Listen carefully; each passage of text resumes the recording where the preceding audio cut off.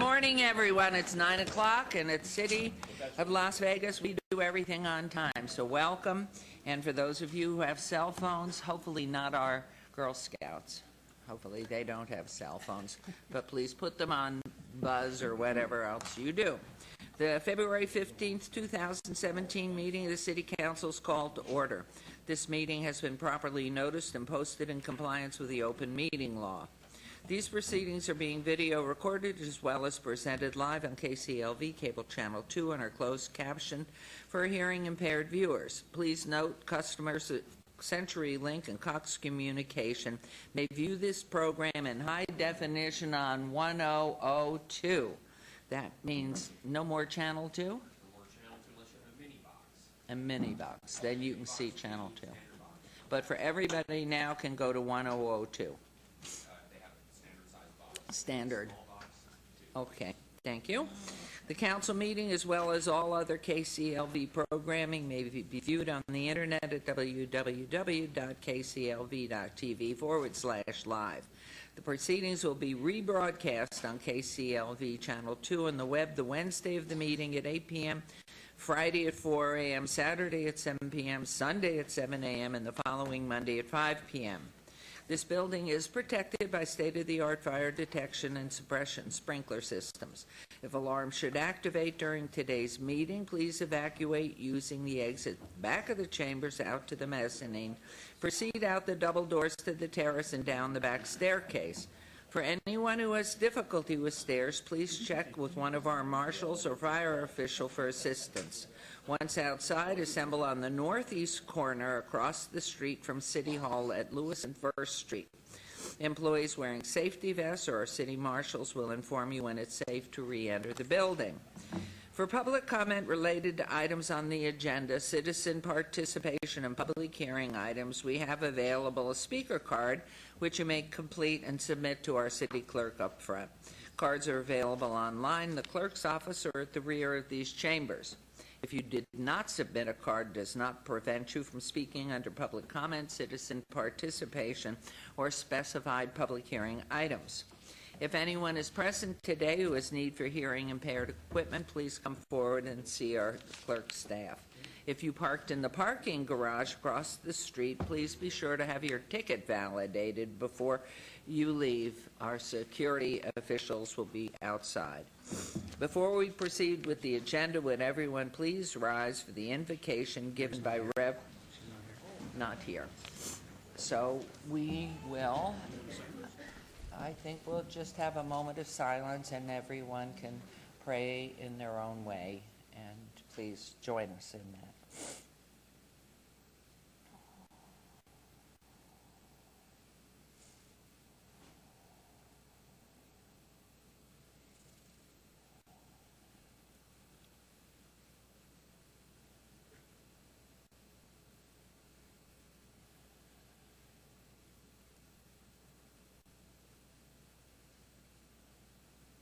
Thank you. We'll now have the Pledge of Allegiance.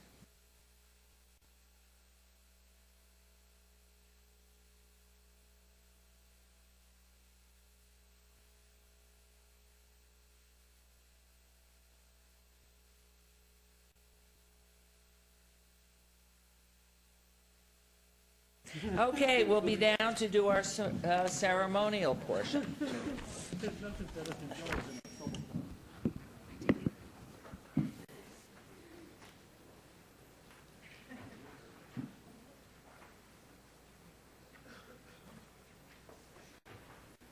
And a special welcome to our new Chief Financial Officer, Gary Melling, down there. Welcome.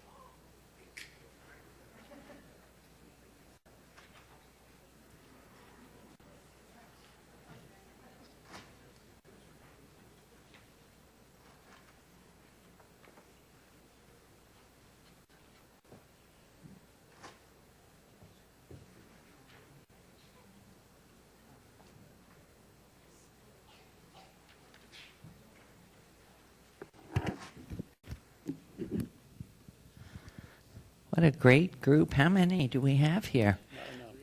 Did you bring the cookies?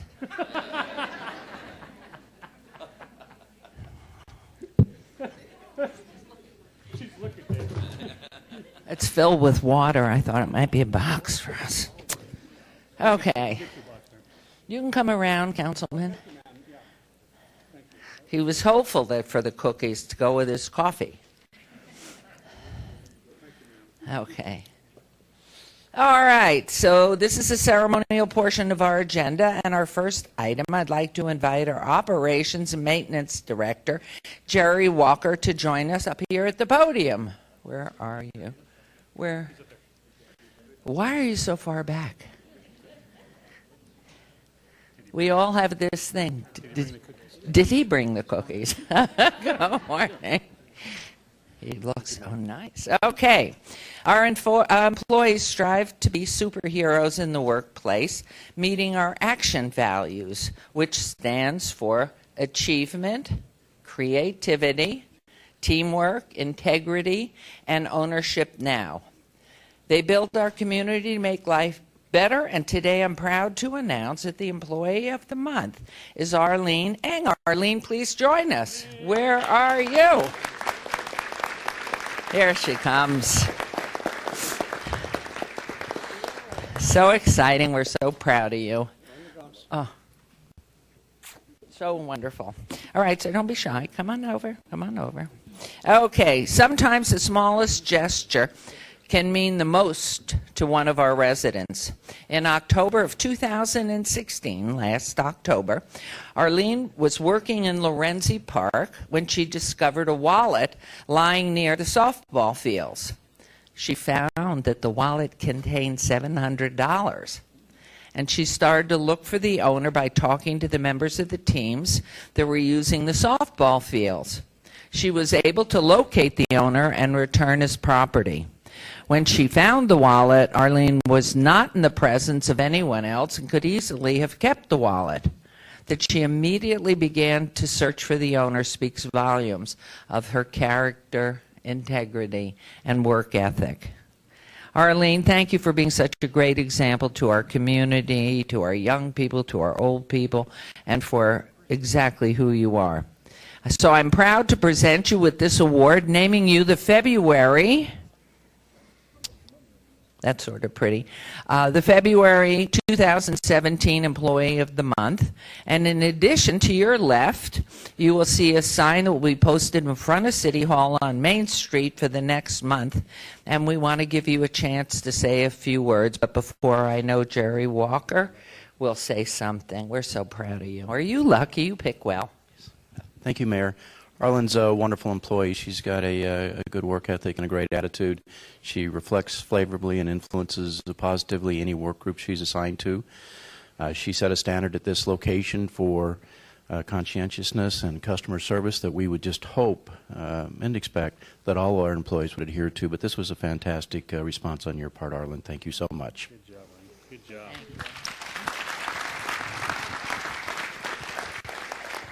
First, I'd like to thank God for my countless blessings. And next, I would like to thank Jerry Walker, Matthew Myers, and Rick Baird for doing a great job in our department. And working for the city is an honor. I love it. I come to work excited and just ready to go, attack whatever projects we are assigned to. And I would like to also thank Rick Montoya, which is, he hired me 4.5 years ago at Parks and then transferred to Streets. Such a great place to work. And I would like to thank my husband and my family for always inspiring me, inspiring me for working hard and achieving my dreams. And finding that wallet and finding the owner was an easy task. It was nothing special, but it was the right thing to do. And I always try to live by God's rules and laws every day of my life to be a better me. Thank you. Beautifully done. Run for public office. Where is your daughter and your husband? Where are they? Are they here? Come on down. Come on down. You can be part of the picture. Grandson? Oh, my goodness. Your husband's fired. And what is the name of your grandson? Adrian. Your daughter? Alyssa. Alyssa. How are you? Hi there. Oh, wonderful. A big hi. So let's go on over here to the sign and have a picture taken. Thank you.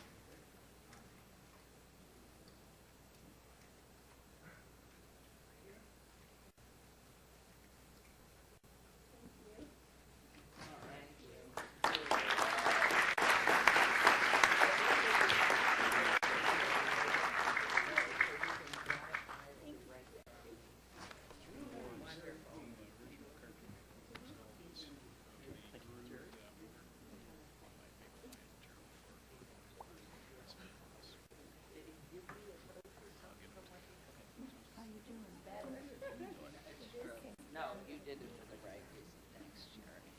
Can I have a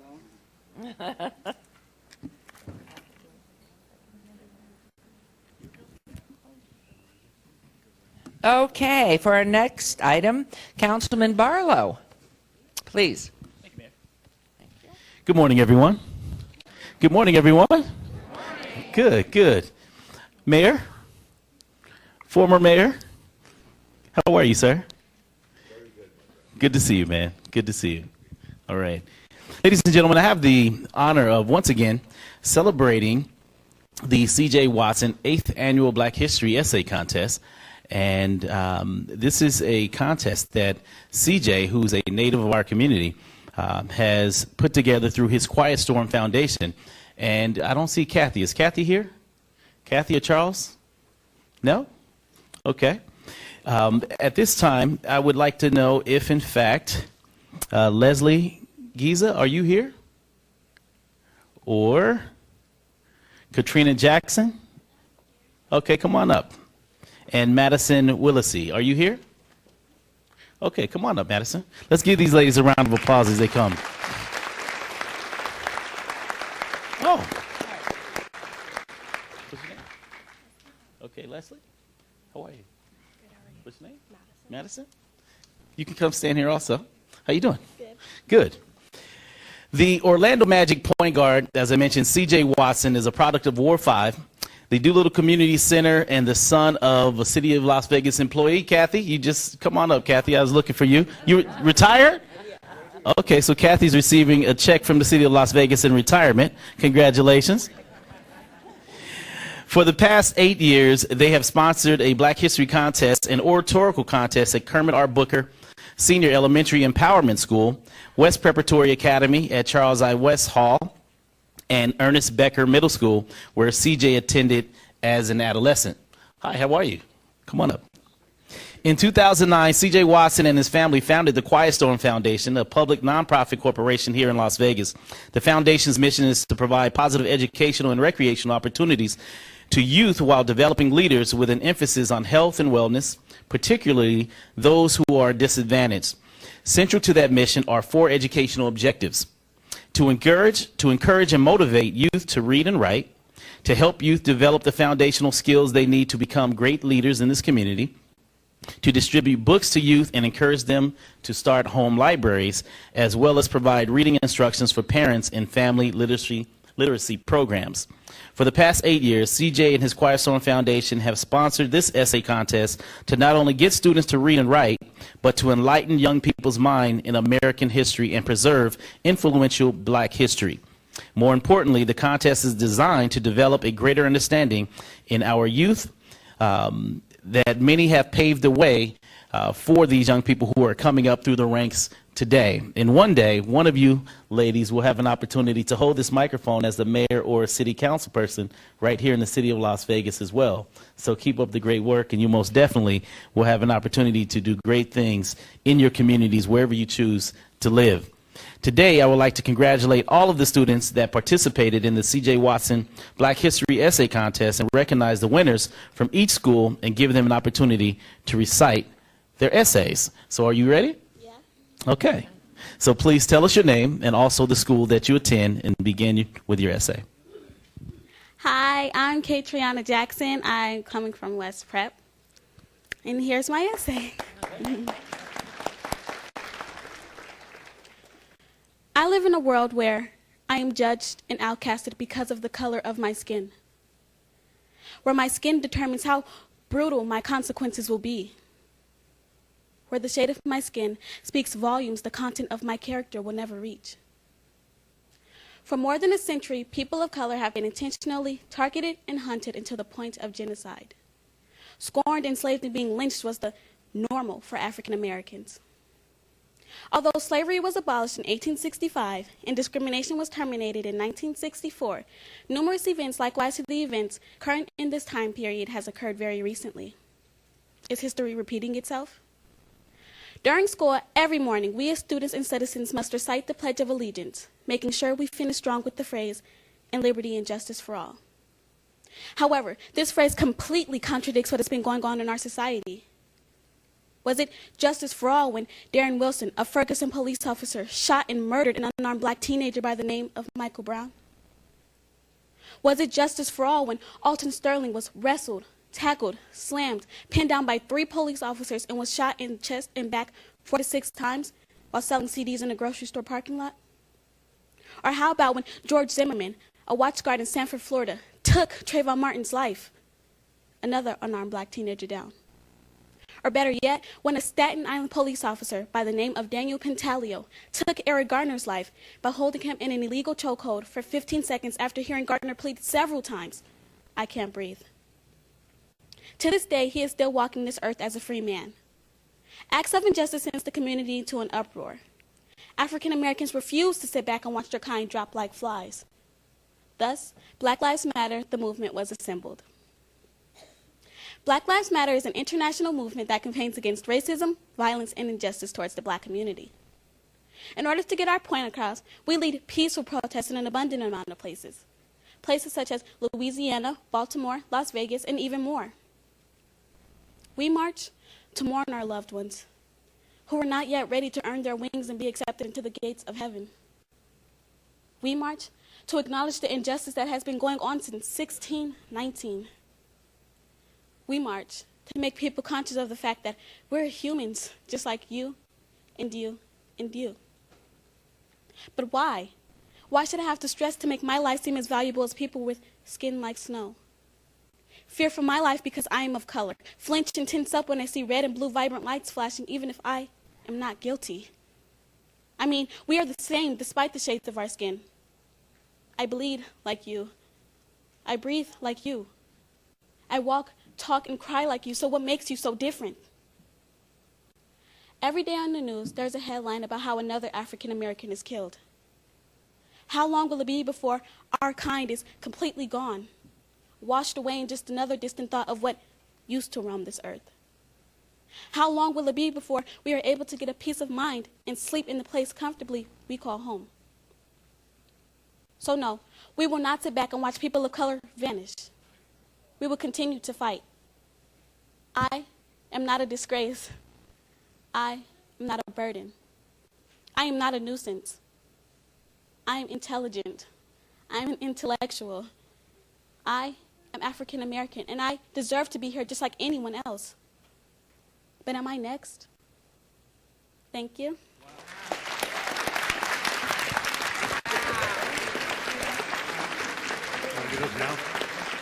Yes.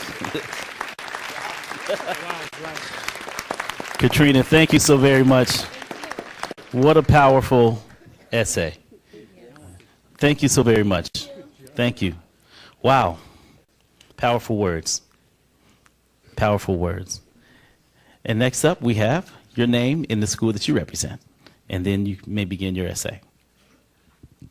Hi, my name is Leslie, and I come from Booker, Kermit R. Booker, and I'm going to tell you guys my speech. Okay. You want to sit here? You want to read that? Okay. There you go. Hi, my name is Leslie, and I'll be talking about Black Lives Matter. I am doing Black Lives Matter because it's a big problem in life. It's not fair to treat African Americans different than white people do. So these are my reasons why. Black Lives Matter started 4 years ago.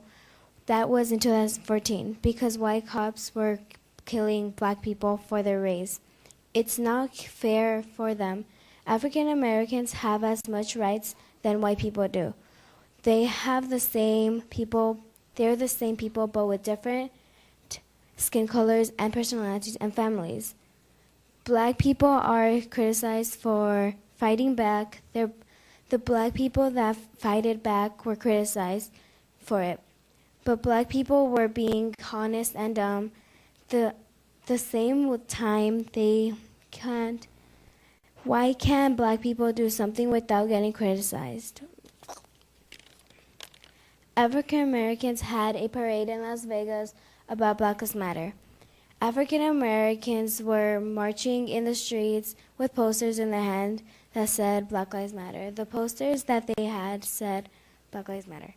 Some said different things. They were screaming about Black Lives Matter and more. People got arrested for being aggressive and were being held back. The founders of Black Lives Matter were African Americans because they noticed how black police were treating them. It's not fair to them to lose their lives for something they did not do. Police today are killing more and more people. I heard on the news that a police killed someone that fought for our city. I don't think police have the right to kill whoever they want. Thank you for listening, and thank you for this opportunity. Good job. Thank you, Leslie. And Leslie, this certificate is for you as well. Thank you so very much. And you represent Booker? Don't go anywhere. Booker Elementary School? Yes, I do. Okay, good deal. And next we have Madison. Thank you. Good morning. My name is Madison Willisey. I'm in front of you all today to speak about the most obvious and important issue I see in schools.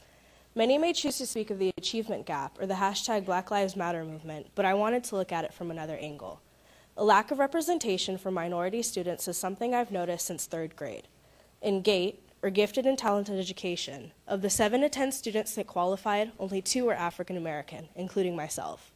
The same issue continued on through middle school. At Ernest Becker Middle School, which is the school I attend, we have the academy programs, which are before school classes that we can complete independent studies, projects, and portfolio pieces in. In the 3 years I've been in the academies, of the about 36 students that have been in the classes, only no more than 3 have been African American, once again including myself.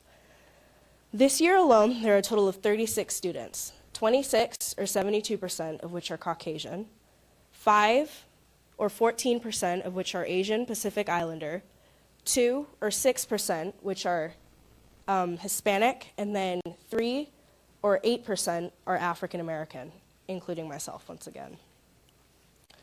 I feel that the academy demographics should closely mirror our school's enrollment demographics of Caucasian 32%, Asian Pacific Islander 8%, Hispanic 34%, and African American 17%. If this was the case, a majority of the classroom should be minority students. Because of these observations, I have been self-driven to defy the odds and stereotypes that have been set against me and others. My personal goal is to get no less than a 4.0 cumulative GPA each year. As a solution, I proposed we form a student committee to promote the academies to feeder schools that normally wouldn't hear about them. I strongly believe now is the time to change how things have been done. In closing, I leave you with the words of former President Barack Obama. Change will not come if we wait for some other person or some other time. We are the ones we've been waiting for. We are the change that we seek. Thank you. Ladies and gentlemen, let's give it up to Madison, Katrina, and Leslie. Let's give them another round of applause.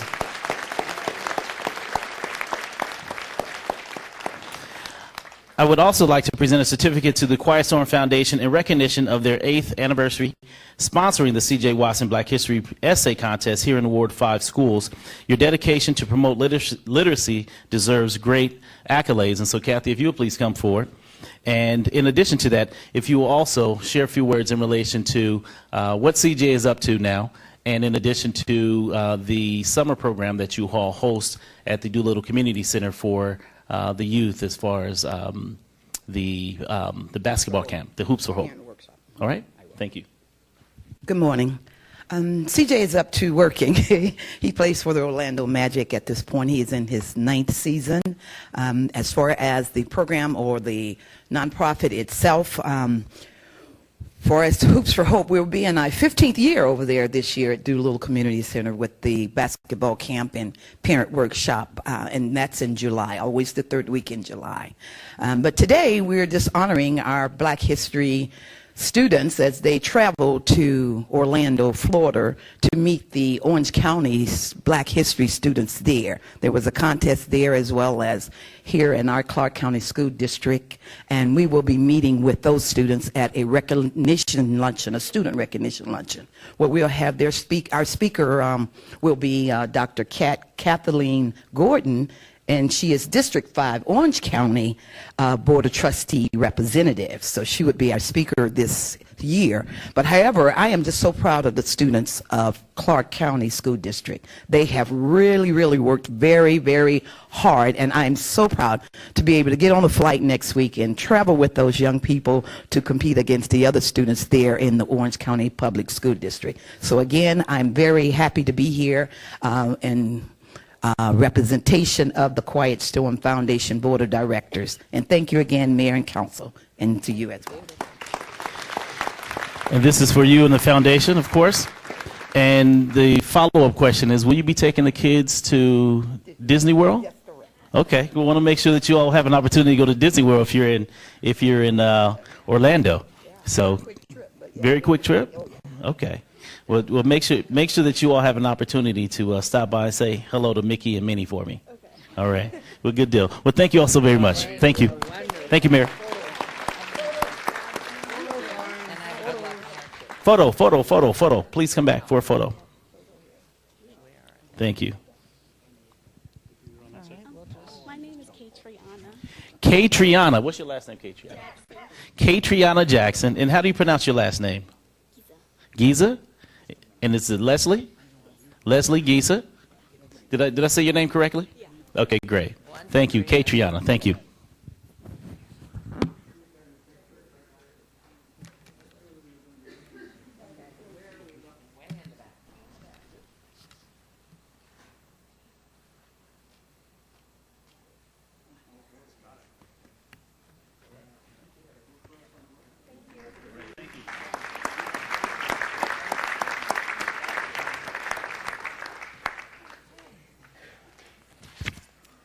Well, that was simply phenomenal, and the recitation's just incredible, beautiful, meaningful.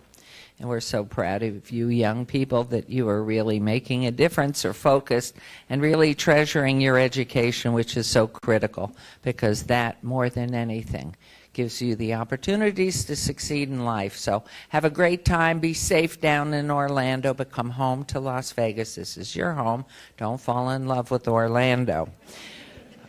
We are so excited, this next item that is coming up before us. I'd like to call Jonathan Ullman up, who is our director of the National Museum of Organized Crime and Law Enforcement.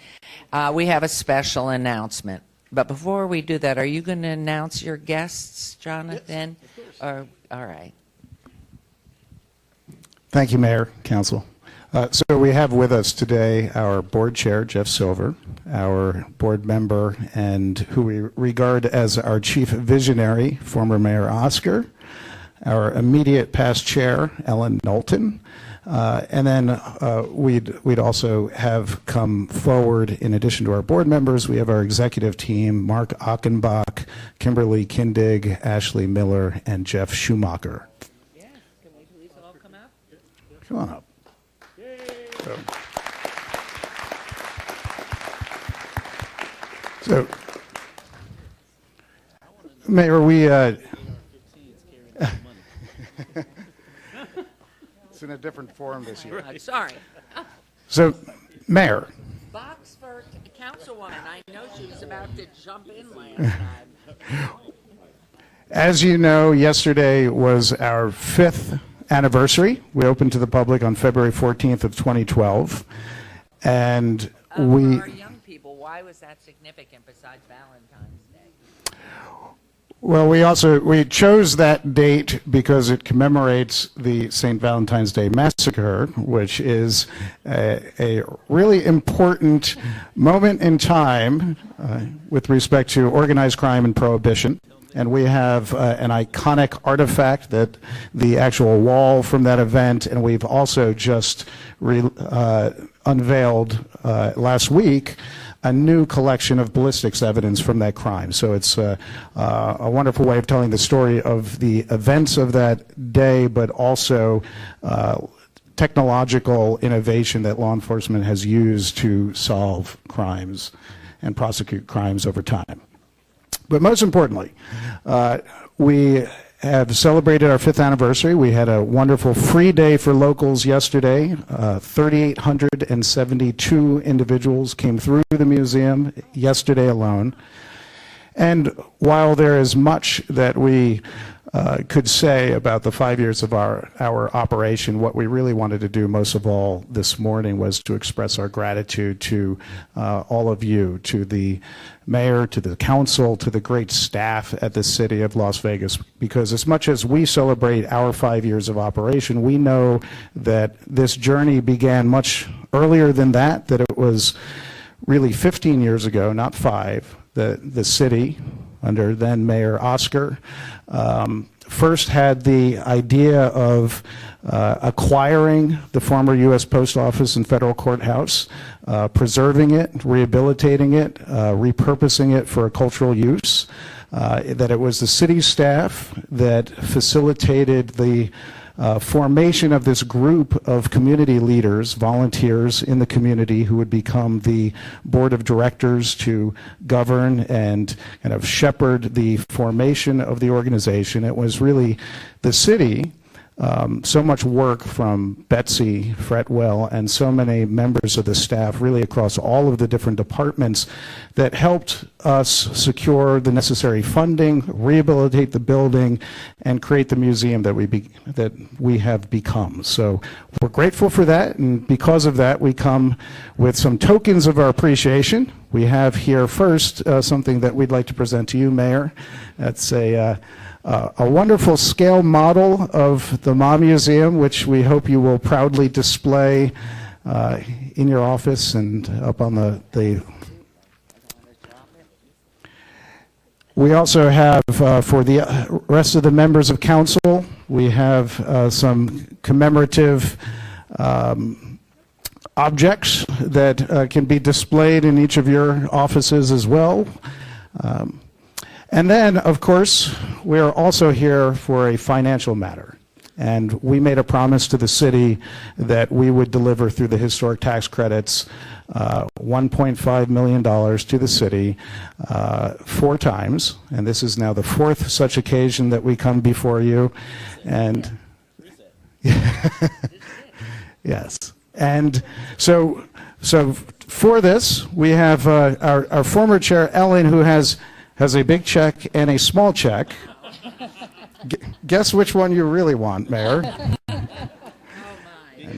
So exciting. And, oh, please, this is so, I can't believe it's the last of It's the last time. Reset, Mayor. So, You have the ability to reset. so we just want to thank the city for all of your support. Both of you, all of you, have been wonderfully supportive. We did face criticism in the beginning, but the museum speaks for itself. Last night when I was here, there were probably 150 people waiting in line to get in because the museum was at max capacity, and that's not unusual. So it's a wonderful showpiece for the revitalization of downtown, and you've earned it. Thanks. So this is so incredible. Thank you.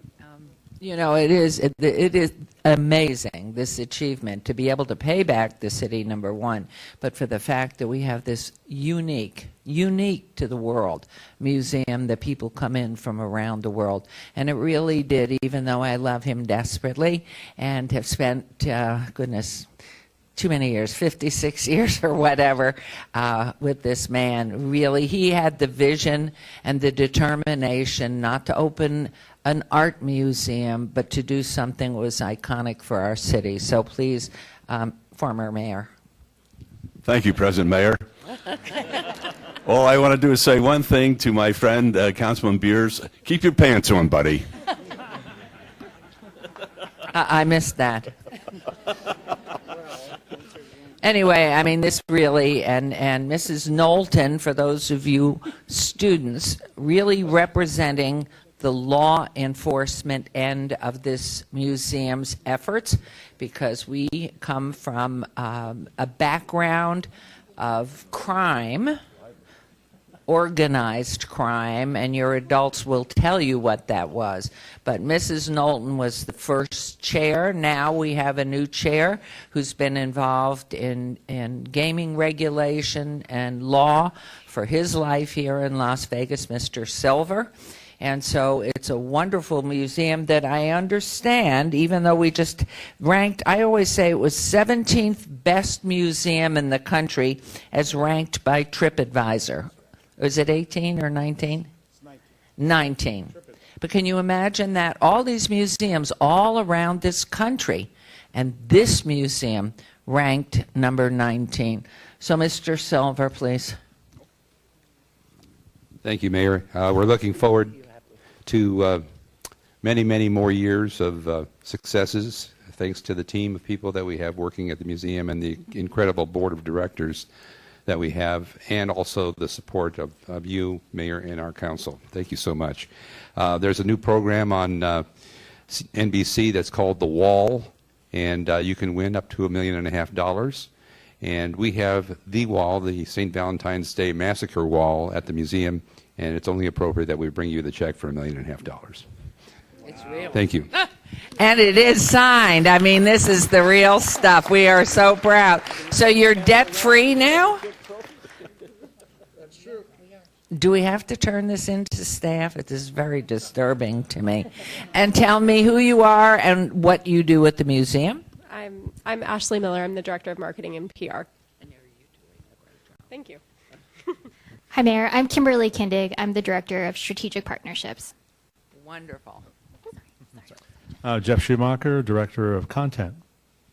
Oh, unbelievable. Did I miss somebody? Oh, Mark. He's the one that cut the check. Good morning, Mayor. Mark Achenbach. I'm the Chief Operating Officer. Well, it's terrific. We wish you... Oh, hold on. What was that mean? I just want to hold a check for you. I don't trust you one bit. I know you travel a lot. But $1.5 million right here, folks. So if, in fact, I'm gone the rest of the afternoon, you'll know. But we thank you. We're so proud. Oh, that would be good. And Mrs. Knowlton, unfortunately, has left the city. She's living up in the Sacramento area, and we certainly hope you'll be fine with knowing all the flooding and everything. But I must say, the rest, you are rested and happy and look lovely, but your name forever. Is there a plaque outside that has all the names of the founding board? Yes. Where's that located? It's in the lobby. In the lobby. Yes. There's a plaque in the lobby that memorializes the board of directors upon opening. There's also a lovely plaque outside, immediately outside the museum, that commemorates the council that made it all possible. Thank you. How about another round of applause for these wonderful, and for this. Thank you so much. You are. Thank you all. Thank you. Wonderful. Thank you. Thank you. Be safe. Yes. Okay, Councilman Ross, I think you're up next. And I think I have to turn the check over to Mr. Oh, no, it's going Mr. Orlando Sanchez going to get the money. Watch him. There you go. Are you next? No, it's Steve Ross. Cookies? Free cookies? Free cookies?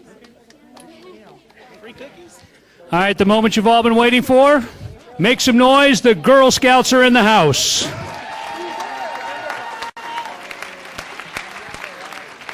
And here they come.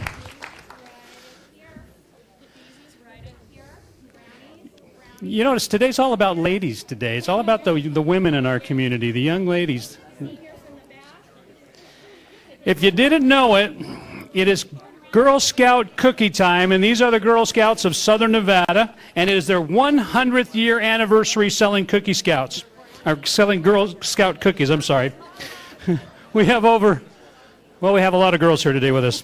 Girl Scout cookie sales started 100 years ago when the recipe was published as a fundraising idea for troops to bake and sell their own cookies. Today, Girl Scout troops across the nation sell a variety of cookies. These are the ones for the 2017 sold by the Girl Scouts in our community. Can you see the monitor up above? Here, Mary, would you help me put these up on top? Councilman Anthony wants the caramel lights. Get them packaged side up. Okay, my marketing guy here. Okay, all right, we're looking good. All right. Now, most importantly, to Girl Scouts are the lessons these young ladies acquire operating their own cookie business each year. Each Scout works through the skills of goal setting, how many cookies they will sell, decision making, how much inventory to order and the time to dedicate to cookie sales, money management, paying for and managing inventory plus cash handling at the booth, people skills, learning to sell in a pleasant and professional manner, and number 5, business ethics, following the rules of business and treating other Girl Scouts in a fair way during the sale. Now, we cannot mention the Girl Scouts without thanking their many leaders in our community. These leaders do hard work of organizing trips, storing the cookies, tracking the progress of each Scout, and encouraging them to always be their best. Thank you to the Girl Scout leaders for all you do to build community to make life better in the city of Las Vegas. This weekend, the Girl Scout cookie booths start all around our community. I would like to introduce Linda Bridges, the cookie manager for Girl Scouts of Southern Nevada, to share with us how much good cookies do in our community. Linda? Thank you so much for having us. It is an incredible honor. On behalf of the 6,000 girl and adult members in Southern Nevada, I just want to say thank you to Mayor Pro Tem and Mayor Goodman for having us today. The Girl Scout cookie sales started 100 years ago. That's 100 years of Girl Scouts learning about financial literacy and becoming financially independent. And what you see here today are your future leaders in Southern Nevada. And the sale starts February 18th. That's this Saturday. And we have a brand new cookie debuting this year. Which one? The Girl Scout cookie s'more. Is that it? That's right. S'mores. Thank you so much. Now, Linda, I can't tell you how much we appreciate you all coming down here, but I'm gonna put a couple of you on the spot now. Young lady, what's your name? Jaden. Jaden, tell me what your unit has done with the money for your cookie sales. Well, every year we use our money to go on a fun trip to celebrate our hard work. And this year we are working to go to the Rockin' R Ranch, which is a dude ranch where we get to ride horses and climb rock walls and spend the time together. I think she was prepared for the answer, don't you? That was awesome. Give me 5, girl. That was wonderful. Goodness sakes. Okay, over on this side. Young lady, what's your name? Isabel. Isabel, what did your unit do with the money? Last year we were going to go to Disneyland, but instead we went and saw Torment Kings and Blue Man Group. This year we might go to Nuxbury Farm. Wow, I think we all want to be in the Girl Scouts, don't we? Give them a great big round of applause for all they do. Now, I think we have a famous Girl Scout with us. Councilwoman Tarkanian, were you not a Girl Scout? I was a Girl Scout, and I was so proud of being a Girl Scout that I even saved my uniform. I have it stored in a trunk today. But it was so wonderful, and I made so many good friends, and it taught me such good leadership skills. So anytime I come back, and I was also a Brownie, anytime you can back the Girl Scouts, you back them, because they're really, really a great group. Tell us what the uniform looked like. Well, no, I have to hear what the uniform looked like then. It was a dress with buttons going down the front and, a belt. It was a belt. A dress. It was a dress. It was not slacks, Aren't and you lucky it now wasn't you're vests. black? Yeah, we had to wear the dress. It was a dress, yes. I might be as old as the Girl Scouts practically. You know, but I have to tell you, these girls are the future leaders, business owners, you name it. This is the future of our community. And I know a couple of years ago was the Boy Scouts 100th anniversary. I said the same thing, but it is absolutely true. We've got some very talented young people in this community, and it's great to bring them up here and recognize them for their efforts. Give them another round of applause, please. What do you think, Christine? Official photo? Okay. Look at all of the different types of badges. When I was a Girl Scout, we didn't have those, but isn't it good when you earn that badge and you finally get to wear it? It's wonderful. Come on in close. Come on in close. So where are we looking? First at the parents, and then... Oh, we still have... Okay, everybody now look at...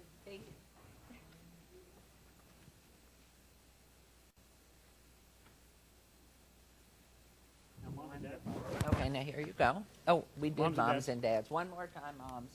I don't see any dads. Oh, there is a dad.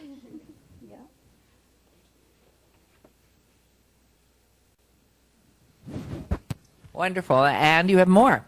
I do, Linda. On today, February 15th, 2017, we proclaim it Girl Scout Cookie Day in the city of Las Vegas. So congratulations.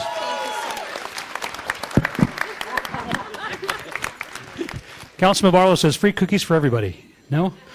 Okay, go sell some cookies, girls. Guy says only one free cookie. Marketing guy says only one free cookie.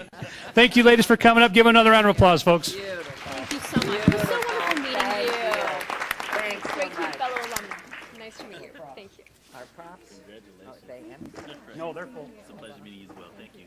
What you do? I already grabbed one. No, I was going to say let's auction them off and then turn the money over. My gosh, look at this council grabbing. Oh my gosh. No, I think we need to auction them off privately in your office. Okay. Somebody lost a badge? Oh, who on the right side? There we go. Wonderful. Okay, for our final item this morning, Councilwoman Tarkanian, please. It's great pleasure today that I feel when I'm able to recognize an outstanding member of our Las Vegas community in Ward 1, Mr. Thomas McGrath. Yes, I'd like to have him, and I think you have your lovely wife with you. Both come up here, please.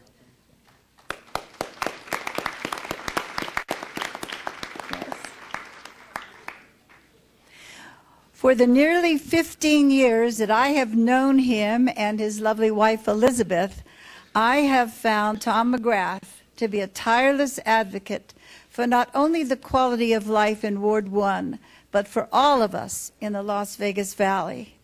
Tom served honorably in the United States Marine Corps and is the current chairman of Marines Las Vegas, whose primary mission is the Toys for Tots program in Nevada. And this group is its largest fundraiser. In 2016, Marines Las Vegas raised over $40,000 and were able to supply toys to 37,544 children, which was the best year to date in its 15 years of existence here in the Las Vegas area. As a member of the Air Force Association, Tom served as the 2016 Nevada delegate, the Thunderbird chapter, representing the state of Nevada. He traveled to Washington, D.C. for the AFA National Conference. He is also a member of the Nellis support team and was recently promoted to its executive committee, ExCom. Tom has served for us as a member of the Park and Recreation Commissioner, as a commissioner for the city of Las Vegas since 2005. So since I've been on the council, he's been on our Park and Recreation and has done a magnificent job for us. He is the current chairman of our Community Development Recommending Board. He gives tirelessly of himself to others in so numerous ways. In his spare time, and do you have any spare time? His occupation is Vice President of Sales, Client Relationships, and Customer Retention for Wells Fargo Insurance. With over 20 years' experience in this field, it is easy to see how Tom is able to balance many things and work smoothly with others in our community. Tom, I have found, is a perfect example of what we hope we as citizens will be. He's selfless, tireless, generous, always willing to help others. And so it's with great pleasure today that I present the Certificate of Appreciation on behalf of our council, Tom. And we're so very proud of what you do. He's one of the people who just works quietly in the community without a whole lot of fanfare, but he gets a lot done. In fact, quite honestly, more than those who get a lot of fanfare. So anyway, how about a few words? Thank you. Mayor, City Council, attendees, thank you very much. I'm going to keep it very short. Last week when Robin called from the councilwoman's office, I jumped. She said, we need you a week from today at the city council meeting. She wouldn't tell me for what. So I explained that to my wife, and she said, TJ, what have you done now? So thank you, Councilwoman. Thank you, Mayor and City Council. Appreciate it. We live in the greatest city in the world. We really do. Thank you. Thank you. Yeah. We're very proud you're part of Ward 1. We're very extremely proud that you're part of our area and so much you've done for so many. The feeling is mutual. Thank you. Thank you. Wonderful. Just great, and everybody loves our community. Okay, that concludes our ceremonials, and so while we turn our technology from one element to another, we'll have 5 minutes, and we'll be right back. Thank you. How do you feel? Good, better. I need a dark room. Yeah. All right.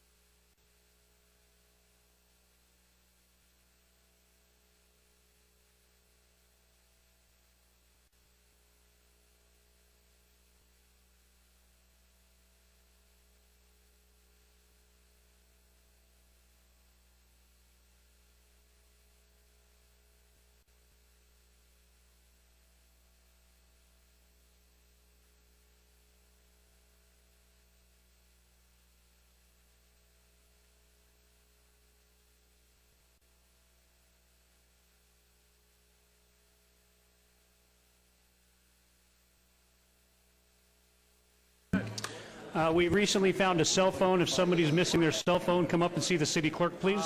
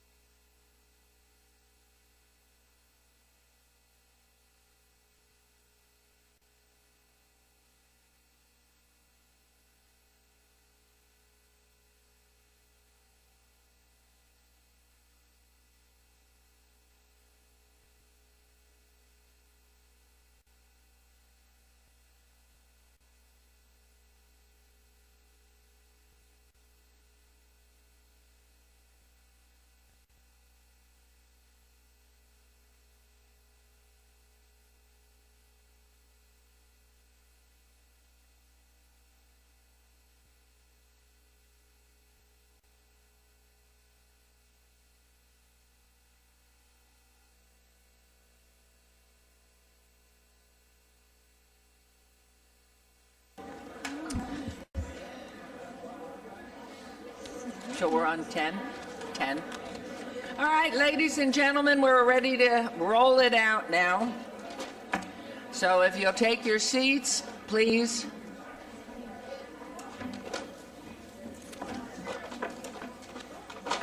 All right, we're going to start out with public comment. This is agenda item 10. Public comment during this portion of the agenda must be limited to matters on the agenda for action. The amount of time any single speaker is allowed may be limited. All comments made will be cross-referenced to those specific items. If anyone submitted a speaker card who wishes to speak under this portion of the agenda, please come to the podium. Be sure to state your name for the record. This is your opportunity to address the council, but the council is not able to respond to your comments or engage in any dialogue. It is just public comment time. We will set the time at 1 minute. So please.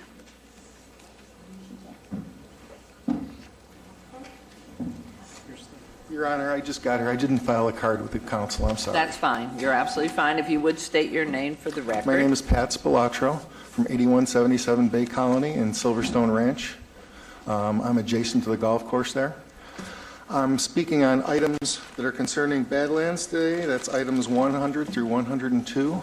We will be addressing those at 3 o'clock, a time certain. I came up today prior to this to ask that the mayor please recuse herself from the matter, only because of the fact that her son represents a golf course in the area that's also under attack by a developer. Ross Goodman represents Desert Lifestyles and Ron Richards. They are both still involved in our case. If you rule on Badlands, that will directly affect the situation at Silverstone Ranch, and Ross Goodman's client will walk away with $10 million profit. I don't think the mayor should be sitting in this matter. Thank you very much. Thank you. All right, anyone else, please? I do have cards, and you may wait for the items from Danielle Basson and Becky Coot and Javron Jefferson and Tom, it looks like, Gerasi. And I'm sorry if I butchered your name if you're one of these. It's okay, you're close. Javon Jefferson, representative Teamsters Local 631 here. On agenda item number 14, I'm asking the council to move this to discussion for postponement. I do not feel that labor had a voice in this bill going forward, and I would like for you guys to hear our issues with this bill and what issues it will cause for our members working for Republic Services, so specifically speaking of job loss. Okay. Thank you. Thank you.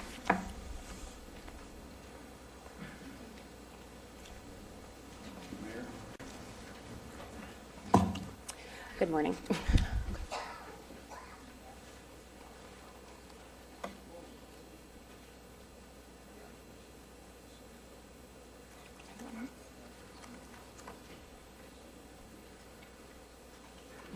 Good morning, please, and state your name for the record. I'm Danielle Basson. I'm one of the co-founding owners of Simple ESG. I'm also speaking on agenda item 14 and also 54. We would like to make our in public record our opposition of the approval of the business impact study as it stands. The way that it reads, the city has found that it would have minimal impact on businesses, which we vehemently disagree with for a multitude of reasons. We feel strongly that the approval of the impact study lays the groundwork for the approval of the language in the ordinances the way that they are standing, and that many of the objections and responses that Simple ESG had in our response were not addressed. The ordinances as written are extremely one-sided in favor of the franchisee and contain very little recourse for the customers who are forced to use the franchisee because of the exclusive franchise agreement. In addition, there is another section that was added after the study was conducted that would further negatively impact not only our business, but all commercial businesses, but by potentially causing substantial health, safety, service, and monetary issues. We manage hundreds of commercial MSW accounts. Therefore, these issues impact our business substantially, as well as hundreds of other commercial businesses. Thank you. We were limiting you, I'm sorry. Oh, to no a worries. minute on Thank this. you. Thank you. Anyone else, please? What number was that she was talking She was talking about 14. Good morning. Good morning, Mayor and City Council. My name is Tom Geraci, representative of the Teamsters Local 631 of the workers at Republic Services. I would like you to have this removed from the items until we can actually have the members talk to you as labor and the company to sit down and express exactly what's going to happen to this community if we go to single stream. Thank you. Anyone else? All right, hearing and seeing no one else, we'll move on to agenda. Yes, we are going to pull forward because we have students here that need to get back to school. We're pulling forward agenda item 50. Okay. Discussion for possible action on Youth Neighborhood Association Partnership Program, YNAP. Grant Review Board recommendations to allocate $25,000 for 36 youth initiative projects in all wards. And so I know you came back. Dr. Hibbler. Well, good morning, Mayor and members of the Council. Dr. Lisa Morris Hibbler, Director of the Department of Youth Development and Social Innovation. It is exciting to be in our 17th year of the Youth Neighborhood Association Partnership Program. To date, the program has funded 449 projects totaling $414,384 in city investment with an astounding match of $4.4 million. The return on investment is extraordinary. As you know, YNAP offers grants up to $1,000 to youth to implement projects to improve their neighborhoods. This youth development program challenges youth to identify a community issue or need and then develop a project to address it. With a record number of applications this year that were submitted, our young people have some very innovative projects, and I want to applaud them for being so committed to the needs of their community. Our YNAP board did an outstanding job, and I want to thank them for their time in supporting this program. And this year, the YNAP board is recommending 36 neighborhood projects to be funded for a total of $25,000 in city investment. And the youth groups are pledging over $192,734 in volunteer labor, donations, and/or in-kind services.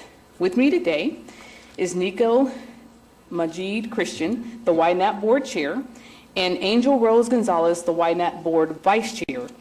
And they are going to present the board's recommendations for your consideration and approval. Wonderful. Good morning and welcome. We're so proud of you and what's happening. It's fabulous. So please restate your name, even though Dr. Hibbler did. Thanks. My name is Nico Christian. First, good morning, Mayor and council members. My name is Nico Christian, and I go to Valley High School. I'm the chair of the YNAP board this year, and it was my first year, and I'm impressed with all of the amazing projects and the staff this year. It was great. I've learned a lot through this program about my community and leadership skills, and I'd like to thank you very much for this opportunity. It has been an honor to directly impact my community. This great program provides youth the opportunity to take ownership of their neighborhoods, work with other youth, adult, and businesses to create and implement a project that addresses an important community need. We would like to recognize this year's YNAP Grant Review Board members and thank them for volunteering their time to this year's grant review process. We had 15 members, 9 adults, and 6 youth. If you could please stand when I say your name. Deborah Reyes, Nicole Winslow. Deborah and Nicole, here we go. Okay, please stand as Nico calls your name, just to be sure you heard him. Thanks. Rukhsana Hussein. And remain standing. Okay. Becky Skousen. Selena Torres. Christine Kramer. Harry Williams. And Vicky Skilbread. And the youth board members, myself, Nico Christian, Kat Gonzalez, Vice Chair, Sarah Richard, Carla Sorosa, Lillian Kennedy, and Unique Hardy. Thank you very much. Appreciate your work on this. I mean, it's an exciting project. Again, thank you all. Please continue, Nico. This year, the YNAP Grant Review Board is recommending 36 projects for funding. 23 community service projects such as collecting supplies for the less fortunate and hosting community events, 5 community improvement projects such as restoring areas of neighborhoods, schools, and community centers with murals, gardens, and cleanups, 8 community education projects such as peer mentoring and increasing youth awareness of community health and safety issues through conferences and workshops, Together, these projects will provide the city with a match of over $192,734 in volunteer hours, in-kind donations, and/or financial contributions. At this time, I would like to introduce this year's YNAP Board Vice Chair, Kat Gonzalez. Good morning, Mayor and Council members. My name is Kat Gonzalez, and I am a student at Rancho High School. I am Vice Chair of the YNAP Board. This is my first term serving on the YNAP Board, and I would like to thank you for giving me the opportunity to be involved with such a wonderful program. I have enjoyed serving together with other teams and the adult board members. It has been a rewarding experience, and I hope to serve again next year. I would like to recognize each project. If your group is attending, please stand when I read your project name. American Buddha Center, Dragon Dance Team. The amount awarded is $838. The grant match is $3,768. Community Exchange, Second Language English Reading Club. The amount awarded is $500. The grant match is $2,392. Community Exchange, Youth Community Mural and Art Show for Graffiti Abatement. The amount awarded is $500. The grant match is $8,597.29. Community Exchange, Youth Computer Assembly and Programming Initiative. The amount awarded is $350. The grant match is $2,208. Lexi's Little Gestures, Keepsakes and Memories. The amount awarded is $838. The grant match is $2,436. National Honor Society, CSNHS West, Operation School Bell. The amount awarded is $500. The grant match is $4,347. Vegas Verde Elementary School, Science Night. The amount awarded is $838. The grant match is $1,380. East Las Vegas Batteries Included, Hope. The amount awarded is $838. The grant match is $1,656. Palo Verde High School Polynesian Club, Stuff the Truck. Amount awarded is $500. The grant match is $5,927.05. Palo Verde High School National Honor Society, the Daffodil Project. The amount awarded is $500. The grant match is $6,670. Desert Pines High School Math Club, Desert Pines High School Math Club. The amount awarded is $838. The grant match is $11,500. Las Vegas Academy Batteries Included, Senior Luau. The amount awarded is $838. The grant match is $1,173. Rano Student Council Murals for 50-Year-Old School. The amount awarded is $838. The grant match is $1,012. The Kindness Club Kindness Bags for Children, Child Haven. Quillow Book Toiletries. Amount awarded is $838. The grant match is $4,301. Vikings Care Packages. The amount awarded is $852. The grant match is $966. Garaheim Elementary, Garaheim Garden Rehab. The amount awarded is $838. The grant match is $1,288. Symbolic Youth Networking Council, Carnival of Care. The amount awarded is $400. The grant match is $13,800. Symbolic Youth Networking Council, Features for Teachers, Becker Middle School. The amount awarded is $400. The grant match is $6,900. Symbolic Youth Networking Council, Features for Teachers, Lummis Elementary School. The amount awarded is $400. The grant match is $6,900. Arborview High School DECA, West Care, and No Place for Hate. Amount awarded is $838. The grant match is $2,992. SMT Team Galaxy, Team Galaxy. The amount awarded is $838.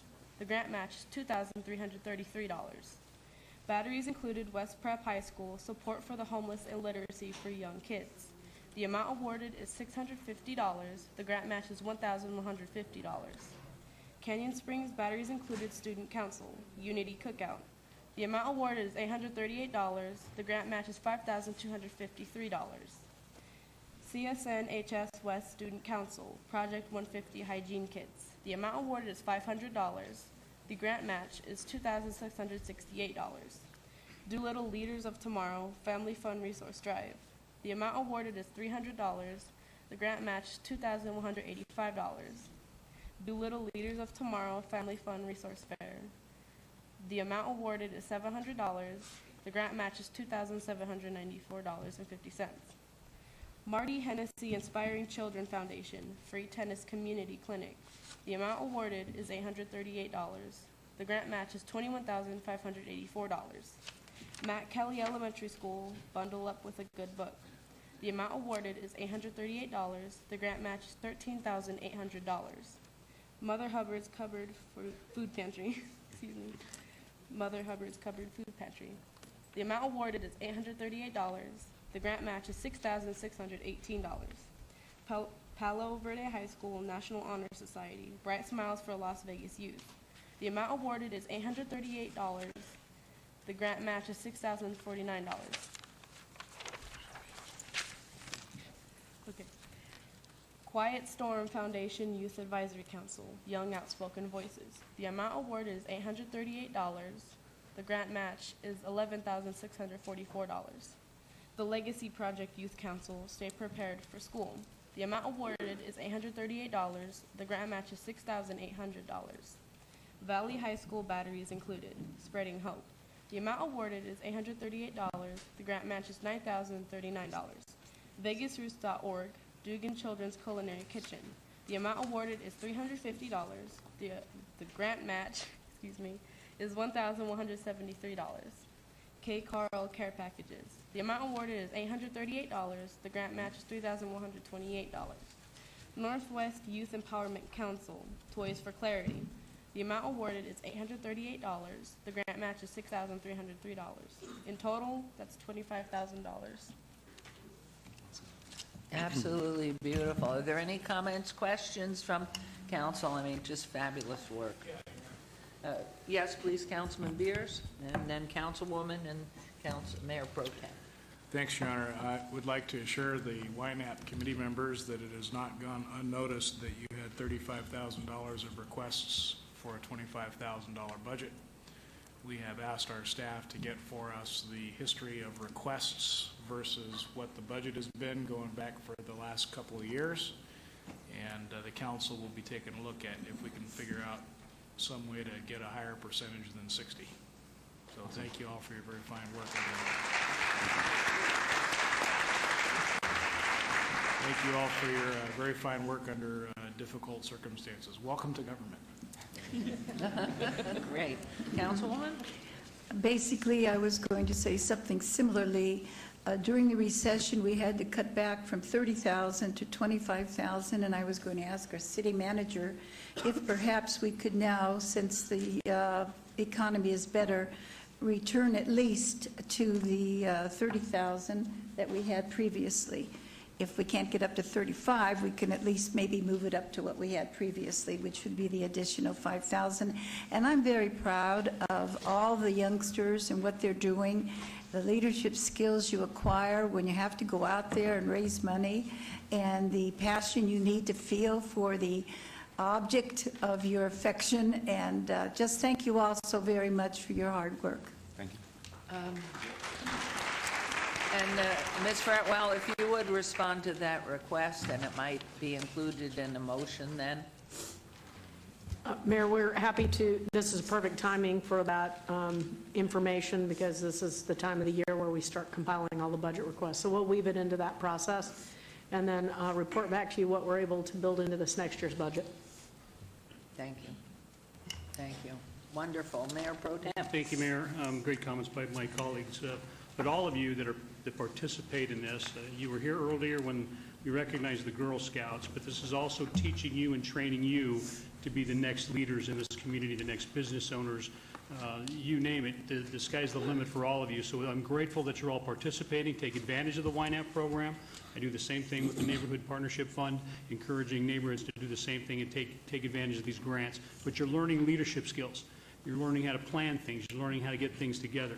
And to the board members who take a lot of time to put this all together and sit on that board. I know sometimes it's lengthy because I hear from my own staff, but it's also worthwhile to see the benefits that volunteering and doing something in your community does. And then you take ownership of it. If you did a project, it's yours, and you care about it and you care for it. And I just wish so many more of our young people would participate in this program and take advantage of it. I think we had a record number this year, I believe, Doctor. So, I mean, that's correct. It just goes to show that it's such a successful program. So That being said, I'll turn the time over to you. Thank you, Mayor. And Councilman Barlow, please. Yeah, I just really want to congratulate each and every one of you for the role that you played, big or small. All of us sitting here on the dais today, at some point in our life, and still to this day, we sit on boards and participate collaboratively with our colleagues across the state, across the country, and for some of us across the world. And it all started exactly where you are, when we were your age and participating in various programs and giving back to the community through community service or philanthropy.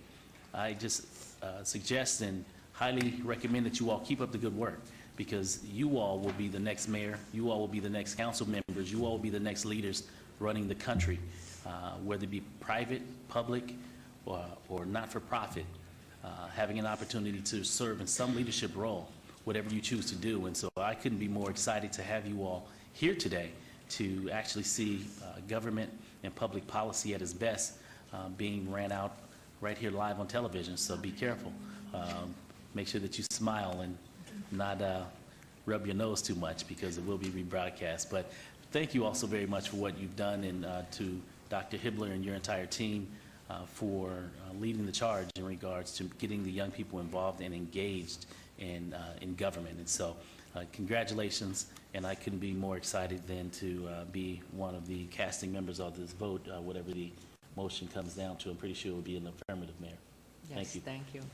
And your leadership's been fabulous, fabulous. Mayor, if Nico can, he just has a short few words to say. We want to give a big thank you to all the youth groups who presented. They did a wonderful job, and their projects were creative, and they all serve an important community need. On behalf of the YNAP Grant Review Board, we would like to thank the mayor and council members for your continued support of the YNAP program, and we would like to thank the youth for giving back to the community. I'd like to thank Dr. Lisa Morris-Hibbler, Ms. Lisa Campbell, and Ms. Candace Boring for facilitating this amazing program and experience. Thank you.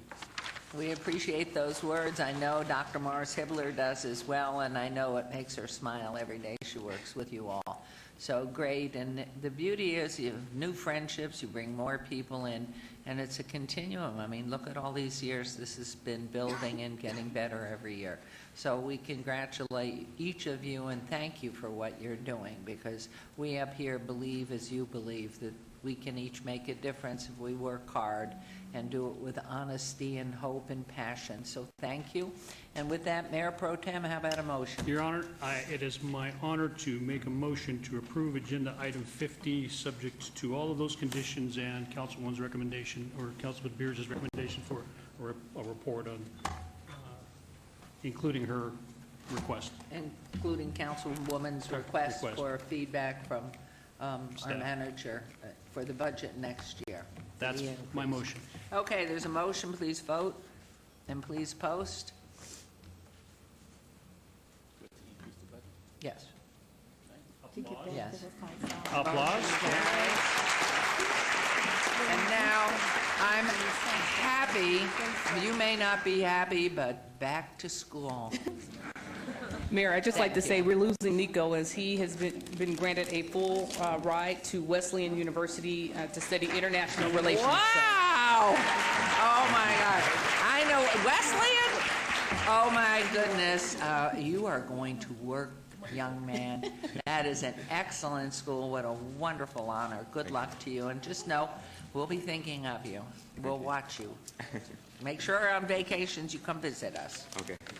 Thanks. What school is it? Wesleyan. Excellent. Okay. We will now go to Agenda Item 11. And business items for possible action, any items that council staff or applicant wish to be stricken, tabled, withdrawn, held in abeyance to a future meeting may be brought forward and acted upon at this time. Mayor Pro Tem. Mayor, I have none. Oh, wow. So we don't have to vote on none? Okay. We'll move on to 12. For possible action to approve the final minutes by reference of the January. Can we exit very quietly, please? Audience, please. Young people, please. Whisper as you exit, please, so we can continue on. This is agenda item 12 for possible action to approve the final minutes by reference to the January 4th, 2017 regular city council meeting. Mayor Pro Tem, is there a motion? I would make a motion to approve those minutes, Your Honor. Thank you very much. There's a motion to approve on agenda item 12. Please vote and please post. Motion carries. Items 13 through 48 on the consent agenda are considered to be routine, recommended for approval by the departments, and may be enacted in one motion. Note that the record should reflect my abstention on item 22 because it pertains to the medical marijuana-related business, and one of my sons is involved in that industry. I'll be voting on all other items. Are there any items council wishes to bring forward? Yes, Mayor. Yes, please. Councilman Barlow? Yes, item 13 and 14. Okay. Councilwoman? I was going to ask for 14 also. Okay. Councilman Anthony or Beers? None. Okay, so let's vote on the other ones first. Your Honor, I make a motion to approve the consent agenda items 15 through 48, sorry. Okay, there's a motion on 15 through 48 on the consent agenda. Please vote. And please post. And Councilman Barlow, do you want to do an oral on it? Yes. Okay. And post, that motion carries. So we will now move on to agenda item 13. For possible action to approve a business impact statement regarding a proposed ordinance to amend the city's nuisance regulations to specifically address odor nuisances, including the adoption of a new chapter pertaining thereto. This item is related to Bill number 2017-2, which is located later on this agenda under new bills. Mine, guys. The ordinance is mine. Councilman Barlow? Yes, I see Ms. Duddleson coming forward for 13. If you just please provide a backdrop on this item for the listening public, please. Happy to, Your Honor, if I might. For the record, Karen Duddleston, Deputy Planning Director. The proposed ordinance addresses a technical or scientific method to evaluate odors rather than the judgment of a person is what this bill is about. We did conduct a business impact statement. We did advertise in the newspaper, received comments. There were no substantial comments to change the ordinance as proposed. Odors pertaining to? Nuisance odors. So it can be anything from a grease trap to we've had instances in particular where we've had hoarding situations of animals where those odors have impacted surrounding properties, and we've had to hire scientific companies to come out and try to gauge what is a noxious odor and if it's impacting those properties next to us. This would give us both a tool in code enforcement and a method to evaluate those odors and to see if they are nuisances. And as it relates to the new market of medical and recreational marijuana, how does that fall into play specifically from a dispensary, not a dispensary, Cultivation or Cultivation, production thank you. facility. Or production, thank you. That does apply as well. It is any odor. So those odors, if they register on the equipment at a certain level, it would be considered a nuisance odor, and we would handle it through code enforcement. And the reason I bring this forward is because I was coming through Clark County, not in the city of Las Vegas. I was coming through Clark County, and there was a major odor of marijuana in the air coming from being dispensed from a building. And I'm very cautious about that being in the city of Las Vegas because my windows were up, and you could clearly smell in the air what was taking place inside of the building. And so we addressed this last year, I believe a year and a half ago, as relates to odors in the city of Las Vegas proper, specifically from production facilities. And I know that a lot of people came before us talking about various scrubbers that you wouldn't smell anything. And so I want to know what are we doing to basically tighten the screws to make sure that we don't have this imminent of smell odor as it is taking place out in the county right now, If I can, inside the city Councilman, limits. I need to interrupt right now. The only thing on the agenda today is to accept these business impact statements. We're getting into the merits of the ordinance right now. The ordinance is on today for first reading and not for discussion. I think two ways to handle this would be, one, Ms. Doubleston or myself or both of us could brief you on that personally, or we can, When at does the this time the come ordinance before? comes up for adoption, we When can does this discuss come it. before? Does this come before recommending? Yes, it'll be at recommending in the future. Okay.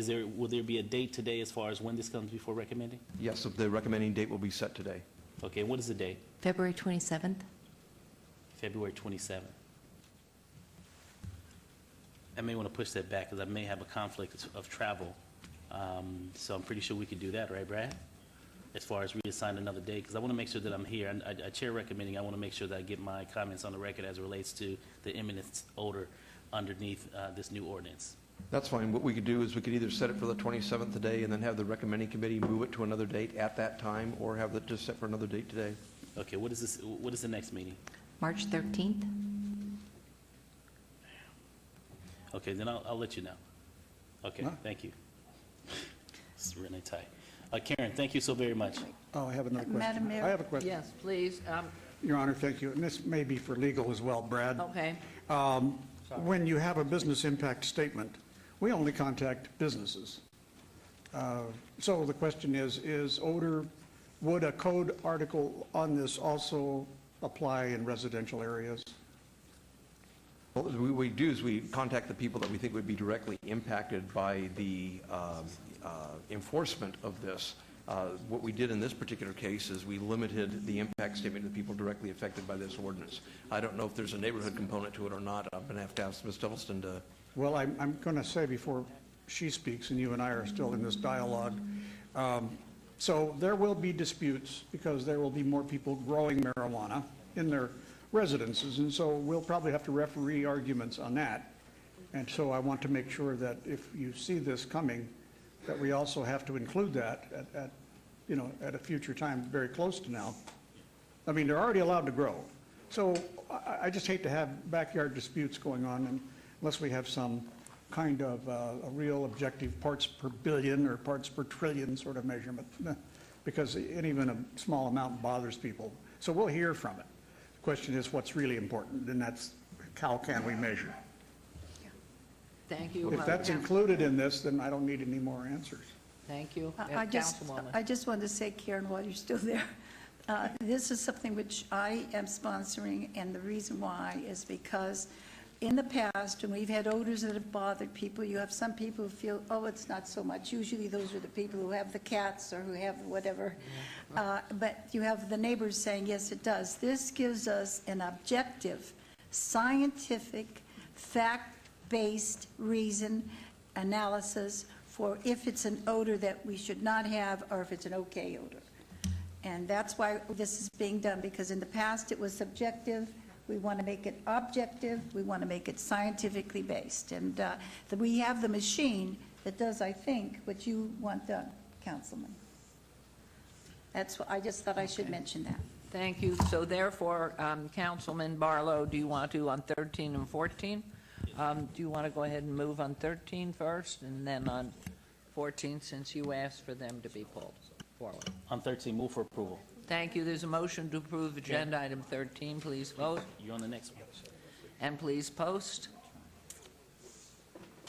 If you would vote on 13 first.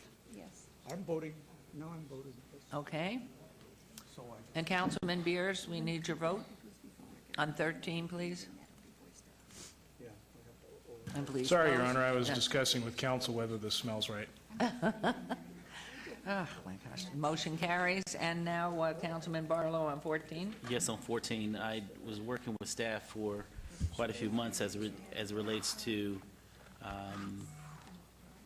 the item before us today regarding the repeal and replacement of LVMC Chapter 9.08 relating to management of solid waste and recyclable materials. I just want to make sure that I'm reading the percentages right. And I know, Karen, you and both Tom Perigo shared with me the percentages, so I want to make sure that they're here. And I know we're reading into the ordinance, but I wanted to also speak on the solid waste of, what was it, the 30% of the solid waste that we discussed. I don't see it in the, I'm looking in the backup material. Your Honor, if I might, again, for the record, Karen Duddleston, I believe you may be referring to something out of the franchise agreement. I believe you're talking about the sewage disposal waste. Okay. Right. The definitions are in the ordinance. Okay. Anything else would be in the, Would be- would be subject to an agreement. Okay, I got you. Okay, I appreciate that. I wasn't sure if you, yeah, you only gave us a portion of this, of the business impact statement. Okay. Wait one sec, if you would. Councilwoman wanted to add something? Yes, for the individuals who came up and spoke about the fact that they didn't realize this at the time, I do want to be able to be sure that they have the time. I don't know if this cuts off the time they have, in other words, to get more information on how this is going to be handled. And so legally, I don't know if you do that in a business impact or if we do it later. What I'm saying, Brad, is that I agree with the people who came from labor that they should have the opportunity to have the time needed. We're not in a big hurry. We still have several years left before it ends. They should have the opportunity and the time to be able to vent it thoroughly and share their thoughts. Now, if we vote for this, will that negate that, or is that coming up someplace else? I just don't know legally what we can do with this. I personally would want to allow more time for information to be given out. I feel publicly we should do that. I don't think it stops anything. Yeah. Your Honor. Maybe I should jump in real quick, Mayor, if you don't mind. This is Betsy. So where we are on the item right now is the business impact statement, and just to remind everyone kind of what the process typically runs like. So right now we have an ordinance on for introduction later on in the agenda. This is a business impact statement. We've had some questions about the business impact statement, and I believe the testimony earlier from the Teamsters and others was related to the actual ordinance. So we've got two things that run parallel tracks. And so what happens is today, you ordinarily in your process would approve the business impact statement. Then that business impact statement becomes a part of your deliberation going forward as you consider the ordinance. That business impact statement has a collection of all of the responses we've received today based on the ordinance that we published and have since changed based on that information that we received through that feedback process. So in essence, the two actions today start the official conversation for the council's deliberation. And as we discussed on the last item related to the nuisance odor issue, in this situation, if you wanted to delay this, you could delay it. If you wanted to do that and delay the whole ordinance process, you could do that as well. Or you can take these first two steps, which start the process, would get the ordinance to the recommending committee, where you would have public hearings, official public hearings that are conducted by a subcommittee of the city council on the new proposed ordinance, where you could hear all of that feedback through that process. And that could include additional meetings, Councilwoman, if that's what you directed staff to do or recommending committee directed us to do, with specific interest groups, if that's where you want to go. Well, one of the things was one of the gentlemen who came before us was mentioning business impact. I mean, something that would relate to business impact. And I would be reluctant to vote approval of a business impact if all those involved in the business have not had an opportunity to thoroughly go through what's available in the information. And so I would like to move that we delay this 4 weeks. I don't think with all the time that's left, that's going to be too hard. And I just feel that for the public, it's very important that we have all the input we can, and they have plenty of time to go through it. That's my motion. And what timeline are you speaking about for obeying this? 4 weeks. 4 weeks? Will yeah. Councilman Well, the Barlow reason be why back? is you had 3 or 4 different groups come here, and you know, why would it hurt us any to wait a little? Because we have some. If I could make a suggestion, if we Well, not start yours, this over again, the business impact statement is going to reach the same people. You're going to probably get the same response. A suggestion would be, and you don't have to take it, but a suggestion would be, approve the business impact statement, push this into the system, and if at some point in time, either recommending or final council vote, you don't feel confident in it, you can vote no at that time or ask that it be held. You can vote me down, I don't care. And the Could I other ask thing on is this? that if someone has a particular concern about the business impact statement, they can appeal it, which is also a formal process that brings those concerns to council for your consideration ultimately. But if you don't approve it or take some action on it today, then that process doesn't start either. So it's kind of complicated. I apologize. I was trying to simplify it, and I may have made it worse. Well, I think today was to read it into the record and recommend it to recommending. It's 2 things. It's to approve the business impact statement, and then later in the agenda, to read the bill into the record. The only concern that I would have is listening to the left side here is, first of all, it would be heard and recommending only until it's brought back to full council later with their recommendation. And so it's not an opportunity for the whole council to hear the dialogue unless we're aware and it's not in a consent Mayor, mode. you If I could just you say have done this something, before. You've not used recommending committee. You could just bring it back to Right. council for a committee Okay. of the whole, That's what you're not have a recommending committee meeting on this, and have everybody hear it if that's always an option for you as well. Thank you. You'll have to say that one. I just wanted to say that, what if we don't, if we move the bill but don't have it go to recommending committee until April 11th, which would give additional time for the labor units to be able to have. Well, I'm not going to recommend. Again, we're on the simple issue right now of a business impact statement. If when the bill is read into the record, you wish the mayor to have a recommending committee later, that would be the time to discuss it, not on this particular item. Well, it gives them an opportunity for the community to come and have 2 bites at the apple, recommending and city council. Okay, Ricky says it will then give the community, it will give those individuals who spoke before us 2 bites of the apple? But you're saying not to go to recommending at all. Just assign it right So where's over the to 2 the full bites? council and have the hearing at that point, as we've done in the past. March won't work for me. Okay, but when would that be? It wouldn't be in March. Mayor- It would be in April. He won't be back. Councilwoman, could I make a real quick suggestion? The discussion you're having is really about the introduction of the ordinance. It's not really about this business impact statement. So if you're comfortable approving the business impact statement, maybe we could take that and take action on that. And then when we get to the introduction of the ordinance, which would be subject of the recommending committee or the committee of the whole for the city council, then we could have that discussion as a part of that record. So it's a little cleaner for the clerk if somebody ever asks us what we did.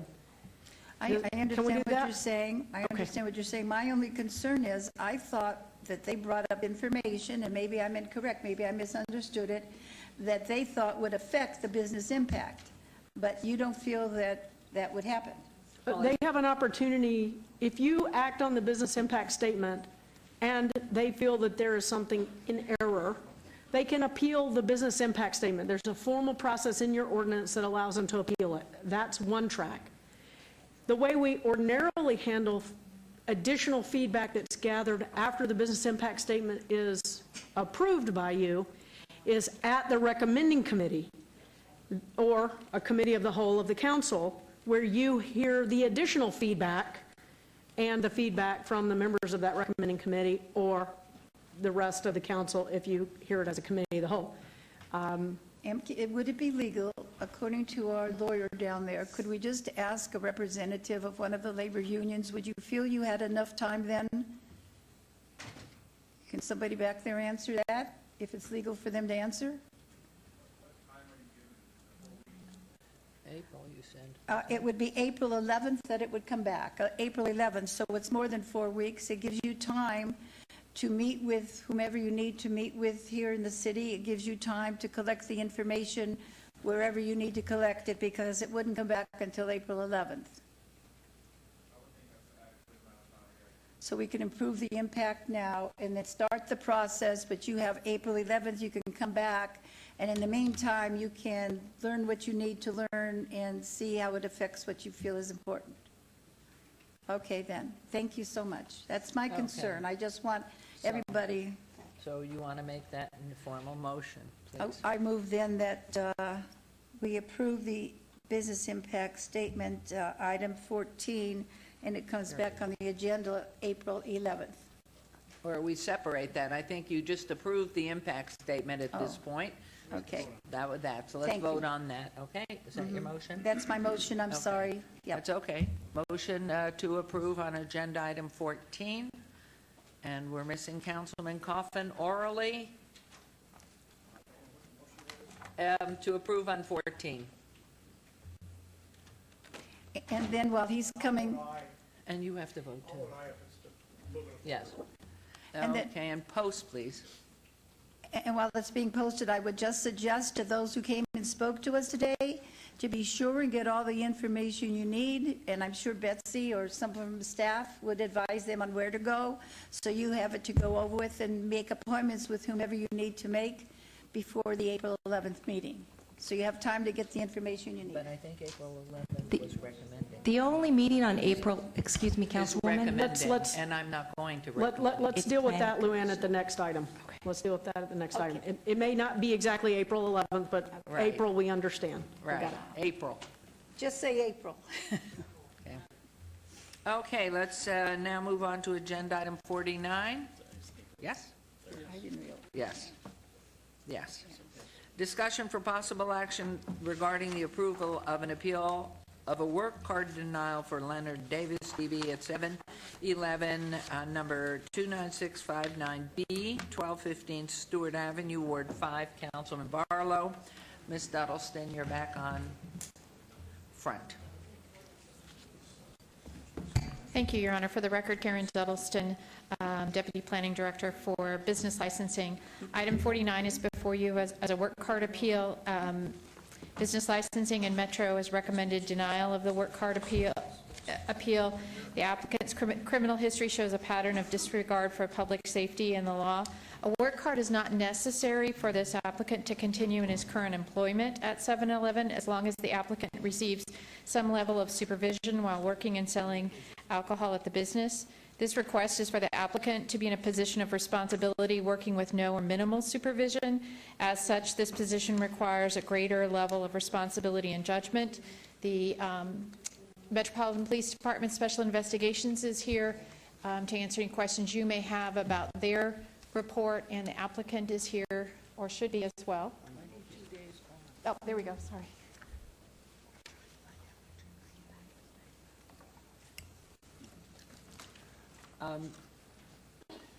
Councilman? Yes, I understand. Is the employee here? I mean, not the employee, the employer. The employer. I do not see the employer present. They did return an affidavit that is in your backup. I have an extra copy if you need it. Okay, hold on a second. And read it for me, Karen. I'm looking for it.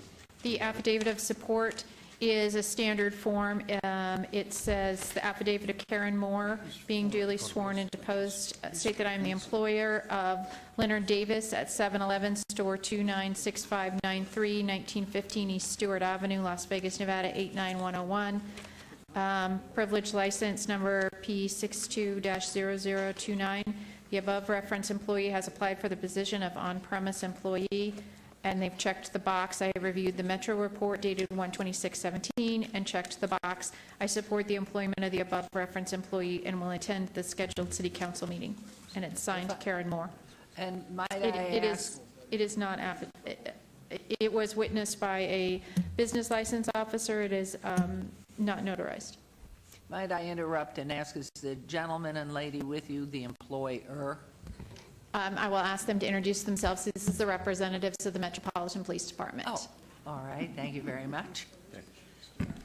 Hello, for the record, my name is Jesse Wiggins. I'm one of the sergeants in Special Investigations. Thank you. And I'm Esmeralda Bovida. I'm also one of the sergeants in the Special Investigations section. Okay, thank you. And was it the recommendation of the employer? Is the employer he or she here today? And was their recommendation to continue employment? She said yes. I just read the affidavit of the employer. And Yes, that the was- employer read the report from Metro, and they did submit the form stating that they do support the employment of this individual in this And what's the position. date of that, please? That is dated January 30th, 2017. Thank you very much. I'm sorry, I was engaged in the conversation, shouldn't have been. Thank you. So, comments, questions? Yes, Mayor. I'm always in support of the employer that wants an employee to work in their establishment. So I would like to speak with the employer personally. So what I would like to do is obey this item to give me an opportunity to speak with the employer.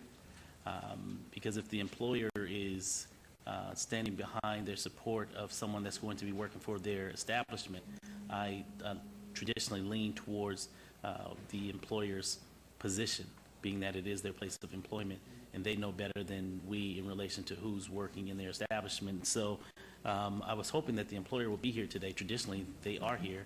They could be running late, I don't know. But I would just like to obey this item. Let me see. Will that preclude his continuing employment, though? No. Your Honor, no. In the current position, he does not need a work card. You do not need a work card to sell alcohol as long as there is a supervisor or a manager on site that is the responsible party that has a work card. This applicant is applying to be that responsible party. Okay, thank you very much. Right. In other words, he can keep his job that he has now, but he cannot do the evening shift where he would be unsupervised. Correct. He could not be the person on site that would be But he keeps his responsible, whether they are alone or supervising other staff. Okay. Then I would like to obey this item until the March 1st City Council meeting. Is that your motion, then? That's my motion. Okay, there's a motion to obey this item to March 1st. Please vote. And please post. And that motion carries, so we'll see you on the 1st, and hopefully the owner, and that'll give you time to meet with the owner. Okay, thank you very much. Good luck to you. See you on the 1st. Okay, we'll go on to agenda item 51. Boards and commissions for possible action. Parks and Recreation Advisory Committee, David Lopez, term expiration January 6th, 2017. Mr. Lopez has served on the board since 2011, occupying a seat representing Ward 3. And so options are, Councilman, to reappoint Mr. Lopez or appoint a replacement for Ward 3 seat. Councilman Coffin, how say you? Your Honor, after many years of distinguished service to the city on the Parks Commission, David Lopez is stepping down. David Lopez, who will forever be known as Commissioner Lopez. And I'm going to be nominating Armando Lozano to replace him on the Parks and Recreation Board. Armando lives in the area of Ward 3, where we have one of our upcoming parks, a new one, Washington and Marion. And that's called currently the Las Vegas Wash Park, but it's undergoing a naming process. So Armando has lived in Ward 3 for 9 years, and he's been a corrections officer for Metro for 10 years. So he'll be a nice addition to our board. In fact, has already attended some meetings, either as a spectator. So he knows what's going on. So it's to appoint Armando Lozano. That's I now move for him to replace David Lopez. Thank you. This motion for Armando Cusano to replace David Lopez for Ward 3. Please vote and please post.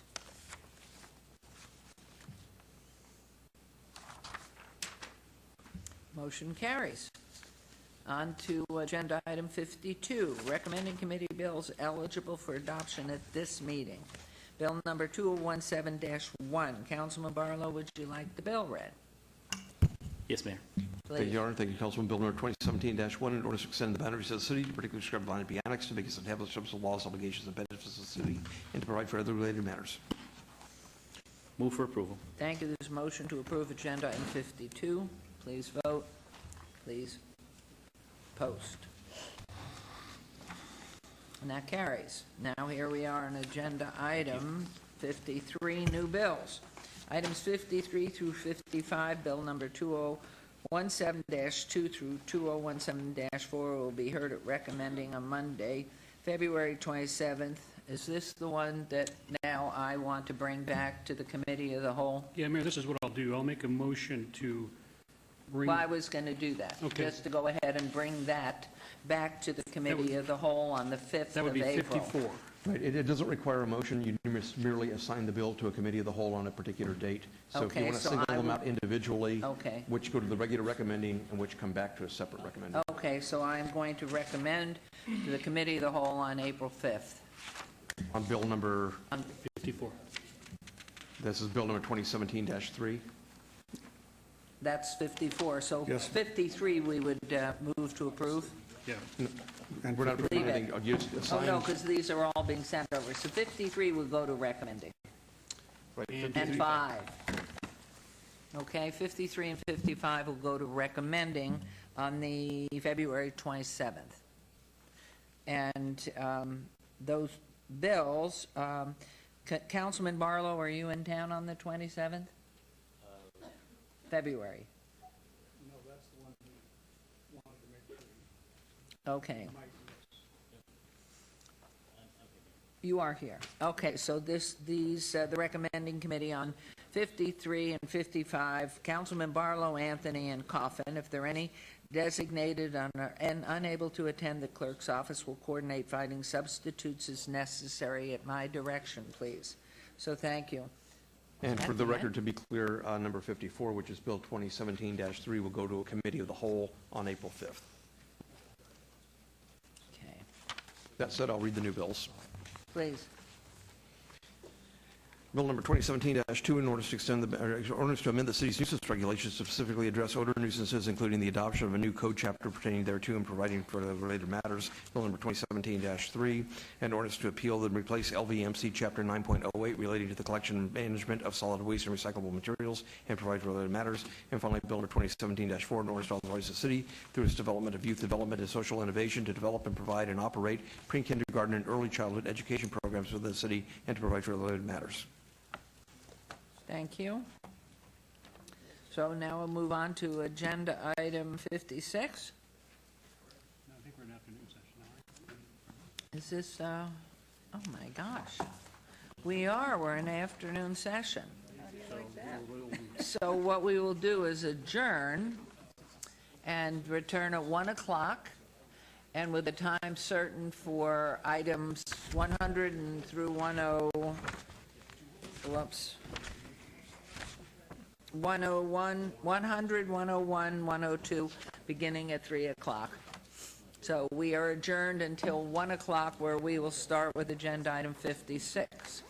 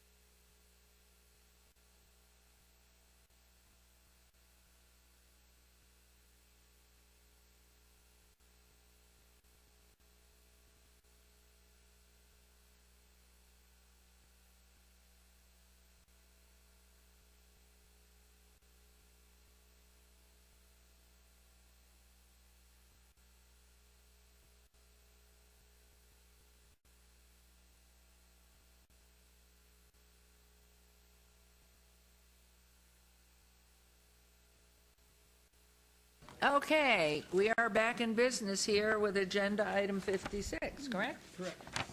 Okay, do we have, yes, we do, we're ready. Okay.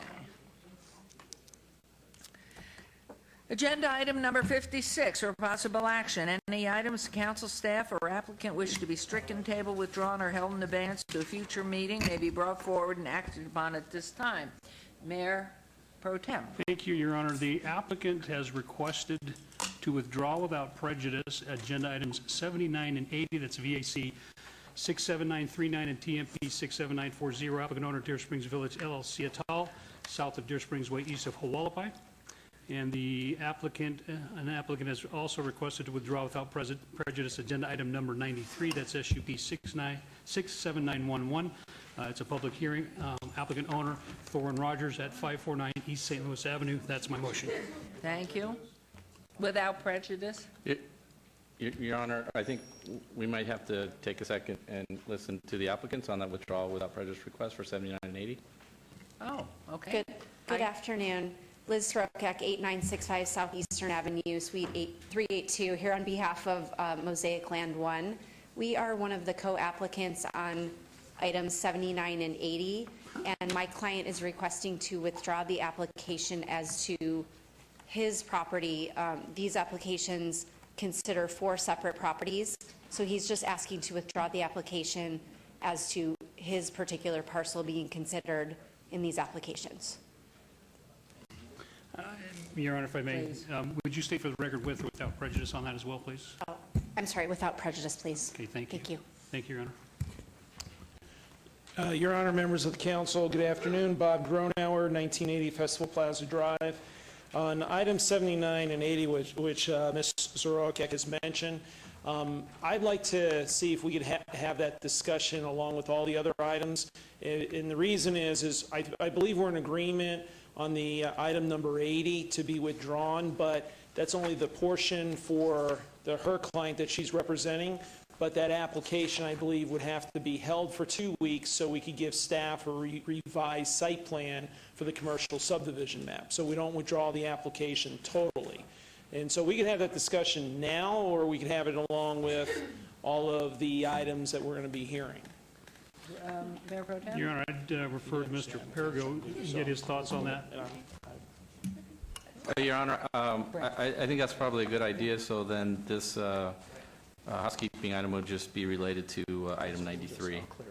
And it'll give everybody a little bit of time to kind of sort this out as well when we hear those items all together.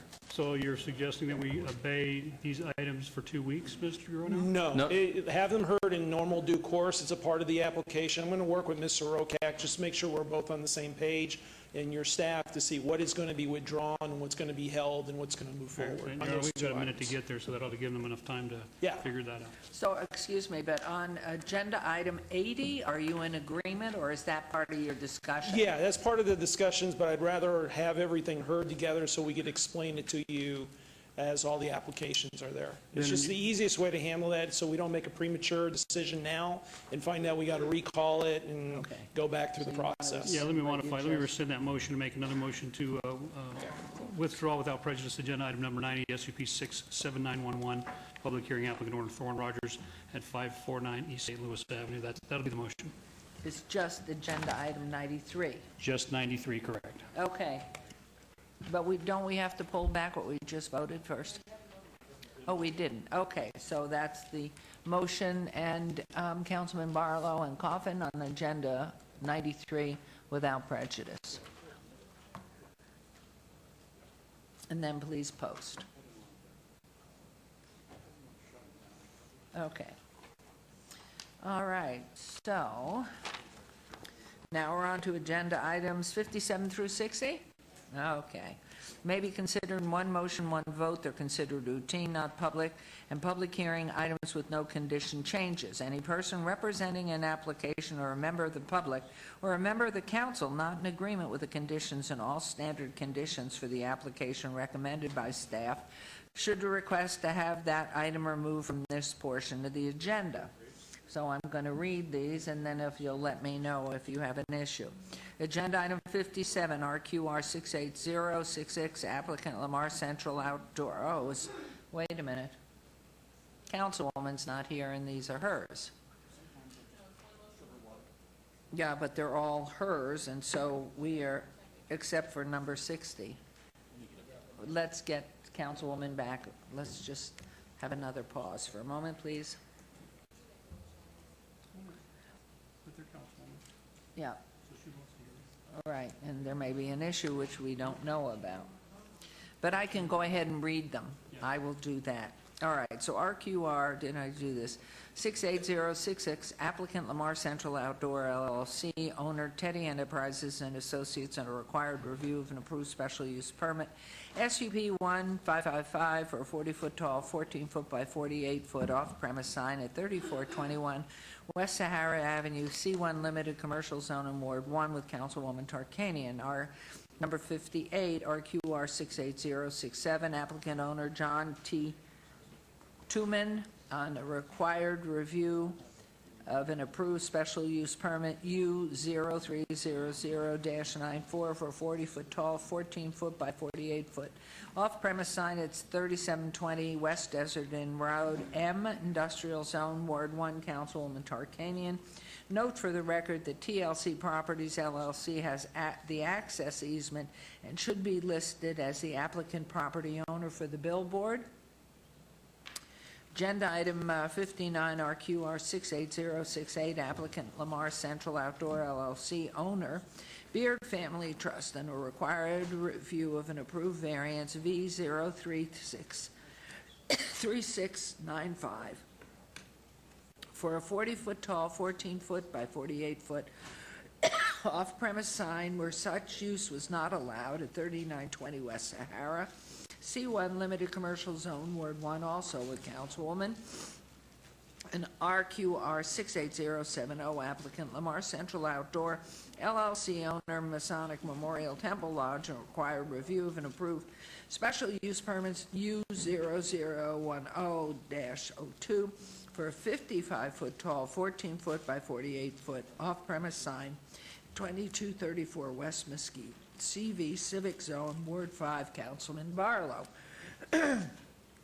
All items are recommended for approval by staff. These are public hearing items, which I declare open. Is there anyone wishing to be heard?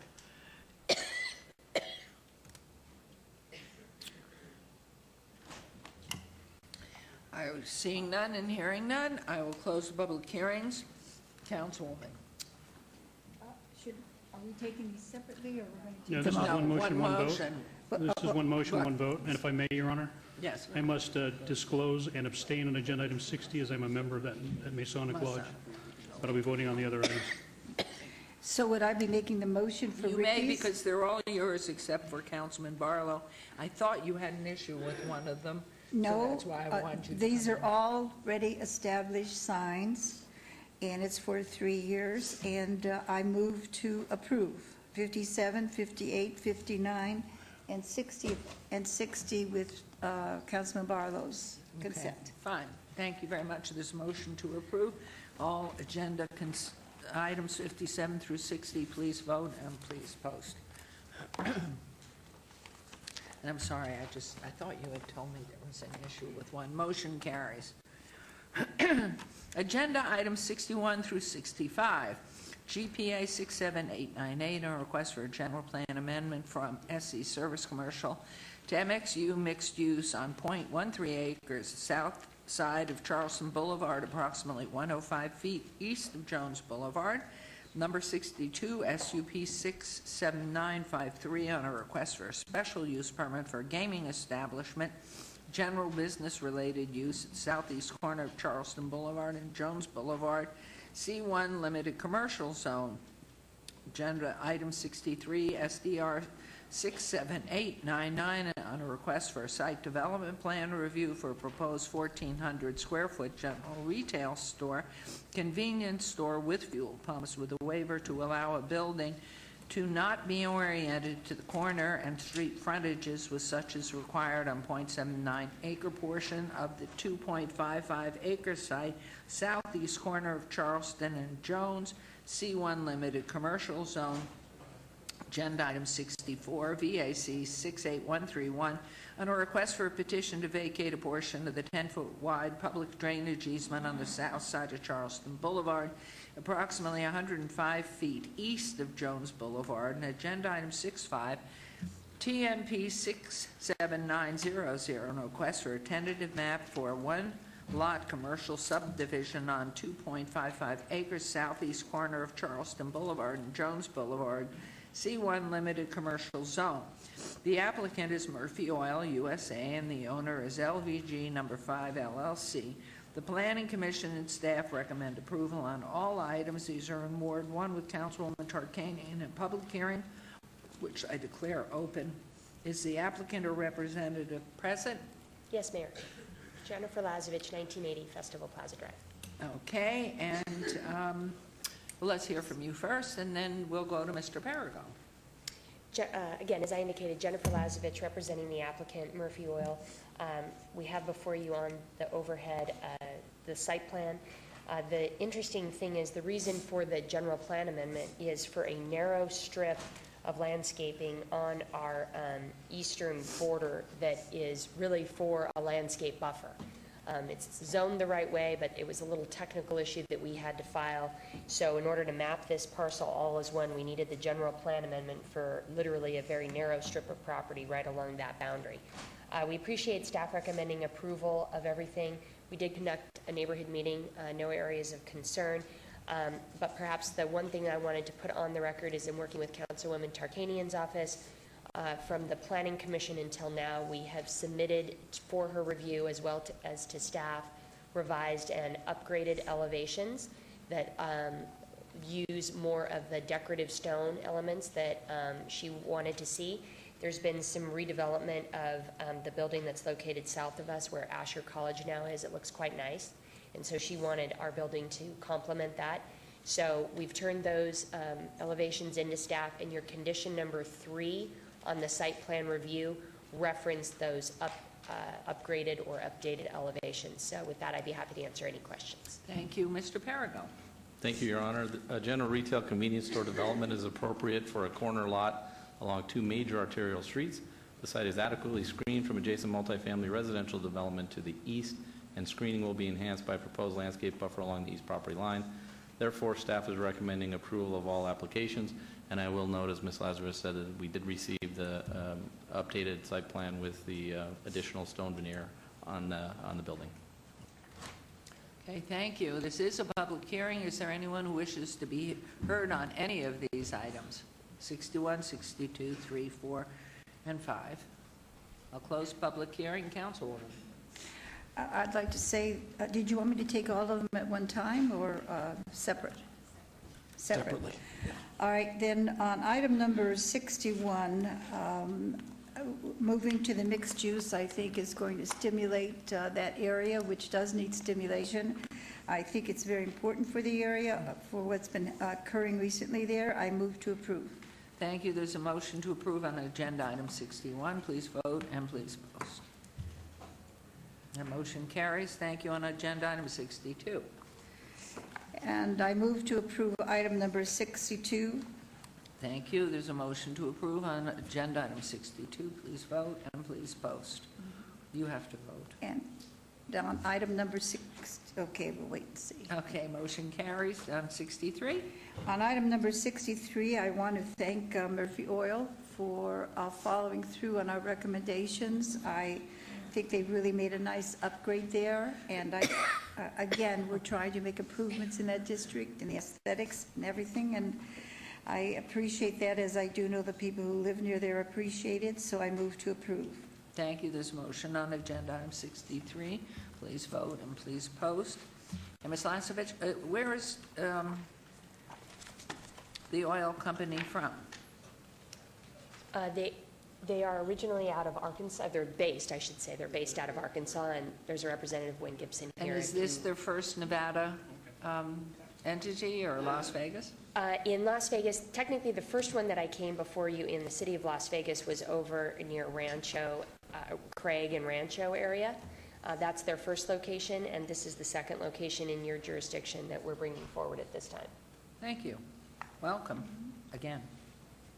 Okay, 64, Councilwoman. And item number 64, as she's already pointed out, is a necessity for the public drainage easement. We need to have that, and it's a small amount, but it's very necessary for what is planned. I move to approve. Thank you. There's a motion to approve agenda item 64. Please vote and please post.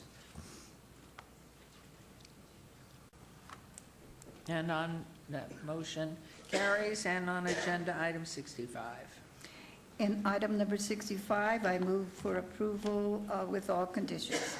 Thank you very much. There's a motion on agenda. And I did want to check one thing out. I'm sure that planning will make sure that we have nice, lush landscaping.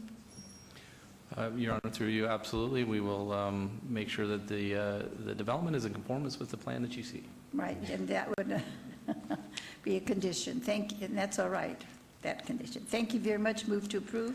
Thank you. And Councilman Anthony? Motion carries. Thank you again. We look forward to seeing that occur. Thank you. Thank you very much. Thank you. Okay, on to agenda items 66, 67, 68. GPA 67913, and a request for a general plan amendment from M median density residential to PF public facilities. Number 67, ZON 67914, and a request for rezoning from R3 medium density to CV Civic. And agenda item 68, SDR 67915, and a request for a site development plan review for a proposed 39,898 square foot library. The applicant owner is Las Vegas Clark County Library District on 8.34 acres southeast corner of Bonanza and 28th, R3 medium density residential zone, proposed CV Civic. The Planning Commission and staff recommend approval on all items. These are in Ward 3 with Councilman Coffin, and our public hearing items, which I declare open. Is the applicant or representative present? Yes, Your Honor, and council members, Greg Borgel, 300 South 4th Street. Proud to be here representing the Library District with what we think is a spectacular new project for the east side of town, a project that's been over a decade in development and cooperation with numerous entities. With me on my left is Mike Delgado, the architect. He'd like to make a brief presentation. We also have in the audience Fred James, Deputy Director of the Library District, who would like to say a word at an appropriate time. So, Mike? Good afternoon, Mayor and Council. Thank you for having us here today. We're very excited about this project. It's a great thing for our city. The project is located at 28th and Bonanza. It's on a site that has a wonderful amenity we don't find much in the city, and it has a lot of very mature Aleppo pines that are there from the previous development. So what we're able to create is a library that's situated in a very beautiful park-like setting. The library will be about 40,000 square feet. What we have proposed, and if we can go to the overhead shot, it'd be great, is we have a plaza area that's really going to add to the culture and the amenities within the neighborhood, and that plaza will be able to have a lot of great festivals and other events. And directly adjacent to that plaza on the inside of the building, we have a 300 occupant multi-purpose room, which will be able to be used together or separately for those special events. So those are a couple of the unique aspects that you wouldn't find in a typical library that are really going to be great for the neighborhood. The amenities within the library are centered around a family gathering area. It was very important when this project was conceived to really look at how the various generations of family could really spend a lot of great time together in this library. So everything centers around that, the typical things you would find, the children's library, the teen space, the adult library, are centered around that. There's lots of opportunities for collaboration. There's a computer lab. There's some learning opportunities for continuing education in the library as well. But overall, it's a fantastic project, and appreciate the opportunity to present to you today. And when do you, assuming it passes, when do you anticipate it getting started? How many jobs will be in the construction, and when will it be finished? Fred's going to come up and talk to you about some of those. Okay. And I gather it's alarmed, the building, or not? Security? Yes. Yes. Okay, thank you. Well, I was going to cover those questions in my comments to the board and the council. So good morning, good afternoon, Mayor and Council. Your name, please, for the record. My name is Fred James. I'm the Executive Director and CFO of the Library District. I'm here on behalf of Dr. Ronald Heason, who is out ill today. The documents you're considering today are the foundation of a new model of a library. This is not your typical library that you've ever seen. We are very, very excited about this particular library. The services that would be brought to this community and benefits to the East Las Vegas would include early learning. We would be offering a broad range of learning activities, environments, resources for families, young children to foster those critical years of brain and literacy development. Ultimately, this branch would be a hub for parents and caregivers who understand the needs to get their children ready to enter kindergarten, a critical driver of the success in the school life. It would also support the activity of many home and center-based daycares in the area. Under school success, this branch will offer support for academic achievement of school-age youth.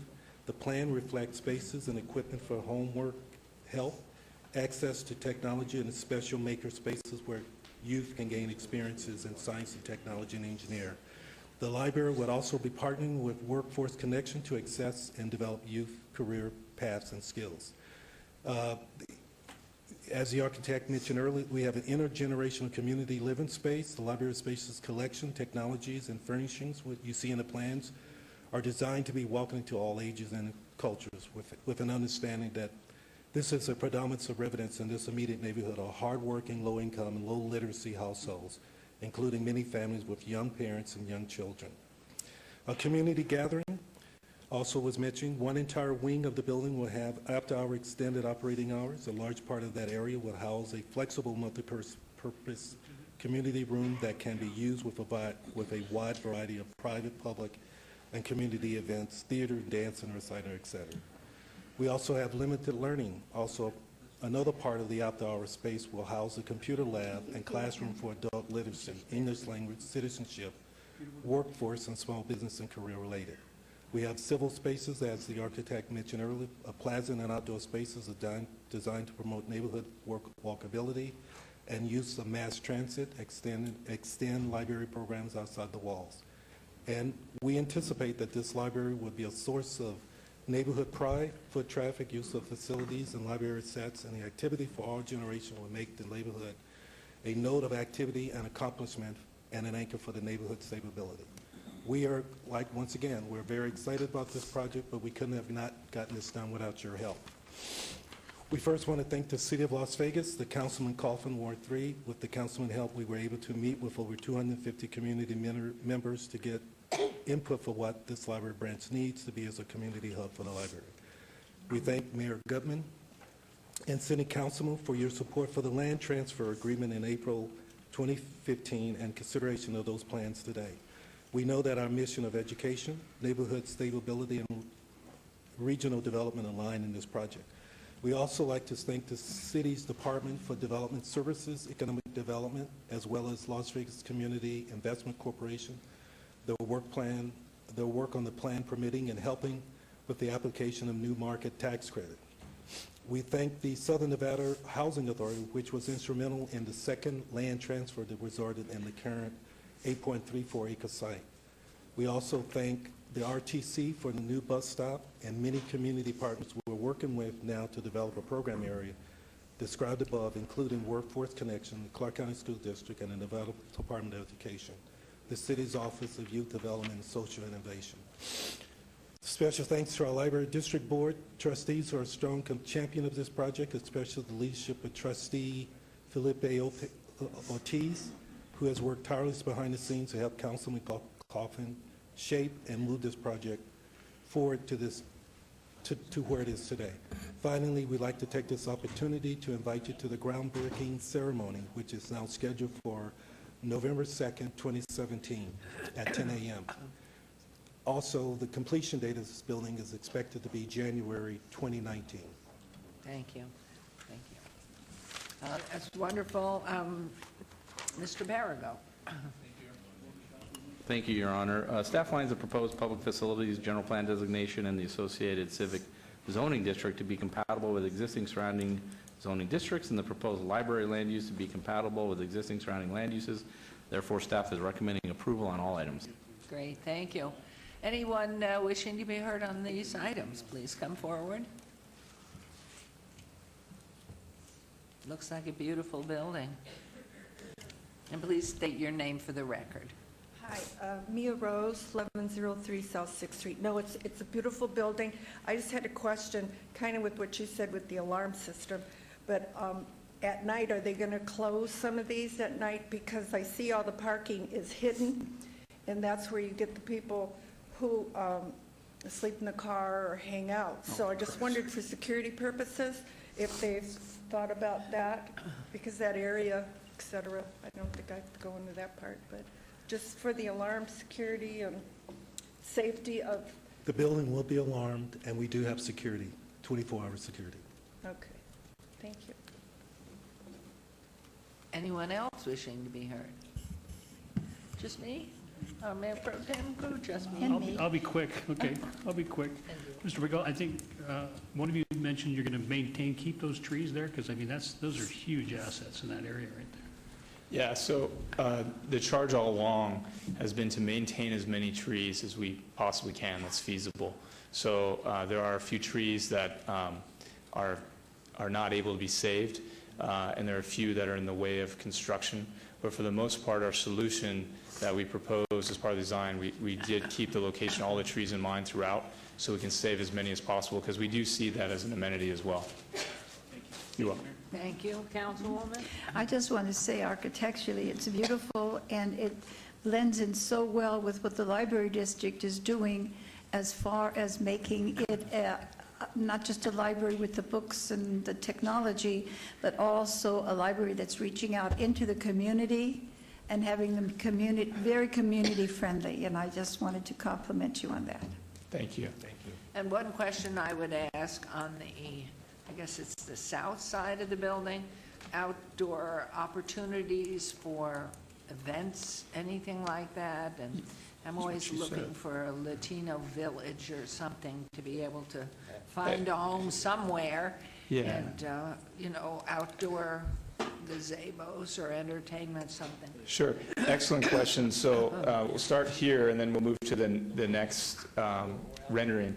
So there's a plaza centered where Greg is circling, where we envision a lot of public events taking place. It kind of has a bazaar kind of feel with canopies above that provide shade and provide a lot of color as well. And you can see that here in this rendering. And then also to the west of that space, we've purposely left an area that is allowed that you can grow events into. For example, if there were a car show or food trucks or some sort of special event taking place where a lot more people would be there, we've left this space as well for that. And that was a very important aspect of this project to the client. Because I think there's a lot of interest from the neighborhood residents to have a place to congregate that's safe and attractive and certainly cool in the summer because of the trees. So you have had that all in your conceptual Yes, planning. that's been part of the process from the very beginning. Wonderful. So last chance, anyone from the public? I'm going to close public hearing. Councilman, you are so lucky. Boy, Mayor, if this doesn't make you happy, nothing will. I mean, I don't think you'd know happiness if you didn't know this. This one, of course, has been a project for now, almost 3 years. I know that the city took action, but so did the Housing Authority, so did the school district. You know, we were kind of sleeping on our rights. We didn't know. We owned the land over at Sunrise in the 28th Street area, which, well, we forgot because the school district had the variety school there, and they were just leaving the empty school vacant. And then a little research on our part found that to be ours if it was no longer used for a school for the handicapped. So we asked the school district to transfer it back to us. They were happy to do that. They scraped it right down to the ground, but in so doing, that enabled us then to do some deals, to make some trades. And other people wanted that land. And so here we had the school district as part of it. The Housing Authority had land we really wanted, which was over there on 28th and Bonanza, and there are a couple of other parcels. So you have the library district looking for a new place to live, because the one on Las Vegas Boulevard North is actually too close to the West Side Library. And it's in the way of the growth that the city wants to promote of a different nature in that area, in that corridor. So all of these agencies got together, and a person on our staff who really, really put his nose to the grindstone and his financial wizardry to work with Scott Adams, because Scott figured out how to parlay, getting hold of using the land that the library is on now so that a museum could go over there from across the street, and also finance the thing in such a fashion, trading properties and, of course, credits, as I've mentioned. So while the city doesn't own this at all, we have an ownership right, because it's four-way. We could have done it without the school district, the housing authority, the library district, and probably anybody else that wants to pitch in. It's one of those collaborative things that we all should be able to take ownership of. And I don't see Ron Heesen here today. I'm sorry he's not here. Mr. James, you represented him. I just feel like Ron has been really good with Felipe Ortiz from our staff, who sat on the board there, helped guide this and helped push for it to stay up and on top of the agenda. All of these things pitched in together to really make it happen, and it's a library as big as and as well-equipped as any library in town, whether that be Summerlin or the Sahara West Library. This is first class, state-of-the-art, and it has been long overdue in an area that the city frequently referred to as the donut hole, an area lacking services of many kinds. But we've been pushing hard to fill that hole, and this is the icing on top of the cake, because this is truly, it's going to be a pride thing for all of us. So we all want to be part of it. There are no losers here. I can't say enough about the trees, because thank you, library guys, for keeping the trees in mind. About every 6 months, Channel 8's George Knapp drives by those trees and said, "Are you keeping them alive? It looks like some are dead, some are dying." And so the housing authority would get out there, make sure they got watered and all that. And one of the first things you did was say, "We will respect as many trees as possible." And so you can't buy trees like those, so they're going to stay, as many as possible.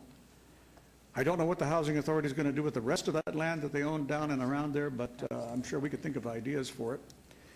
But I'm talking too much now. I know we'll have plenty of time to talk again in November when we break ground, all of us. We'll have a big crowd and a lot of shovels. I can't add anything, but I'm willing, before I make a motion to approve on these, certainly to ask any other members if they have any questions. Thank you. Councilman Barlow? Thank you, Councilman Coffin. I think this is just wonderful, having served on the Las Vegas Clark County Library Board as a chair for many years.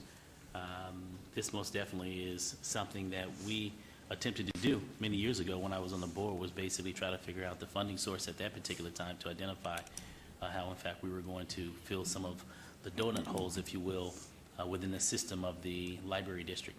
And so when this plan started to develop, it was one shell game after the next in relation to, if we can make this happen, then this will happen, and if we can make this happen, then that'll happen. And as the councilman mentioned, it started with the trying to identify how we're going to move the Natural History Museum over to the Las Vegas Library, which served as the headquarters many years ago. And now you all are out on Warm Springs? We're on Windmill. Windmill? On Windmill now. And you're right, having an opportunity to work with the Southern Nevada Regional Housing Authority with the various moves in the Clark County School District, I think it all came together. And so I say all that to really thank Scott Adams as well for putting this together and making it happen for the sake of what's most definitely needed in East Las Vegas as far as library services. And so I'm sure that I'll be supporting the councilman's move on this as well. But in closing, what is taking place in the area where the trees are clustered? Is that a park, or can you explain? Yes. Yeah, so that area is reserved for future expansion. Future expansion of the library? Yeah, or a related need that they may have. Okay. And so This the time, it's not known. I'm sorry? At this time, it's not sure exactly what the specific need is. Okay. And so the phase one of the library, there's no theater or amphitheater, indoor or out? They have it was a very important piece of the program. There's a 300 occupant capacity multi-purpose room that's divisible as well, that could be used for a lot of theater-like events with the appropriate AV, portable stages, and the like. So in addition to the plaza and the plaza spaces outside, there's a lot of opportunities for those types of events. For conversion space? Well, it's very flexible space. Okay. Flexible. Okay, good deal. All right, I appreciate it. Oh, you're welcome. Thank you. Thank you, Mayor. Thank you. I think, Your Honor, on the question from the councilman, I think it's important, yes, there is no theater inside with theatrical seating. So it is going to be flat room inside, no elevations. We are looking for, occasionally looking for a good place to have outdoor movies. We sometimes do them in the parks, but maybe if that is turfed out there, we could seat a couple hundred people on the ground with their blankets and things. If you decide to turf it, we would be grateful. I know it costs money to water, but that could be a really important additional use for this. So please keep that in mind if you're thinking about what to do and haven't decided, because that's a very important need, again. Well, okay, I'm going to move for approval, Your Honor, before I talk it to death. Okay, let's go with 66 first. Move for approval, please. There's a motion to approve on 66. Please vote and please post.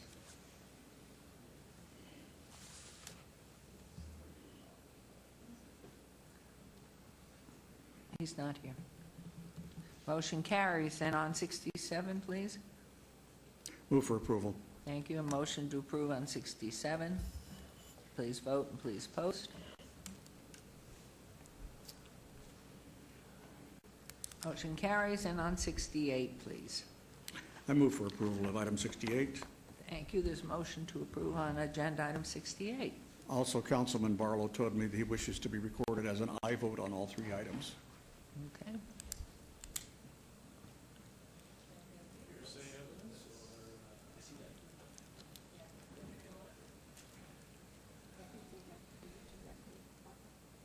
Okay.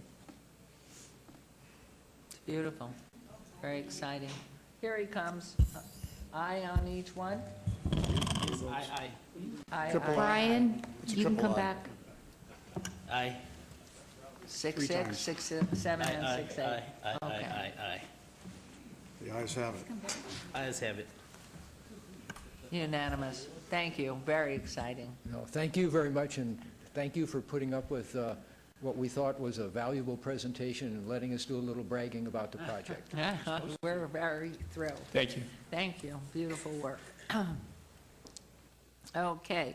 Agenda items 69 to 72. 69 GPA 66464 on a request for general plan amendment from ML medium low density residential to O office and related item. Number 70 ZON 66465 and a request for rezoning from U undeveloped zone ML low density residential general plan designation to PO professional office 1.83 acres at the northeast corner of Gowan Road and Durango Drive. Number 71 GPA 66474 and a request for a general plan amendment from ML medium low density residential to O office and related item. And number 72 ZON 66475 and a request for rezoning from U undeveloped zone ML medium low density residential general plan designation to PO professional office zone on 1.83 acres southeast corner of Gowan and Durango Drive. The applicant owner is Alexander and Esther White Living Trust. The Planning Commission and staff recommend approval on all items. These are in Ward 4 with Councilman Anthony and are public hearing items which I declare open. Is the applicant or representative present?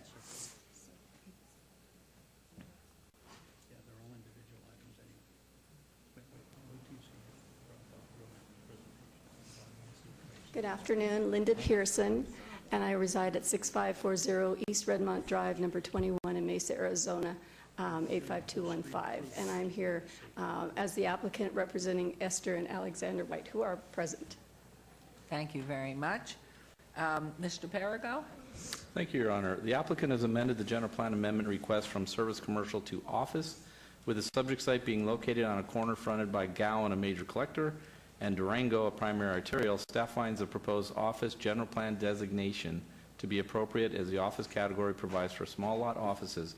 Staff is recommending approval of this request.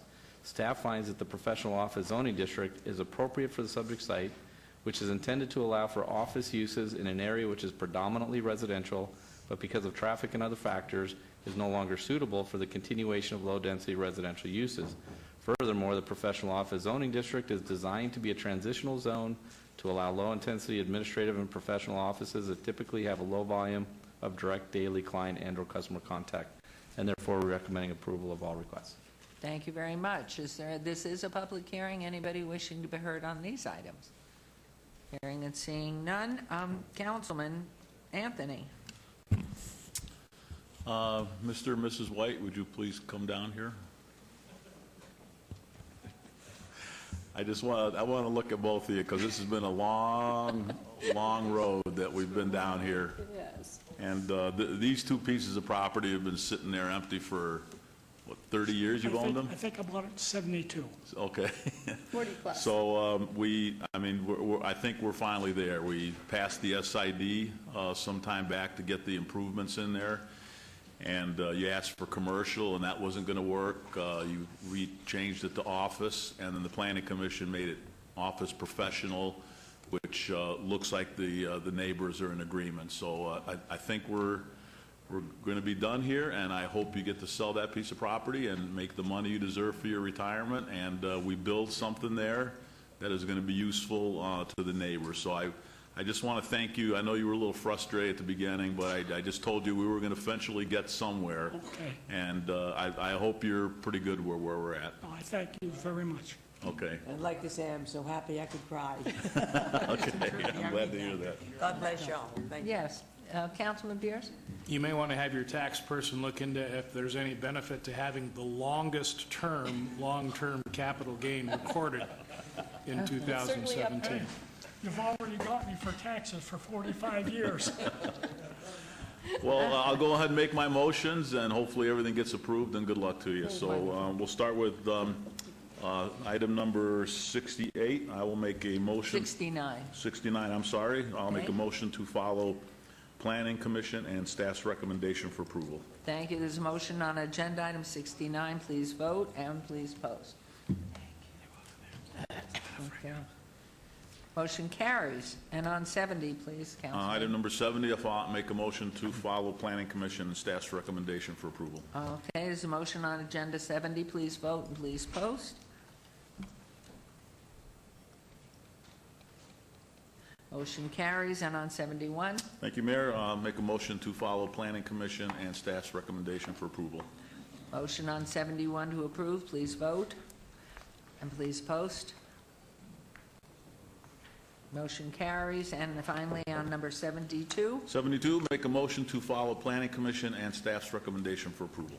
there's a motion on agenda item 72. Please vote and please post.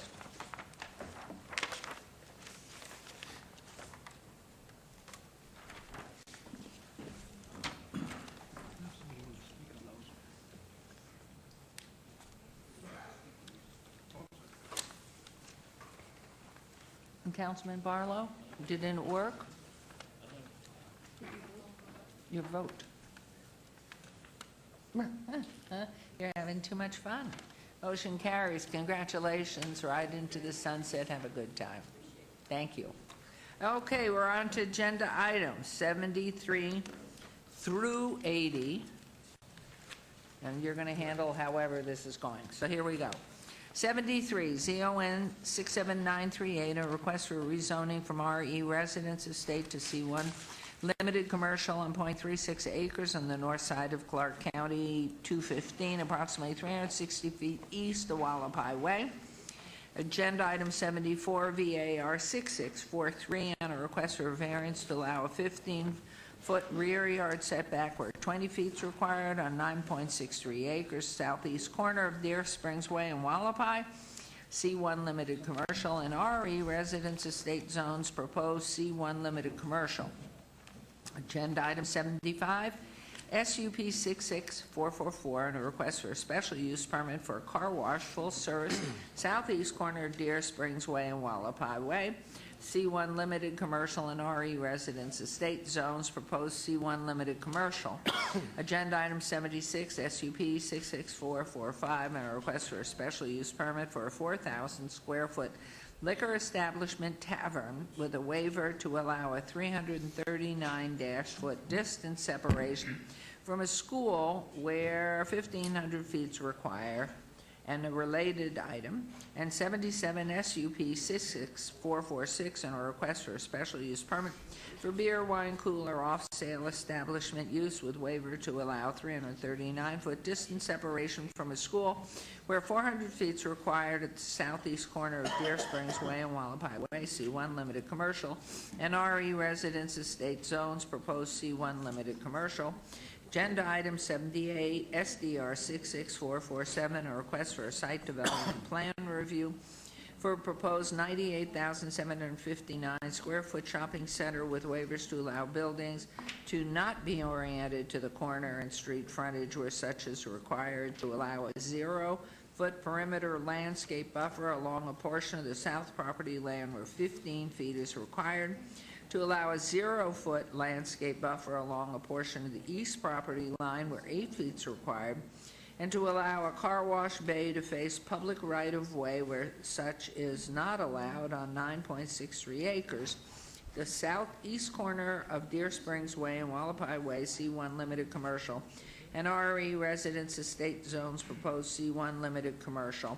And now into the 79 and 80 VAC 67939 and a request for a petition to vacate a portion of Inyo Avenue generally located south of Deer Springs Way, east of Wallapai Way, and agenda item 80 TMP 67940 and a request for a tentative map for a two-lot commercial subdivision on 14.63 acres southeast corner of Deer Springs Way and Wallapai Way. C1 limited commercial, RE residence estate zones, proposed C1 limited commercial. The applicant owner is Deer Springs Village LLC et al. The Planning Commission and staff recommend approval on items 73, 79, and 80. On items 74 through 78, staff is recommending denial and Planning Commission is recommending approval. These are all in Ward 6 with Councilman Mayor Pro Tem Ross. Our public hearings, which I declare open. Is the applicant or representative present? Yes, Your Honor. Members of the council, good afternoon. My name is Bob Gronauer, 1980 Festival Plaza Drive. I'm here representing the applicant and owner, Lorge Properties. With me in the audience is Mr. Hank Gordon, in case if you have any questions for him. Your Honor, would you like me to go through, forward with my presentation, or would you like to hear from staff first? What's your pleasure? Okay, let's go ahead and hear from staff, then the presentation, then public hearing. Yes, thank you. Thank you, Your Honor. The applicant is requesting to develop a shopping center that would be anchored by a grocery store and have 3 inline multi-tenant buildings. A corner convenience store with fuel pumps and an additional pad site are also proposed. Staff supports the rezoning, vacation, and tentative map applications, but is recommending denial of the related variance, special use permits, and site review as not being compatible with the surrounding adjacent development due to the various waivers and the exception associated with requests. Thank you. Thank you very much. So you'll go ahead and then we'll have Yes. the public hearing. Thank you.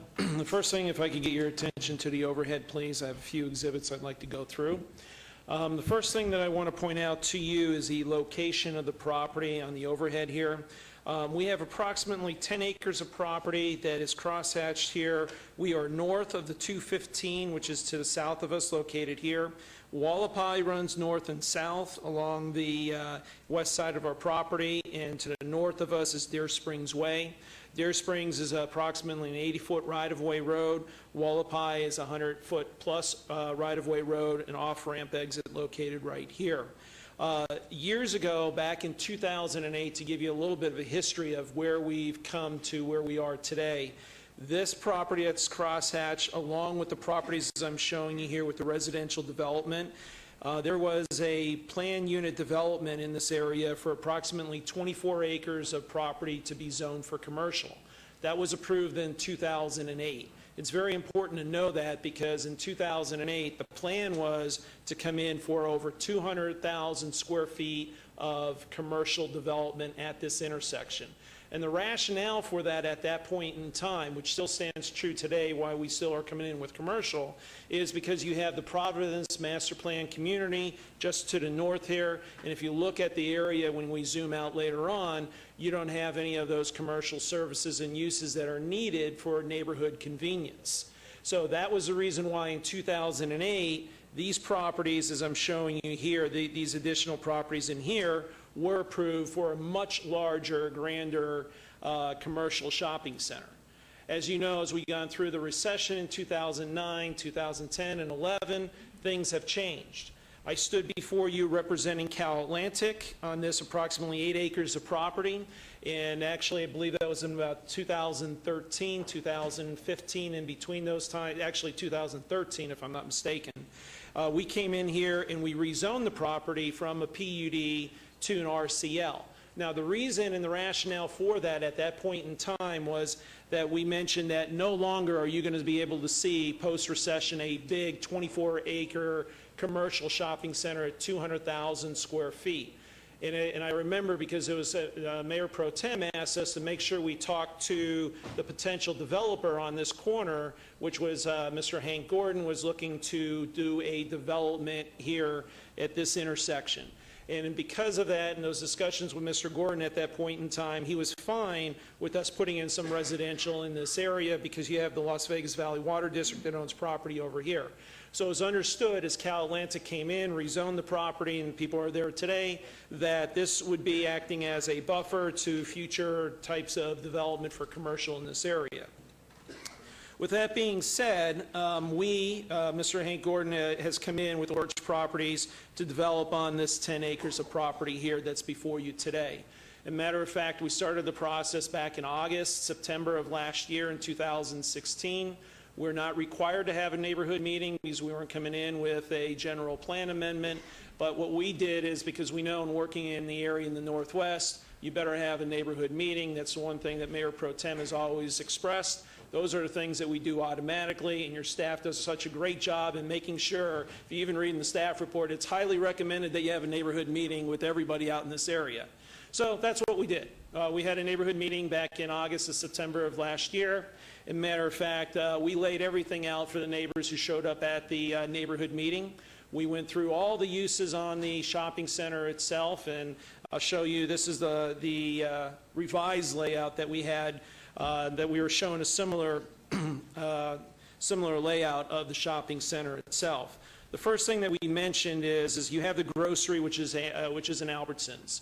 And in talking to Mr. Gordon, as he has mentioned, I'm sure you may have heard that this is actually the first Albertsons shopping center that you're going to see in the city of Las Vegas in approximately 10 to 12 years from a development standpoint. As you can see how things have changed from way back in the day where an Albertsons or a Smith's was popping up on every corner to now you see where it's slowed down and now you're getting a different type of development. More importantly, an Albertsons as a main anchor is looking at a smaller footprint, such as a 10 or 12 acre site that we have here today, about approximately 10 acres. In that neighborhood meeting, when we had the neighborhood meeting, we showed the layout of the Albertsons shopping center. We explained the uses that we were proposing. The uses was a convenience store with a car wash. We had a fast food restaurant. We explained who the user was there. We explained we had a Winchell's Restaurant Tavern. We had other mom and pop shops and other national brands, such as what we laid out is we have already pre-leased, which is highly unusual when you're coming in with a commercial shopping center and you haven't broken ground at all. Mr. Gordon is approximately 90% pre-leased already on this piece of property without doing any development. What that tells you from a common sense perspective is that this is an area that is desperately needed for commercial services. So some of the services that you're going to see is a Cleaners, a Fantastic Sam's, UPS Store, State Farm, China Go-Go, a dentistry. a Nutri-Shop, a pet boutique store, nail salon, obviously along with the Albertsons and the other uses that I mentioned.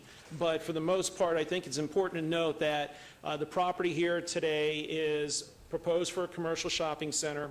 With respect to the applications that are before you, we have a zone change application for C1, which is located down here. Mr. Gordon purchased this property. It was located in the county. We annexed it, so we had to hold the applications through this process to rezone the property from RE to C1. Your staff is recommending approval for it. Because the other acreage I'm showing you here has already been zoned C1. It's for neighborhood convenience uses. The variance that we're asking for is fairly simple. You see the building pad down here where it says Shop A to the south? We back up to the Beltway here. The setbacks is required to be 20 feet. We're asking for a variance for 15 feet. The truth of the matter is this probably should be shorter because all this is just dead space. When you're coming in off the off-ramp, it's higher than the property itself. You're not going to see anything back there, but we are providing the landscaping in this area, and we do have a setback. So that's the variance itself. Staff's recommending denial on that, but we do believe we do have that justification with respect to not only the location, but the shape and the size of the property that we're dealing with.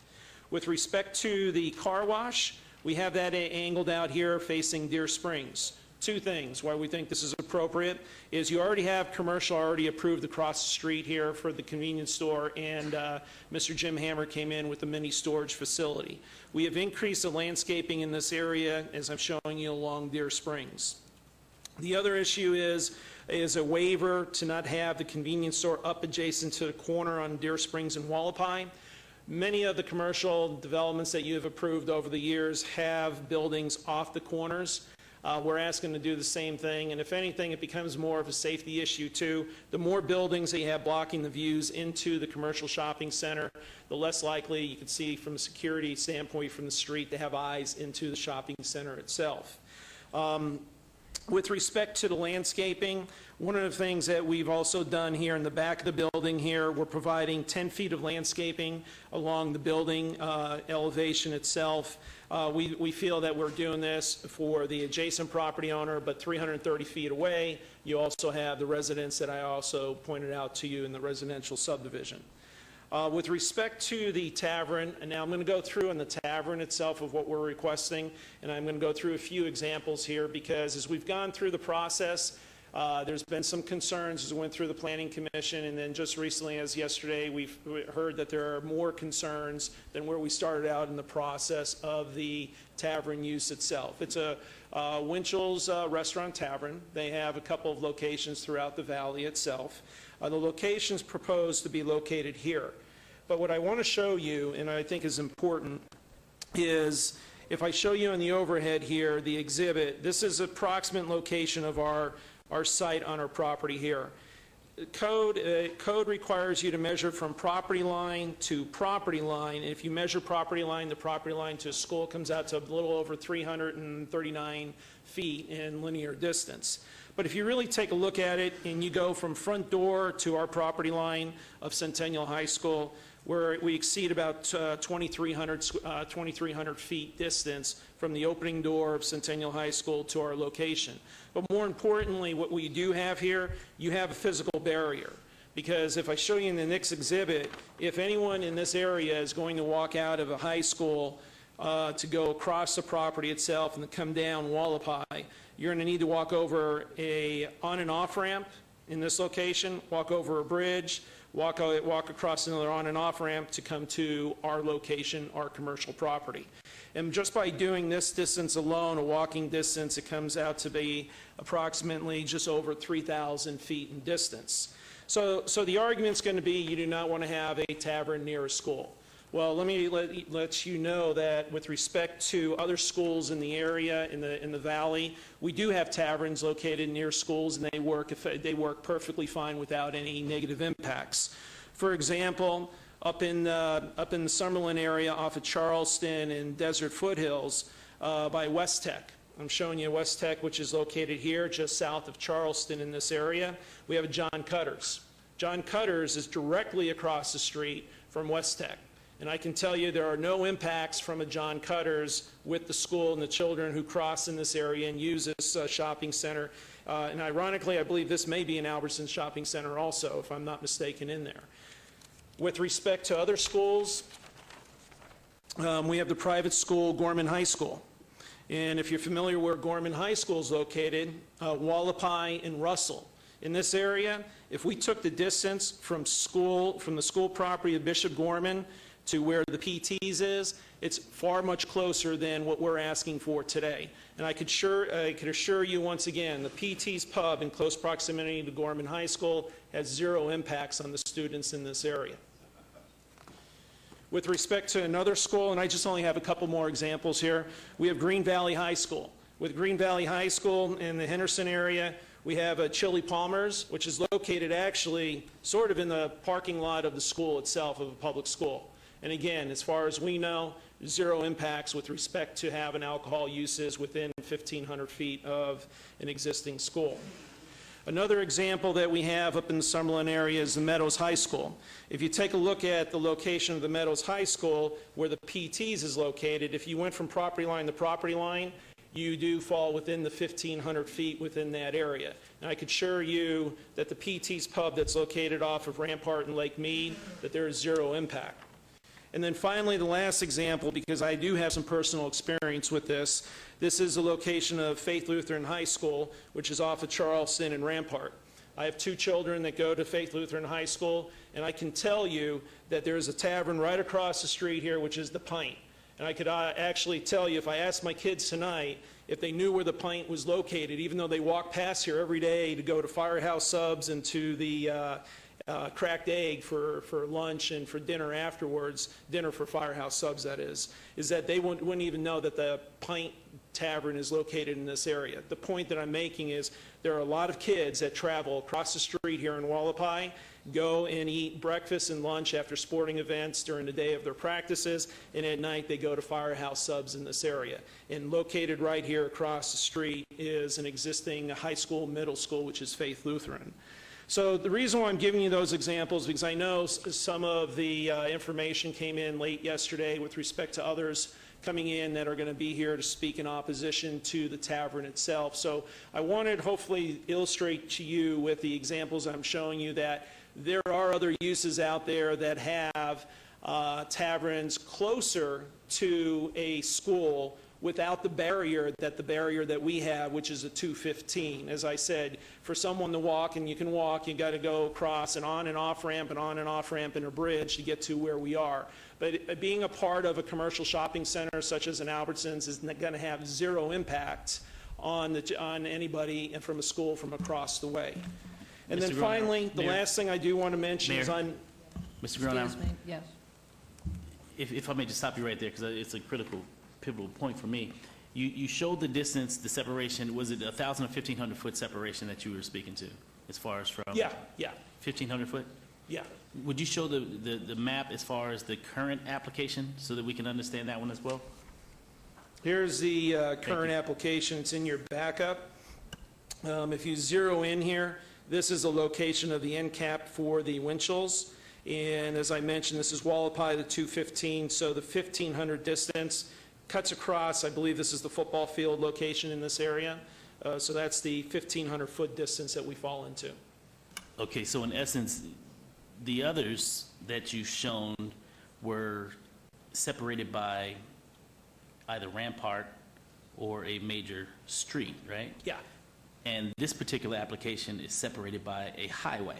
Yes. As to why, in fact, it touches the 1,500 foot distance separation. Yes. Okay. And so the question that I have then, going back, this is for planning.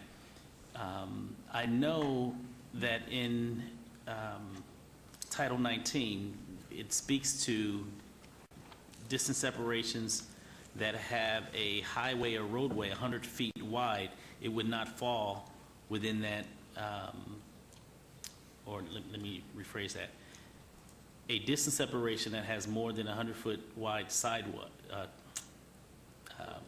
roadway would allow for that particular use. Isn't that correct?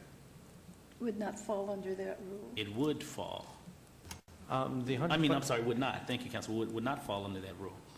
Through you, Madam Mayor, it's the Unified Development Code speaks to the particular uses, is allowed with a special use permit and has minimum distance separations that can only be waived if certain criteria are met. And that 100-foot right-of-way separating the use from the protected use is one of the means by which the applicant has the ability to request a waiver from that distance separation. Okay, and so that's why they're here to request that, to basically fall into that rule.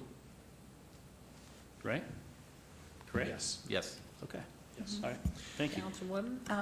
Yesterday when we met, and Mr. Gordon was there also, and we discussed these needs and the concerns of parents. And in the situation the world is today, I understand those concerns. But we also had talked about perhaps putting up a decorative fence just along that corner where the bar was, and I believe Mr. Gordon said that that could be done. Yes. Which would, I think, allay some of the concerns of the parents at least another step, because not only would they have to cross all that distance, you also have a fence which sort of make it uninviting. It's right on the corner. Yeah. Would you just show where it is? Yeah, it would just be there, so we could make the landscaping and the fence, which would be, I'm sure, a nice fence, decorative fence there. So Yeah, and- that was something that I thought you agreed to do. Yes, yes, we did discuss potentially putting a wrought iron fence a short distance along the building length in this area here, which would be, because as we mentioned, this slopes down, so you already Right, have a slope right. going down in the landscape area, and you probably have 30-plus feet of landscaping already here, so there's a big buffer coming off of Wallapine sloping down, but if we need to put a wrought iron fence in this area here, we're fine with that. And it would just make it more difficult for students. And Yes. that might help the parents and how they're feeling now. Yes. You'd not only have, if they did somehow get a ride across the road or something like that, or make the trip, that also would make it sort of a little more difficult to get to. I wanted to mention that. Okay. And then, so the last part that I want to make mention to is items 79 and 80, as Mr. Rokek and I were up here earlier, worked with your staff, and this is what we'd like to do is, we understand that the adjacent property owner wants to withdraw his portion of the vacation in the commercial subdivision map. So what we would need to do is revise item number 79 and 80 to remove them from the application itself. So in order to do that, we would ask that items 79 and 80 be continued. We'd like to continue it for 2 weeks or to March 1st, but my understanding is we need to submit the stuff like yesterday to be on the March 1st agenda. So my understanding is we can make the March 15th agenda on items 79 and 80. And I mentioned that to Mr. Rokak. She's going to come up here and mention a few other things. But on that, I believe we're both in agreement on that, because that way, and I'm making representation here, we accept their withdrawal without prejudice with respect to the vacation and the tentative map for their property. We're fine with that. We want to move forward with our property, but that's going to take another 30 days to revise the application accordingly with your staff. Okay, I'd like to go back to Mr. Perigo on this too, for the denials, all according to the perfunctory code, and then about the withdrawal on 7980 before I go to the public. Yes, Your Honor? Just comments about why on the items 74 through 78, just because of code or Yeah. other issues, and then to speaking to the withdrawal without prejudice on 79 and 80. Yes. 76 and 77. Yes, Your Honor. On item 74, the variance to allow 15-foot rear yard setback where 20 feet is required, it does not meet code. There's no unusual circumstance, and so we see it as a self-imposed hardship. On item 76, it does not meet, for the SUP, it does not meet distance separation, and the conversation between Councilman Barlow and Mr. Lowenstein, because there is a 100-foot right-of-way, they are able to ask for a waiver, but typically when you don't meet the distance separation, it does not meet code, staff is not going to recommend approval, and the same for SUP item 77 for the beer and wine cooler off sale. Okay, and then how are you with the withdrawal 79 and 80 without prejudice? Any comment there? Yeah, Or no, the I have no abeyance, comment I on should that. say. We did work that out. The soonest that we could get that back would be the March 15th meeting. Okay, and that's okay. Okay, so this is a public hearing. Is there anyone who wishes, after you're finished? Okay, and I do have a group, so we'll go ahead and please go ahead and re-announce yourself. Sure. Good afternoon, Mayor and City Council. Liz Sorokak, 8965 Southeastern Avenue, Suite 382, here on behalf of Mosaic Land 1. We're accepting of Mr. Gronauer's proposal regarding the vacation and tentative map applications. So long as my client's property is withdrawn from those applications, that's fine. And if I can just direct you to the overhead just for a moment, just so we are clear. Thank you. The proposed development is on these 10 plus acres, including this little triangle portion down here that I did not outline. And my client's property is this approximately 5 acre parcel here to the east. So I'm here to object to items 74 through 78, due in part to the fact that the proposed development violates an agreement between Mosaic and the adjacent property owner. And I just wanted to make the council aware that late last week, Mosaic filed a complaint regarding this matter, a complaint in court, and a lis pendens on these 10 acres here. Could we have Mr. Gronauer's map where you could see that just a little more clearly, please? Thank you. I'm sorry to interrupt you. Sorry. We filed 2 lis pendens in conjunction with the complaint. Is this the one you'd like, Mayor? Yes, thank you. Okay. Sorry, I didn't bring a larger one. And your land is the one to the east, correct? Without the hash marks? Yes, we are right here. We are the parcel that is between the existing residential and the proposed commercial development, which is the hatched area on Mr. Gronauer's plan. As I said, the proposed development is not in conformance with the agreement of the parties, and specifically with respect to the orientation of the shopping center toward Wallapai, the placement of the buildings on the property in terms of the closeness of the buildings to this particular eastern property line. That affects the grading of my client's property and also the aesthetics of it.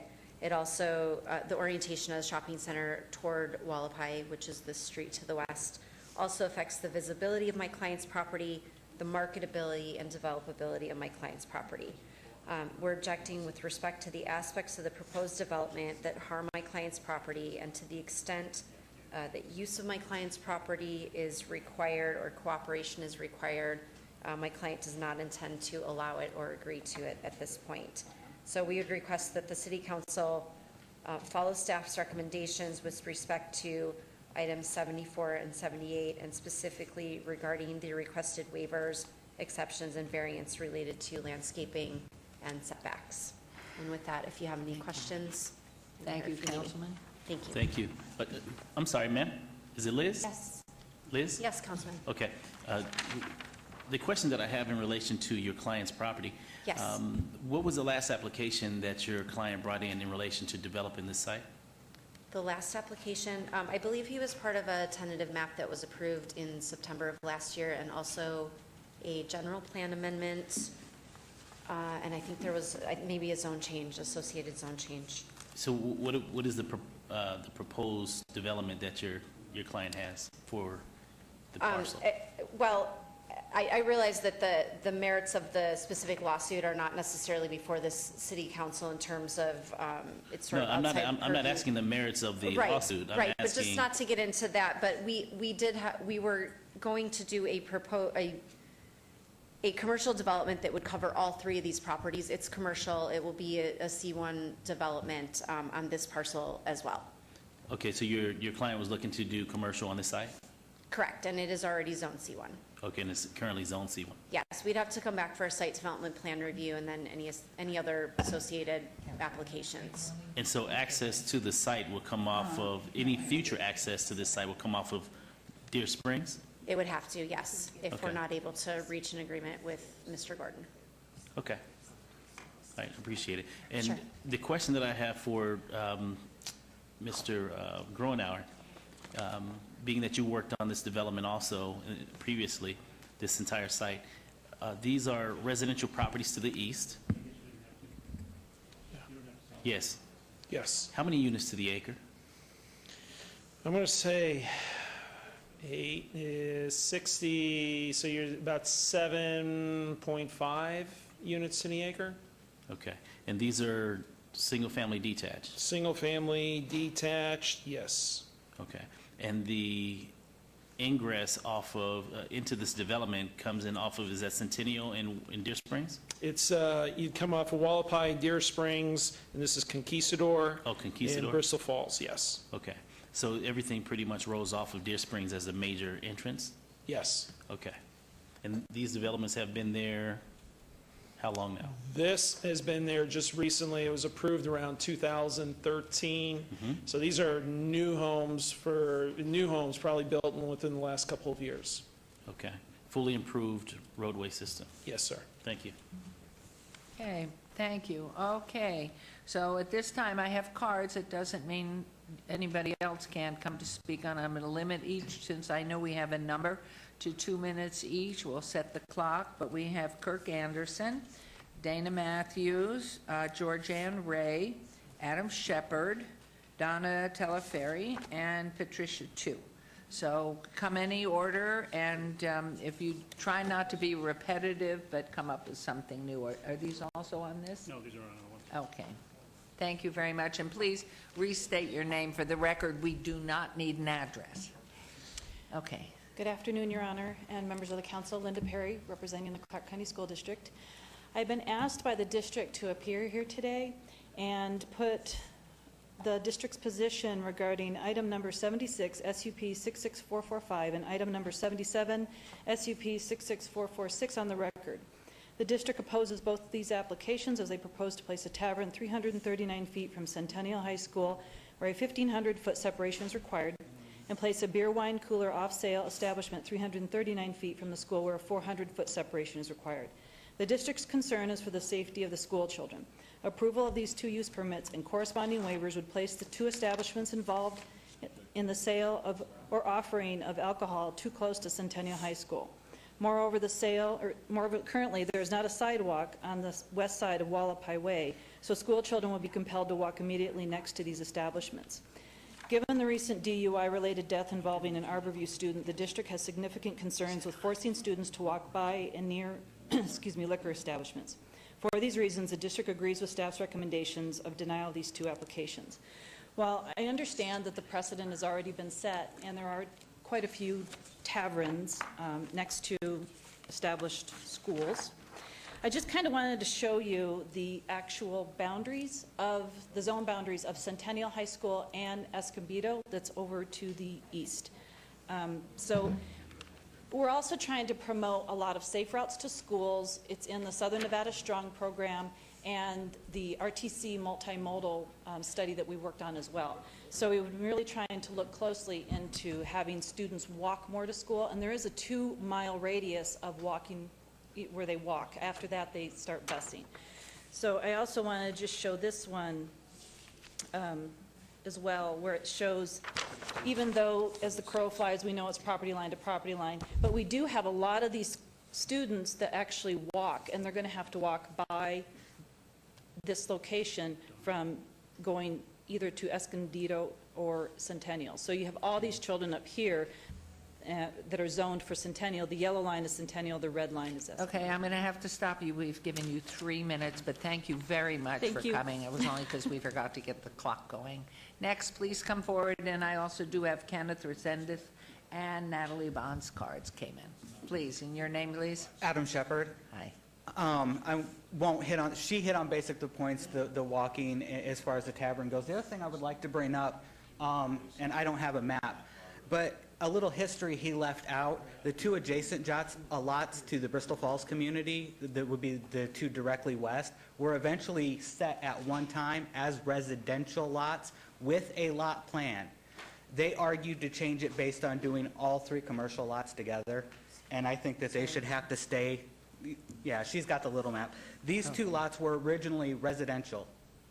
They changed these lots based that this corner lot was commercial, and then they changed the corner lot from PD to C1 based on changing these 2 lots.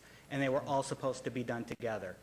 The concern here is what's going to end up in that lot, because he's not going to have a lot of options if he's not given. So, and again, I'll bring up the concern. One that I'm familiar with, the PT's pub that was built on the corner of Ann and Revere in North Las Vegas. Before that bar was built, they averaged 1.4 alcohol-related accidents Monday through Friday between the hours of 6 and 6. After that bar was built, they averaged a little over 3.5 alcohol-related accidents on Monday through Friday. So there is a correlation to building establishments within school zones, and it is a concern. And I thank you for your time. Thank you, Mr. Shepherd. Yes, ma'am. Mayor, Wait. I'm sorry, ma'am. Mayor, if I may, Mr. Groenauer, I'm sorry. Do you mind just leaving your map on the desk for us, please? It's a greater aerial for us to follow along. Thank you, sir. I appreciate it. Thank you, Mayor. Yes. My name is Georgianne Ray, and I'm on the school organizational team for Centennial High School. I've also been involved in schools and various parent boards for about 25 years.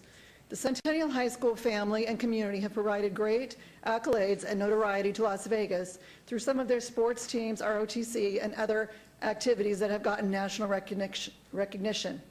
We are concerned as parents and community members about a bar or tavern going in so close to Centennial High School and also not far from Escobedo.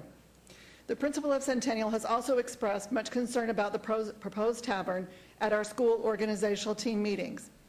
Also, besides regular school hours, the high school is used in the afternoon and evenings for sporting events and also for youth sports events with children ages 8 to 14 years old being in that school for several times a week for several hours.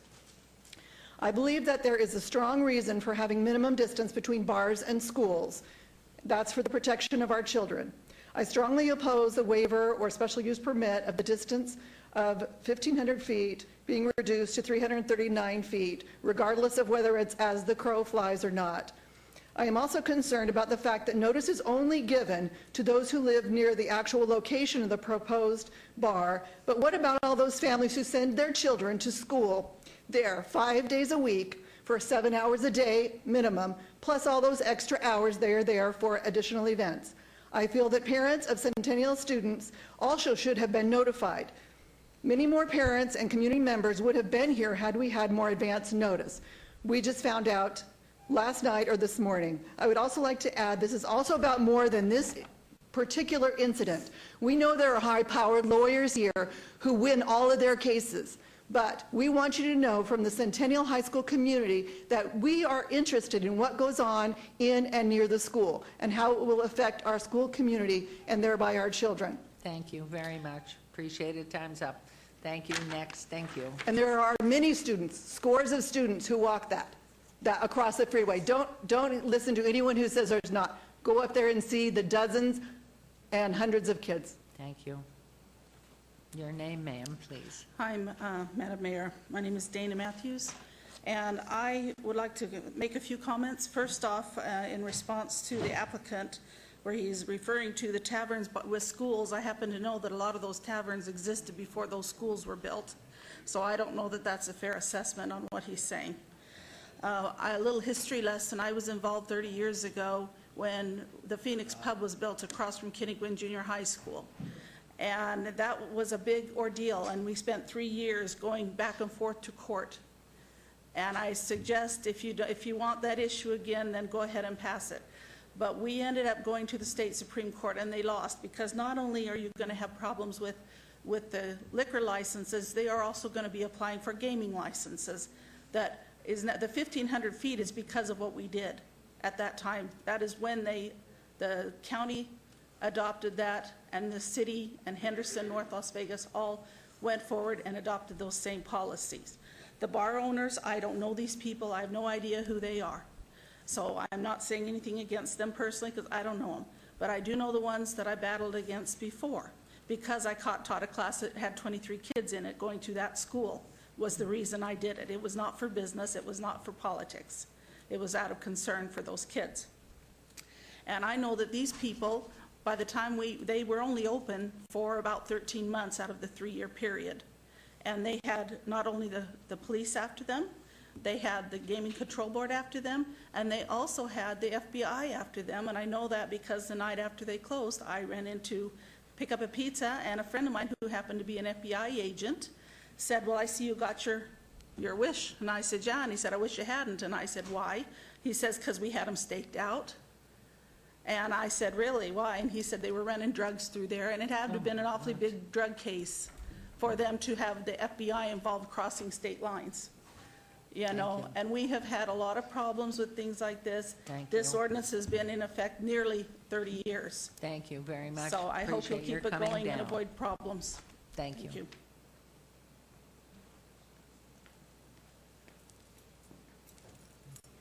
Hi, my name is Kirk Anderson. I live at 4386 Jordan Court. By way of quick background, I've been a foster parent for about the last 12 years, and I've had about 40 different foster children in my home.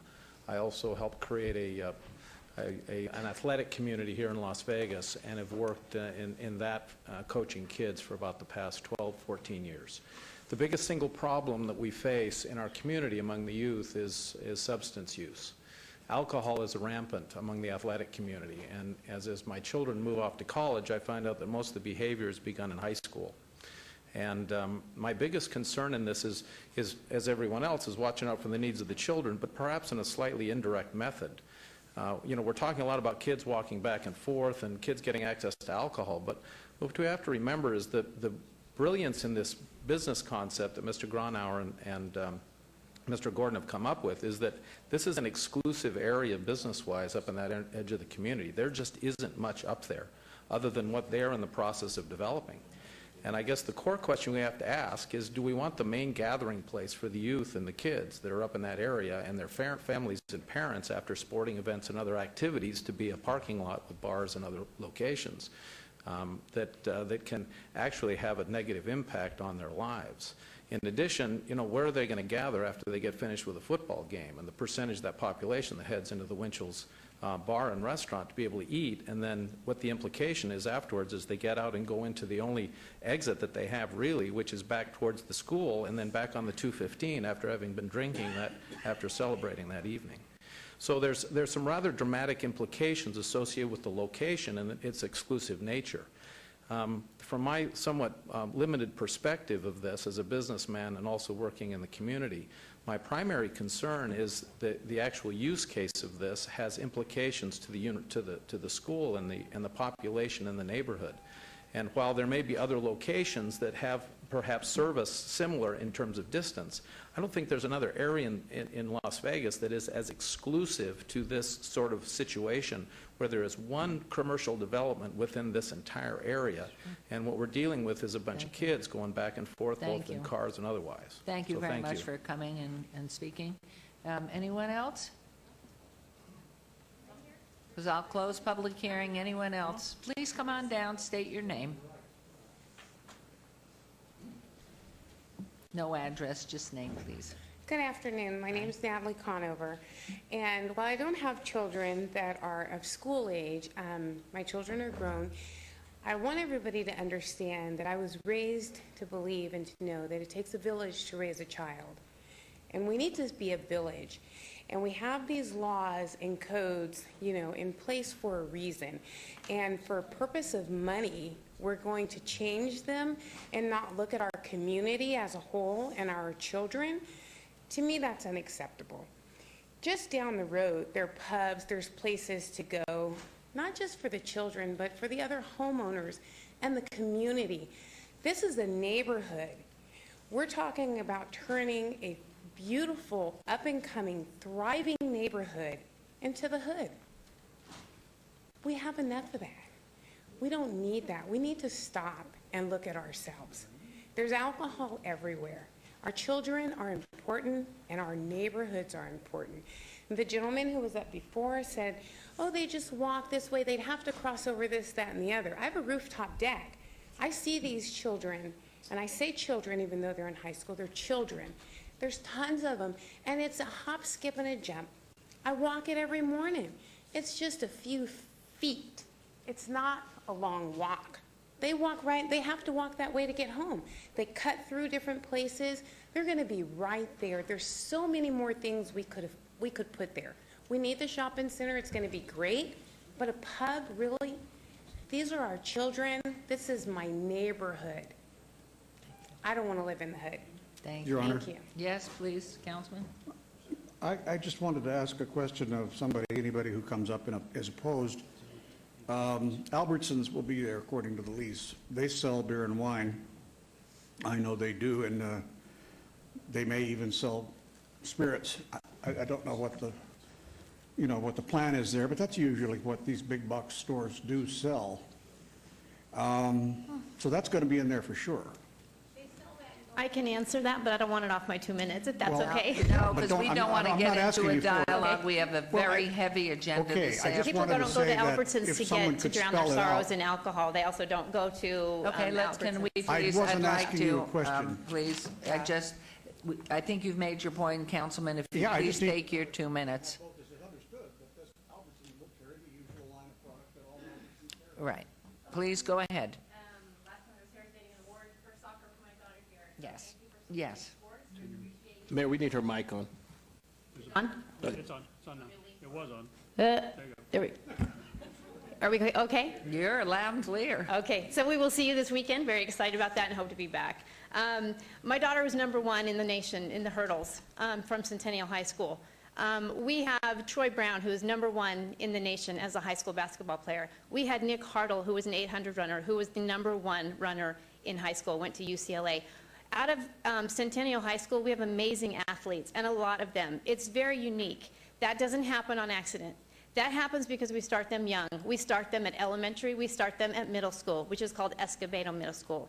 They travel to and from Escobedo to Centennial, back and forth along that road. And that's how we get these great athletes, because of community support. It's not an accident. They have to travel right past that tavern to and from. Also along that road is our cross-country team, who has also won many state championships. That is their route for running, boys and girls. And if you've heard about their teams, they're wonderful, and they win a lot, and they run that direct road. I don't know why you call it an overpass. It's a sidewalk. That's all it is. That's where those kids walk. They will go right beyond there. I could name so many #1 in the nation athletes that came out of there. But I only have 2 minutes. This is from Roy Sessions, the 6-time track coach. We are building quality student athletes at Centennial with a focus on their future. The less distractions they have, the more successful they will be. To train in and around the streets and community. We train on these streets. We need to keep them safe. Katie Lutman, basketball championship, 7 of them. It seems a bit dangerous in terms of clientele that a bar can bring in. It also promotes drinking to youth as well as gambling. I think it just sets up an environment where things could happen. Drunk guy meets kid waiting for her mother, etc. Shannon Aaliyah, volleyball. It is unsafe to have a bar in a close vicinity to children, especially between 2 schools that kids travel back and forth to practices. Drivers under the influence with children and new 16-year-old drivers is a recipe for disaster. We have national exposure. It won't go unnoticed if something, God forbid, should happen to any of these children. You ask if it matters, if it's a few feet or a few inches. Why don't we ask the child who just died at Shadow Ridge High School? Why don't we ask his mother if a few feet or a few inches would make that difference? That little corner is part of their running track. Thank you. Thank you. Thank you for coming down. For the record, Anyone we need else? her name. Oh, I'm sorry, ma'am. Could we have your name again? No, in the microphone, please. Natalie Bonds. Thank you. Hi. Your Honor, Cindy Councilman. My name is Donna Taliaferri. I'm a County Planning Commissioner of District C. I live 2 blocks from Centennial High School. 3 of my children went through all 4 years, each of them. We've had many football games, basketball games, volleyball games. It's part of our community. And what I find is that when we value our schools, when we as parents and the community value them, other people value them also. We have a great deal of respect for this school. We spend a lot of time there. Sometimes the kids get there at 6 in the morning and they don't leave sometimes until after 10 at night due to practice and trips and different things that they have. There isn't a 7 to 2 kind of thing that goes on in these high schools. This high school has been a part of our community for a very long time. And I have been, in fact, Mr. Gronauer will be very surprised that I'm not here fighting development. And I'm not. I'm not fighting development. We have worked hard over the last 25 years to make this community what it is. When a community respects itself, they have different criteria for what goes in there. We don't mind, we don't care about the development. We've had lots and lots of good luck with the houses that have gone in and around. We have 150 Lennar homes across the street from Centennial High School. What we really would like is for this bar to not be approved. If it's possible, that it would not be approved. I know that when we've called, we've been told that it's going to go and that's all there is to it, and the discussion has not been made. I'm just hoping that you will debate this amongst yourselves. I hope that you'll take the time to think about this one item. Yes, I understand Albertson sells things, but they don't drink it right there. And I don't think, or I don't, I mean, maybe you do, but I don't. And it isn't something that is, it's a social. A bar is a social. I didn't mean to upset you. But a bar is a social place. A grocery store is a place that you just buy it and put it in the car and go home. So thank you very much for your time, and I do hope that you will give it its due. Thank you very much. Next, please.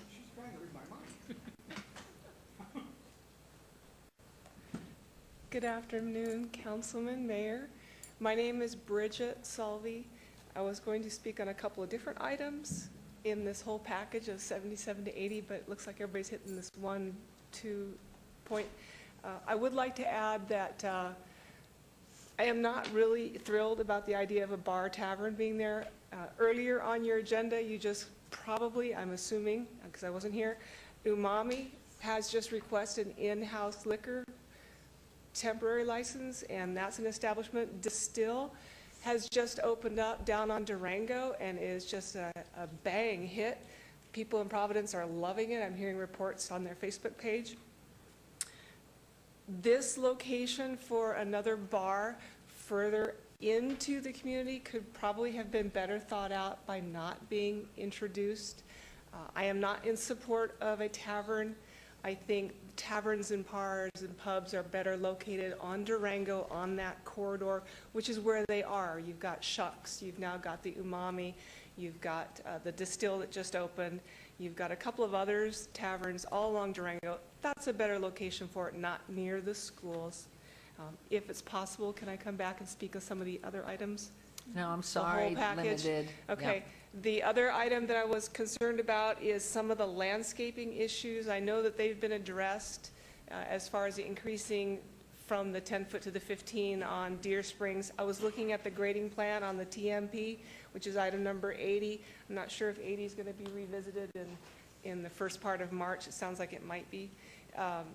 But I'm concerned about some of the grading in the fall of the land and how well that car wash, which is going to face straight north. Yes, you earlier approved a commercial project, 7470 LLC, on the other side of Deer Springs. So theoretically, it's going to face another commercial project to its north when the blowers go. But the grade on Deer Springs to where the car wash is negligible. So increasing landscape barrier is great, but the grade on that is still concerned. Self-imposed hardship for lack of parking spaces. I really wish they'd follow staff and rotate that car wash 90 degrees and let it face straight west, which would be facing Hualapai. There's a less noise, less issue if they rotate it. Thank you. Thank you. Thank you. Anyone else?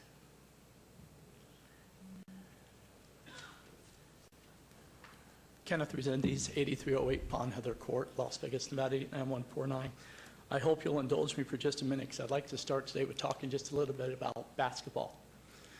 2 minutes. I will rush this if I need to. Okay. Within basketball, the courts are 10 feet tall. They're called a standard. Those standards are the same wherever you go in the world.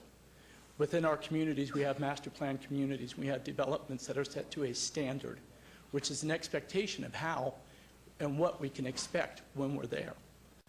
Now, while Mr. Browner had talked about the fact that zero impact has been proven to anything, that can't be proven. Excuse me. He said there's zero impact. That can't be proven. But we have seen statistics with DUI, with the legalization of marijuana and the issues that are coming up. Not only are we going to see issues like that coming about as well, but shopping centers are hangout spots for kids and high school kids. That is the main walking path. You've heard that. But what I'd like to ask you to consider very heavily is the fact that we have a standard. You aren't having people here arguing with you today over the zoning because they know the need for the commercial. With the two different areas that we're looking at on the map here, if we back something up to that back land, The beautification, if I could use that word for a lesser term, will ruin that area completely. That needs to have something that's consistent. I'm fine with commercial in there, but a bar next to that high school and a variance on that breaks our standards for the first rule. I'm against that. If this was realigned in a different way, they wouldn't have to be here asking you for that today. Okay, because that land and that acreage is different, but let's make sure the zoning in that land is used appropriately and set to be able to help that neighborhood, to make it an area that is conformed to the neighborhood and allows them to be there. Thank you. Also, Ms. Bonds asked me to give you a UPS disc. There are students who have voiced their opinion on this. It's about a 3-minute video, a flash drive for the students from the school and their feelings about what that shopping center will do and the impact. Okay. You can put it right there, and our city clerk will take that. Thank you. Anyone else?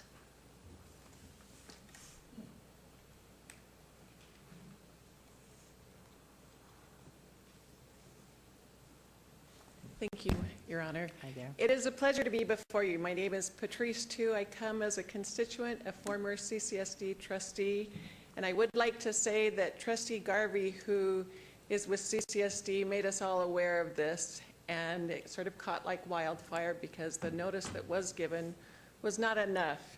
I also would like to say that she's sorry that she couldn't be here, but has grave concerns about this being passed, and that the several of us that you see represent a few hundred that are not here with grave concerns.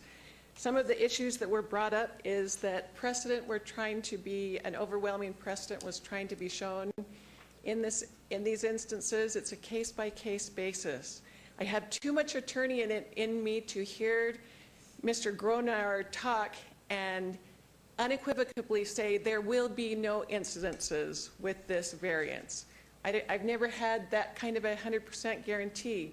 I also have too much researcher in me to hear him say there has been no impact from these other taverns, bars close to schools. I'd like to see the scope of what he's researched. I'd like to see his research. I'd like to see his data.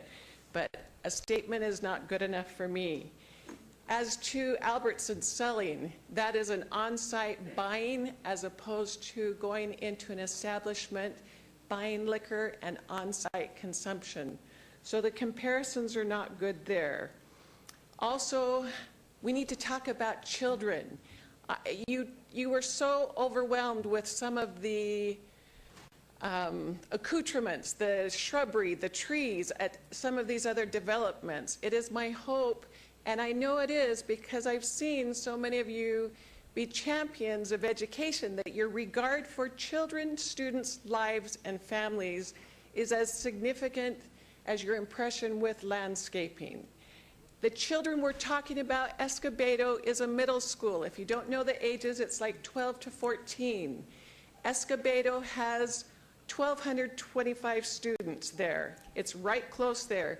Centennial, I want to give you numbers. North of that 215, there are 1,260 children who live north of that and who will be passing. Thank you, Mrs. Tu. You're over. Thank you. Thank you.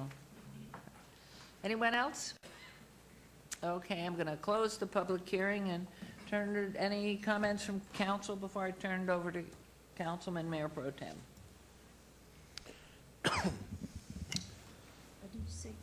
Seeing none, Mayor. Are we commenting after you? You can, through the mayor, of course, with the Okay. mayor's permission. Thank you all for coming down. I appreciate it. I have all your cards, and I can't disagree with very much of what you said. I can disagree with some of it. Mr. Gronauer, you did a great job telling us all how we operate in Ward 6 when you come in with a project. Would you share with everyone again how we do that? Yeah, it starts when you do a pre-submittal application process with your staff. Although it's not required by code, your staff always tells the applicant to go in the northwest in this specific area to make sure you have a neighborhood meeting, because you will not go to the Planning Commission without a neighborhood meeting. In this instance, as I mentioned earlier, we started this process way back, I want to say August, September, in that general area. And even though we work with your staff in the Northwest, we already knew who to contact, the people to contact. We sent out the notices that are sent out to the area on the zoning applications itself. And then we had subsequent conversations with neighbors as we went through this, many phone calls, there's emails, there's other discussions. We had the Planning Commission, we held these items numerous of times, and not because of issues with the neighbors, with the project. It was held because we were adding property in the 0.6 acres. So through this process, up until yesterday, the noise that we heard, there was a concern with the tavern. I'm not going to discount that. We addressed that at the Planning Commission. We said maybe we could put a barrier there with the wrought iron fencing that Councilwoman Tarkanian mentioned. But up until yesterday, probably late afternoon, was the first time that we really realized the amount of people now calling and had a concern with the tavern itself. But we've been open, what we've been proposing. As I said, now this is where we, in February, almost 6 months, let's say 5 months, that these items everybody's been aware of what we've been doing. And if the mayor will continue to indulge me, I ask you that because I've been very, very consistent in the many years that I've been on this council with development. You know that. Yes. Your entire firm knows that. The other firms know that as well. Meeting notifications, and I think you had 3 neighborhood meetings from my notes. So let me read the results of those neighborhood meetings. You were correct. Tuesday, August 25th was your first neighborhood meeting. 5 people were there, 2 for staff members. Here were the concerns. Traffic, construction concern. 1 member was against the entire project because he didn't know it was going to be at the shopping center.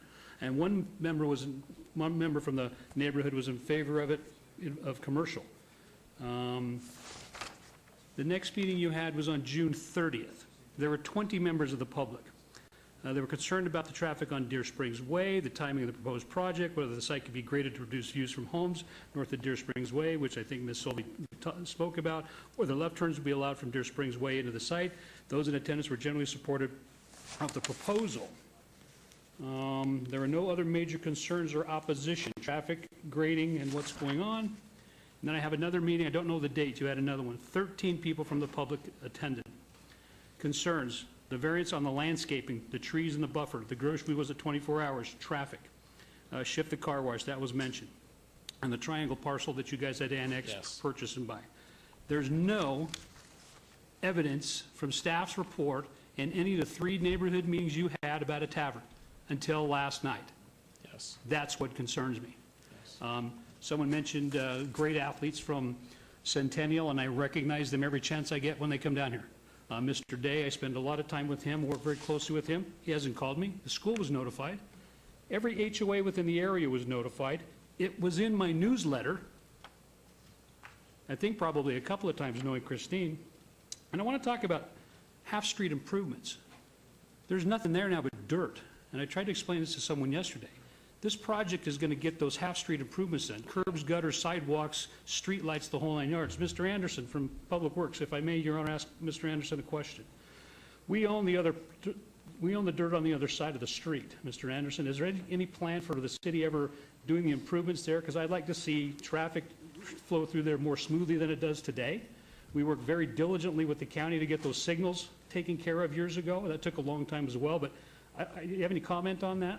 How do we do that when it's city land and we need curb gutters and sidewalks?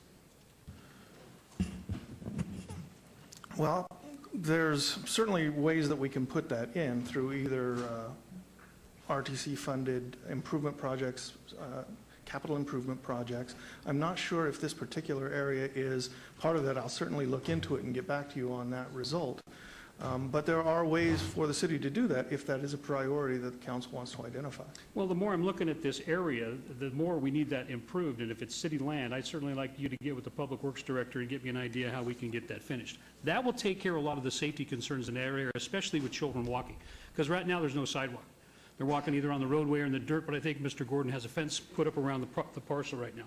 So the half-street improvements are going to be significant.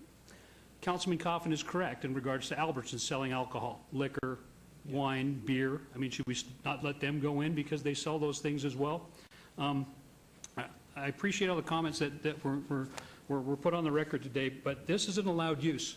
And I just find it very suspicious that after all of these neighborhood meetings, and how many years are we doing this? 2 years on this parcel? Oh, I've been working on this for a long time, and our office has been working since 2008 on the bigger portion as I started out the presentation. So your 9 years, and then more specifically over the last 4 years, about getting an anchor tenant along with the convenience commercial uses for the area. We've been working on it a long time. Well, and I know you, your client has been very clear with me on all of the uses going in there, for all of these neighborhood meetings, and all of a sudden, last night is when the fire starts burning. So that's very suspicious to me. Your Honor, I'm ready to make some motions. Well, let me speak first. I want to say Oh, I'm sorry. something on this. Please. I just wanted to ask a question, if I might. Yeah. I've been hearing these concerns about the bar for weeks. Now, I should have maybe come to you and said something, but I assumed, that you were hearing it. But I did, and when I talked with you yesterday, I told you, I've been hearing these concerns for weeks. And that was, so it was not a last night thing, and I don't know what the suspicions would be, but, why would you be suspicious of that? Because they have for weeks been talking about it, at least through people who are involved in maybe education or people who are involved with parent groups. But I will tell you that honestly, and I did tell you yesterday, for weeks I've been hearing these concerns. It's not my ward, so I just assumed that you had heard even more than I heard. Okay. Mayor, Your Honor, I haven't heard any concerns, so I don't know why Councilwoman Tarkanian was singled out, but I have to say that all supermarkets have the permission to sell up to 10% space with alcoholic uses. It's not unusual. When D. Smith set up the Smiths down here from Salt Lake, he understood that in order to make a profit, in order to keep the rest of the stuff, the food cost low, you sold a little beer, wine, and booze, and still does. And I think that, in fact, if you think about it, as a teen, and I grew up here, drinking was not done and still is not done by the drink, by youngsters. It is too expensive that way. And the people who serve in taverns are required to be licensed. They are required by us to be good people. You don't just serve around here and you don't just own one of those taverns unless you pass inspection here. You need permission. And so that hasn't been the source of most of the drinking. Most of the drinking has been at or in either, probably not in the parking lot, but close by in the desert by teens who bought it at a supermarket. And I'm thinking that should have been the first thought of people who wanted to oppose this. And I would not have opposed it myself, but I recognize that we should all of a sudden be worried about a bar when there's much more available at a much cheaper price right there in a supermarket. So there is the problem. But if there is a problem, it starts at home. And I know the kids that are raised in the families of the people who have spoken here are not going to touch alcohol because you've taught them not to do it. So I would think that for the purposes of recognizing the problem, which is nothing to laugh at, the fact is that the family controls the growth of the child. And the family has so much more to say than anybody else. And the peer people, the peer groups, all the ones, particularly the athletic teams that have been mentioned, they are super about encouraging straight life on this issue.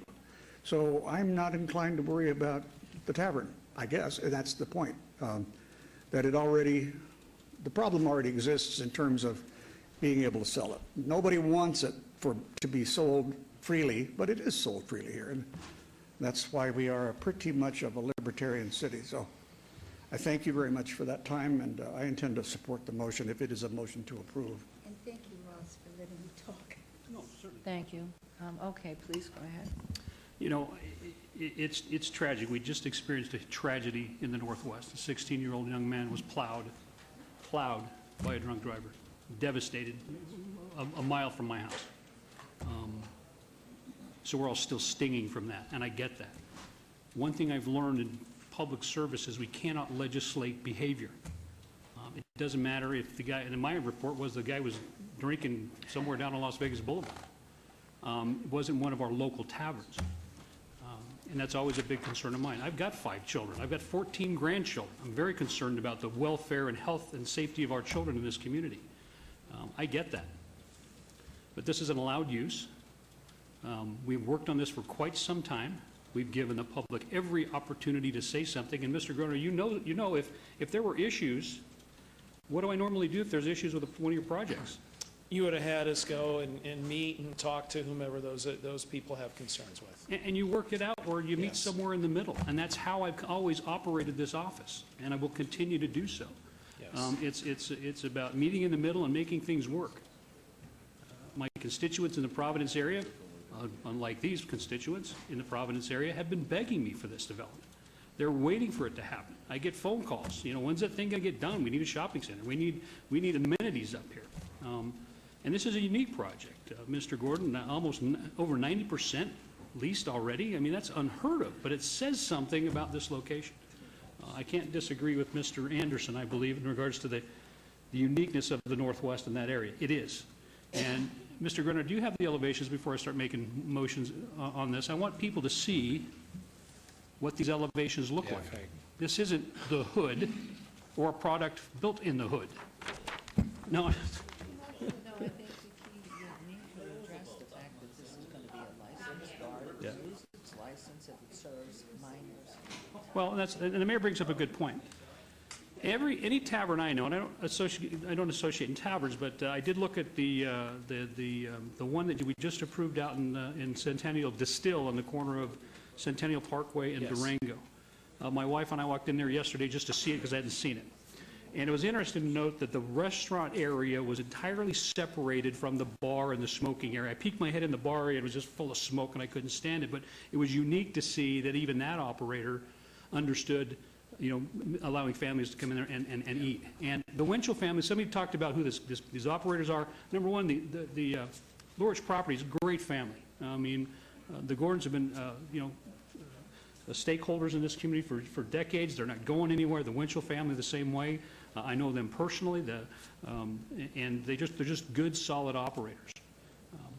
I know that Mr. Gordon will do whatever it takes to make this a beautiful shopping center, as he does with the rest of his shopping centers. Those elevations look great, and I'm really excited to see this thing happen. So congratulations, and with that, Mayor, if there's no other comments from our council members? Oh, I'm sorry. Good point. Can I'm we sorry. just comment when it comes to each one, if we have a comment? Because I only have a comment on one. Sure. I don't have. And the mayor reminded me of something else. You can't get in that tavern unless you're 21 years old. Those bartenders are not going to let that happen. You can certainly get into Albertsons and run up and down the liquor aisle and be 11 or 15 or 18 or whatever, what have you. Because I did when I was a rotten kid. But you can't get into those taverns. They're very difficult to get into if you're not 21 years old. And they won't get served. That's exactly right. So, folks, I appreciate your comments. I appreciate everything that you've said, but we're going to move on from this. So, on agenda item 73, I'm going to follow Planning Commission and staff's recommendation for approval on 73. There's a motion on agenda item 73 to approve. Please vote and please post. Motion carries. Agenda item 74. I follow Planning Commission's recommendation for approval. There's a motion on agenda item 74. Please vote and please post.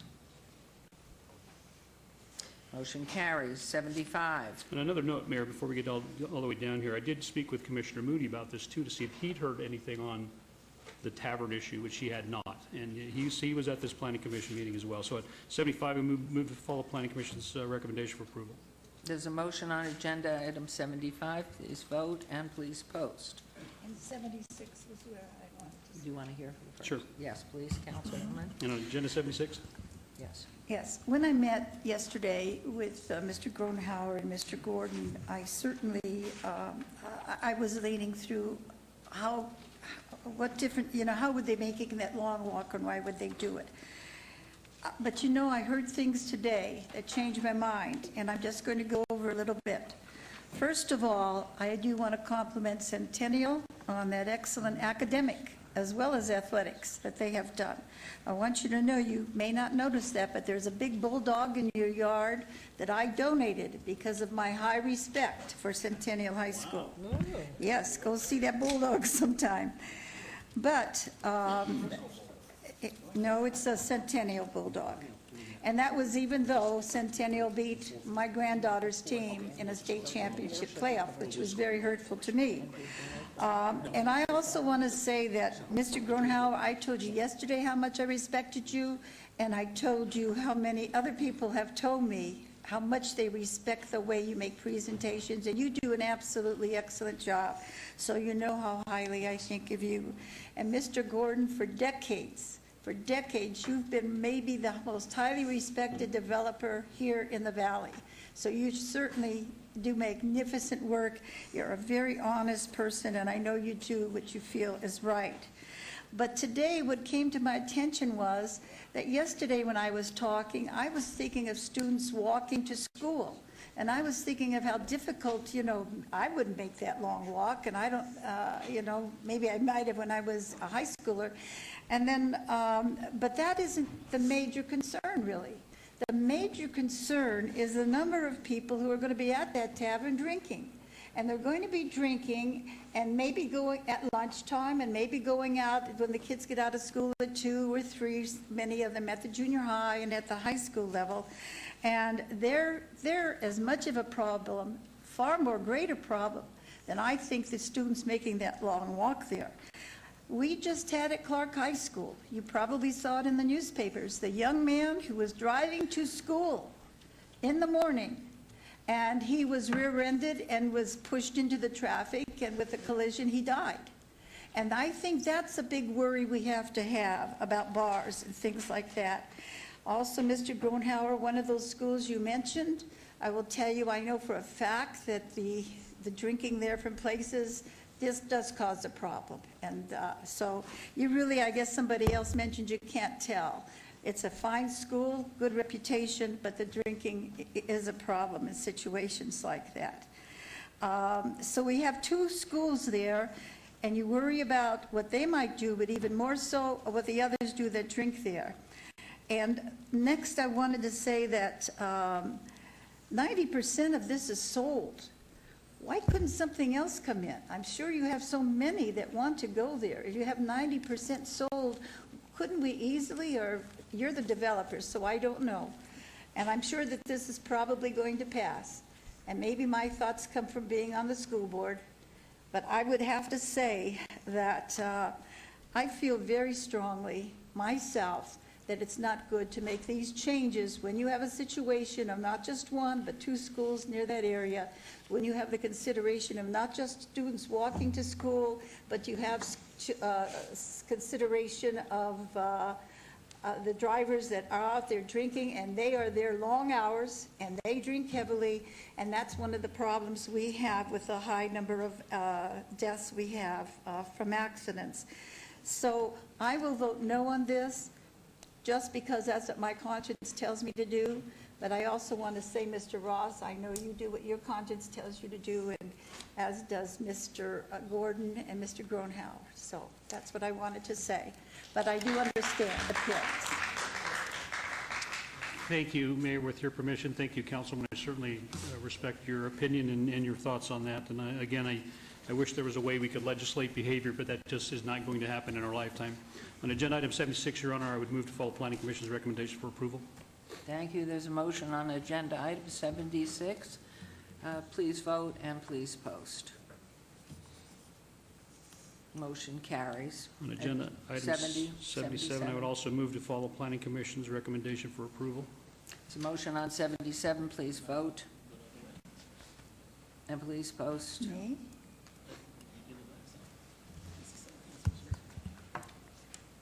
Motion carries. Your Honor, I'm sorry, just real quick. On the item 78, Public Works is going to have to enter in a revised condition given the abeyance of items 79 and 80. Okay, who's going to present that? Well, Bart Anderson, Public thank Works. you. What I'd like to suggest, since there is a possibility that the site is going to get altered through this abeyance process, particularly with respect to Inyo Avenue, that's the cul-de-sac on the south side of the property. Right now, we have a requirement in the SDR that, the site plan review, that requires dedication and construction of the north half of Inyo Avenue. If that does in fact get vacated and is eliminated, then they would have to come back for a review of condition to get rid of this condition. What I would suggest is that we remove that portion of the conditions on the SDR, and then if that roadway construction and dedication is needed as a result of whatever they're doing, that can be required with a tentative map. And that way, we get it if we need it, but if we don't need it, they don't have to come back and redo a new application. So with your permission, I'd like to recommend that we eliminate on condition number 15, the portion that says, and the northern half of the NU Avenue cul-de-sac. Eliminate that sentence of condition number 15, or portion of the sentence. And then on condition number 17, eliminate the last sentence, which reads, improvements for the NU Avenue cul-de-sac may be deferred to be concurrent with the adjacent on-site development activities. If we need them, we'll get them with the tentative map. I recommend we eliminate them from the SDR. Good thought. Thank you. Your Honor, if I may? Please. I would move to follow Planning Commission's recommendation to approve agenda item 78 with the additional conditions per Bart Anderson from Public Works. And the applicant has agreed to that? Yes, yes. Thank you.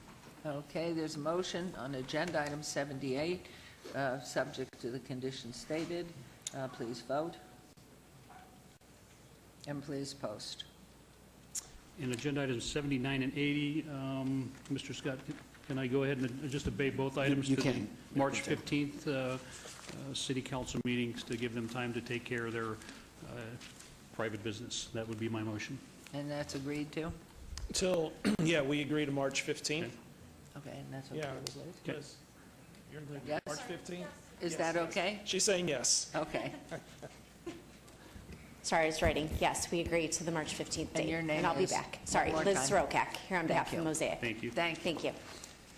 Okay, and that concludes that grouping, correct? And thank you for your time and consideration. Appreciate Thank it. you. Nope. And to be posted, oh, I didn't. How do you like that? There it goes. And those are obeyed to the 15th of March. Besides March. Okay, we're on to agenda items 81 and 82. 81, GPA's 66493, and a request for a general plan amendment from PCD, Planned Community Development, and PF Public Facilities to M, medium density residential, and AD2 ZON 66494, and a request for rezoning from U undeveloped PCD Planned Community Development General Plan designation CV Civic to R3 medium density residential. The applicant owner is Busyard Properties LLC et al. On 15 acres on the west side of Shumber Road, approximately 700 feet south of Ann Road. Planning Commission and staff recommend approval on both items. These are in Ward 6 with Councilman Ross, and our public hearings, which I now declare open. Is the applicant or representative present? Good afternoon, Ms. Mayor, members of the council. Stephanie Allen, 1980 Festival Plaza, here on behalf of the applicant. Would you like me to do my presentation, or would you like staff? Why don't we hear from Mr. Perigo and public hearing and see where we go. Okay, thank you. Thank you, Your Honor. The applicant is requesting a general plan amendment and rezoning only at this time to allow possible future development of multifamily residences. A site development plan review would be required at that time. The site is located in close proximity to the 215 and Chamber Roads, the Clark County School District bus yard, and a large gravel pit. To the west is land that was recently annexed into the city out to the Red Rock Candy National Conservation Area. Designation of this property for multifamily development would provide a buffer between the more intense uses that exist and are projected in the immediate area and the less intense residential development that is anticipated to the west. Staff is supporting the request. Thank you very much. This is a public hearing. Anyone who wishes to speak on these items, please come forward, state your name. We don't need your address. Okay, hearing and seeing no one, I'm going to close the public hearing. Councilman Ross. Thank you, Your Honor. I am going to follow Planning Commission and staff's recommendation for approval of agenda item 81. Thank you. There's a motion on agenda item 81 for approval. If you'll vote, please, and post. It's a tough one. Thank you. Short. Motion carries. On agenda item 82, please. Again, I will follow Planning Commission and staff's recommendation for approval. Thank you. Agenda item 82, motion to approve. Please vote and please post. Motion carries. Thank you Thank you very very much. much. Appreciate it. Thank you. All right, we'll move on to agenda items 83 through 87. 83, GPA 67918, a request for general plan amendment from C Commercial to LIR, Light Industrial Research. 84, VAR 67919, a request for variance to allow 166 parking spaces where 232 spaces are required and to allow no loading spaces where 4 loading spaces are required. Agenda item 85, VAR 67920, and a request for a variance to allow a 0-foot side yard setback where 10 feet is required. 86, SDR 67921, a request for site development plan review for a proposed 69,500 square foot office and warehouse complex with a waiver to allow a 0-foot perimeter landscape buffer on portions of the west property line where 8 feet is required. Number 87, TMP 67922, on a request for a tentative map for a proposed one-lot commercial subdivision. The applicant owner is Conrad Rogers Group, Inc., on 2.74 acres on the west side of Main Street, approximately 610 feet south of Washington Avenue, M Industrial Zone. The Planning Commission recommends approval and staff recommends denial on items 83 through 86. And on 87, the Planning Commission and staff both recommend approval. These are in Ward 5 with Councilman Barlow, or public hearings, which I declare are now open. Is the applicant or representative present? Yes, Your Honor. Landon Christopherson, 2885 East Quail Avenue. Thank you very much. Mr. Perigo, can you explain your denials, please? Thank you, Your And anything Honor. else you wish. The proposed general plan designation of light industry research is consistent with the established development along this section of Main Street and will bring the site's existing industrial zoning into conformance with the general plan. Staff supports this request. In conjunction with the general plan amendment, the applicant is proposing an office warehouse development with variances to allow a structure to be built to the property line along the north side of the property and to reduce provided parking by 28% of the number of spaces required. In addition, a waiver of perimeter landscaping and exceptions of parking lot and perimeter landscaping are required. These requests are self-imposed and indicate that the site is overbuilt. Staff is recommending denial of associated variance site review and tentative map. Councilman Barlow, I'm going to open public hearing, or do you want to hear the presentation first? Do you want to wait and see what's happened with public if they have concerns? No, you can or go ahead no? and because he may share something that the public may be interested in, Okay. if in fact there's anyone here for this item. So I would like to hear from the applicant. Thank you, Mayor. Good afternoon. Real quickly, we're proposing one-story, 4 buildings, approximately 37,500 square feet, one story. There'll be a combination of warehouse and office space, which would be utilized for professional and services for the downtown area. We do have a 4-story office building, which is 2 stories of parking, 2 stories of office, and we are requesting for the waivers of the parking. The staff had required that we go with the ultimate use, which would be if everything developed as office, and that would require 232 spaces, but if everything does not develop office, we would actually be overparked if we provided those 232 spaces. And I know that it says we have 166 spaces, but ultimately, if the development went with all office, there would actually be 181, as those loading spaces in front of the roll-up doors would actually, those roll-up doors would be removed, and that would become office frontage. Excuse me, where's Washington in relation to this? Washington is further to the north. Over here on the right-hand side? Yes. How many blocks? I think it's approximately 3, if I recall. So is this Bonanza on the left? Yes. It's not that far. It's right between Washington and Okay. Okay, thank you, thank you. The other way we're asking is for the 0 lot line, which is to allow, when this office develops, the office 4-story, is to allow that the existing building that the applicant owns could utilize the stairway and the elevator for this existing building.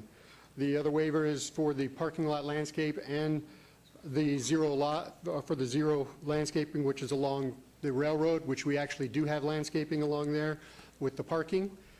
Other than that, just here to answer any questions you may have, and we do concur with staff's recommendations. Okay, thank you. This is a public hearing. Please, if there's anyone here that wishes to speak on any of these agenda items, 83 to 87. Hearing and seeing none, we're going to close public hearing. Councilman Barlow. Yes, thank you, Mayor. I had an opportunity to have my staff work with the applicant on this item.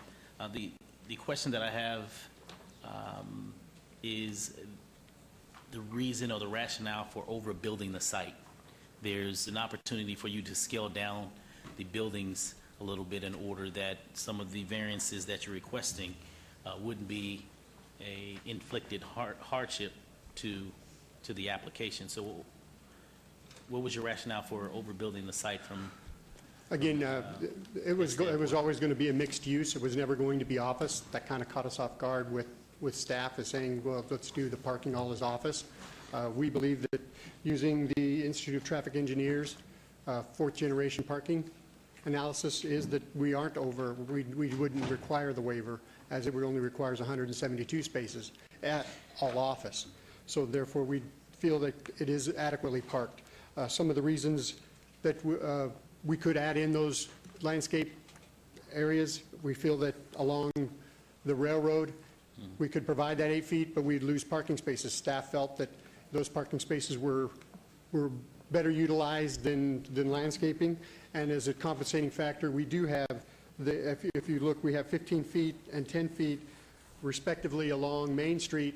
You wouldn't see those, the parking area. You wouldn't see that, they're screened from the right-of-way. Then what I would like to do is ask that, and how do we do this, Tom? I would like to increase the landscaping on the, what is this, the east side of the property? Main Street, facing Main Street? Yes. I would like for you to increase the look of the landscaping on the front in exchange for the elimination of landscaping on the western property line. So how should I word that, Tom, Peter? I don't need the landscaping next to the railroad track. Are you amenable to that? Yeah, we can work with staff to accomplish that.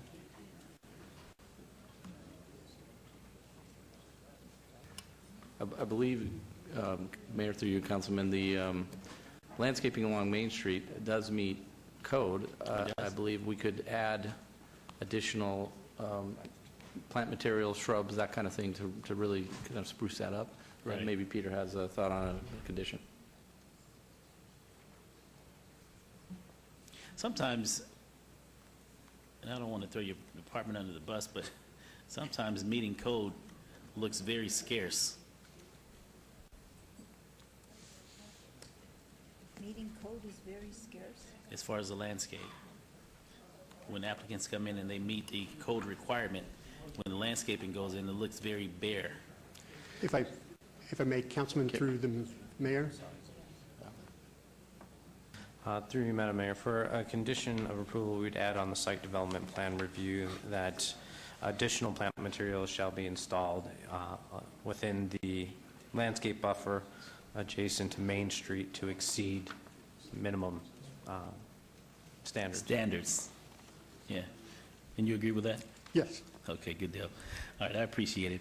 So for the GPA, Mayor, I'll move for approval of this item, subject to all conditions.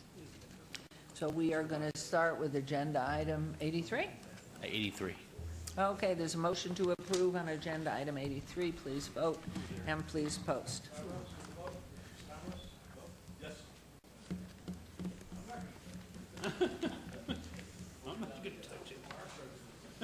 And please post. Where did he go? Or you have Councilman? Good. Okay, 84, please. Okay, now on item 84, Mayor, for the variance, the parking variance, I'll move for approval, subject to all conditions. Thank you. There's a motion to approve on agenda item 84, subject to all conditions. Please vote and please post.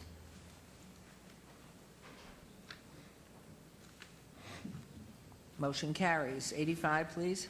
Yes, and on 85, I would like for the comments made by planning in regards to additional landscaping to exceed the standard landscaping, I would ask the applicant once again if he agrees to that. I'd like to, if I might, ask Mr. Perigo, please. Yes, thank you, Your Honor. Councilman, that would be appropriate on the site plan on the next item? Oh, SDR? Yes, sir. Okay, then move for approval on the variance 67920. Move for approval. That's agenda item 85. There's a motion to approve as is. Please vote and please post. Motion carries. 86. On 86, Tom? Yes, sir. Are you going to read in? Through you, Madam Mayor, the condition would read as follows. Additional landscape materials shall be placed within the landscape buffer adjacent to Main Street to exceed minimum development standards. Okay, you agree to that? Yes, we do. Okay, move for approval. Thank you. Subject to conditions, Subject to agenda all item conditions. 86, subject to conditions for approval. Please vote and please post. Motion carries. Agenda item 87, the final one on this.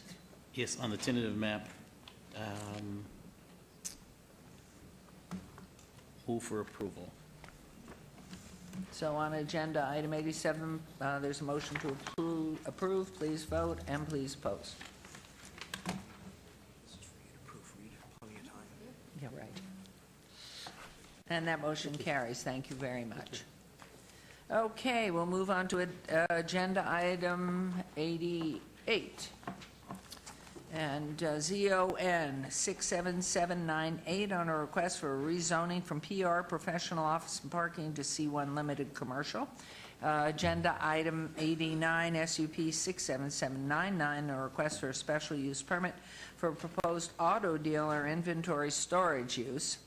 90 SDR 67795 and a request for a site development plan review for a proposed auto dealer inventory storage use with waivers, a landscape buffer requirement to allow a 7-foot landscape buffer along the north perimeter, 6-foot landscape buffer along the south perimeter where 8 feet is required to allow a 14-foot landscape buffer along the east perimeter and a 9-foot landscape buffer along the west perimeter where 15 feet is required, and a waiver to allow the use to be located on a 60-foot local street where a 100-foot primary or secondary thoroughfare is required. The applicant owner is Aline F. Becker Trust on 1.76 acres at 2353, 2363, 2383, and 2390 feet Potosi Street, PR Professional Office and Parking Zone, proposed C1 Limited Commercial. Planning Commission recommends approval. Staff recommends denial on all items. These are in Ward 1 with Councilwoman Tarkanian and public hearings, which I declare open. Is the applicant or representative present? Yes, we are. Jolene Thompson with BTN Nevada. Can you pull that a little closer to you? Sure. Jolene Thompson, BTN Nevada. And with you? Barry Becker. Never would have known. Thank you very much. Okay, Mr. Perigo, shall we go? Sure, thank you, Your Honor. Staff is recommending denial of the rezoning application special use permit and site development plan review as it intensifies the use as it approaches single-family residential. Therefore, staff is recommending denial. Thank you very much. Do you, Councilwoman, should we have them present and then public? Yes. Okay, please go ahead. Okay, well, what we have before you today is it's an existing parking lot with existing landscaping. We've got existing driveways coming in. Everything's existing. Okay. Anything else you wish to add, Nope, Mr. Becker? that's all I have, Mr. Becker. Okay. Well, this is the parking lot that the Las Vegas Athletic Club used to use and then no longer needed.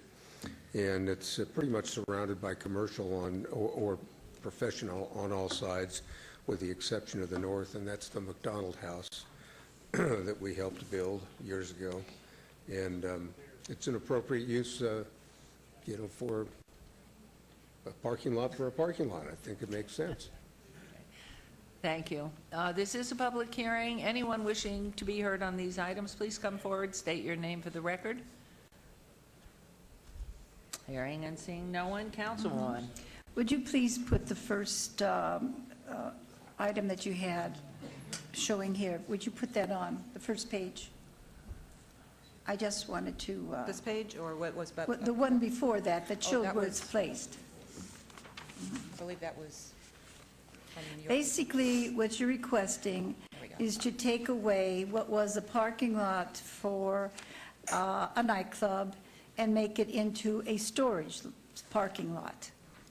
It had cars before that went in and out, and it now has cars that won't go in and out as often. Correct. I only had one protest on this, and it was from someone who does not live really close to the area. And as you can see, in front, you have the businesses facing Sahara, and then you have in back, that's McDonald House, that other pink that's going up. You could point to that probably. It's to the left of the yellow. You can't even really see this parking lot well from McDonald House. You really don't see it any place well from except for where there's parking. And this does not seem to be an out-of-ordinary type of request. It seems to make sense. Nobody has shown any interest in doing anything there, building or otherwise, development, in all of the 12 years I've been on the council. So I would move for approval, and I think that this will help us as far as some of the problems we've had with parking from the car lots that are there on Sahara, which Okay. has caused a problem. There's So a I motion- move to approve. Okay, motion for approval on agenda item 88. Please vote. And please post. And That I motion move for passes. approval on item 89, also making sure, however, through our planning department, that all of the landscape is up to date and as lush as we can make it. All Is right. that all right with you? Yes, we agree with that. Yeah, Motion to approve agenda item 89 with that condition, with that yes. condition, and please vote. And please post. Agenda item 90. And move to approve item number 90, Okay, motion to approve agenda item 90. Please vote and that's where the condition would fall. and please post.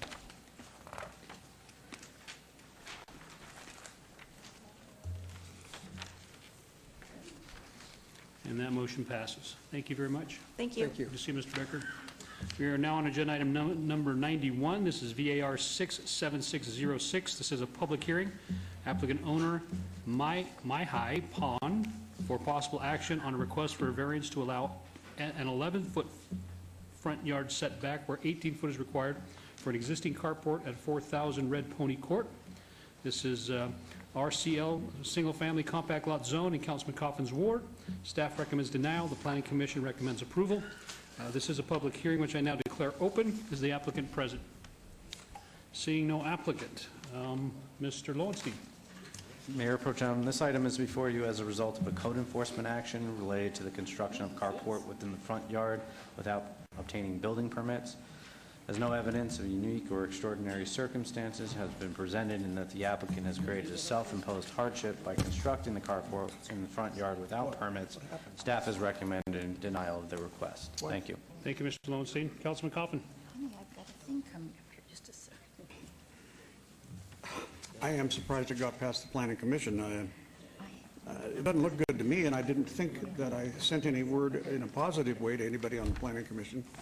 I'd like to obey this for a couple of weeks and see if we can't get more explanations. That's what I want to do right now on item 91. Move to obey for 2 weeks. That would be March 1st. Advance to March 1st. That's the motion. Yes, it is, sir. Please vote. And please post. It's not attached, you know that. We get a post? Oh, we're waiting. Councilwoman? Sorry. Thank you. And that motion passes. We are now on agenda item 92, VAR 67837. This is a public hearing. Applicant owner Gary L. Boyder, Living Trust, for possible action on a request for a variance to allow a 0-foot side yard setback where 3 feet is required, a 4-foot front yard setback where 20 feet is required, a 3-foot distance separation from the main building where 6 feet is required to allow an accessory structure that is not aesthetically compatible with the principal dwelling, and to allow an accessory structure in front of the primary structure for an existing 324-square-foot accessory structure, Class 2 carport, on 0.14 acres at 2725 Merritt Avenue, R1 Single Family Residential Zoning. This is Councilwoman Tarkanian's ward. Staff recommends denial. Planning Commission recommends approval. This is a public hearing which I now declare open. Is the applicant present? Please come on up and introduce yourselves for the record.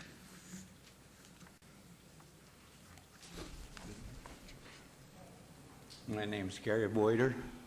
Mr. Boyder, nice to see you. 2725 Merritt Avenue. Okay, nice to see you. You want to introduce the gentleman in with you? Jim Thomas, I'm just with him right Okay, now. Jim, good to see you. Glad you're here, too. Mr. Lowenstein. Mayor Pro Tem, once again, this item is before you as a result of code enforcement action related to the construction of it within the front yard without obtaining building permits. Aerial photography shows that the structure was constructed sometime in 2006.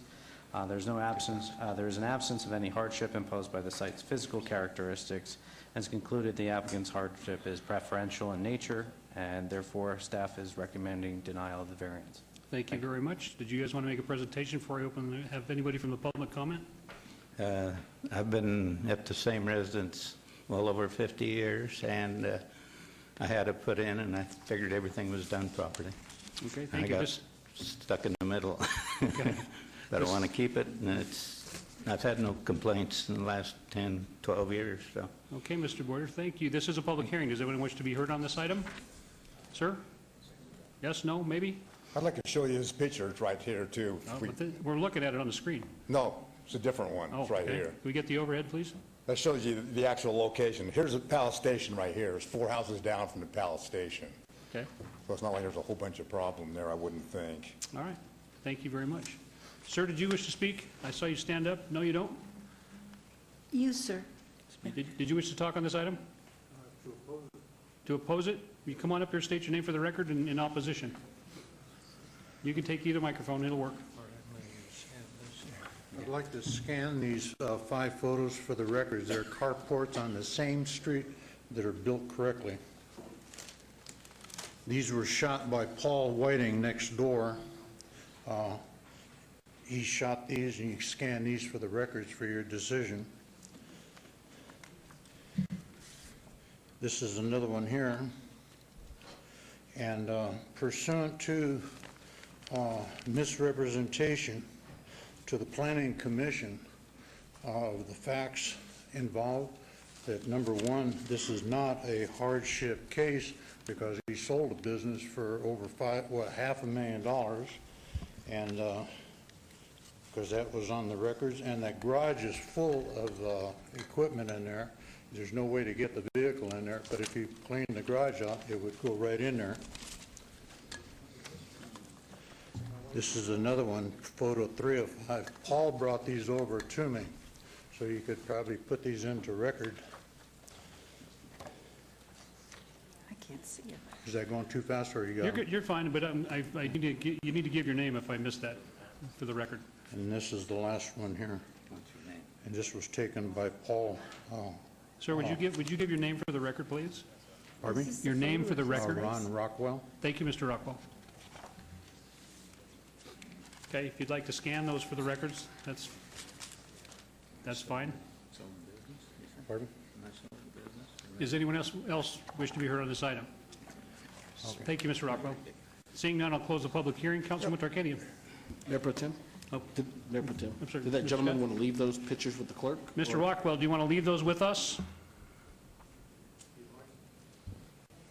So we can make them part of the record? Thank you. Thanks, Mr. Scott. Councilman Tarkanian. I'd like to, you originally had a garage, right? And you had the garage enclosed or cut off. Yes. And that's why you put the carport up. Right, that's correct. Now, I want to tell you that of all the considerations I've had for carports, some of which people liked and some didn't, I've had some really strong protests on this one. And if nobody's complained to you, maybe they should have. But just to show you, and because this is done anonymously, these are some of the comments. This homeowner already had a garage or carport originally and closed it in for more home space.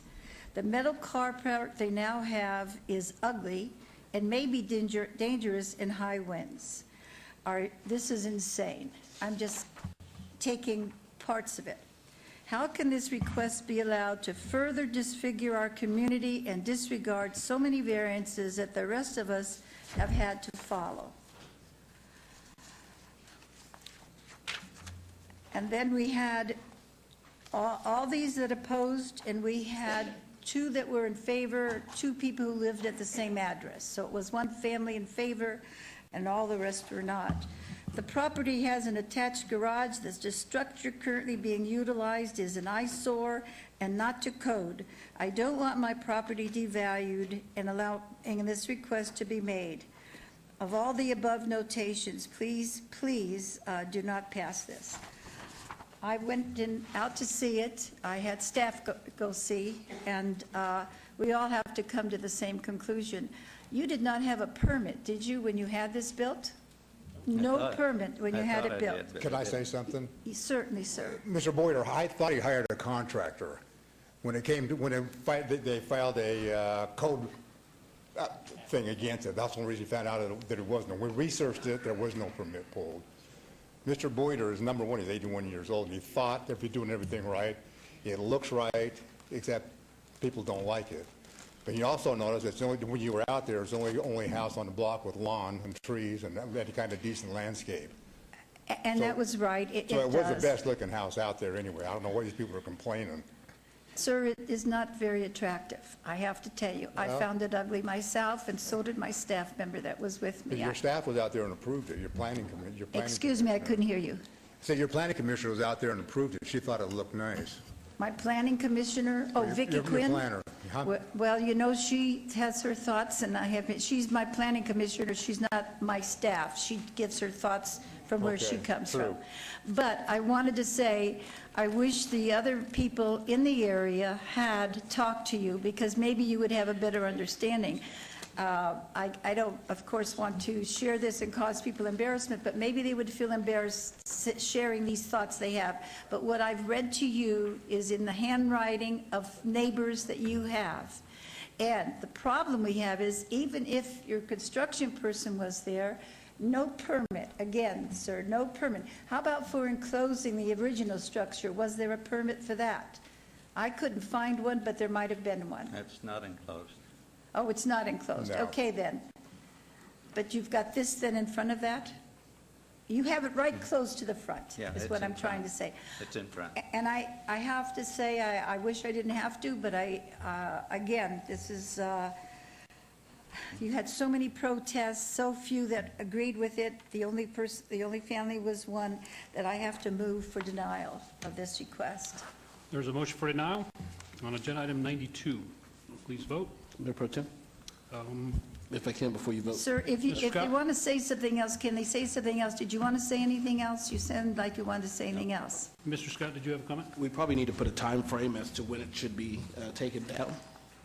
Councilwoman? Brother Jones? All right, I have to talk to planning on that, because I want to give enough time and make it as easy as you can. Madam Mayor, once the application is denied, then it will be forwarded on to code enforcement. They will then go through the statutory requirements for the removal of the carport, and they'll set the timelines through that process. There's actually no condition that you place on the application, because the application will be denied. You can give the recommended time, and I can give that direction to staff. You'll give that direction to code enforcement, so they will let you know. Usually it's 6 months, is what I have found in the past, but it might be something different in your situation, so I can't say. So he will tell code enforcement, and this originally came from code enforcement, and then they will let you know. So That's your motion?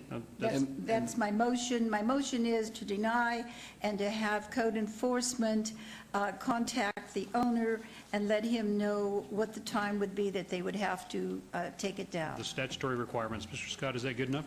That's good enough, Mayor Pro Tem. All right, there's a motion, please vote. And please post. Motion passes, and we welcome our mayor back. Agenda item 93 was withdrawn. We are on agenda item 94, Your Honor. Thank you. SDR 67942, public hearing, applicant owner 3250 Spring Mountain Trust. Possible action or request for site development plan review, proposed single-story 8,660 square foot building with a waiver of downtown Centennial Plan setback and streetscape standards on 1.09 acres northeast corner of Park Paseo and Las Vegas Boulevard, C2 General Commercial, Ward 3 with Councilman Coffin. Staff recommends denial. Planning Commission recommends approval. Public hearing, which I declare open, and is the applicant or a representative present?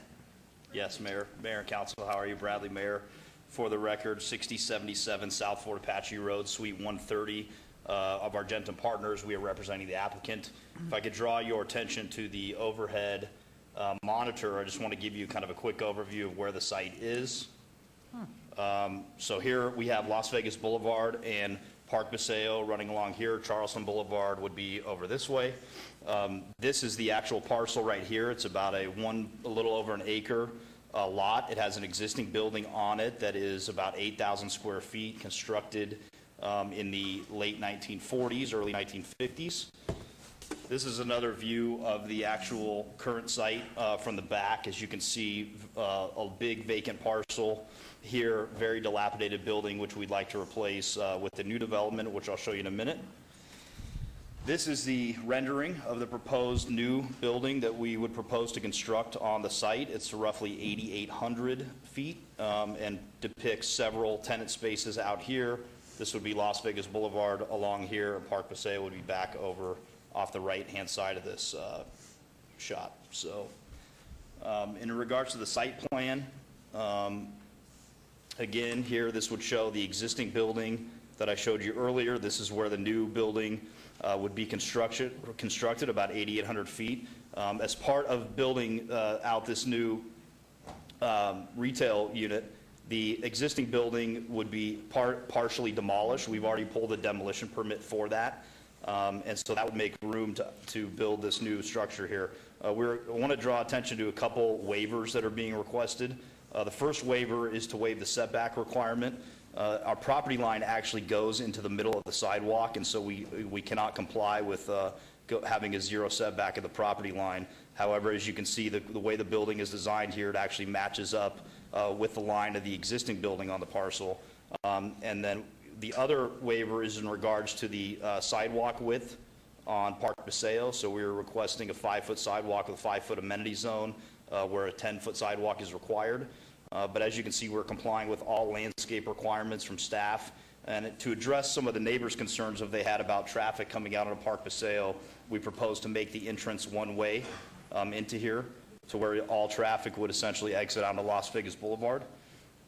And there's parking depicted throughout here. There's existing surface parking that would remain, and we would ask that you follow staff's or planning commission's recommendation for approval, and we would be here to answer any questions that you have on the review.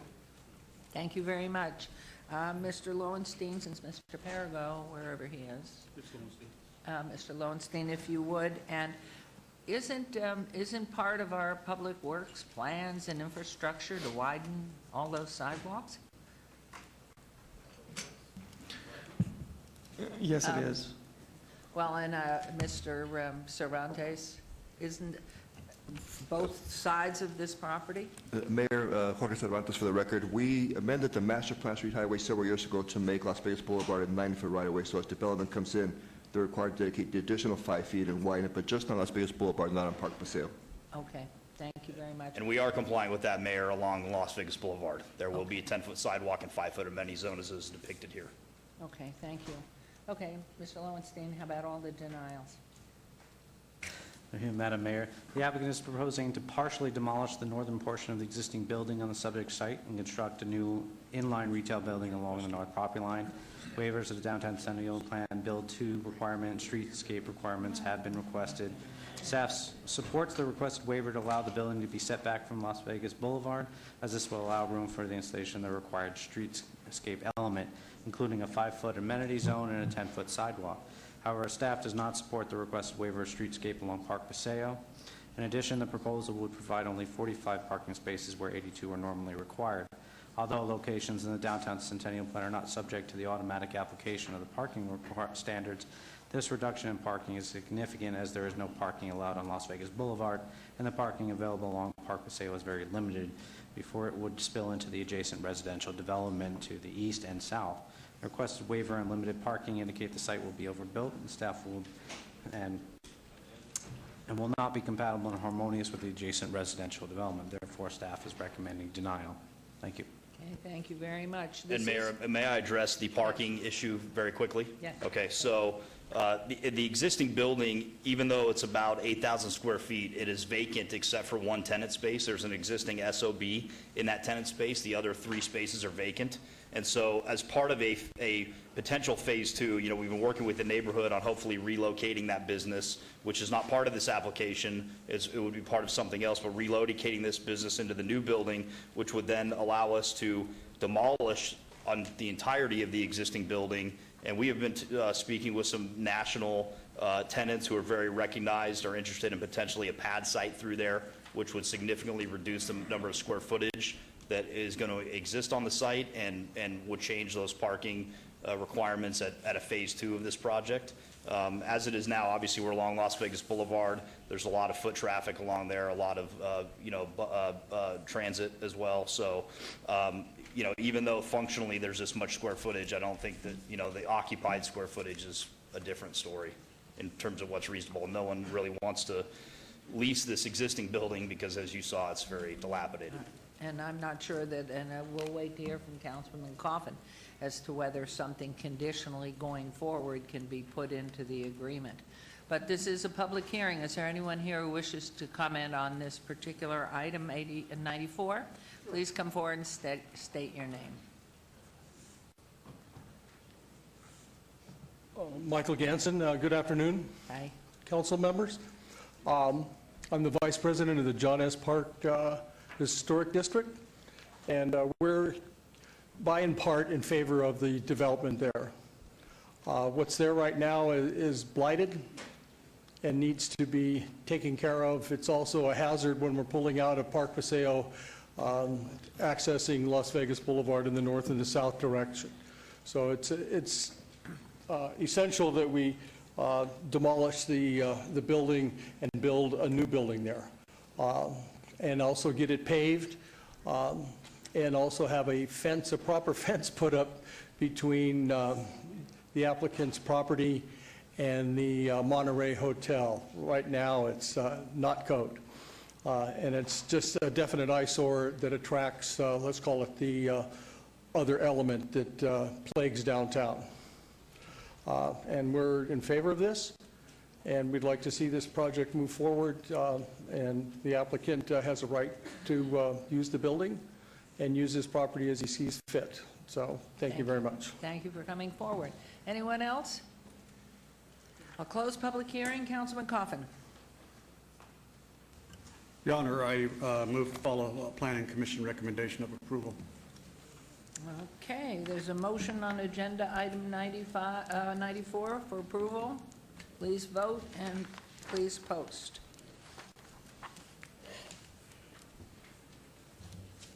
Motion carries. Wonderful. Thank you, Mayor. Good luck. Okay, we're on to agenda items 95, 96. 95, EOT 68297 on a request for an extension of time on an approved special use permit SUP 25070 for proposed mixed-use development. Number 96, EOT 68301, a request for extension of time on approved site development plan review. SDR 25072 for a proposed 14-story mixed-use development, including 5,000 square feet of commercial space, 130 residential condominiums. The applicant owner is Solterra Holdings Nevada LLC et al. on .48 acres in the northeast corner of Hoover Avenue at First Street. Staff recommends denial on both items. These are in Ward 3 with Councilman Coffin. These items are not public hearings. Is the applicant present or representative? Yes, Mrs. Mayor, good afternoon, members of the council. J.T. Moran, Brandon Ben David Moran on behalf of the applicant, the Solterra Group of Companies out of Canada on items number 91 and 95. I see that you have plenty of things to do this afternoon, so I'm going to spare you the affirmative presentation today. But we're here to answer any questions, and my developer is also here as well. We're here on extensions, as you know, and we're asking for your support. Okay, Mr. Perigo. Thank you, Mr. Lomsey will make a report. Madam Mayor, since the original approval in 2008, the applicant has received 4 extensions of time. At the last April 2016 City Council meeting, the applicant was directed to show movement on the project. The applicant applied for a building permit to grade the site on November 11th of 2016. However, the permit was not issued until February 9th of 2017 when the applicant paid for the permit. To date, the permit has not been completed as a final inspection still needs to be completed. In addition, the applicant has secured an entitlement for a temporary parking lot on the site until 2018 that is being utilized by a private company for employment parking and excess vehicles. Taking these factors into consideration, staff finds that the applicant has demonstrated an inability to develop in a timely manner and therefore has recommended denial of both requests. Thank you. Thank you very much, Councilman Coffin. I move to grant a 1-year extension of time on this item. Okay, and this is on 95? Yes, ma'am. There's a motion for a 1-year extension. Please vote. And please post, 1-year extension on 95. Motion carries. And on agenda item 96, Your Honor, I move for a 1-year extension of time on item 96. thank you. There's a motion for 1-year extension on 96. Please vote. And please post.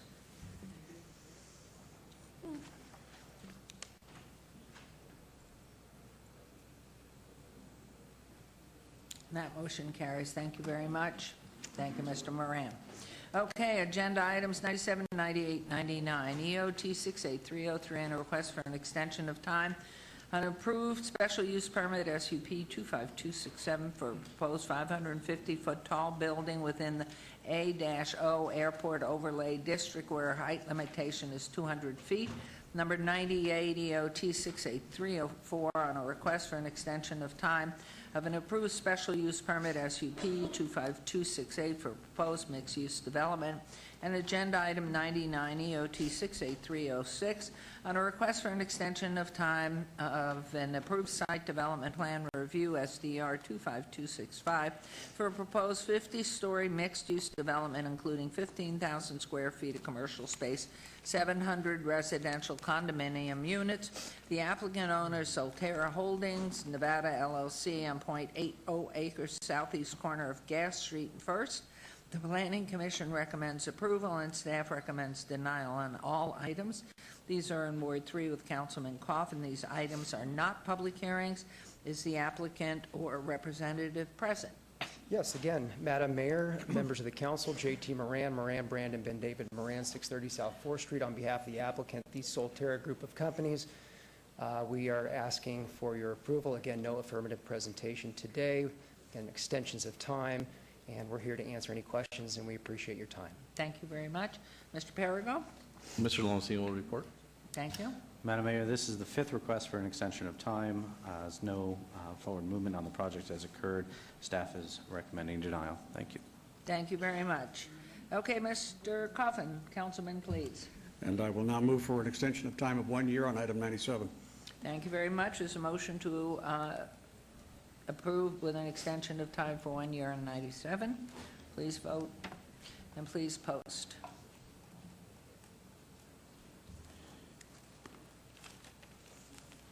The motion carries. On agenda item 98. Councilman? Okay, I guess there's no comment. I move for approval of, for extension of time, 1 year on item 98. Thank you. There's a motion to approve on 98 with 1 year extension. Please vote and please post.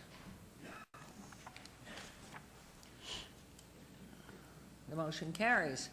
And on agenda item 99. Move for approval for 1 year extension of time on item 99. There's a motion to approve on agenda item 99. Please vote and please post.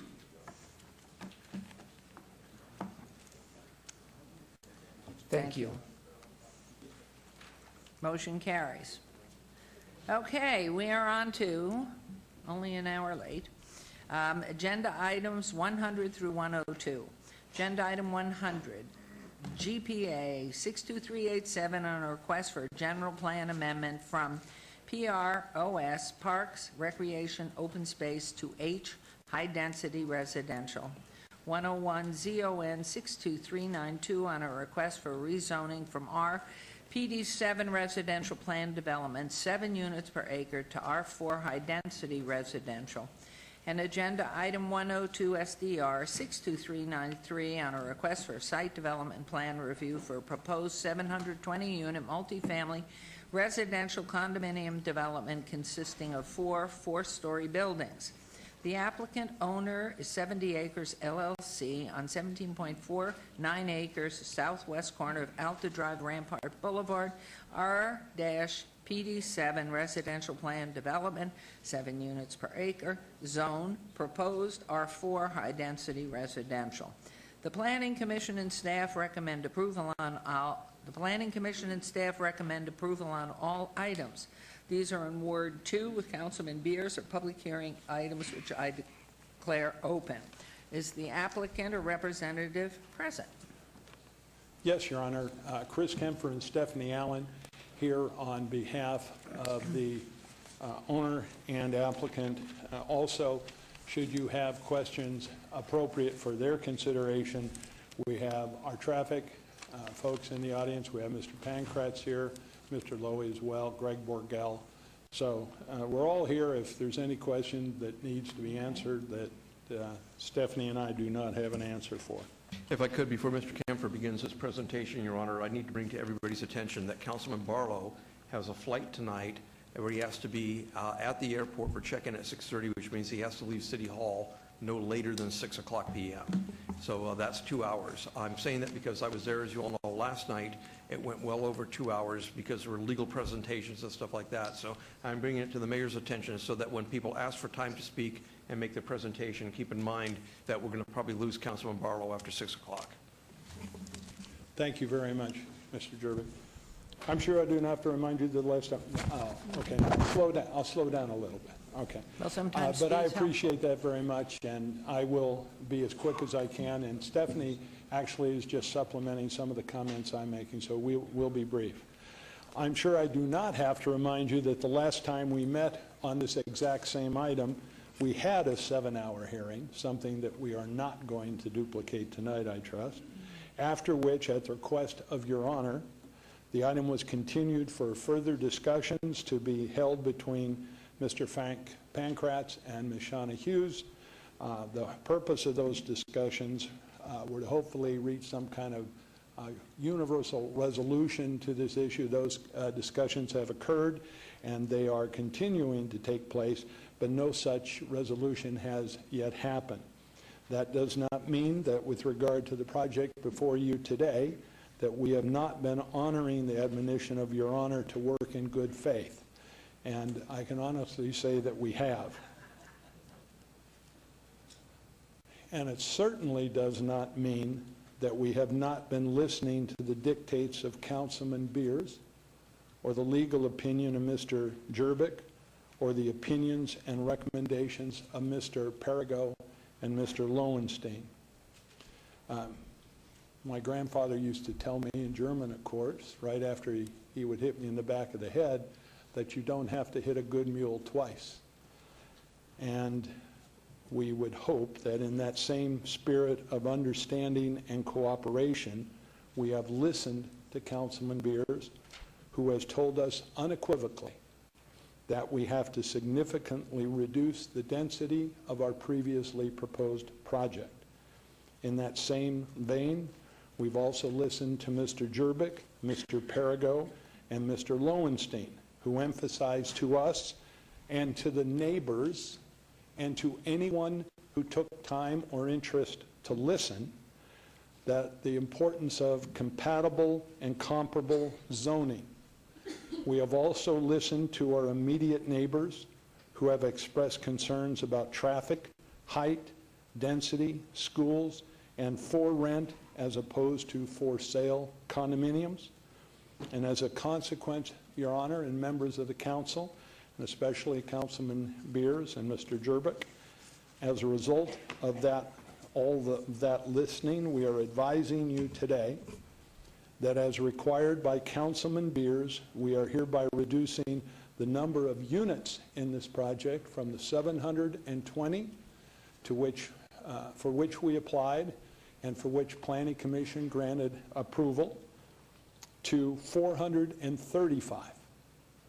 That is a reduction of nearly 300 units from the project we originally proposed. In addition, and to address both the concerns raised by Councilman Beers and by our neighbors, especially and more importantly, the neighbors in the towers, who are the only ones immediately adjacent to this project, we have changed this project to a for sale condominium development and not a for rent development. So it went from 720 units to 435 and from for rent to for sale. And those are requirements that were imposed on us. I'd like to say that we accepted those graciously, but they were requirements that were imposed on us by Councilman Beers. Now, to address the comments made by Mr. Jerbick, Mr. Perigo, and Mr. Lowenstein throughout this entire Queens Ridge zoning process, the reduction to 435 units means that the density of our project will be 24.9 units per acre. And that density will match precisely and exactly the density of the Queens Ridge Towers, which is our immediate neighbor to the west. As you can see, and Stephanie can explain, why don't you explain what those numbers are? Sure. If we could have the overhead, please, that would be great. There we go. This exhibit shows the density of 1 Queens Ridge Place, Phase 1 and Phase 2. The original Phase 1 density was 24.4 units per acre. Phase 2 was 25.5 units per acre, which equates to an overall density of 24.9 units to acre, which is exactly what we're requesting today with the reduction. The size of the acreage involved here is 17.49 acres. When you take that times 24.9, it reaches the 435. Why is that important? Because it achieves the exact compatibility and comparability which your legal counsel and your planning department have emphasized time and time again to anyone who will listen as being the standard by which appropriate zoning is to be measured. It's also important to note that this 24.9 units per acre is the same density as the towers, despite the fact that our project is closer to Rampart and closer to Alta. It is a standard zoning practice that we have seen, all of us have seen implemented time and time again, that the closer you get to a major street, the density increases from what is away from it. In this particular case, that is not the case. The density is the same. Now, to address the concern of height raised by our tower neighbors, we are agreeing to keep the height of the structure at no higher than the height of the podium of the towers. And again, Ms. Allen can point out, we have two very brief slides to show you. So 1 Queens Ridge Place, the elevation of the podium is 2748, and you can see here the highest point on this project, because of the significant elevation change, the highest point is 2748, so it'll remain below the podium to protect the views of the residents of 1 Queens Ridge Place. And that also shows another. This is just a rendering showing generally what the corner would look like with that elevation change, and again, the protection of the views to the residents. So again, and I think that's very important, the neighbors to our immediate west will have a development no higher than the podium. Now, to address the concerns of traffic, all traffic for the project will enter and exit on Rampart Boulevard so as to eliminate concerns from those who are concerned about ingress and egress on Alta. There will be no access on Alta. We have met with representative of Suncoast, Mr. Rowe, And we have agreed that at such time as we do show a plan, hopefully there will still be talks discussing some universal resolution.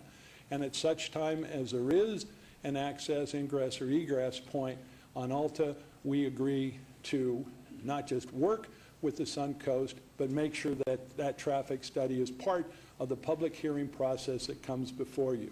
We also agree to keep Mr. Rowe and anyone else who's interested in these traffic issues up to speed on anything and everything as we work through this process. In that regard, though, I do need to mention that we have had a traffic study done on this, and it was approved for not just the 720 and more, it was approved for the 3,080 units.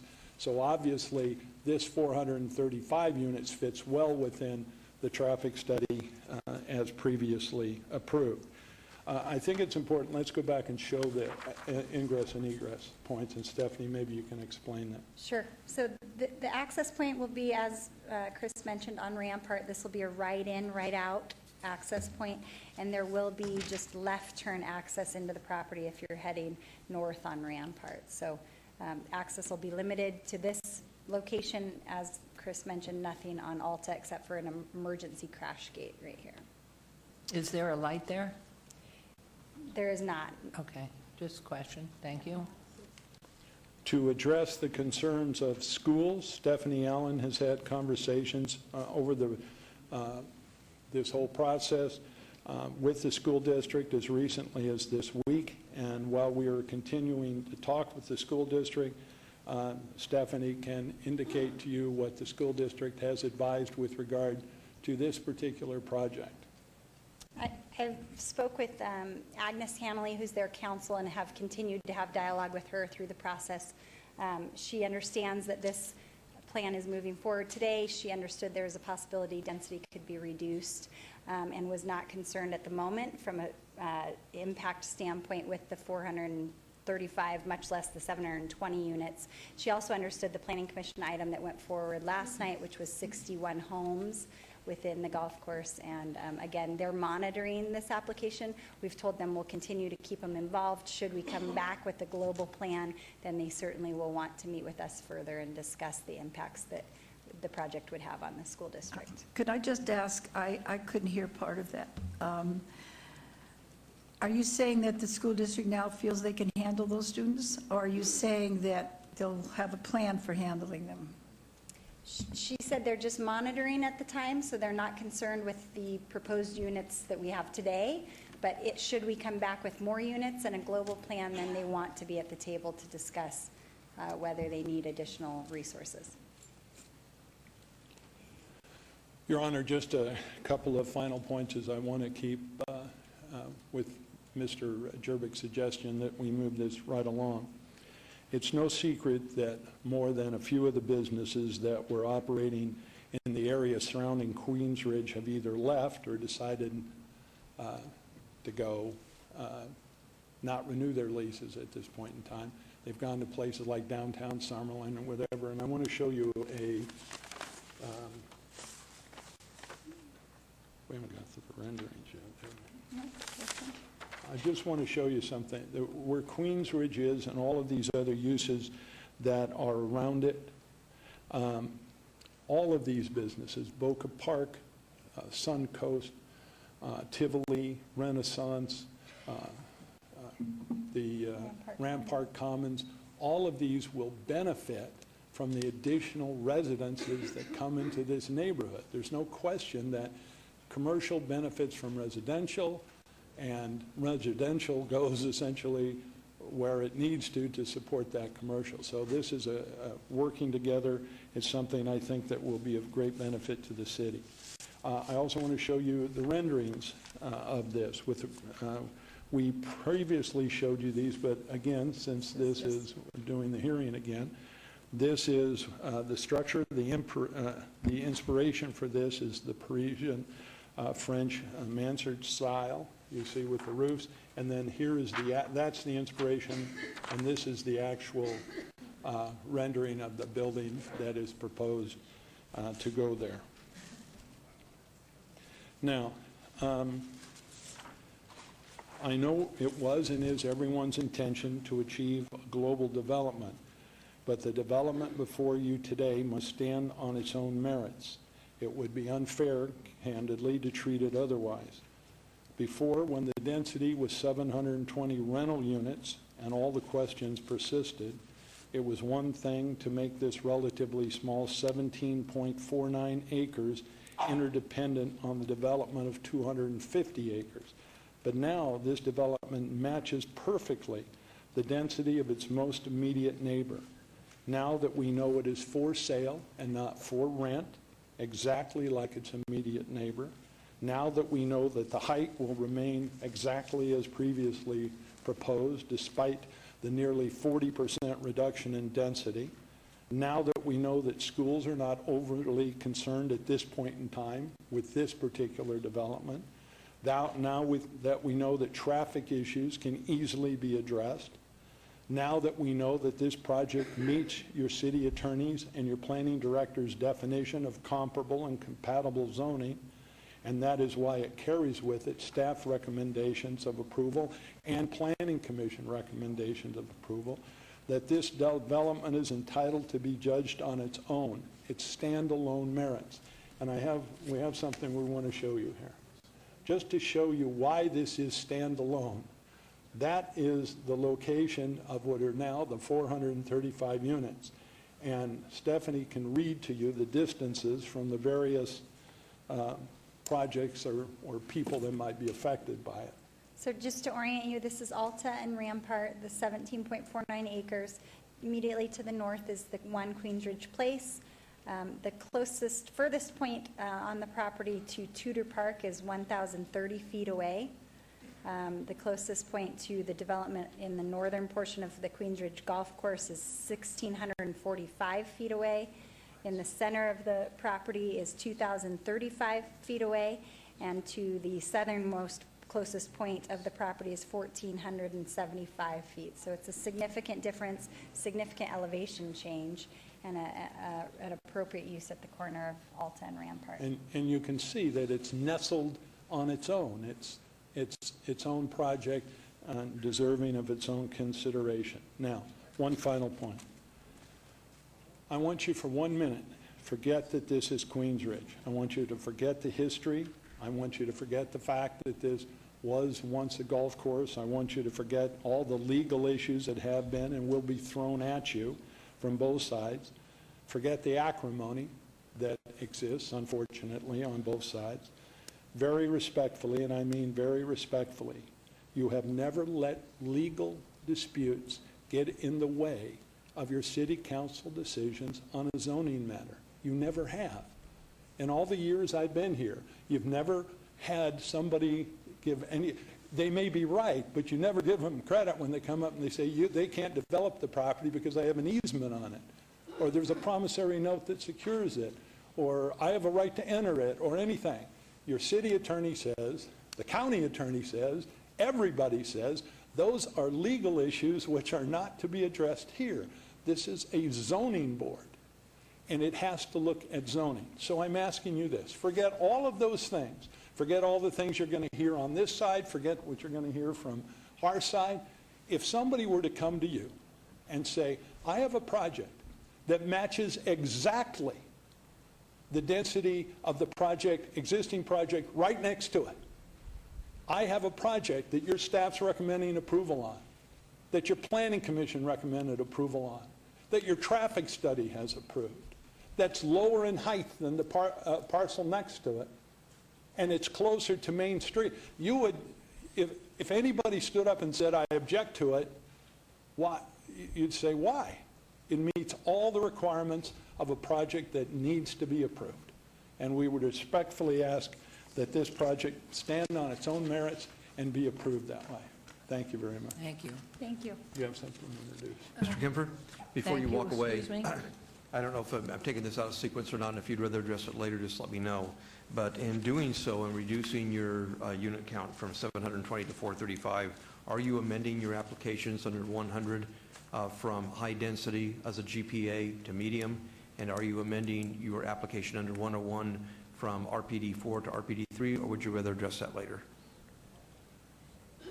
I'll address it whenever you want to address it. Well, if they're going to be amended, I only think there's some value in the individuals who are about to speak in knowing what it is they're speaking about. So if there is an intention to amend those applications, I think this would be a better time to do it.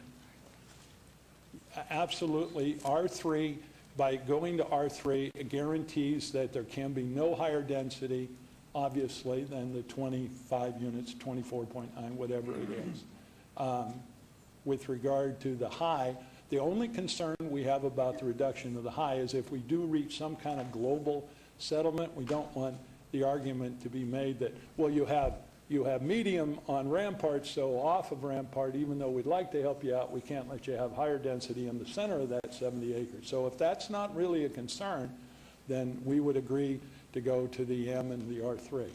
Let me see, Mayor, if I can make a record on that, because without going into details of confidential discussions that we're having right now, we have not obviously reached a new development agreement, and densities have not been agreed to, and this particular piece may well change as we wade into that discussion. It may become more desirable for higher density, in which case I'll make a record that the applicants can certainly come back later, if that is the case, as part of a global agreement, ask for higher density.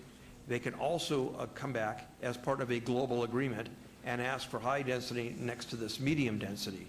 But those are all things that are very premature right now, but I will make a record that your amendment today would not preclude you from doing either of those things in the future. Those are subject, of course, to council discretion. Your Honor, Councilman Beers, if that's something that you feel is important, all of the members of the council, obviously, but especially you as the mayor here and Councilman Beers is your ward, and based on what Mr. Jervik's representations are, I would accept that with the understanding that hopefully that's received by neighbors in the good faith that is being offered by us. So it would be medium and R3 with the understandings, as Mr. Jervik has just explained it, that as part of the global discussions, if that can be modified there, or would be modified if it was in the best interest of the neighbors to modify it there. And otherwise, if that didn't occur, then it would stay exactly as you're representing R3 and M. If I could go further then, so for the purposes of everybody participating in today's discussion, you'll be commenting on amended applications 100 from H to M and application or item number 101 from R4 to R3. Second, the exhibits that you had said the 720. I know you didn't have time to correct them, but the 720 is really the 435 now. Is that correct? Correct. And I can also state for the record that your exterior elevations that have been part of the website and other things for the last several months have not changed. It's just the number of units on the inside of that very same building that have been reduced from 720 to 435. Correct. Very good. That is absolutely I hope that's correct. clear for everybody in the audience who's listening, so that you don't, if you wonder why at the very end there's a vote on an SDR and there isn't a new SDR, it's because the building on the exterior is the same. It's merely the unit count on the inside that isn't. And it's 435, not 720. And if that's clear enough for everybody, Your Honor, I'll turn it back over to you to finish the public hearing. And Your Honor, if I may just follow up, and that means we don't have to come back if we're changing the interior of the building. We don't have to, we can do that administratively, I assume, with your planning staff, as opposed to come back to a new hearing that shows 435 units Interior. instead of 720. You're speaking interior. Your Honor, yes, that's correct. As long as we're only talking about a revised floor plan and nothing to do with the elevations or the layout of the building, the landscaping, any of that stuff, yeah, that can be just an administrative review of change of the floor plan. Thank you very much. Thank you, Your Honor, and that concludes our presentation. Just one further comment. If apparently we it could didn't. please incorporate everything that happened at the last hearing into this record, we'd like to make sure that that's part of the record, the November 16th City Council hearing. Yes, please. And if you want, and I can say this to the neighborhood as well, if everybody wants to incorporate the legal arguments from last night's presentation into this for preservation of a record, I think that's fine too. It may not save a lot of time, but that might also make sure that you got belt and suspenders on this. We would be fine with that. Thank you all very much. Thank you. Well, I thank you and Mr. Pancras, Shauna Hughes. I Yes. I'm sorry, before they leave, because I want to make sure, because there's a lot of technicalities that were just thrown out, and I just asked planning to clarify while the applicant is here, because I know that there's a 50% threshold as it relates to adjustments of plans, tentative maps, specifically as it relates to the footprint. So we need to make sure that that's spelled out and not misquoted. Thank you, Your Honor, through you, Councilman.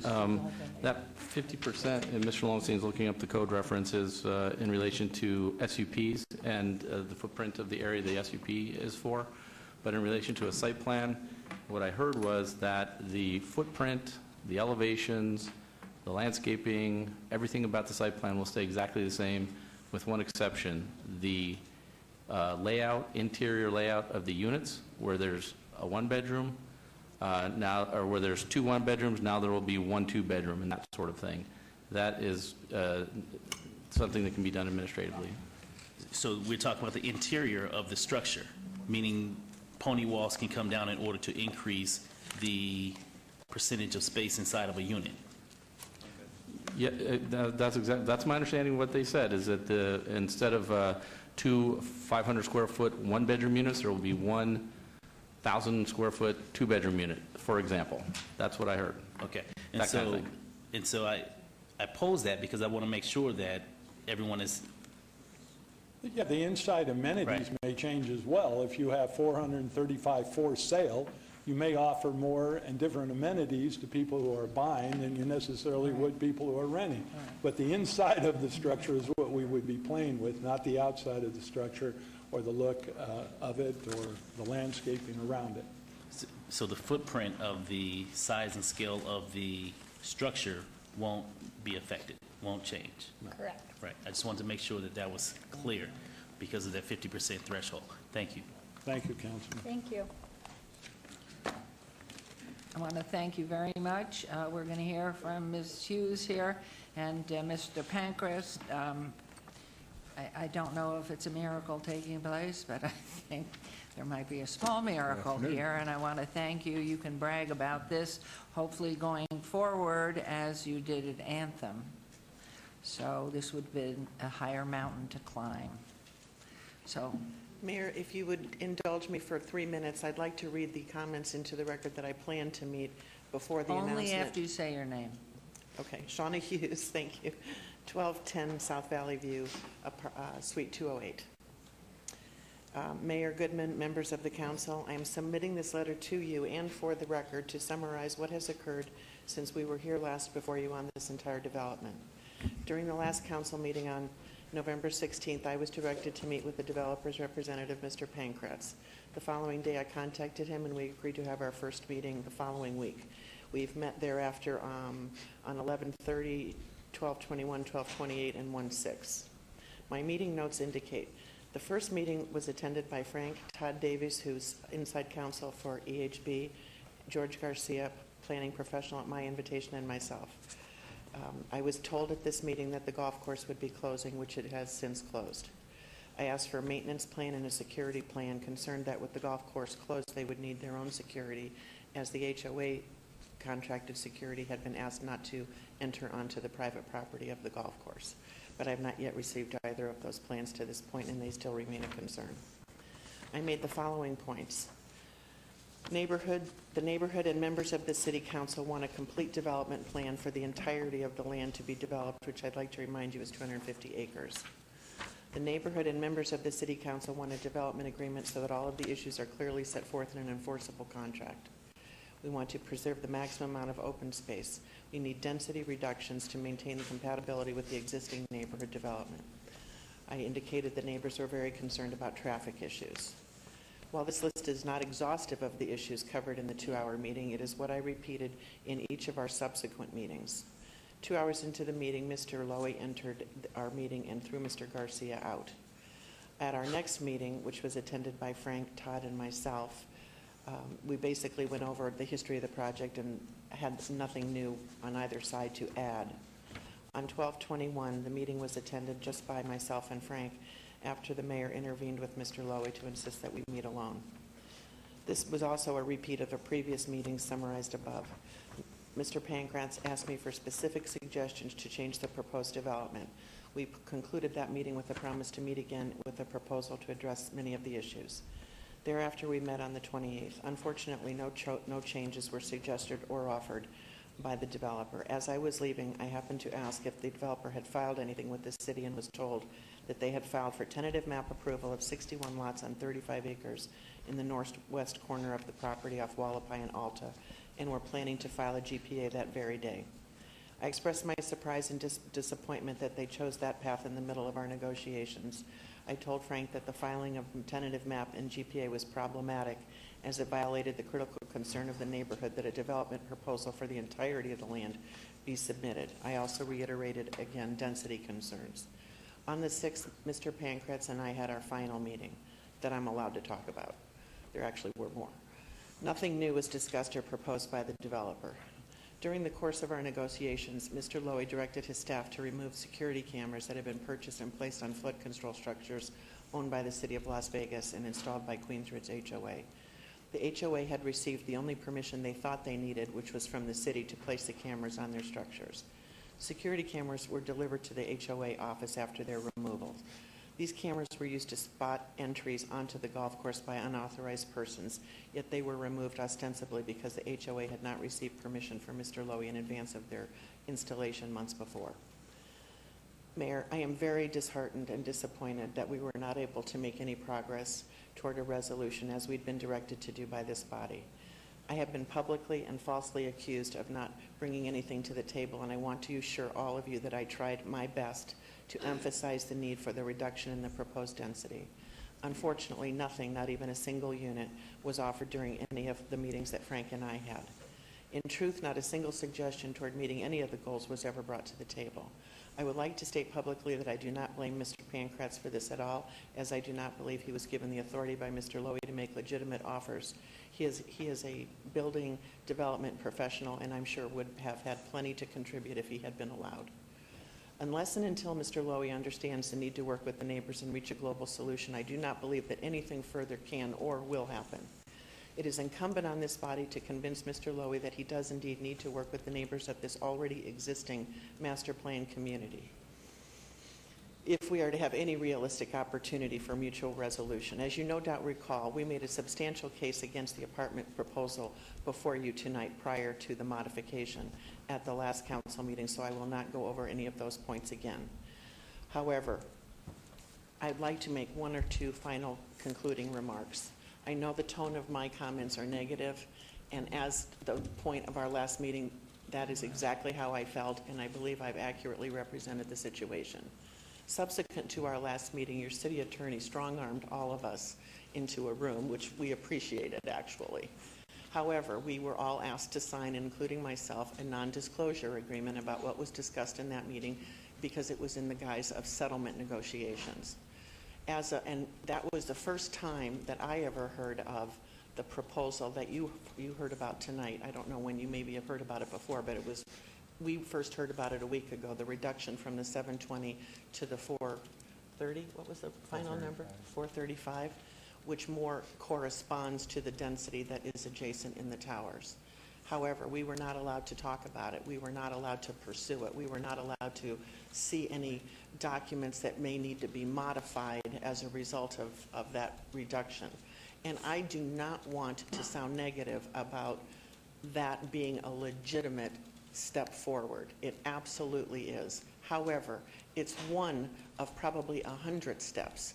And my grave concern, based upon the experience I had in the negotiations that you ordered, my grave concern is negotiations will go no farther if you approve this. Even though it is a step in the right direction, it is only a step. There have been no other steps whatsoever up to this point tonight when it is sprung on us. I checked as recently as 3 hours ago about whether I could reference it in my comments today and was told no. So as of 3 hours ago, I wasn't even certain if this was going to happen tonight. So to say it is a last-minute proposal would be quite the understatement, frankly. And again, despite that, I don't want to indicate a negativity toward the idea of progress, the idea of movement.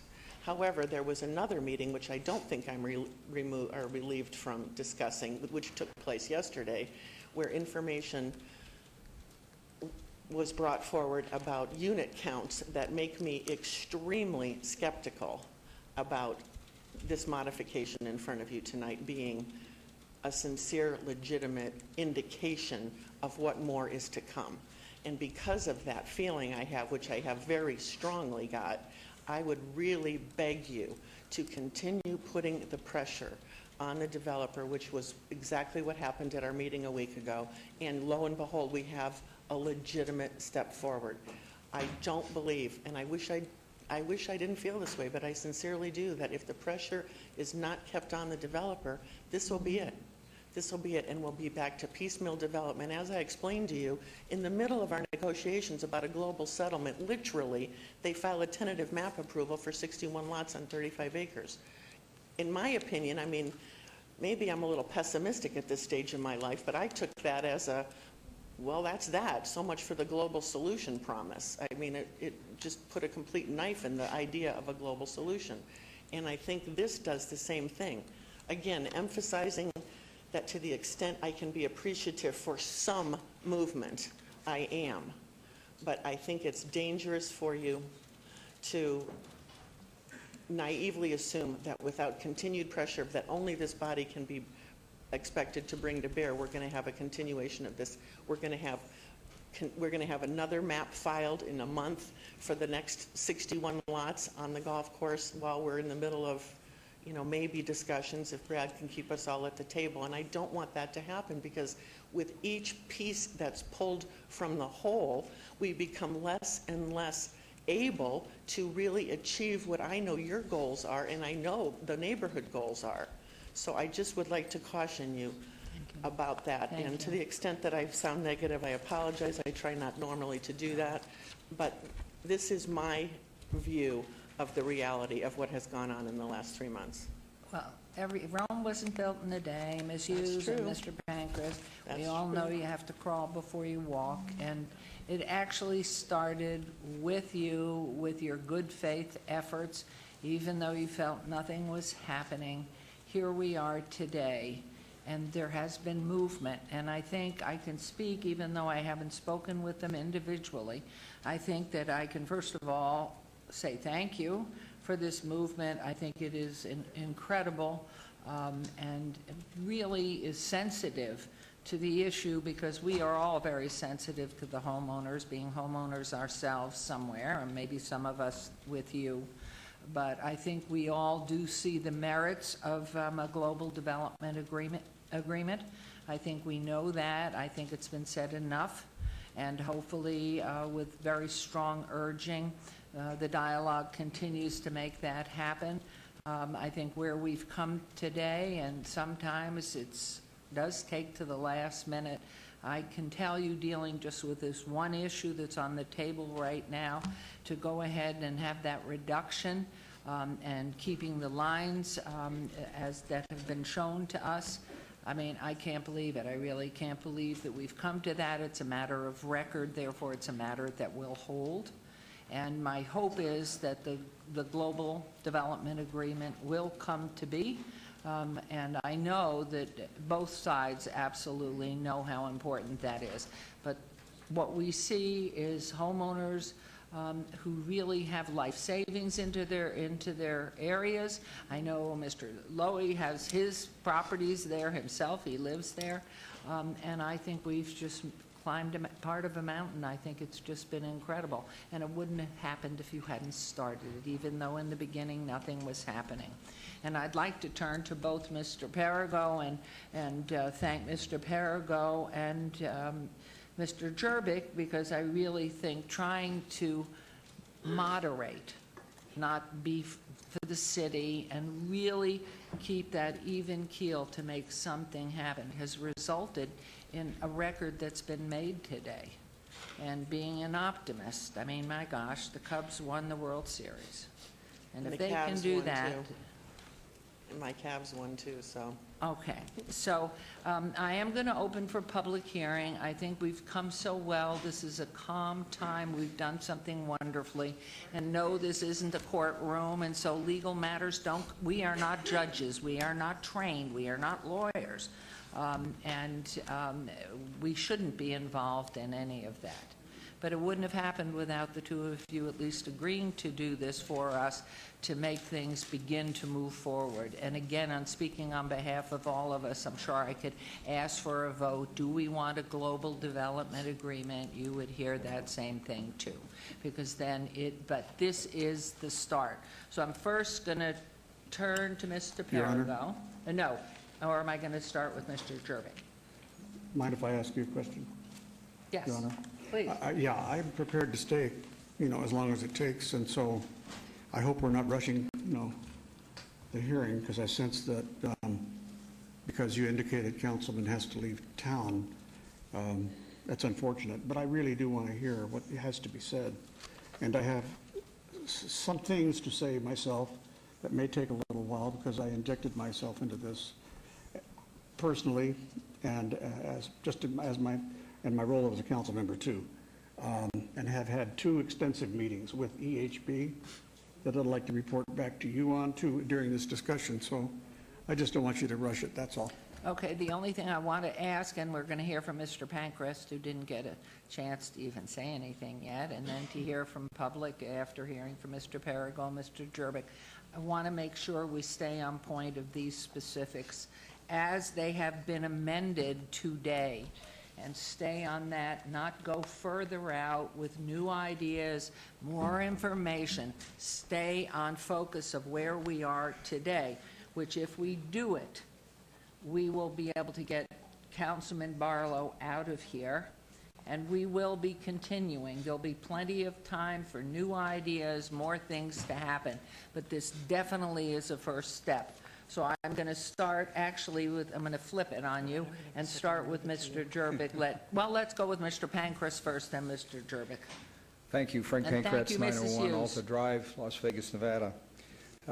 I was optimistic on our meetings. I was optimistic that the mayor, through her leadership, directed the meetings. We had reached out to the neighborhood for the last year and a half, 2 years, have had I think well over 50, 60 meetings in terms of group meetings, individual meetings, and we were certainly at loggerheads. It made Shauna's and my meetings difficult to the extent she was representing the HOA, I was representing the applicant, and the elephant that wasn't in the room was the litigation against the city, against the applicant.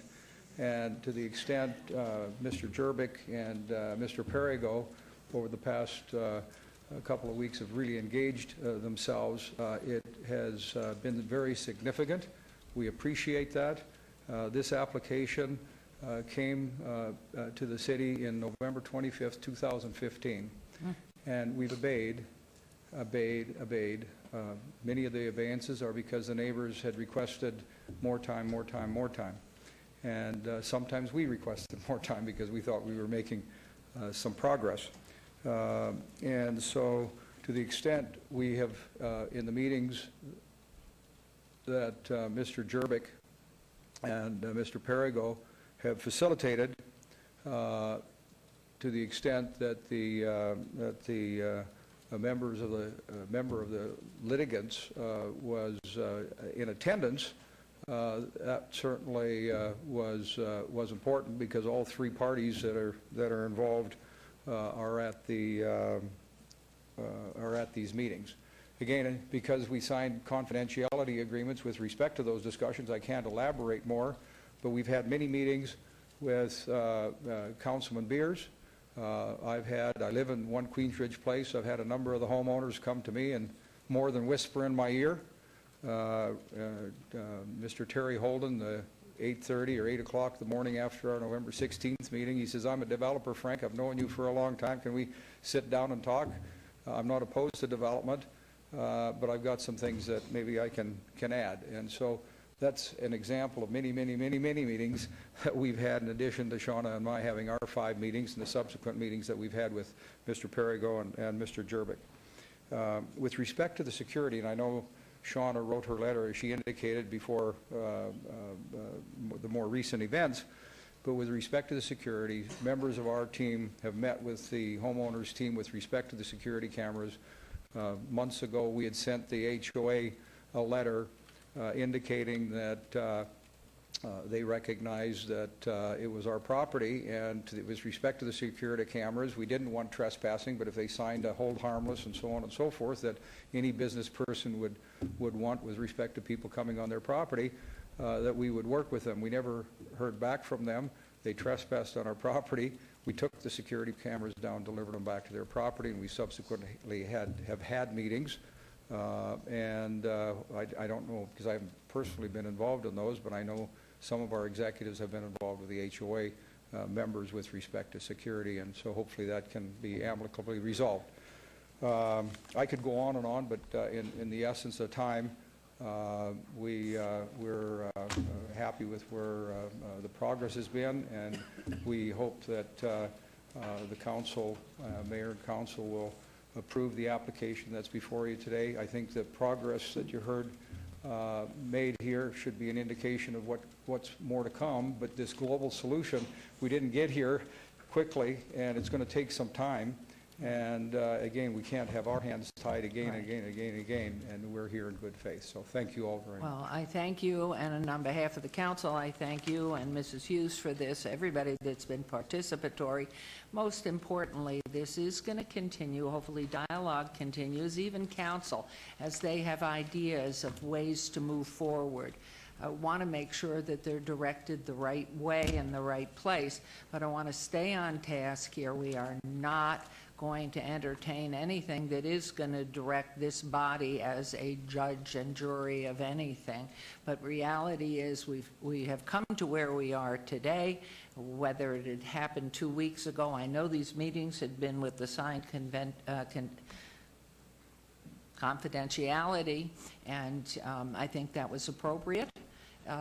But we have made this giant step today. So I want to stay on this. I want to hear from other representatives, and also, but I want to start with Mr. Jerbick and Mr. Perigo to keep us focused on what we are and how to people, what's the best way to move forward with ideas, but keep encouraging this global development agreement being arrived at. And so looking at that as succinctly as you possibly can, having been the 2 people that have been trying to marshal through and get some positive resolve and movement, what is going to be your recommendation for those who might have ideas, new ideas, or things that they've been thinking over, so we can move forward and get this piece done with the changes that are now a matter of record.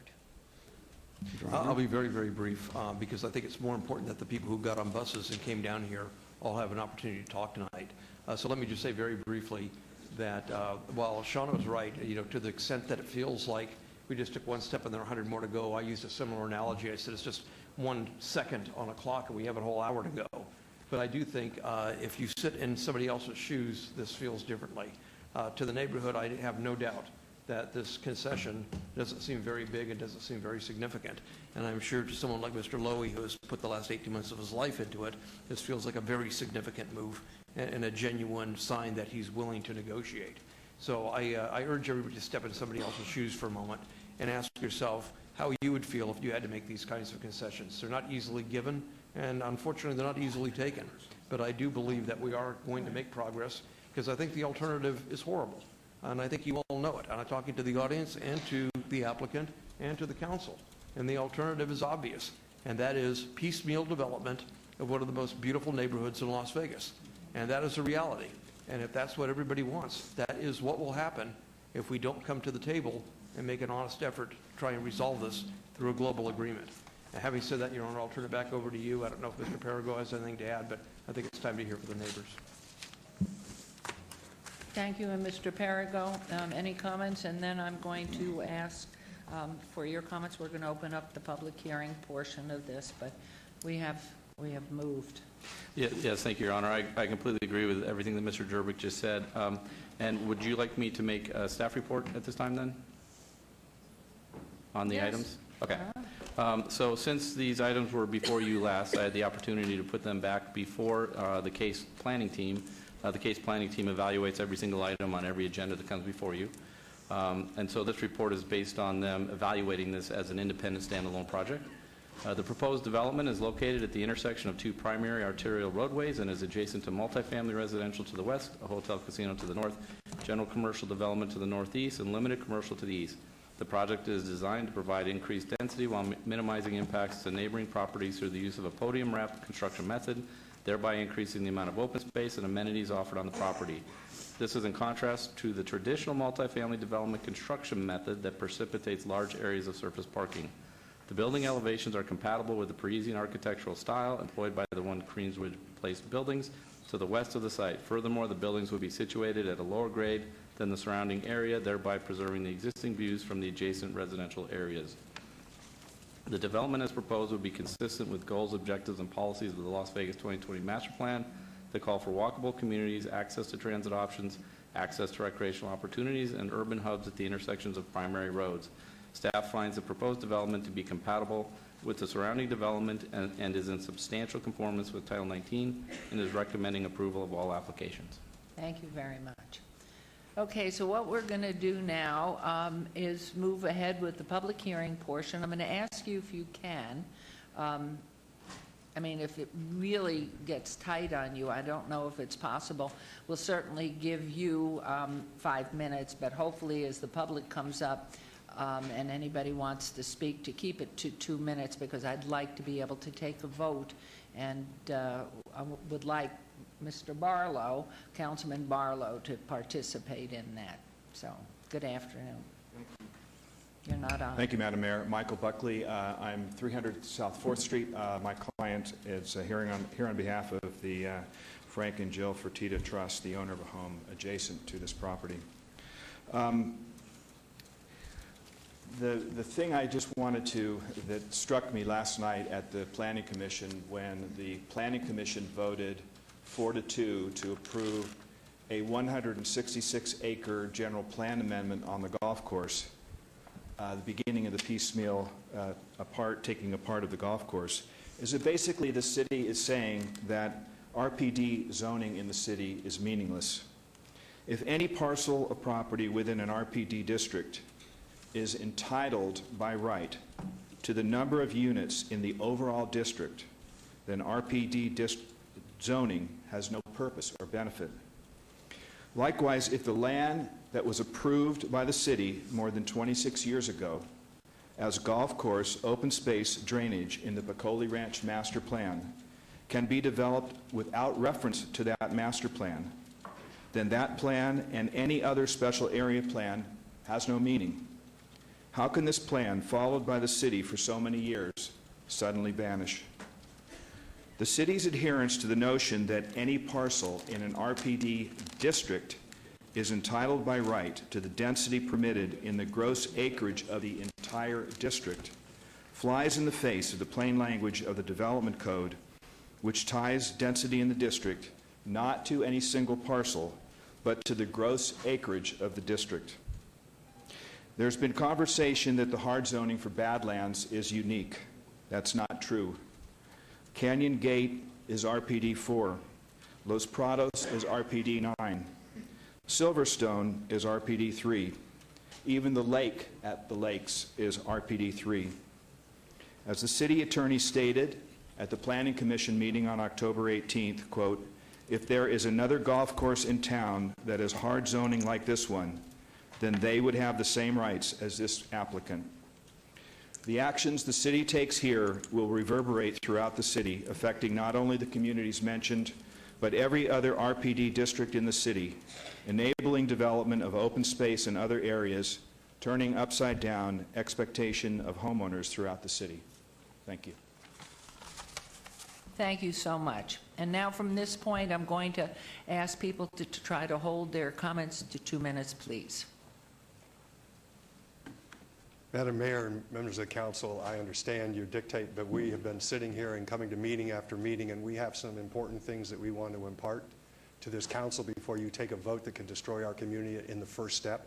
I see where you think it's a major step forward. We think it's the step to the next project next to it, the next project next to it, just like the 61 will go parcel after parcel after parcel with no guidelines.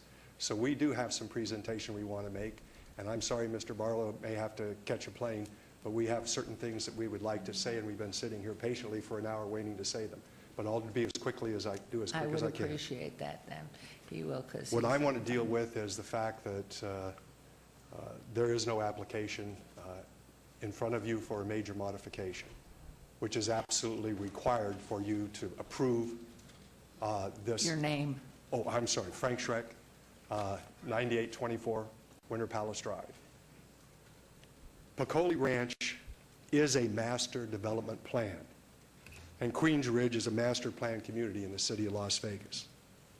And just to support that, because people are saying we're not a master plan and making all kinds of insinuations as to what we have, is that first of all, and I'm going to introduce for the record, the actual final zoning approval letter from the city in January 29th, 1991 indicates one of the conditions is conformance to the conditions of approval for the Pecole Ranch Master Development Plan Phase 2. In addition, the 1992 City Land Use Plan designates the Pecole Ranch as a master plan community. In addition, the 2012 your master plan in the land use entitlements lists in the southwestern section all the planned areas, the master plan areas, Canyon Gate, the Lakes, South Shores, Summerlin West, Desert Shores, Pecole Ranch.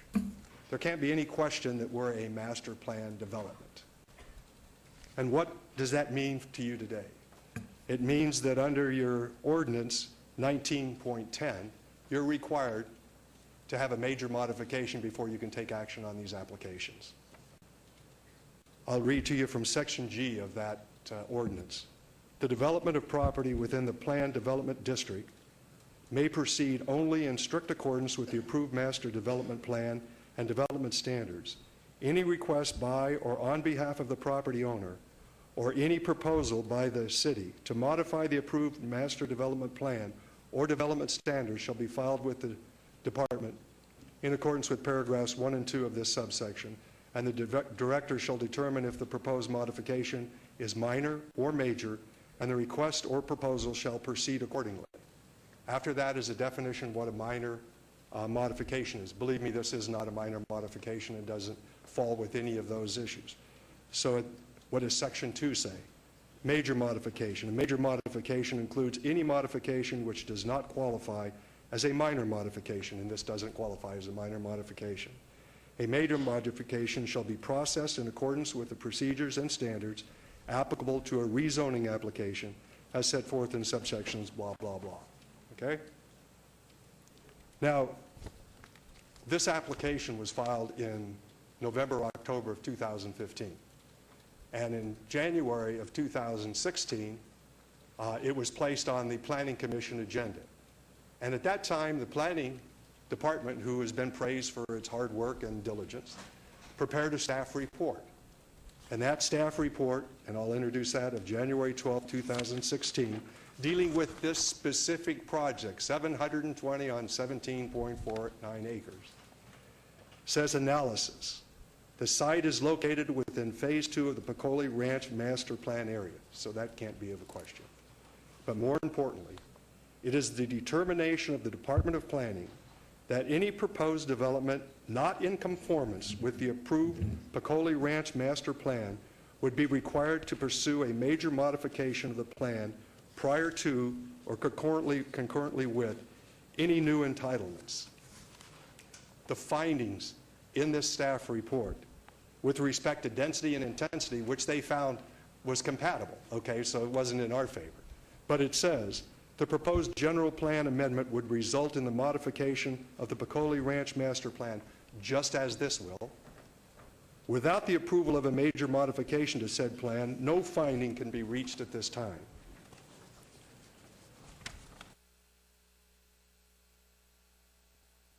zoning designations, which is placing a different zoning on our park recreation open space, R3. The zoning districts allowed by the proposed general plan amendment would result in the modification of the Peccole Ranch Master Plan. Without the approval of a major modification to said plan, no finding can be reached at this time. And number 4, when they're talking about the amendment, if you have to amend the city's general plan to do something in a master plan community, that's axiomatic that that is a major modification. You're going to the general plan to get and amend it so you can do something on this property. And they recognized it. Your staff recognized it. They said the proposed general plan amendment would result in a modification of the Peccole Ranch Master Plan, which it does. Without the approval of a major modification to said plan, no finding can be reached at this time. So your staff on this same project, a little bit more than a year ago, found that it was mandatory that there be a major modification application with respect to this 17.9 acres, not the big project. This is on the 17.9 and the 720. Where is that? Where's staff saying that, oh, I guess we made a mistake, or never mind? That's the type of stuff we've been getting for a year and a half. In August 6, 2014, your staff required at the towers, when they combined 2 towers, they required a major modification. There wasn't an increase in the number of units in those towers. The only thing that was increased was the height of the tower. It was combined to 2 and the height increased. That's all that occurred. Staff required a major modification. Now, I'm sure he's going to get up and say it, and I'm not going to have any time, but last night, with respect to this issue, Mr. Jemerson got up and he was saying, oh, in the city's land use element, there's a specific section and it says that only things that get major modifications are a group of projects that are listed in one section, okay? Let me just give you a couple excerpts from that same plan. This is in the executive summary on the first page. Land use categories used in the city general land use plans and various special area plans and master plan community plans are presented in table format. There's various special area plans, and then there's master plan communities. If you look at your own hierarchy, land use hierarchy that's in this same 2020 master plan, you'll see right under the zoning, master development plans, special area plans. They're 2 separate things, although they've been dealt with the city basically the same. But they're 2 separate things. What Mr. Jemerson was referring to is this. And this deals with special area plans, not with master plan communities. Okay? Which are separate. Here's what deals with master development plan areas. Master plan areas are comprehensively planned developments with a site area of more than 80 acres. And then a few pages later, like this is a sector, here's the same plan with the southwest sector, which says that the following master development plan areas are located within the southwest sector, and Peccole Ranch is one of that group of plans. And then this is the map, the corresponding map to it that shows all of those master plan communities. So what Mr. Jemerson was talking about was a list of special use areas, not master plan communities, and this isn't even a complete list. This just says includes these. There's far more than just these in special area plans, but it doesn't deal with the master plan community that we are. And it's the ordinance that I read to you that deals with master plan developments.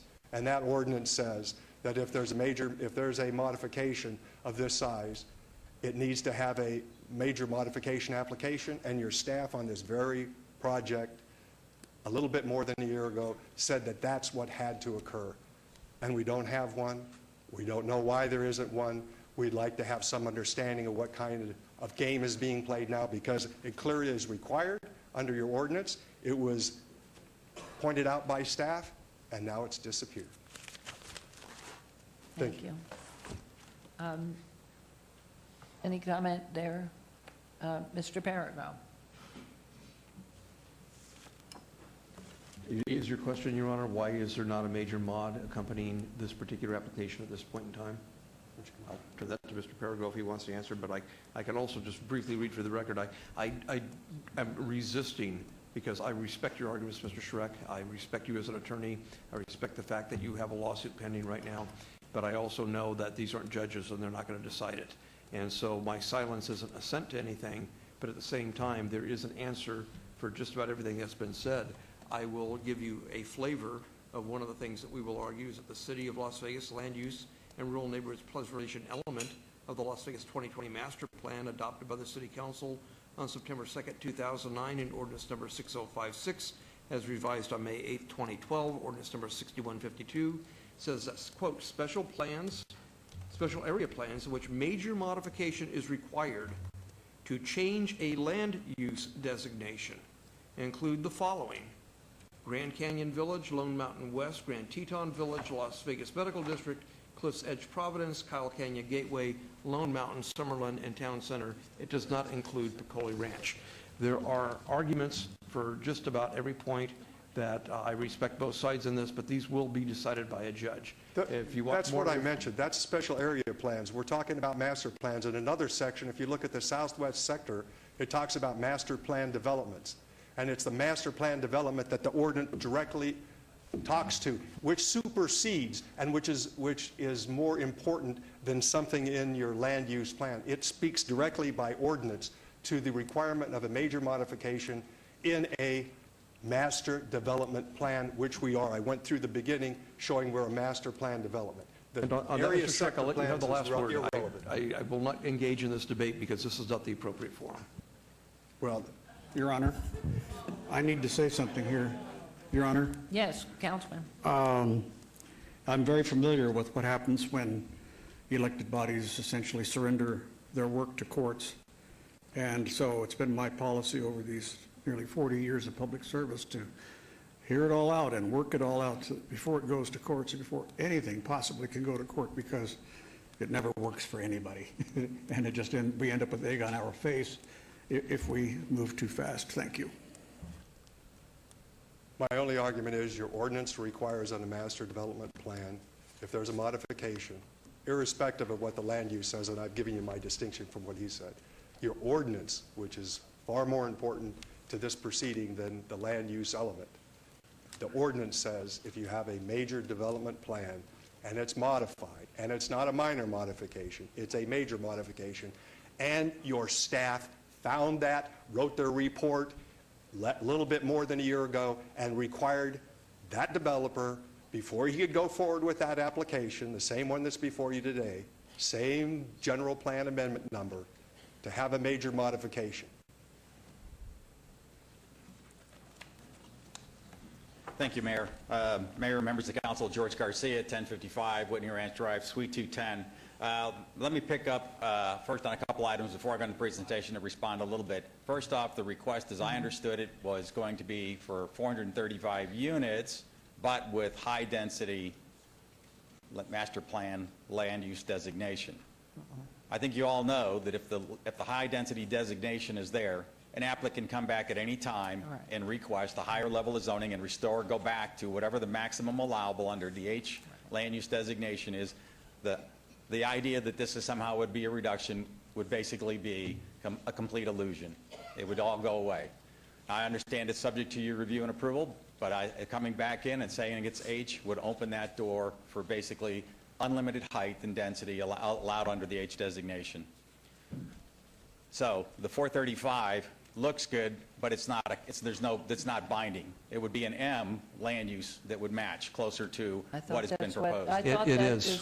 That's not what Mr. Kemfer said. He wanted I will state on the record, Mr. Come back and clarify, so that we don't have to debate this point. Mr. Kemfer, are you amending your request for a general plan amendment instead of H to M? Your Honor, members of the council, Mr. Jervik, absolutely. That's what I said. I thought that was clear. We're going to M and R3. Thank you. Well, good. Then well, so with the clarification that it's now going to be amended to M, and then that comment will change. But based on what he said earlier, my comments are still valid. Secondly, I guess let me take the comment too that let's throw out all the nonsense about zoning rules and land use and legal stuff. You can't do that. We all know that. I think Mr. Coffin. Now we're going to have. Are you sitting? Is there not a judge that eventually may come? That's fine. But you're sitting in this role where the rules matter, and I think that's what Mr. Schreck was trying to point out. Rules do matter. They're your things, and as a planner, we live and breathe these sections of your code and your master plan. But as a practical matter, so let me digress for a moment. Say as a practical matter, let's talk about what, as a practical matter, people. So since this was created since 1990. And started developing basically in about 94, every buyer, every homeowner, every person that came in here would have come to the city and said, what am I looking at? I'm looking at a master plan community. I'm looking at a master plan community with golf course, open space, and drainage. And I look at the documents that the Picollis gave me, and what does it show? And I can show you on this exhibit. But before that, I'll show you another. They'll also say that the city's general plan, with which the original Picolli Ranch Master Plan Phase 2 was amended to match in the 1985 plan, but then in 1992, the city came back and amended its general plan, its land use, and you can look at the map, and it will show the golf course drainage area as PROS. That's what exists today, is the PROS that was there. It was then later amended, added another 9 holes, and again designated to match what the city had adopted through a master planned or development or master plan community as we refer to them, also known as a PUD in the zoning code, or RPDs and PDs. They're all planned unit developments under state statutes. So what do people expect when they look at the city's plan, doing their homework and their due diligence? They see parks, recreation, open space, but what did they see in the specific plan documents the city approved and the Picolli would give them? If you go to the overhead, and we look at this chart, if we can zoom in on the chart here, right here, what this chart says, and you go back and look at the documents. This is the Picolli Ranch Master Plan. This was prepared for Picolli Trust, and this was dated February 6, 1990, and this is what ultimately gets approved in the Master Development Plan and PUD. Right here it shows you land use, acres, net density, net units. Land use, single family, multifamily, commercial, and so forth, and we get down here, golf course and drainage. So golf course and drainage were clearly contemplated in within this open space area.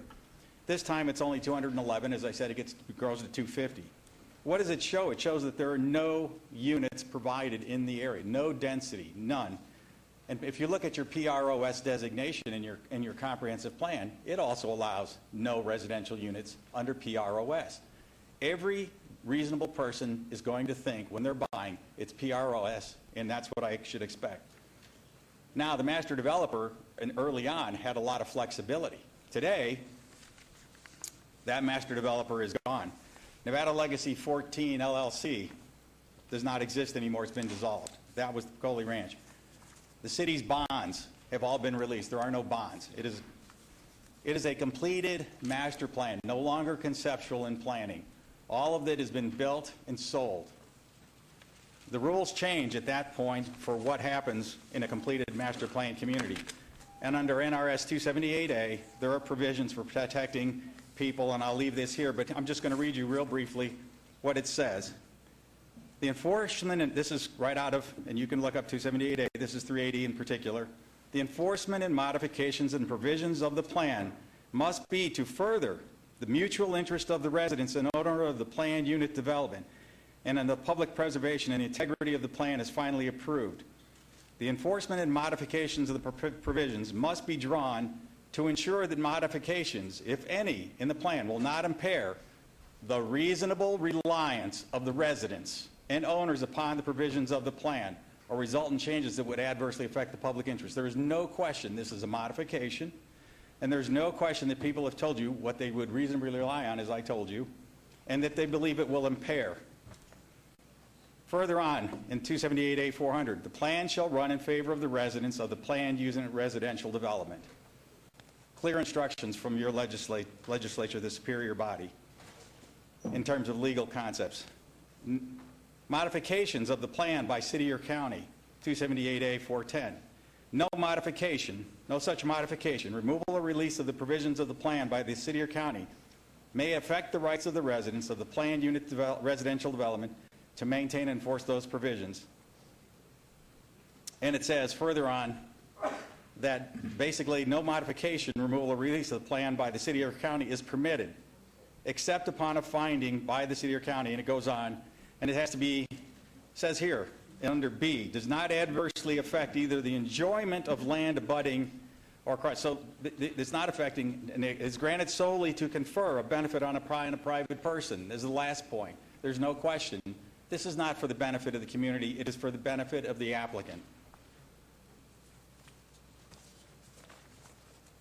Today, under the current plan, all that exists in terms of what density would be allowable for multifamily, if you take all the units, and we've counted, we provided this for, this exhibit shows there are only 283 multifamily units available that are not already entitled and committed or built.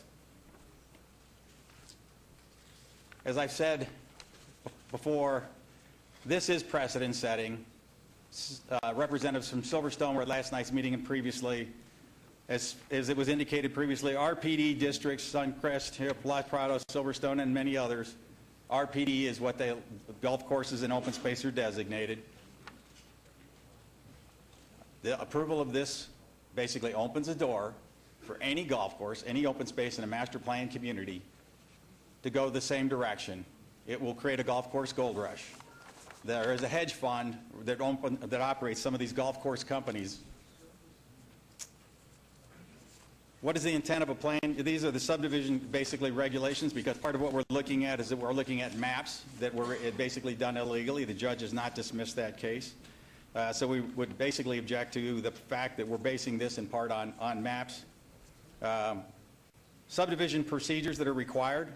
A residential plan development shall follow the standard subdivision procedures.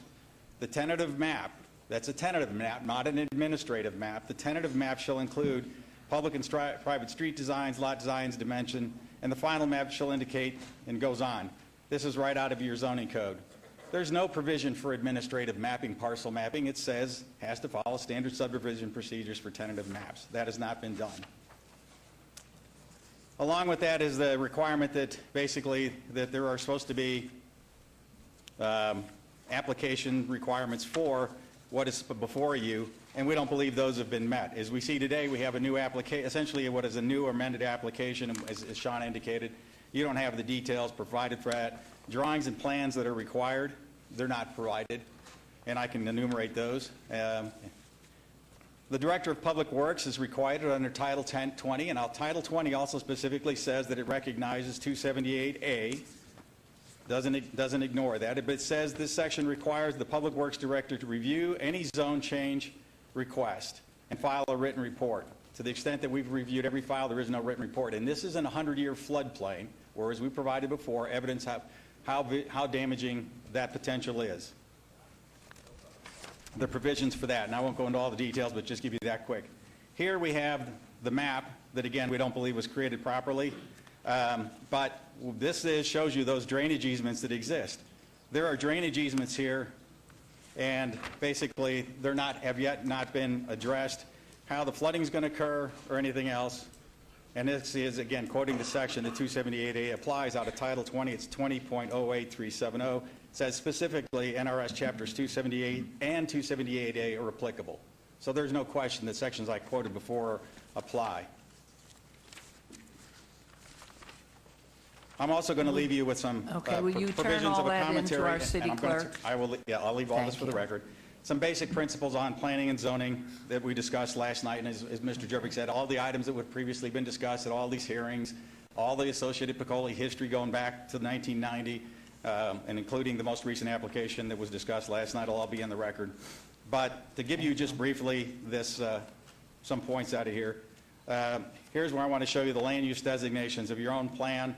The master plan designation, PROS, shows that no allowable density is permitted. And so while you're changing it, again, we don't believe that it's being done properly because there's no major modification. The general plan set and the master development plans are the primary tool, and that's what this sets in forth. The application you have before you is defective and deficient. The site plan is defective and deficient. The access roads have no, we don't have any details on the plan. There's no dimensions on this specific plan. There are distances between the buildings are not labeled. The parking space is not dimensioned. No perimeter walls are shown. There are a lot of deficiencies, and again, I'll leave those for the record that we've identified. In general, basically, we think everything you have before you, including the offered amendments, are insufficient to meet the requirements for and findings to support a general plan of rezoning, along with site development plans and tentative map. Mayor, with that, thank you. Thank you, Mr. Garcia.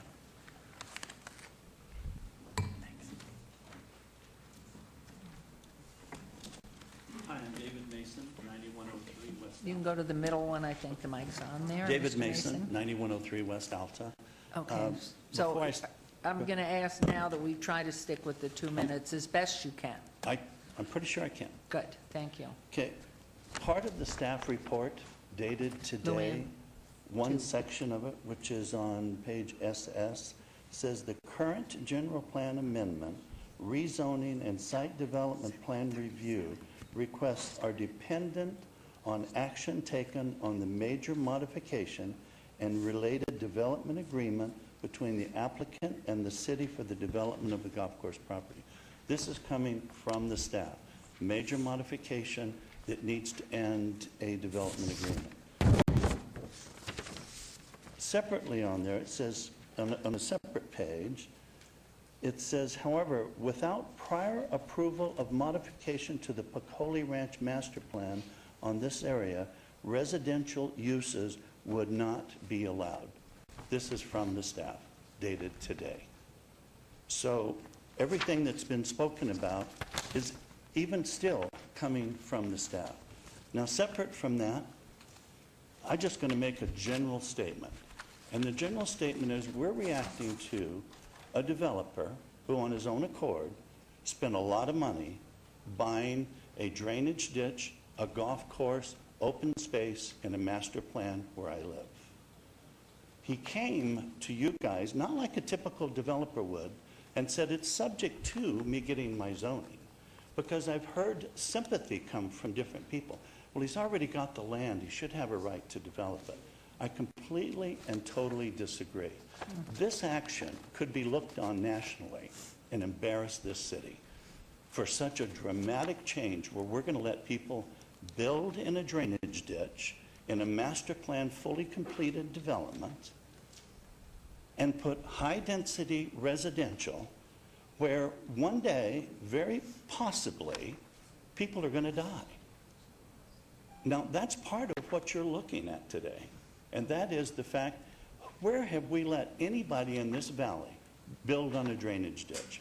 The closest I know is when we put the floodwaters of Flamingo Wash underground across Caesar's Palace's parking lot, and 30-some years ago. We didn't set on top of those high-density residential. The real problem here is the whole premise. We're letting somebody, because they've already bought the land, without getting approval, obviously thinks they have approval, but without getting approval of this board, make an application to turn a drainage ditch, open area, golf course into high-density residential.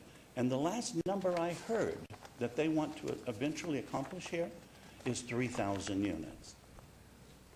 And there may be somebody here who was in that meeting that might come up and say, yes, I just heard that. I want 3,000 units without a master plan amendment, without a plan, without an agreement on what that means. With that, I bid you adieu.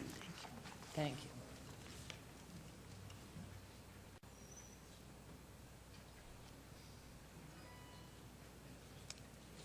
Good afternoon, Madam Mayor and Council. I'm Alice Cobb, and I'm the President of the Board for One Queensrich Place, who has really never addressed the Council with regard to Badlands. And we have a community of people who recently took a survey and wanted it to be communicated to the Council with regard to the Badlands project. We obtained this information by asking our population to complete a confidential survey. And I'd like to give you, very briefly, I'm only going to give you a few returns on that, so you can get a pulse on how they're feeling right now. The homeowners do feel they're informed as far as what's in the newspaper.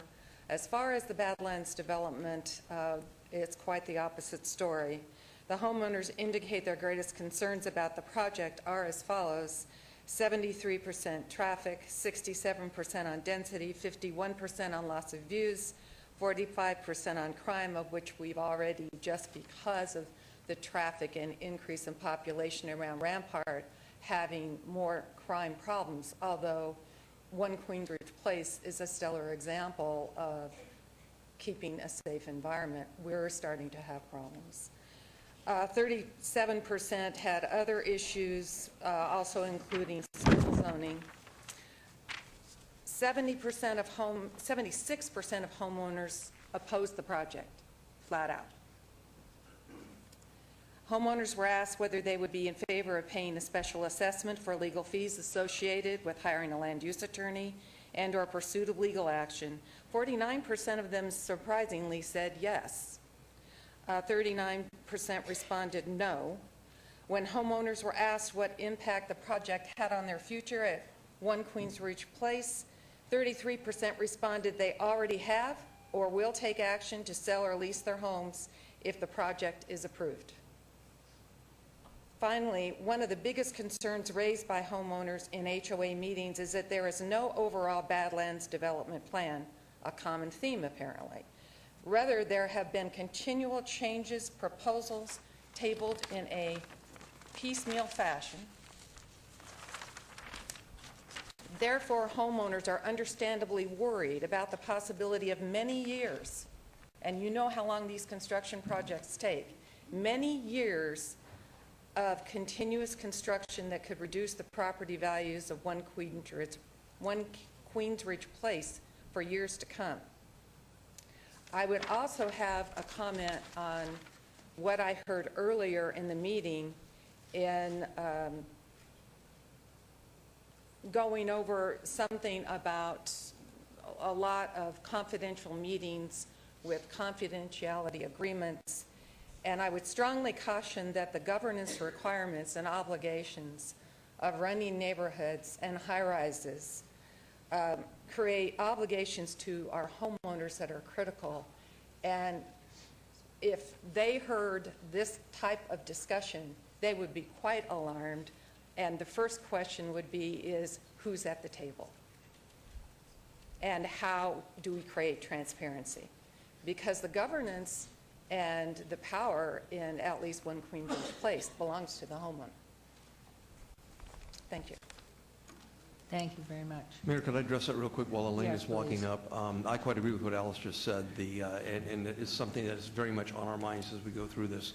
There isn't any one person or one group of persons in this room that can speak for the 1,200 people that live in Queensridge, and we are very much mindful of it. At the same time, the tension here is that there are lawsuits, and people don't want to say things out loud that may sound contrary to what they're alleging in a lawsuit. And so nobody wants to have those words used against them.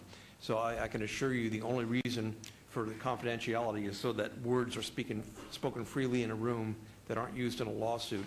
I don't have any problem with those words leaving the room and going back to an HOA or to people, because ultimately it's going to be all of your decision, not just a handful of people in a room. Hello again. My name is Elaine Winger-Reisner, and I'm the president of the HOA board at Queensridge. Once again, I stand before you to report that the HOA board of directors, in representing the Queensridge community, remain opposed to the proposed development due to a lack of a completed development plan. We are very concerned about piecemeal development within our community.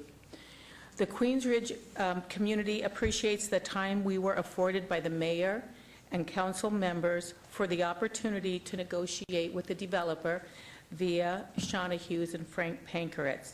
We were so very hopeful that that progress would be made, allowing a genuine solution between our community and the developer. Sadly, that never happened. As of 1 week ago, at the request of Brad Jerbick, we have expanded the participants included in these negotiations, and we have met twice in the past 7 days. And because I do not stand here alone, At this time, I'll ask those people that are here today that support what I'm saying to please stand up, as I request the mayor and the city council to deny the applications in front of you today, allowing the community and the developer the time needed to work on a global plan. We appreciate your consideration in this matter. Thank you. Thank you very much.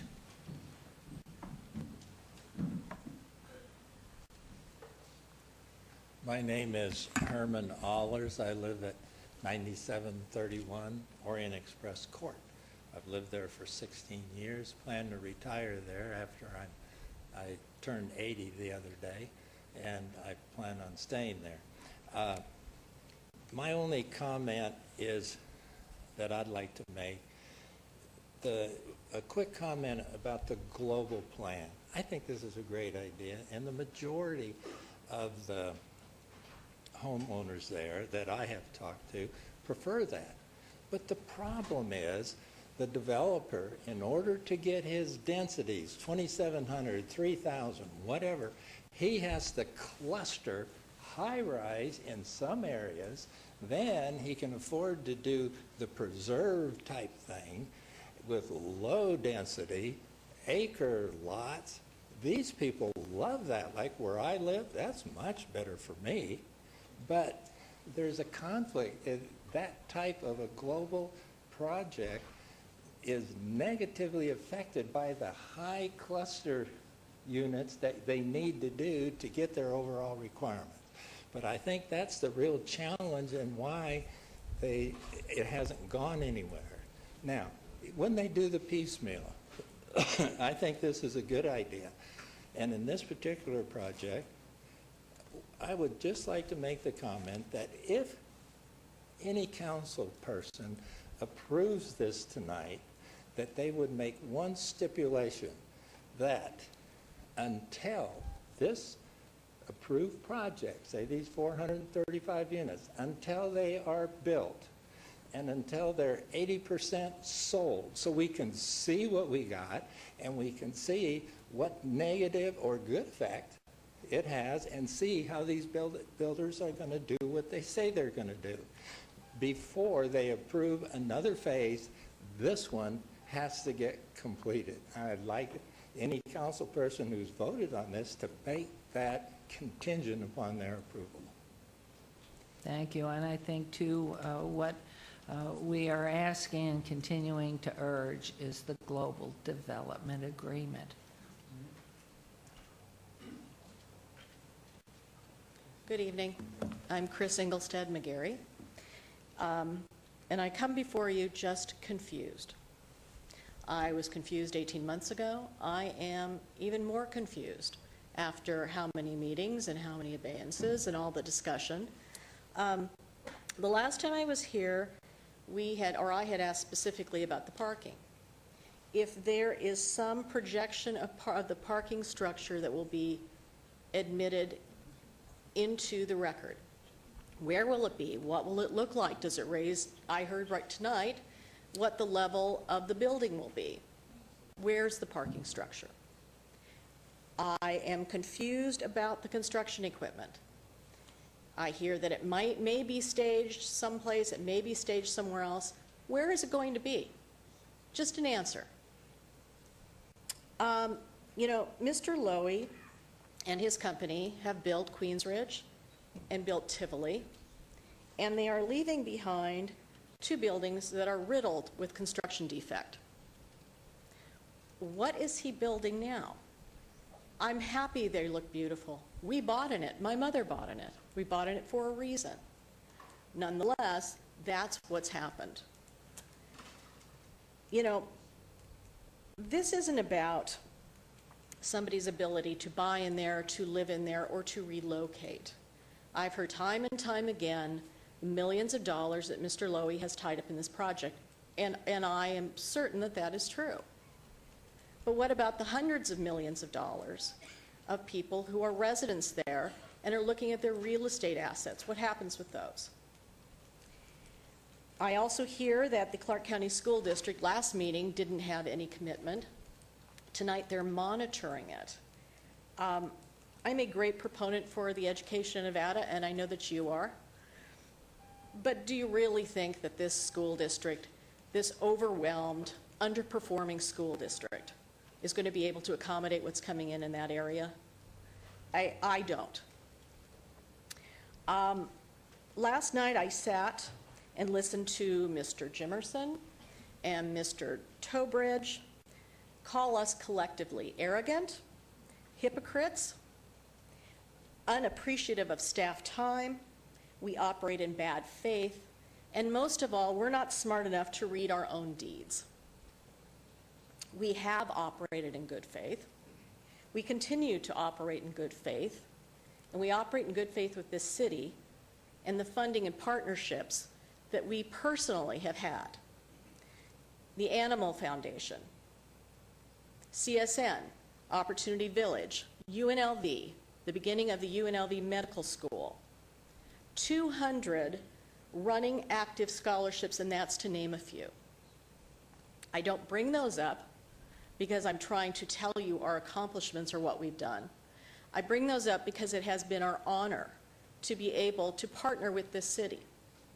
And nothing makes me sadder, truly, than to tell you that we can't continue those partnerships if this project goes through.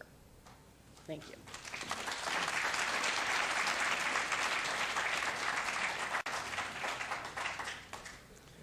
Madam Mayor and council members, my name is Ron Iverson, and I reside at 9324 Verlaine in the Queens Ridge community.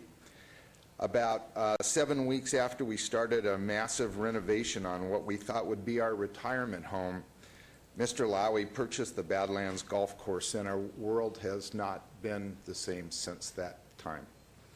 While we knew that the Badlands Golf Course did not belong to Queens Ridge, we did know that we were purchasing a home in a master planned community that was completed and stable. We believed that even though the golf course might go away at a future point, that we had the right to enjoy the open space behind our house. That, as you know, is the primary concern of Queens Ridge homeowners, not only because of its impact on property values, which have fallen somewhere between 10 and 30%, but in our area, but also because of the impact on the quality of our lives, the views, the quiet, the air, and the wildlife. That is why we pay a premium to live in a master planned community. And it's the assurance of the stability and continued lifestyle is the expectation of any homeowner who buys in a master planned community, as well as the assurance of its protection by city officials. From the beginning, we have not been against responsible development. We have just been against how EHB companies has proposed to develop the golf course and the way that they have gone about it. The incompatible development of the Badlands Golf Course is nothing short of a full assault on the pocketbooks and lifestyles of those who live in Queens Ridge community, including the Queens Ridge Towers. But the much bigger issue is the assault this proposed development represents on the assured protections of master planned communities throughout the Las Vegas Valley. And tonight's decision is precedent-setting and sends a clear message to the entire Las Vegas community. I know that you will consider closely all the details that have been put in front of you in making a decision tonight. And when making that decision, please take into consideration the larger Las Vegas Valley and the multitude of master planned communities that exist there. Our master planned communities are closely, or other master planned communities are closely watching your decision tonight. And please don't let this kind of incompatible development in a suburban infill property be the legacy of this council. I urge you to vote no on the applications before you. Thank you. Thank you. Good afternoon, Madam Mayor and Council. Dale Reisner, 9811 Orient Express Court. I have two comments not specifically related to the apartments / condominiums now, but there were the last meeting, I think it was in November or maybe before, but I delivered a drainage agreement, and it was between the Senior Tours players. It was that developed the golf course. It was between the Piccoli family, which was the predecessor to us buying our lot, and it was between the city of Las Vegas. And to my knowledge, that was governing the golf course. It gave us, as an owner, and it's recorded with our deed at 9811 Orient Express, it gave us indemnifications from whomever owns the golf course at the time. It was the Senior Tours that was the leaseor. But we are a party to that agreement, and I've heard Mr. Jimmerson in some arguments regarding a lawsuit say that the residents have no standing in the drainage, and the drainage that agreement is binding upon the heirs, successors, and assignees. And I'm no attorney, but I've read some contracts, and I think that follows everybody for a long time. And I know the city's working directly with the developer to try to understand how this drainage is all going to work. But our backyard, I've noticed in the 100-year floodplain, it will actually come up onto our property where the fence is in the backyard. It's blue up onto our property. And so I'm worried that because of these, and I don't know, maybe we don't have standing because I'm not an attorney, but I believe that we're party to an agreement between the three of us. And I think it's important that we're not discounted on the drainage. And this project will definitely change and modify the drainage. And so I wanted to bring that up. Just quickly, one other point. I know from just talking to some people, and I spoke with the developer's attorney at one of the meetings, they've spent hundreds of thousands of dollars, trying to understand what their rights are. And I think the people from Queensridge have spent hundreds of thousands of dollars trying to discern these contracts. And it's been, I think, by way of example, whether it's Canyon Gate or whomever it is, some of these other associations and individuals could be similarly affected. And I think the council, I would ask you seriously to consider the responsibility of a homeowner.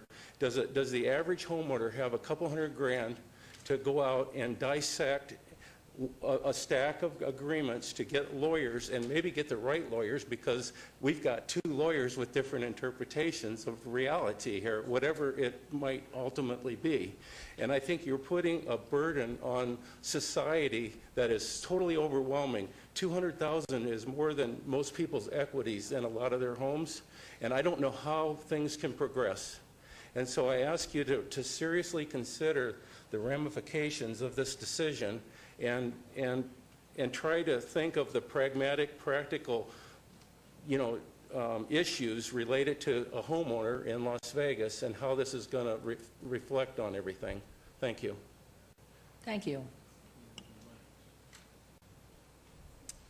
Madam Mayor and council members, I am actually speaking for two of my neighbors. So, I'm sorry, Ann Smith, 653 Revelle Court. So, speaking for my neighbors, so I would request some more time. Otherwise, they'll come up anyway, so. Okay, so I had my comments prepared before I came, but they kind of went out the window based on the surprises that we heard tonight.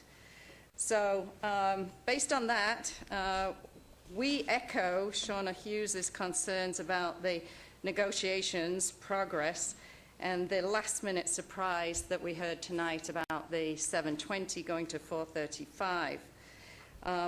We're concerned that are there really good faith negotiations happening when the developer's submitting another application that's piecemeal while at the same time moving forward with this project? It's kind of the antithesis of a comprehensive project that you asked for last meeting. And yesterday we spoke at the Planning Commission meeting, and we were admonished by Commissioner Trowbridge that it was our fault that all the applications got approved because we voted down the original 250 concept of 75 houses. Then Commissioner Quinn stated she'd been threatened with a personal lawsuit if she didn't vote for the development. These comments cause us further concerns. Number one, we didn't get to vote on the 250, but we gave input on the 250 and the 70, which was totally ignored by the developer. Two, we've been asking the city staff and council to protect the existing residents for 18 months now, and yet we are here because the piecemeal development is happening all over again, and it is again a moving target. If there are going to be last-minute changes, then the application should be obeyed so we have time to review it. So we oppose what's now proposed as the 435 because, based on what we heard tonight, there appears to be a threat hanging over us that while the 435 is lower density, they're reserving the right to come in and have increased density in the next area over. And we're on Ravel Court, which is facing this development, and it was adjacent to Development Area 3 in the original applications. So if they're increasing density as it moves closer to us, how is that going to be compatible with our homes? It's not compatible, and it sounds like the developer has agreed to meet the tower's concerns, possibly at our expense. So we need Councilman Beers to look out for our interests too, not only on Ravel Court, but the other single-family homes and Tudor Park and Fairway Point. We need a buffer along that area, not more high-density development. This unknown density is also going to affect traffic. We don't know what it's going to be yet because we don't have a full plan. And city staff hasn't been considering the impact of the whole plan because it's as yet unknown. That same thing applies to the mitigation with the school district for the entire development. So tonight, we kind of feel like we're a part of the Survivor program where every meeting a new curve is thrown at us affecting our survival. But I want to leave you with an image, as I did with the Planning Commission last night, for what this process has been like for the last 18 months for us. This developer has basically been cannibalizing our community, eating us alive, biting off an arm here and a leg there, slowly squeezing the life and the breath out of everyone in Queensridge and the towers with every incremental application. So what we're urging you to do is to protect all of the existing residents, the surrounding community, which is affected by this development, and all Las Vegas master plan communities. And by doing that, we need you to continue to demand from the developer a comprehensive development plan before anything, including this 435, gets voted on and moves forward. Thank you.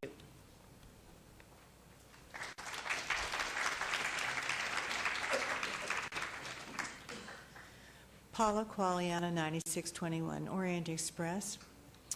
I think the thing that concerns me this evening is, and I'm certainly not going to try to trump the attorneys that I've listened to both last night and today, but the thing that does concern me is, as a resident, to hear, for instance, Mr. Jemerson put out a map last night to look at and says that the map says that we as homeowners knew all the time that this golf course could be developed. So I went home, I pulled out my huge, big document that was given to me by Greg Gorshin, a relative of the Picolis, when we bought our property, and I'm sorry, I cannot find such a map. So I would just say this. Back and forth with the attorneys, I can't give any information about, but on a personal level, this is what this means to me. You saw what happened to my poor husband who spent 45 years of his life serving this community, trying to help people day and night who've had cancer or all kinds of blood diseases. He deserved to be able to retire in a graceful way. I have been in the real estate business. When we bought our house, I hired an attorney to look over those documents. That attorney looked at all of those types of documents that were discussed today. Consequently, my husband and I bought this home. As a matter of fact, I have another attorney I hired, and he said this: those documents clearly represent that any decent attorney would tell you that you're buying into a project that you can live in peace and quiet. Well, right now, we know that didn't happen. My poor husband almost died here in front of you a couple of months ago. Does that give you any idea how stressful this has been for these people, for myself, and especially for him? I want to tell you that his heart actually stopped and his defibrillator went off, and if it hadn't, I think he would have died in front of you. Now, let me just say this. I am very fearful to think that this developer and his so-called rights are more important than our landowners' rights. We don't deserve this. I don't care what he feels his rights are. We have paid our taxes. As I pointed out at the meeting last night, we have paid over $300,000 on 1 acre. Many families have, while these developers have paid less than that on 166 acres for 20 years. Now, we paid all of that money for PROS RPD7. That is what we paid for. Those zonings, even though your attorney tells me it's not, it's general plan amendment, it's not zoning. I'm not an attorney, so please, I can't be expected to know the exact language, but PROS RPD7 clearly talks all about open space. It clearly talks about what homeowners can expect and what they did expect when they bought their properties. I didn't have stupid lawyers represent me, but yet they told me that what I was buying looked great. This is how it's turned out. My husband almost died in front of you. The stress of this has been terrible. I hate to say it, but I mean, our lives have just not been the same. They've been terrible going through this for a year and a half. I'm not going to take up any more of your time. I think that you know how I feel about this project. It should be denied for all the reasons that the attorneys, even if you don't believe that maybe one side is smarter than the other. Your own rules, your own regulations, your own policies clearly point out what RPD7 PROS is. Open space. Vote against this.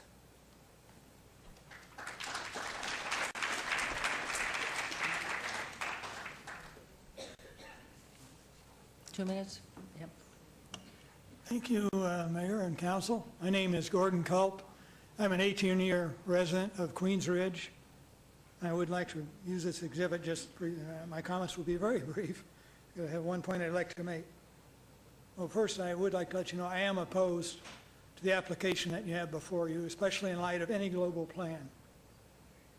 The past, even though we don't have a specific global plan now, we know from past submittals by the developer clearly show their intent to build to the west of this is the proposed project that we're talking about tonight. As they move west, they're going to continue with very dense development into what was called Development Area 2 and Development Area 3. And you heard just a few minutes ago, Mr. Jervik explain that the lower density commitment in this area does not necessarily carry forward as the development moves west. They could seek higher densities to the west. And in fact, their past submittals have shown dense development, multi-story condos next to single-family homes here, 75 feet from our home. There'd be a multi-story condo, and there's 7 houses on Ravel Court all suffering the same fate. And there's another 30 when you add in Tudor Park and Fairway Point that are going to have multi-story condos literally in their backyard. The application you have for the 430 units tonight is a little bit like the camel sticking his nose under your tent. You know there's more coming. And you could take a proactive step tonight. Obviously, we'd prefer that this not be approved, but if you consider any approval, include a requirement and a condition of that approval that the red zone here be maintained as open space. This is a way to provide a positive buffer between high density, we don't know how high, we know it's going to be high here, and the high density that you have here. And it would give us some protection and the homeowners that are facing a terrible result in their backyards of high multi-story condos. Thank you. Thank you. Madam Mayor, members of the council, I'm Colonel Retired Steve Soroka, and I live in the notification area for this project, and I am against this project. I have listened to my neighbors, and I stand with them against this project. As you have heard tonight, this process has been wholly unchecked, and the harmony of which you speak is completely out of balance with the two sides. I know there are solutions to this problem that don't involve eminent domain or inverse condemnation that have yet to be explored. Yet, our incumbent representative and councilman continues to use large politician words which strikes fear into the heart of our constituents and enables him to apparently hide behind what appears to be an unwillingness or an inability to do his job, which simply put is to listen to the people and represent them. As a result, I believe this project must be delayed until such time as the people get an opportunity to cast their ballot and select the most qualified representative to lead them through this process. I thank you for your time.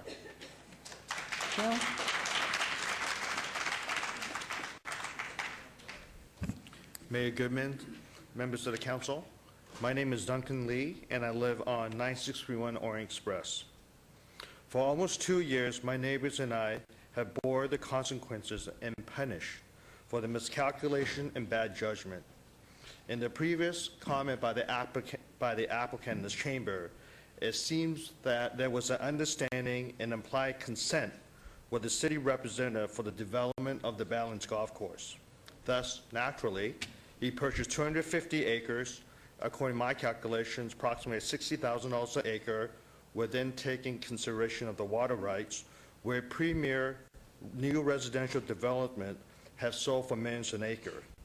He took a calculated business risk and basically my interpretation of those initial meetings talking about the Balance Golf Course, it was that my interpretation, it was a done deal with or without Queensridge owner consent. So for all of us, the most affected of these homeowners were not even part of those meetings as stakeholders or had any input. In the last year and a half, you heard major objections by over 1,000 affected homeowners not associated with the developer. My councilman has told us that as Queensridge homeowners that we should take the financial hardship because made by the decision of the developer and a city representative. So I ask, why us? Why not the initial decision maker? I ask the developer and the city to be accountable and take responsibility for its miscalculation and misjudgment. Take your fiduciary responsibility and do the right thing. The Queensridge resident, we never had any input on these deals. We didn't know about it until after the fact. And we have to bear the financial hardship by destroying this completed master plan community. So therefore, I ask you to deny this application and really try to negotiate as equal and really look at it as a global plan for this entire community. Thank you.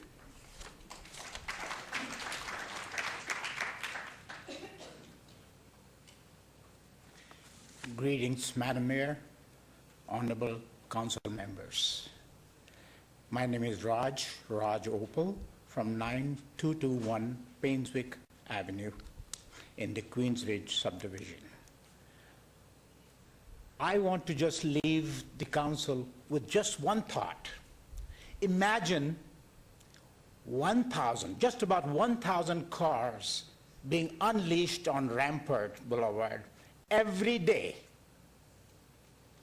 So that itself will basically tell you whether this project is feasible or not. Thank you.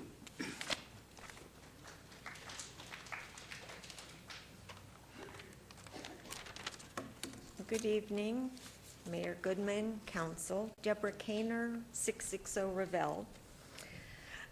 I fully agree with all of the speakers before me, but in addition, I would like to plead with you for your protection.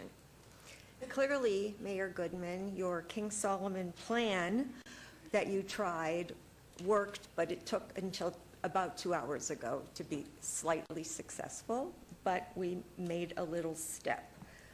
But it's clear to us as residents that we still need your protection.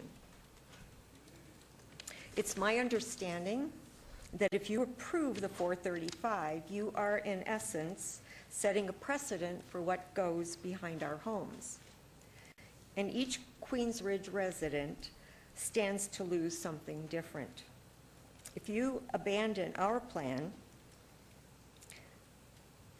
and the open space, then our immediate area faces a future 12-foot wall. We face a road. We face multi-story buildings. Therefore, if you consider approval of the 435, I urge you to add on the condition that future development be required to have a buffer behind our homes with respect to height and density. Thank you. Thank you. Hello, my name's Ray Stazzoni. I've been gone for a couple of years. I came back and I didn't realize it was a war zone back here with everything that's going on with Queens Ridge. I'm in the real estate business, and I did some quick math, and the developer claims to have zoning for 7.45, 7.5 acres. That's 1,873 approximately total units. I've noticed that he has gone from his 720 down to 435, I think he said, if I'm getting that number correctly. And Madam Mayor, you were saying that that is a move in the right direction. I, however, in the real estate business, have read the developer playbook. He's following it to the letter.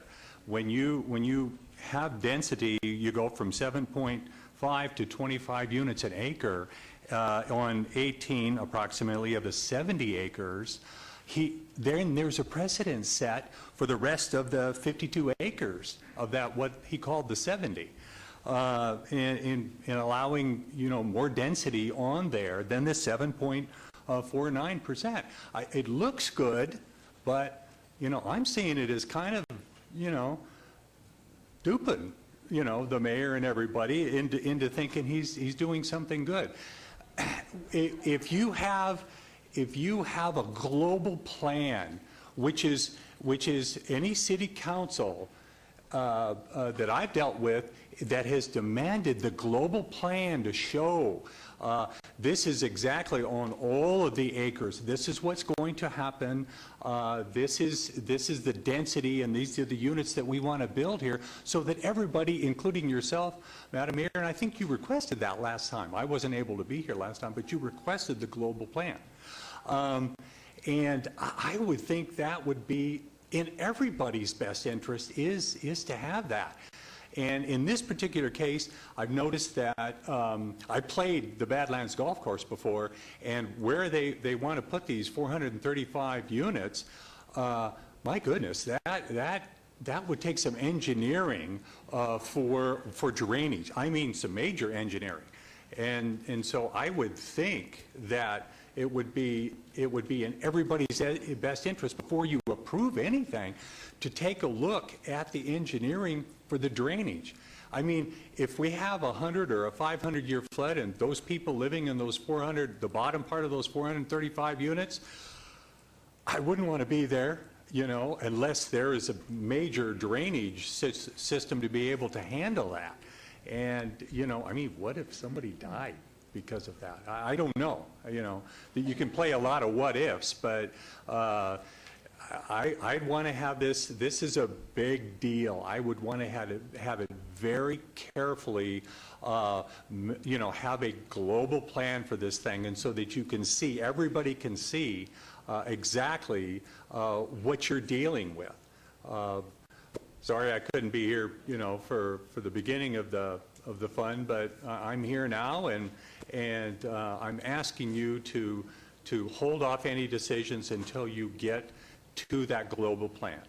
Thank you. I know you've all put a lot of work in on this, the Planning Commission and the developer and everything, and thank you for all your hard work that you put in here, but I believe we've got more work to do. So Thank you very much, Madam We're Mayor. going to have to take a 5-minute break because the clerk's request. And, okay. Councilman Barlow, can you hear us?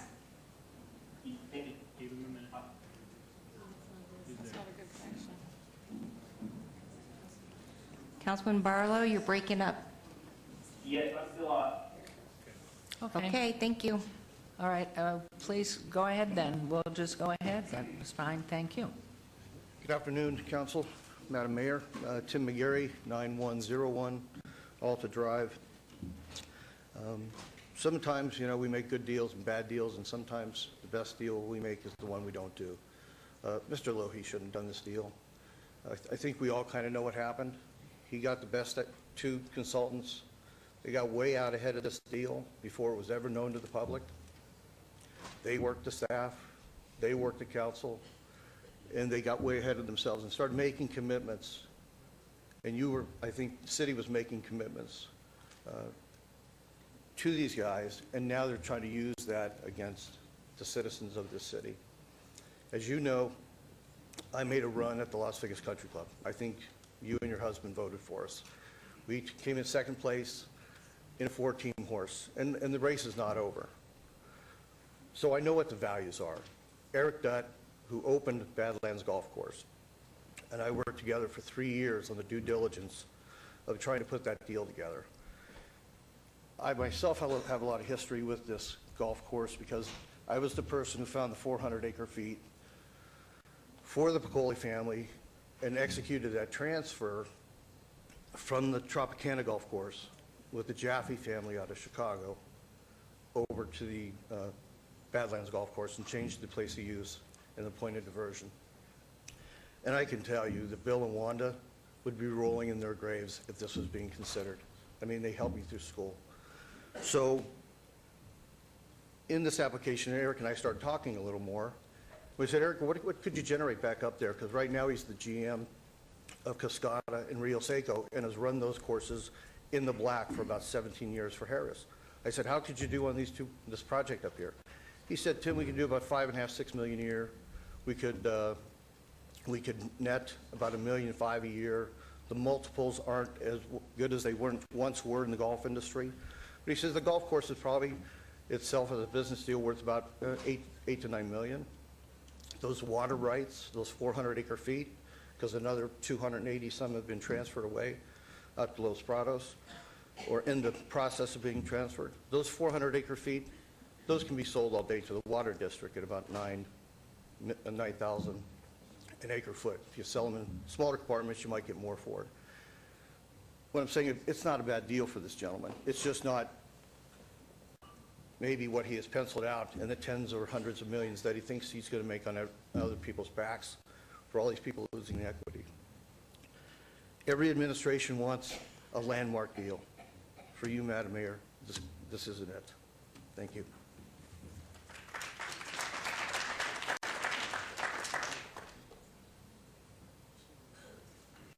Mayor, Council.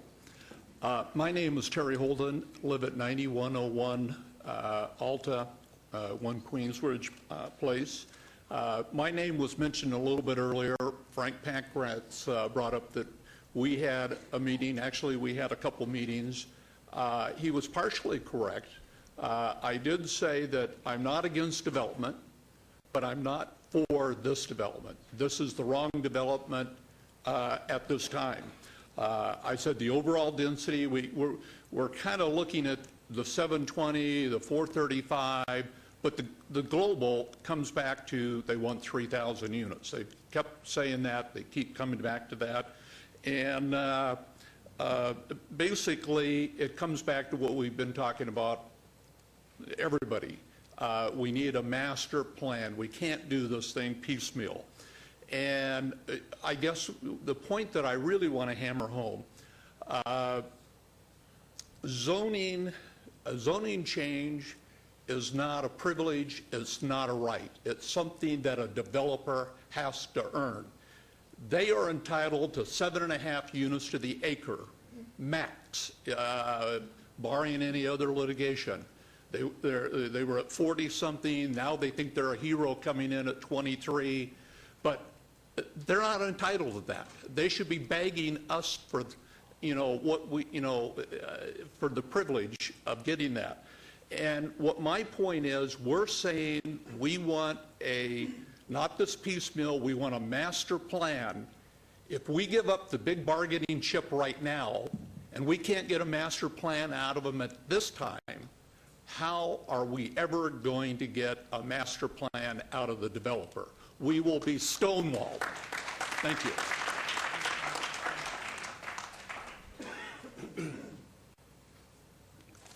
Mayor, ladies and gentlemen of the council, my name is Clyde Turner. I live at 9511 Orient Express Court. I've got a couple of comments. One is a comment that was made by one of the people representing the developer. Said that they use it quickly. It says just right next door. Well, it's not right next door. It's the middle of our community. So I'd just like to offer those corrections to his thoughts on words. But you made a lot, even Bob Coffin made a lot out of the issue of what the legal is and what it's not. And you usually ignore the legal. And I appreciate in most cases where you do, and that's your general standard. But in all general standards, there needs to be an exception. And I think in this particular case, there should be an exception because the legal here is so huge in terms of the outcome of what goes on here. It's just unbelievable. I respect Brad Jervik. He's a fine guy. But right now, his opinion, which is in direct opposition to all the legal research that has been done on the other side that you heard partially today, is different from that. So Brad Jervik's opinion right now will be the thing that kills us all if you rely on that and don't give some consideration to it.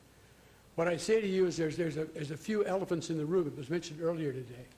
I think the elephants basically are there's more than this, but the few that are obvious to me is the right to develop or the right not to develop, that you can't develop. I think that's a question it's on the table, and we didn't start out to begin with. It came as we got into it. The first thing we were told, as we've said before to you, is that you had all approved this project before it was ever presented to you, and that we had nothing to say about it. And it was a reaction to that kind of a comment that we went and hired our own lawyers to do their own research that came up with the answers that we now rely on. So I think that's a huge elephant in the room. The other thing is the controlling relationship of RPD7 or zoning.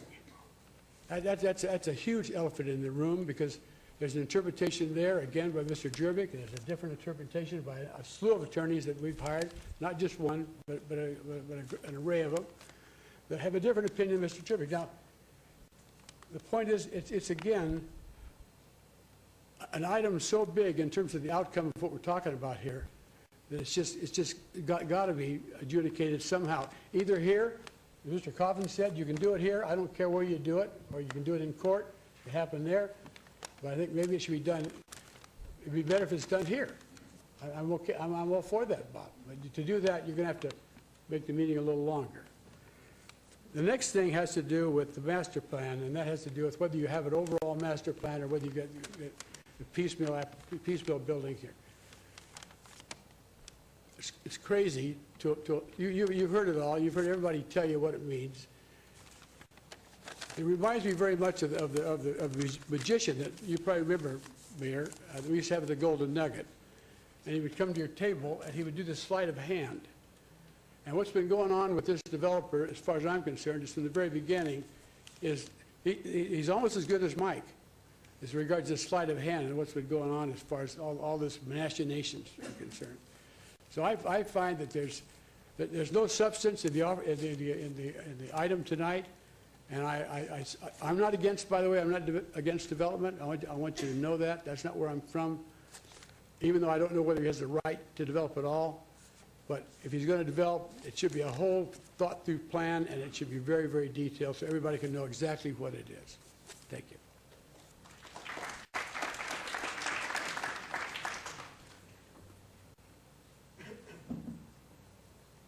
Hi, good evening. Louise Francoeur I live on Tudor Park Place. I support what everyone has said here today. And I want to speak more on a personal experience. I've lived in 6 master plan communities over the last 30 years. And part of moving into a master plan community is knowing exactly what you're going to get when you buy into it. Whether you're buying a resale and you know exactly what is in your neighborhood, or you're buying a lot where it will be built. You see all of the plans ahead of you, and you know what you're going to get. And when I bought in Queens Ridge, I expected it to be the home I'm going to be in for the next 20 years, thinking I knew exactly what I was getting.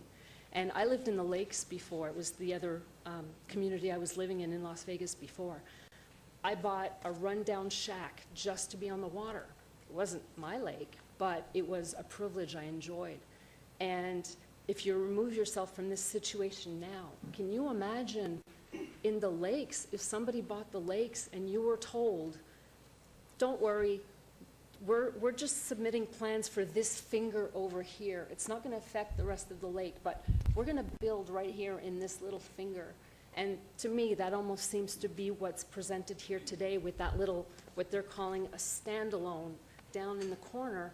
It's not really a standalone, and they've alluded to, you know, the future projects, and they've alluded to more in the future. It's not really a standalone. So this really is an important precedence, and what you decide here will affect probably not just master plan communities here, but it's going to set a precedence way beyond.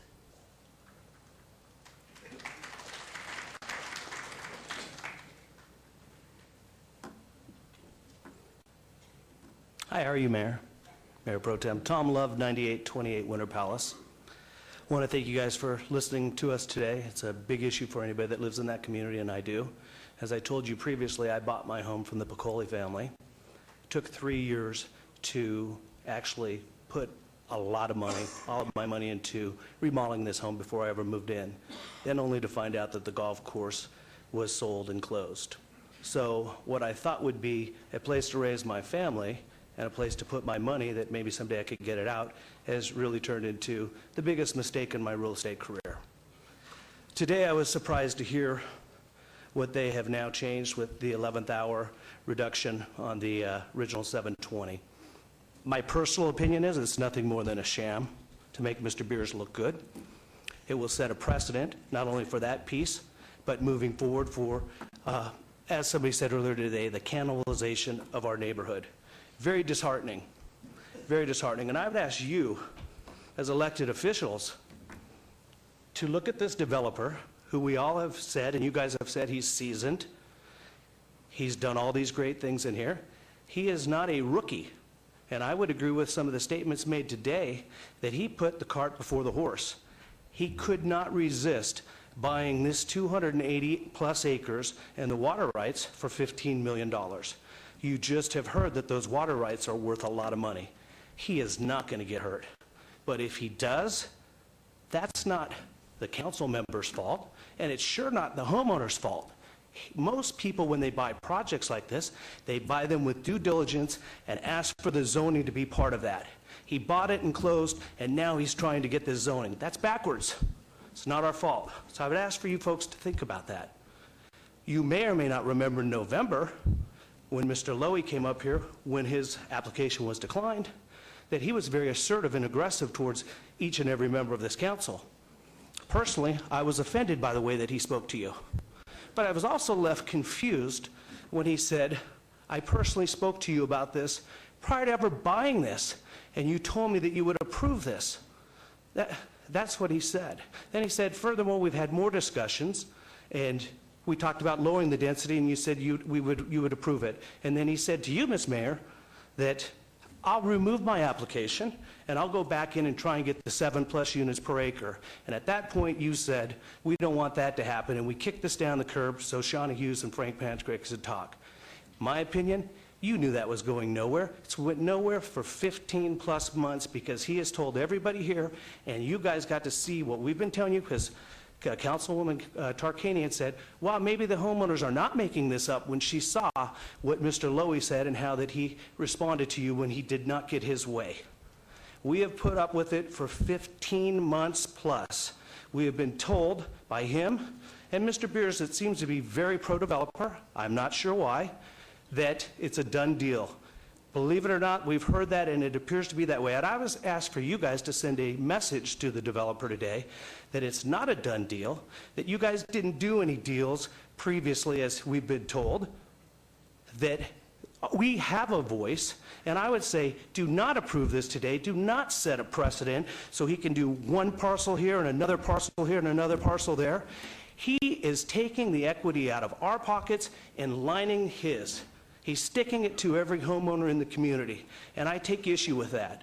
I will also tell you, it may or may not make a difference, but I was told by a member of his staff that that golf course was very busy. And part of the reason they wanted me to support it was because there were so many golfers on that golf course, they thought closing it down would give us more security from break-ins and things of that nature. So I believe it was a viable golf course that could still have made a decent investment in the long run. I don't really care about the investment, and I'm not against development, but what I am against is not being treated fairly. And I think most homeowners in here have just asked for a fair shake, and we do not believe that we've got a fair shake from him. If it took 15 months for him today, with no notice to anybody, to say, okay, we'll go from 720 units down to 450 units, that's pretty much a Hail Mary. And I think that you guys need to send a message that we're not going to piecemeal this, that he needs to really negotiate in good faith and fair dealings. This is common sense. Common sense that he should deal with us fairly with the community. And I would ask that you help us as our elected officials to really look at us and help our homeowners get a fair shake from this developer. And I really appreciate your time, and I would ask you to also just remember the way that he talked to this council in November, and understand that's the way that we've been treated and talked to for the last 15 months. Thank you.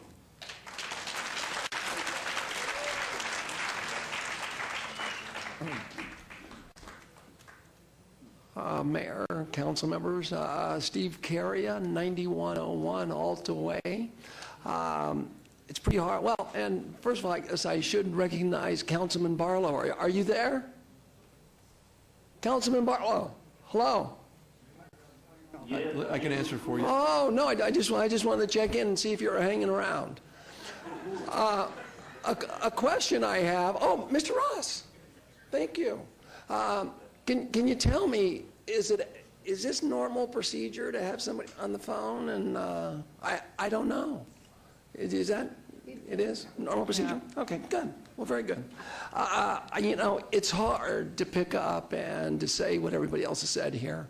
But I do want to make a couple of things known. Last time I came to the council, I brought in a petition with 100 names on it from Queensridge opposing the project. Queensridge Towers isn't the only ones in the Queensridge community that are objecting to this particular project. The entire Queensridge community is approximately 80% opposed. 80%. Please listen to your constituents. Listen to the people that are in these neighborhoods. If this was your neighborhood, I can tell you, you would be wanting to stick up for what's right and what's just. And you've heard that from plenty of people. The last thing I want to leave you with, I've watched the video 4 times in the last meeting. And at the last meeting that took place, Mr. Lowy came on, and some people would say rather aggressively, to the council, and might have even so much as had a veiled threat as to what you promised or what you didn't.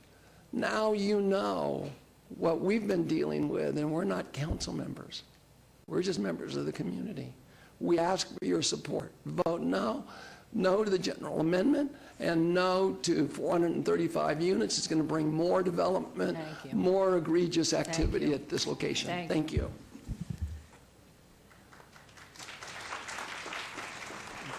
Madam Mayor, council members, my name is Larry Sadoff, and I live at 9101 Alta Drive.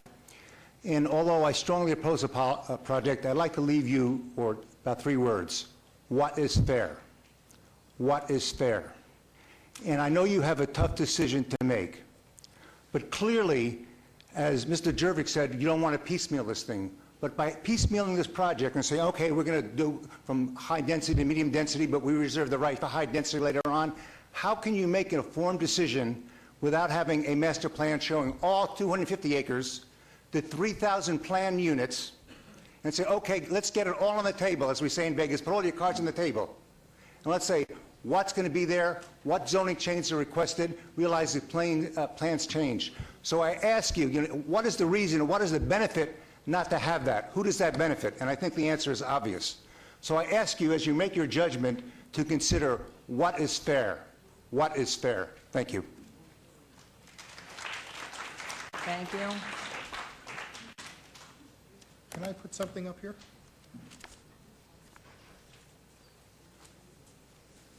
And I also have something for all the council members.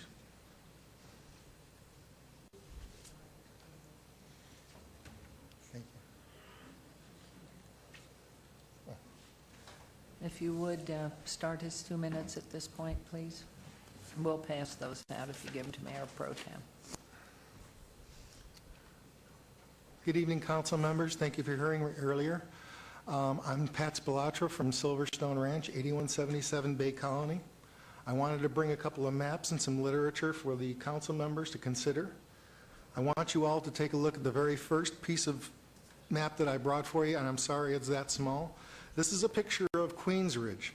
This is the Queens Ridge Golf Course before there was any houses.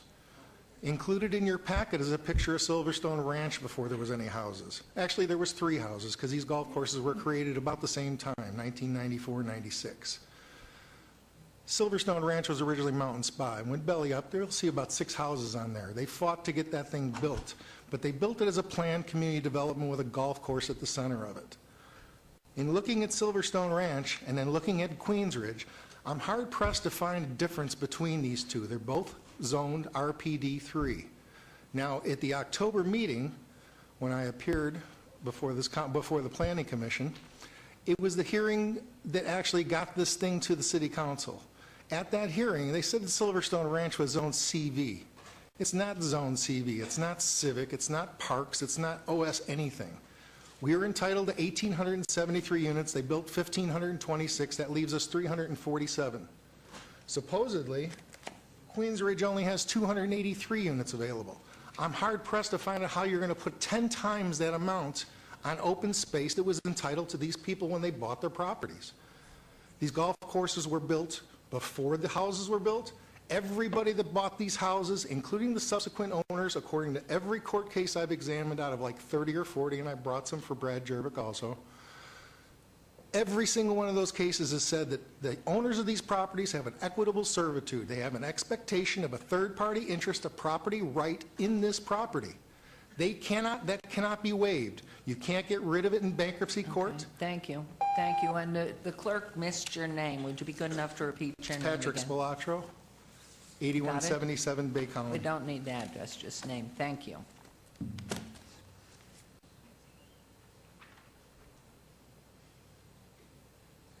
Good evening, Council. My name is Sally Bigler. I live at 9101 Alta Drive. I've been a resident of Las Vegas for 26 years. The last 5 have been at Queens Ridge. It's with a lot of disappointment that I find myself back here and away from my family and personal interests to keep fighting this battle,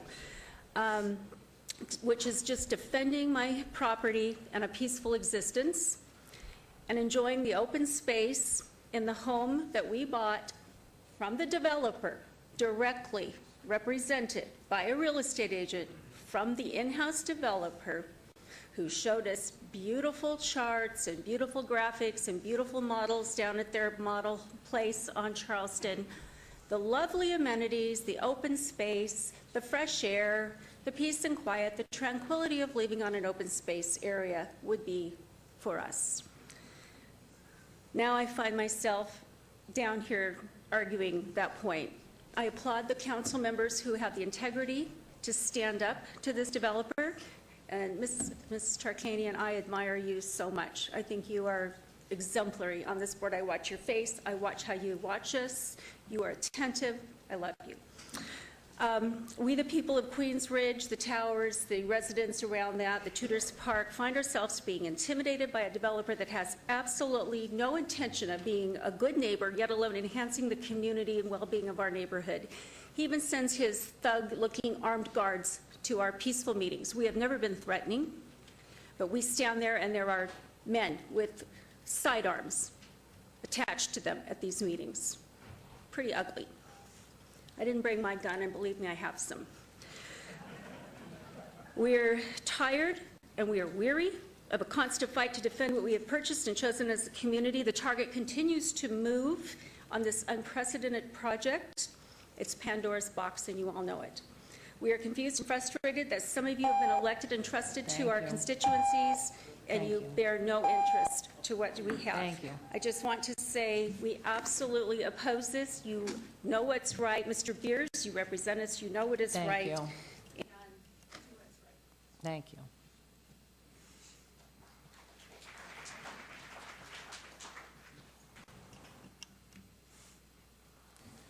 My name's Leonard Swimmer. I live at 9301 Alta Drive. A lot of the things that hasn't been brought up, and you may not be aware of it, but I'm sure you are, that this project got a 30-year completion. The builder wants to put a rock crushing machine there for 30 years. I don't know if you know what a rock crushing machine is, but the dust that it makes is unbelievable.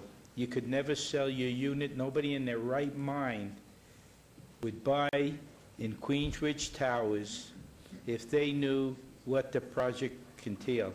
It's just a bad situation for everybody, and I think we need to vote against it. Thank you. Thank you very much. Good evening, Mayor, council members. My name is Christina Roush. I live at 8901 Greensboro Lane. I'm a neighbor in Tournament Hills, and I've watched with great interest for the last 18 months or so, maybe 15, what's happened here. Many of you know me. Mayor, you know me. Councilman Coffin, you know me. Steve, you know me. Ricky, are you still there? You know me. He's on mute. Probably. Yes, I hear you, Christina. Hi, Ricky. My concerns, and I don't have enough time to state them all, I'm going to be brief, and some of this has been said before. There is a precedent that is to be set here, and it's not a good one. Mayor Pro Tem, if you end up having to deal with this in Los Prados, or if your successor does, this is going to be a kick-the-can situation that just keeps going and going. This is inescapable for all of us. I'm not anti-development, like many people have said here tonight, but I'm not anti-citizens' rights either. I think everyone needs to have a voice here, and the voices need to be heard. That said, I do have a couple of points that I want to make, and I'd like somebody to provide me with the exhibits that were provided earlier regarding to the applicant's map that was for the original application. If you could bring that up, please. And also, I want to see what the applicant presented in terms of the adjusted acreage they're referring to when they were talking about the 1 Queensridge Place density. Can you give me those, please?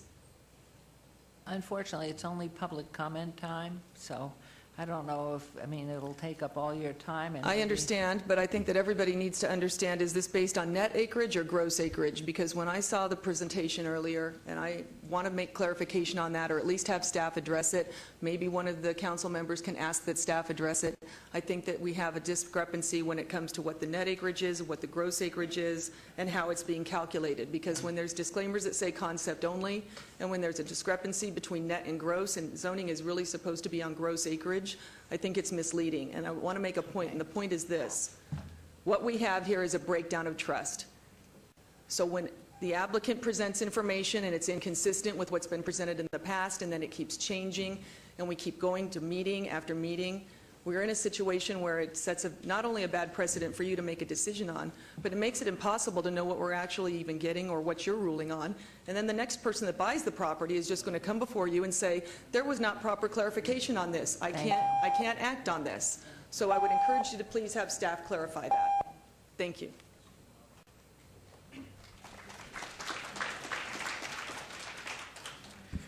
My name is Peter Kovacs, and I live in 910 the Queensridge Towers. And I am a recent resident here in Las Vegas, and I really don't know how things are done here very well.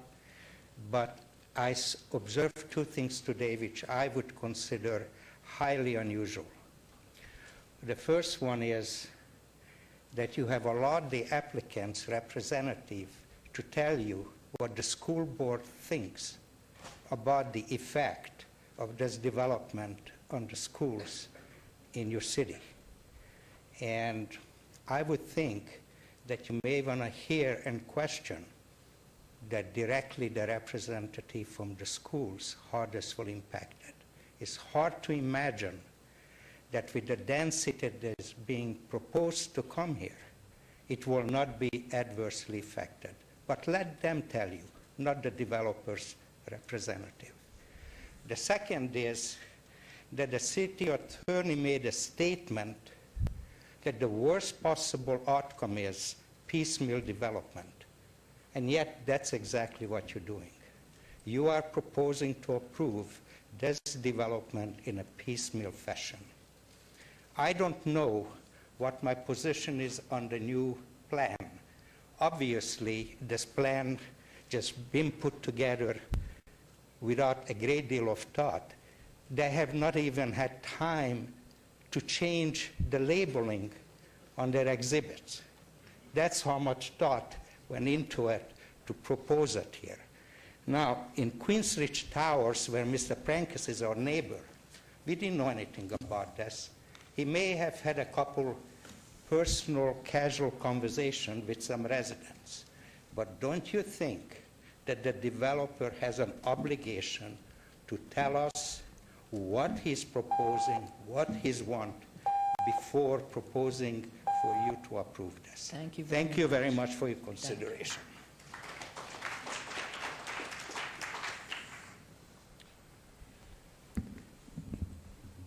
My name's Steve Shaw, 9101 Alta Drive in the Queensridge Towers. I think we're starting to hear a common theme develop tonight, and that is what Peter just said. Require the developer to bring you a comprehensive plan covering the entire project. Do not allow this to be developed piecemeal. City Attorney Jervik said it earlier, said it first, and it's kind of snowballed from there. He said, what's the worst thing that we could do for both the developer and for the homeowners? And that is to develop this beautiful property piecemeal. Turn this down. You're going to be asked to approve 61 single-family homes next month. Turn it down. Force him to come in, meet with all of us, and collectively come up with a plan for the entire project. Thanks. Thank you.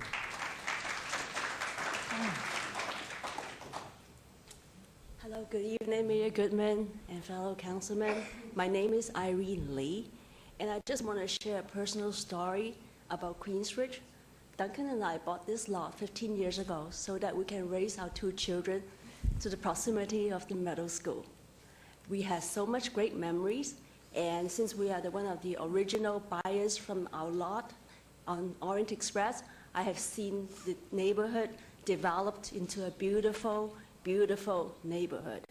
And little did I know, 15 years later, there's this developer that has basically bought that land at an opportunity, at the cost of, at the expenses of us.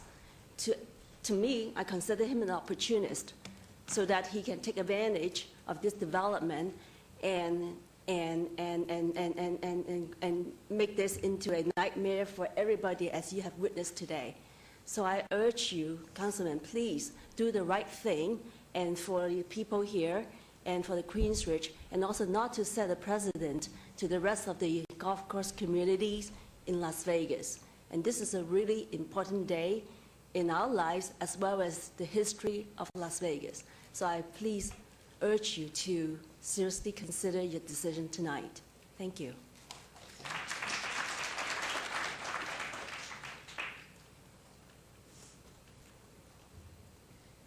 I'm Julietta Baumann. I'm on the board of the HOA for Queensridge.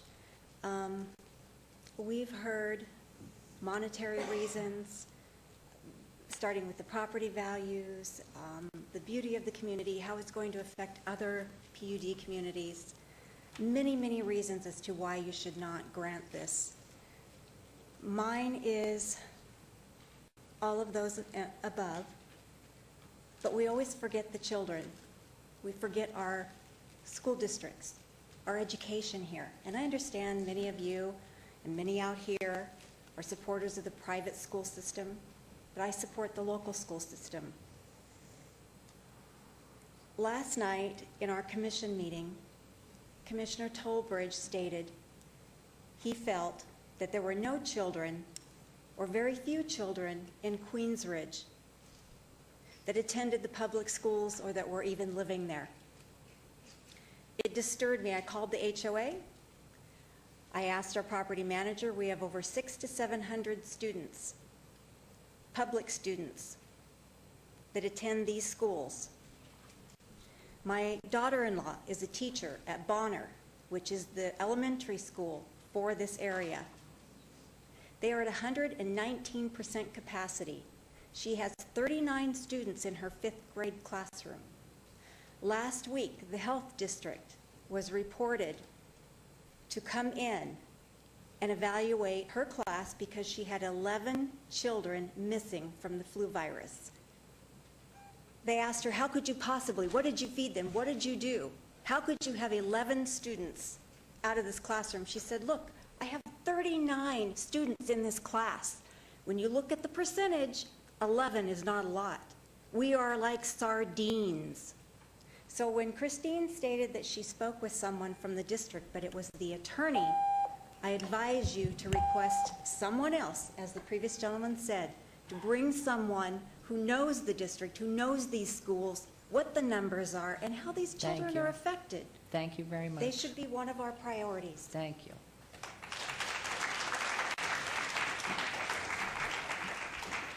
Good evening, Mayor. Good evening, council members. Good evening, City Manager. My name is Francisco Aguilar. I'm General Counsel for Agassi Enterprises, which is the management company for Andre Agassi and Stephanie Graff. We are great partners of the city, and you've supported us in our efforts with Agassi Prep. And we heard tonight from one of our big supporters, Chris McGarry. We do things in partnership, and we expect the best out of those of us who live here in this community. As an educator and as a group that's involved in education, we would never allow our students, who we want to be the best, to turn in or complete or an incomplete assignment. Here, the applicant is not doing a complete job on the application, and you should deny it. Thank you. Thank you.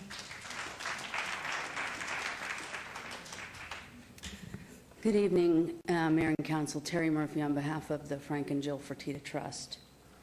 Mayor Goodman, I met with you last week, and you asked me if I would help participate in trying to come to a settlement. And as such, I attended the meeting last night before the Planning Commission. I was surprised and had never in my 30 years of public policy experience been asked to sign a confidentiality agreement. And I wasn't asked to sign one, but to participate in a confidential meeting for public process. And I won't violate that, even though I'm not a party to it, except to say that, echo what Shauna said. What we heard in that meeting was not leaning towards any kind of a compromise. And I want to say, I think I heard the city attorney say earlier that if this application is not approved tonight, we will be faced with piecemeal development. Well, I was under the, and if I'm wrong in that, I apologize, but if that is what I heard, I would hope that it's this council who makes that decision, not anybody else. This council decides whether the residents are faced with piecemeal development. My client's home is closer in proximity than any other to the Area 3 that was identified. And he also faces the golf course in the front. Residents here have been living not only with a reduction in property value, but extreme stress in their daily lives since August of 2015. On behalf of my clients, we vehemently oppose the applications before you today. I wish I could stand here. I wish very much I could stand here today and say that we supported it and felt that there was a compromise, and that was hope. I went into that meeting last night hopeful. Thank you. I did not leave hopeful. Thank you. Thank you. If I could, Your Honor. Yes, If I could, I Mr. really do Jervik, want- to clarify for Yeah, I do Ms. want to address Murphy. that so there's no misunderstanding. If anybody took away a comment of mine, it's meaning if this isn't approved, it's going to go piecemeal. I have no opinion about this application. This is not an attorney thing. This is a planning issue. The only time we're involved is in giving legal advice as to whether it can occur or not. But what I did say, and I'll repeat again, is if there is not a development agreement, this will go piecemeal, and then it'll be a vote at a time before the city council. That's not to imply any obligation to support this application or not. I'm Bob Piccoli. I live at 9740 Verlaine Court. Today, I met with the Piccoli representative that negotiated and sold the golf course to Mr. Lowy. And in the discussions I had with him, I said, did you ever make any representations that residential could be built on the golf course? And he assured me that he never made any representation to that effect. Now, you've got an application before you by Mr. Lowy to destroy the golf course and to decide to make it into what this development is that's before you tonight. The thing is, you have to put it in perspective. And when I say that, here's what I mean. Mr. Lowy comes in and complains that the golf course wasn't making money, so he wants to destroy it and build homes. For example, if I were to buy a lot and a home in Queensridge, I could come in and do the same thing. I could say, well, I'm not making enough money to pay my taxes, so I want to take down this home and I want to put in a fourplex, or I want to put in 4 condos. I would have the same right, because I could argue, wait a second, my lot is an RPD 7, just like Mr. Lowy. Would you give me that? No, you wouldn't give me that. You'd laugh me right out of this chambers. You'd tell me to take a hike, because it's absurd. And what he's doing is absurd. And you're going to allow it? No, you can't. That's the worst thing you could do.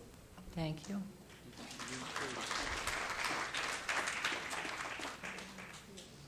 Hello.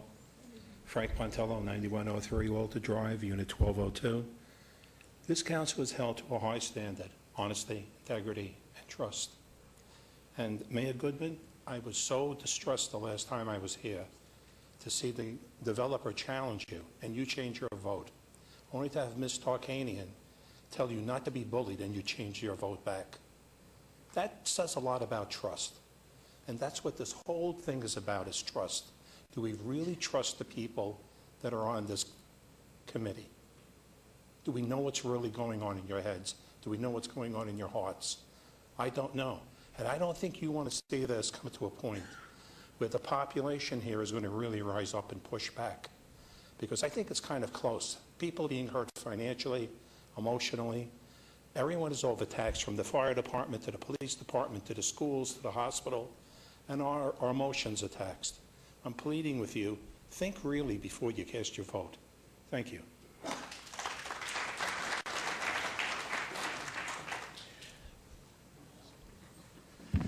Thank you, Mayor and Council. Russell Rowe here on behalf of the Suncoast Hotel and Casino and Board Gaming Corporation.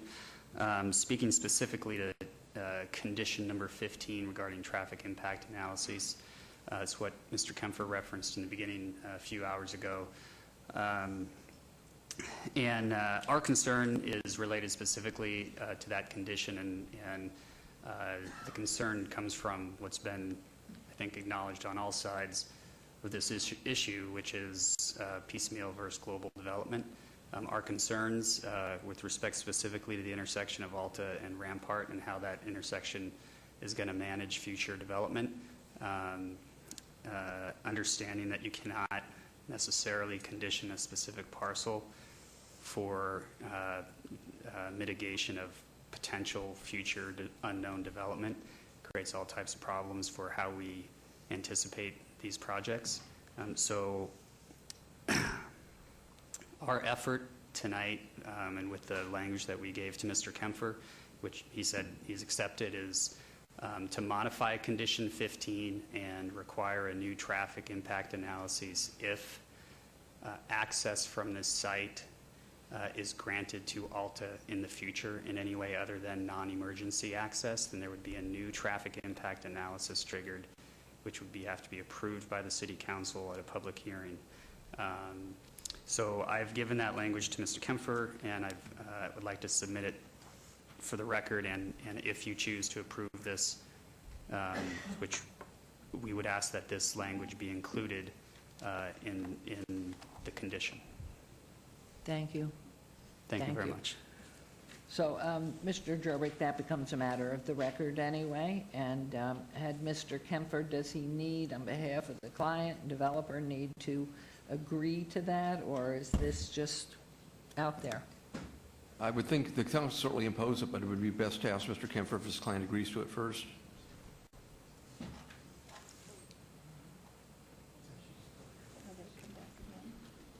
Because they're answering the question. Good evening again, Your Honor, members of the council.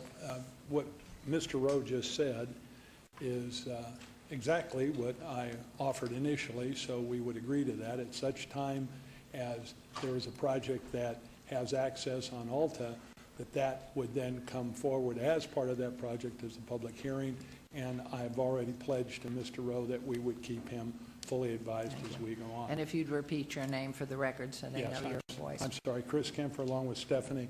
Alan, I do believe Mr. Jimerson has some comments in reply to what we've just heard. And I don't know if Stephanie has anything else to say. So I would like to say, Mr. Kempfer, while you're still at the microphone, I said it earlier, this is totally up to the council, but what I said to the neighbors, I also say to you, the legal argument is in court right now, and so I don't know that there's a real necessity to have a hearing here. If this council wants to have one, that's a different story. But I'm not sure exactly what Mr. Jimerson asked to say. I do want to say something, if I might, Your Honor, just for 2 minutes, if I might.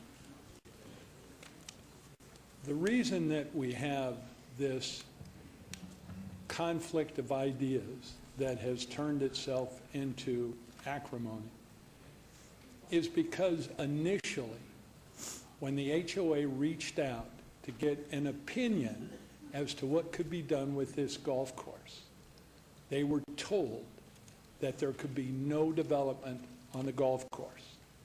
I'll never forget the day at the HOA hearing when a gentleman asked, "Are you saying they can't build a home on the golf course?" And the response from the attorney that was hired was, "Not a single home."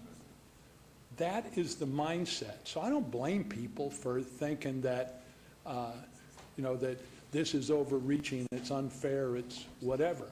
That was the mindset that started this. Now, conversely, Well, I think we're at a point, I'm wondering why Mr. Jimerson is, and obviously has the right, but what is to be gained? I think, we've had so many meetings that are the same information, and so I'm wondering, Mr. Kempfer, for Mr. Jimerson, what is the purpose? all right, Jim, that's your call. Thank you. You've been, first of all, Jim Jimerson, 9101 Alta Drive. I live in the Queensridge Towers in the neighborhood, my wife and I there. And I've lived in the Queensridge community for more than 15 years. I am also privileged to represent the applicant, 70 acres, with regard to certain litigation that some of the objectors who you heard today have filed. I appreciate the court's comments, but you've spent the last 3 hours listening to a lot of legal argument by individual lawyers for the objectors as well as for individual Which we have homeowners. also heard before. I mean, we've heard again and again and again. And I'm very nervous, as your assistant here is putting up thousands of pieces of paper and knowing that you have no idea how to be brief. I appreciate that. I'm wondering, with all deference, are you going to be here? Wait, you're going to get some counsel. To answer a question, I had just a few points, and I wanted these documents. Can I put the timer on? The documents are brought here in order to put them into your court record or to your counsel record only. They're not going to be reviewed. Let me begin by saying that I respect everyone who's spoken here, both objectors and in favor. But you need to look at the merits, and you've listened to 3 hours, and there's been almost no conversation or our discussion about the merits of this proposal. And you do need to recall that this property is owned by 3 different landowners. The city demanded that 3 different landowners try to bring a unified project together, which came before you on October 16th in the Planning Commission and November 16th before you. And you were told not one house could be built on the property owned by my clients. So then my client simply requested that he be permitted to build on his property, which is what's on for today's conversation and discussion for you. So when you hear conversations about until you have an entire project, when that was the discussion, there was no agreement. There was a vigorous opposition to the entire project. Now today you have just the reverse. There's very many of the same people giving exactly the opposite response, which in my judgment should be noted for the record. What you also note is that when you're being told about master plan, and there's such loose conversation about the word master plan, one of the reasons I think you should do is trust your staff and trust your counsel in the sense that you all are not unmindful of the fact that there's a number of residents who come here and have spoken against this project, and many who are here who would speak in favor of it. But if there wasn't a basis for approving it, this would have been an easy one. But the reason is that because there is the absolute right to develop. There were 2 master plans, not one, if you look at this project. One was the south of West Charleston, which is called Piccoli Ranch. The one was north of West Charleston called Queensridge. So the property owned by my clients was never annexed into Queensridge. It is not subject to Queensridge. It is not subject to the CC&Rs of Queensridge. And when you hear so many of the Queensridge residents here claim we have rights, the arrogance of which I speak is the concept that you have rights within the borders of your overall community, not rights to tell an adjoining landowner how he or she must develop the property or to say you can't build a single home. Now, what is built on my client's property is up to the 7 of you, and we respect that, and that's why we've taken a great deal of time and effort to demonstrate the merits of this, which is to show that it's compatible, to show that the density is appropriate, and to show that there's been multiple efforts to meet with the objectors to this and to present a project that makes sense. But when you, particularly Mayor, but all the council, on November 16th, beseeched all of us passionately to sit down and negotiate. Okay. I believe that we used a common sense term of negotiate as meaning give or take. The objectors haven't agreed to any development. They haven't agreed to any concept of what can be built. They're continuously and Okay, I think we're at a point, and not to interrupt you, which I am doing. I just want to note my objection to the fact that you've allowed the objectors to go on for hours, including many speakers for 30 and 40 minutes, and you're not allowing me to speak for even 7 or 8 minutes, and I live in the neighborhood as opposed to the consultants who don't. But you've been most eloquent many a time, and we have heard you, and we also have been sitting in these meetings for a year and a half, and so I see your hands out. Does that mean something? May I then please just mark for the record a Yes. list Mayor, if I could. Excuse me. Before we go any further, Councilman Barlow, are you still on the line? He's on mute, I know that, but I don't know if he's there. Can you come off mute if you're there? Councilman Barlow, can you hear us, and are you still on the line? No. It shows the line's active? There he is. I understand you have it on mute. Could you give us a heads up? I know that you're getting ready to take off pretty soon. Could you give us a couple minutes just before you have to shut off your phone so that we know what time the hearing needs to come to an end? I'm good. I'm approaching security, so I'll probably have to just put you on mute for a moment as I go through security, and then I'll pick it back up on the other side of security. Okay. Thank you. Thank you. I just want to place from the record Exhibits A through FF, which has to do with the documents that speak to the client's right to develop, the fact that the PROS land use designation is trumped by the zoning rights, and that the PROS itself was placed upon this property improvidently and improperly, and also to provide to you why 270A does not apply, including several planned unit developments that demonstrate that the city or county must pass an ordinance before it can exist a planned unit development, and what a planned unit development CCNRs and ordinance looks like. And we have 5 or 6 brought to you, none of which exist here, which thoroughly, in our judgment, discredits the arguments being made by many of the objectors. Thank you, Madam Mayor. Thank you, members of the council. So I am going to close this public hearing. Thank you. And I'm going to say a few words and allow council to speak as well. First of all, certainly understand, as we have for the past year and a half, the sensitivities of all of this issue. As it was said at the onset and introduced, while I had asked Mrs. Hughes, Mr. Pankratz to work towards some type of mediation and some give and take, I don't know who said it, but to my knowledge, there has been no deal, no ever an inference that was a deal, or that I had ever inferred that I was leaning one way or another. I tend, and my record for 6 years has always been, I don't even participate usually in the briefings at City Council, because I want everything among all 7 colleagues together, where I can hear all the information myself and not be swayed by anything that's going on by anybody with a private agenda. So I take a great deal of pride in the fact that I've been looking at this, and I'm only speaking for myself, understanding what has been happening, knowing what we are advised by our attorney, who I do have to have faith in because he's our city attorney, with his evaluation for us, and then talking with our planning department as to what's been going on. I have said oftentimes, and I'm going to repeat it, the best thing for the entire development and for the security of the homeowners is to have a general development plan. That is the healthiest, safest, most honorable way to proceed. But what I did say to both Mrs. Hughes and in public hearing was I wanted to move forward. From everything I understand, Queens Ridge is subject to some developer, be it Mr. Lowy and his company or somebody else. It is subject. Now, whether or not it's a losing golf course or portions of it can be saved as golf course, that is not for me. What I asked for was, let's move the needle. If the needle doesn't move, I am very opposed to anything going forward.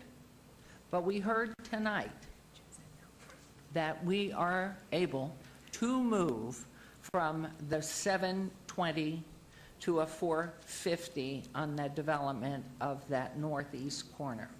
We further heard and reaffirmed by Mr. Kempfer that the density for the property is medium density Yes, ma'am. for the entire property. All 17.49 acres, yes, ma'am. And how about the remaining property? That will have to be variable as you come back, but can this be achieved through a master plan, a general development plan? Ma'am, we are hoping for that. If someone... Okay, that's...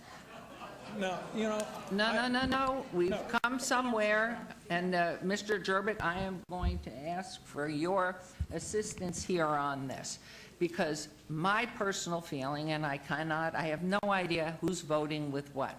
I know there's a tremendous sensitivity to the homeowners and their investments and everything we've been hearing for this year and a half. I do know the developer, and I don't think I've ever had so much as a cup of coffee with him on a friendship basis, but I've seen his projects go. I never gave any indication that I was going to be supportive. I did see the early plans. I thought they looked beautiful when they were presented back a year and a half ago. But what I have seen finally is movement. I would hope the entire acreage would never be developed piecemeal. But what I feel is we've made progress, and it's good progress. And so flood control, traffic, all these items that everybody's brought up, that's all subject to how the development proceeds according to what's been agreed to. I don't want to see piecemeal development, but I know for any developer, it has to pencil out. Now, we hope it doesn't pencil out to the point that it's ruination for everybody else who's living in this beautiful community. I cannot believe that that will happen. And when I said, look, these are votes that I asked for something to happen. And if it did not happen, I was absolutely opposed to it all. But we have a section and a piece that is being reduced in half almost, and that a guarantee on that of medium density. As each piece were to come back, it is the prerogative of this council, in respect to everything you've been saying, to deny any further development. That is what is here. That is what I am seeing. And I think the development, the way it's been presented, you will probably be able to be hearing more from us. I'm sure you'll be hearing more from the developer as it's going forward. But the mere fact of the change, no exit off of Alta, I mean, there is movement. And what we want to do is save every piece of property and make it the way you intended to be, and not be piecemeal in this development.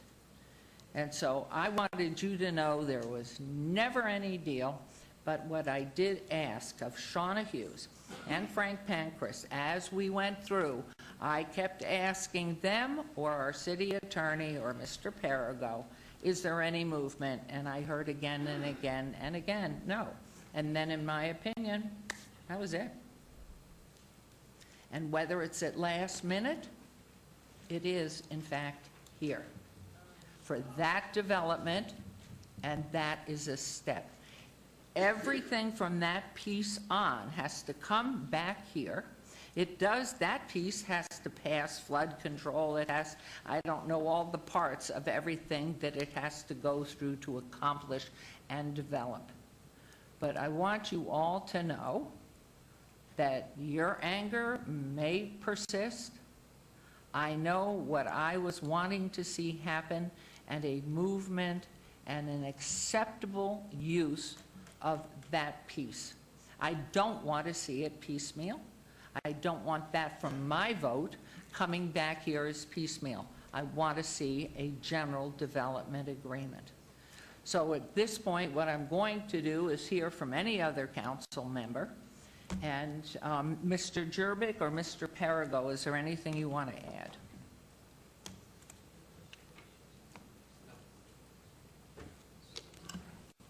And how do we handle this with Councilman Barlow on the phone? I know you're on mute again.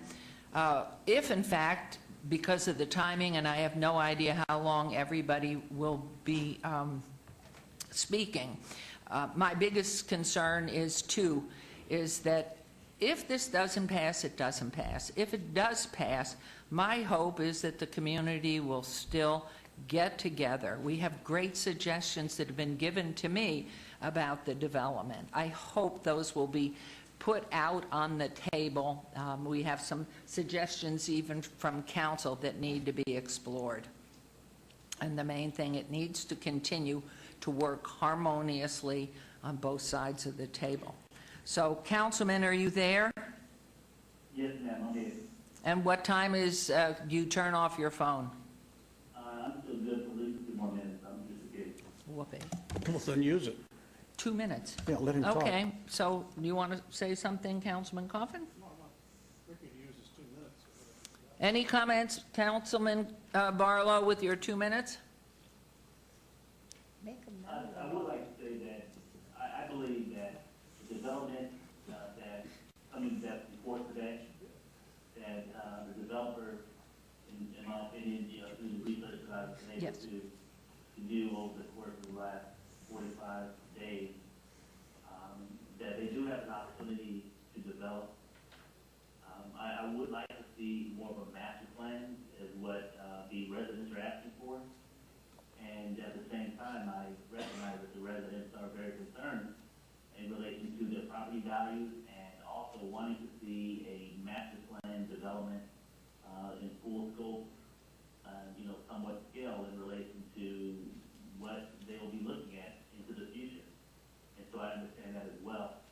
And so, I'm really torn between both the opportunity for new development to come online at a lost leader of a golf course, but at the same time, very sensitive to the emotions and the real needs from the resident pertaining to their property values and what they basically bought into from a lifestyle standpoint. So I just really appreciate everyone that has come forward and shared their concerns from both sides and provided the council with an opportunity to hear in detail their position. And, I've always stated whenever the private sector in the community come before this council for us to make a decision, there's going to be some people that, are mad at the vote, and there's going to be some people glad at the vote. And that's the unfortunate part that, when you can't work things out, the mayor and council has to make a decision, and that's what we're elected to do, make decisions. And I believe that at the end of the day, the development of the community will still have to work together in order to really bring a development that everyone will be proud of at the end of the day. Thank you, Mayor. Thank you, Councilman. Comments? Yes, Councilman Anthony? Yeah, thank you. Well, I'm assuming there's going to be a motion tonight, so I just want to state my case for how I'm going to vote on this. So, first of all, I appreciate Councilman Beers pressuring the developer to reduce the number. That is definitely very helpful, and to turn it into condos. And I know we've been going around in circles tonight about major modifications and 278As and zoning and whether, there's a right to build and there isn't a right to build. And all due respect to attorneys, I get headaches listening to all the attorneys up here. But you guys got to state your case. And I'm just working under the assumption that EHB owns the property. They own the 270 acres, and they can build on it. But what keeps coming back in my mind is that Queens Ridge is a master plan community. It was master plan. It was built out. Everybody that purchased property in Queens Ridge in that community knew exactly what was going to be next to their house, and everybody had a comfort level when they purchased property in there and what was going to happen. But given that EHB can build on those acres, I just think it's reasonable, and I think it's fair, without using any legal terms. I just think it's reasonable and fair that the developer plan out the entire 270 acres so everybody can see what they want to do. And we can have a conversation about the entire project, because we're talking about traffic and crime and education and schools. We don't know what that's going to be unless the entire plan is master planned. We're not going to know what the traffic issues are going to be unless we know what the entire 270 acres is going to be. So if this particular project was that, and there was going to be no more development on the rest of the acres, then we would actually know the traffic plan. But that's not the case. There was another development brought in last night. So I just don't think we should be doing this as a puzzle where we drag everybody down here for every single development and meet till midnight on every single thing that's going to be done in there. That's just not fair to everybody, and it's just not the right thing to do. So I'm really going to focus. I'm not going to support this project. I'm going to focus on the developer bringing back what they specifically want to build and where, and completed with all the plans for a master planned community inside Queens Ridge. So I'm just going to wait for that. So that's how I plan on voting, if there is a motion to do it.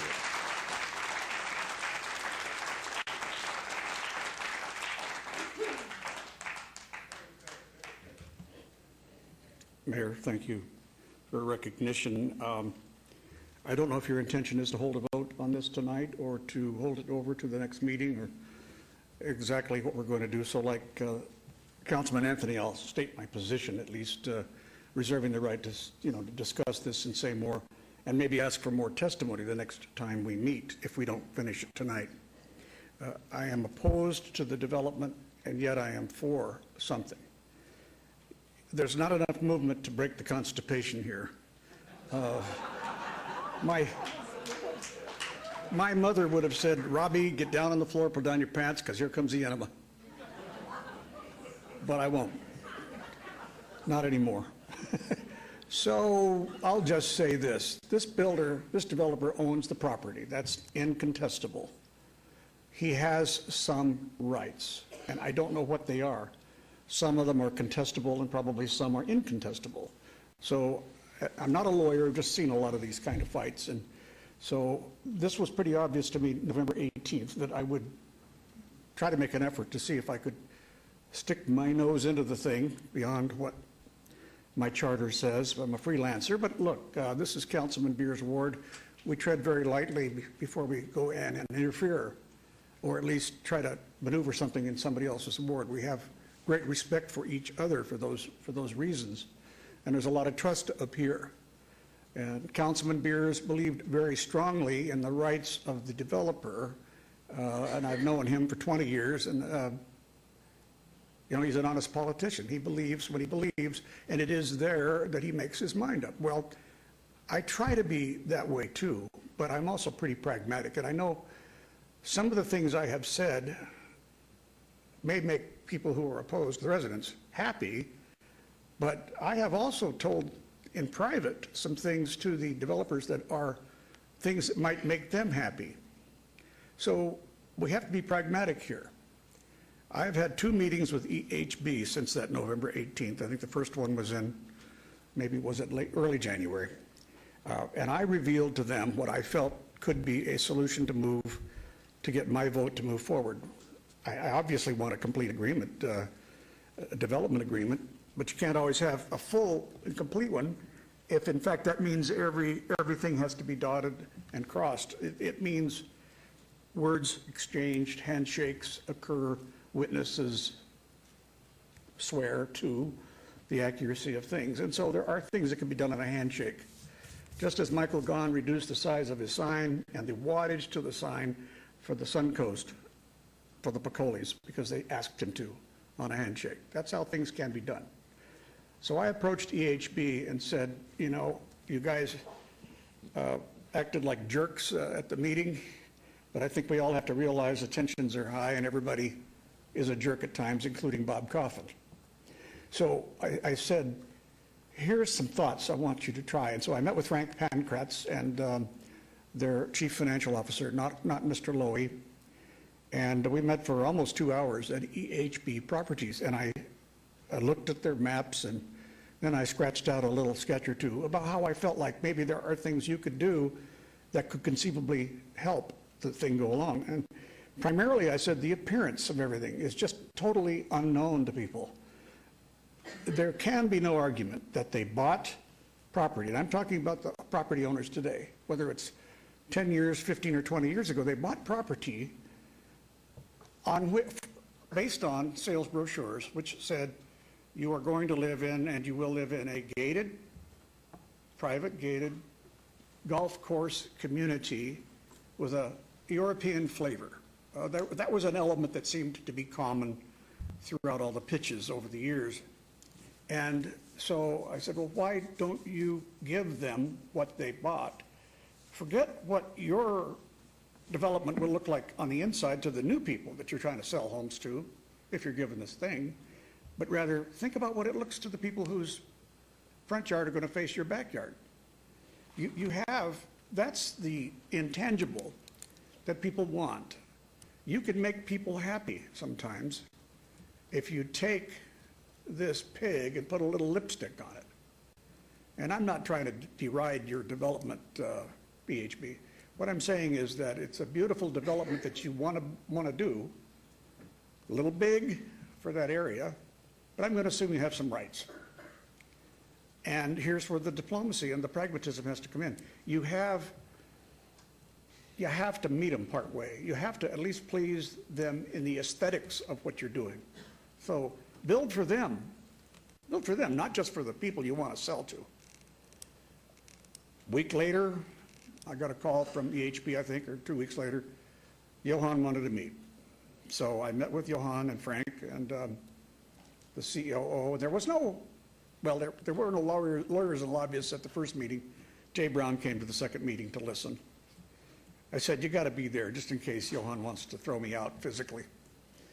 But we had our good exchange, and I repeated and tried to emphasize that you have rights, but you got to stop treating these people like a bunch of unruly Palestinians getting thrown in, a concrete block, a settlement thrown into their land right there. Johan and I got along pretty well. The thing is that we didn't reach an agreement, except that they were going to show me something afterwards, and I never did hear back. So I guess that what I did was I thought too highly of my own opinion, and that's normal. But on the other hand, if you don't stick your neck out a little bit, no one gets anywhere. Because I knew then after that meeting on the 18th, it would only be the council members making this decision. There would not be any compromise out there amongst the lawyers, lobbyists, and residents. There's no way, and it shows tonight. So if the mayor wants to vote tonight, I'm a no vote. If we want to vote in the future, I hope that we would have time to have a briefer discussion, but nevertheless an illuminating discussion. I just wanted to make sure that the people here wouldn't be too happy if I said to them, you aren't going to get all you want. You aren't going to get zero development, in my opinion. There should be some, or there could be some. It's how it's done. And therefore, I'm saying it in public, what I said in private, that not everybody would be happy. And that would be good, because that's how I've always worked. So, Mayor, I will respect whatever you decide to do. If you want to have a vote tonight, you know my position. I would like to think that that even after we adjourn tonight, that if we don't vote, there will still be movement, because after all, we got to have more. So I'll let it lay there. Thank you. Thank you very much. Councilwoman.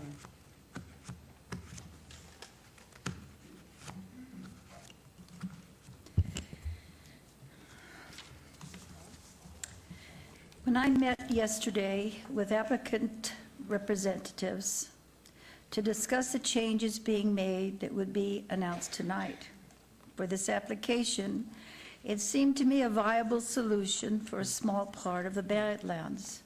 I was relieved. I thought this could be good for us all.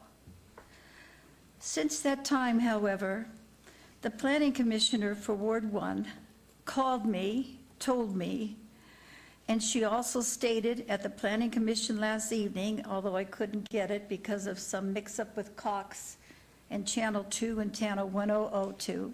But anyway, she also stated at the planning commission, which I thought took courage, that she felt that she had been threatened.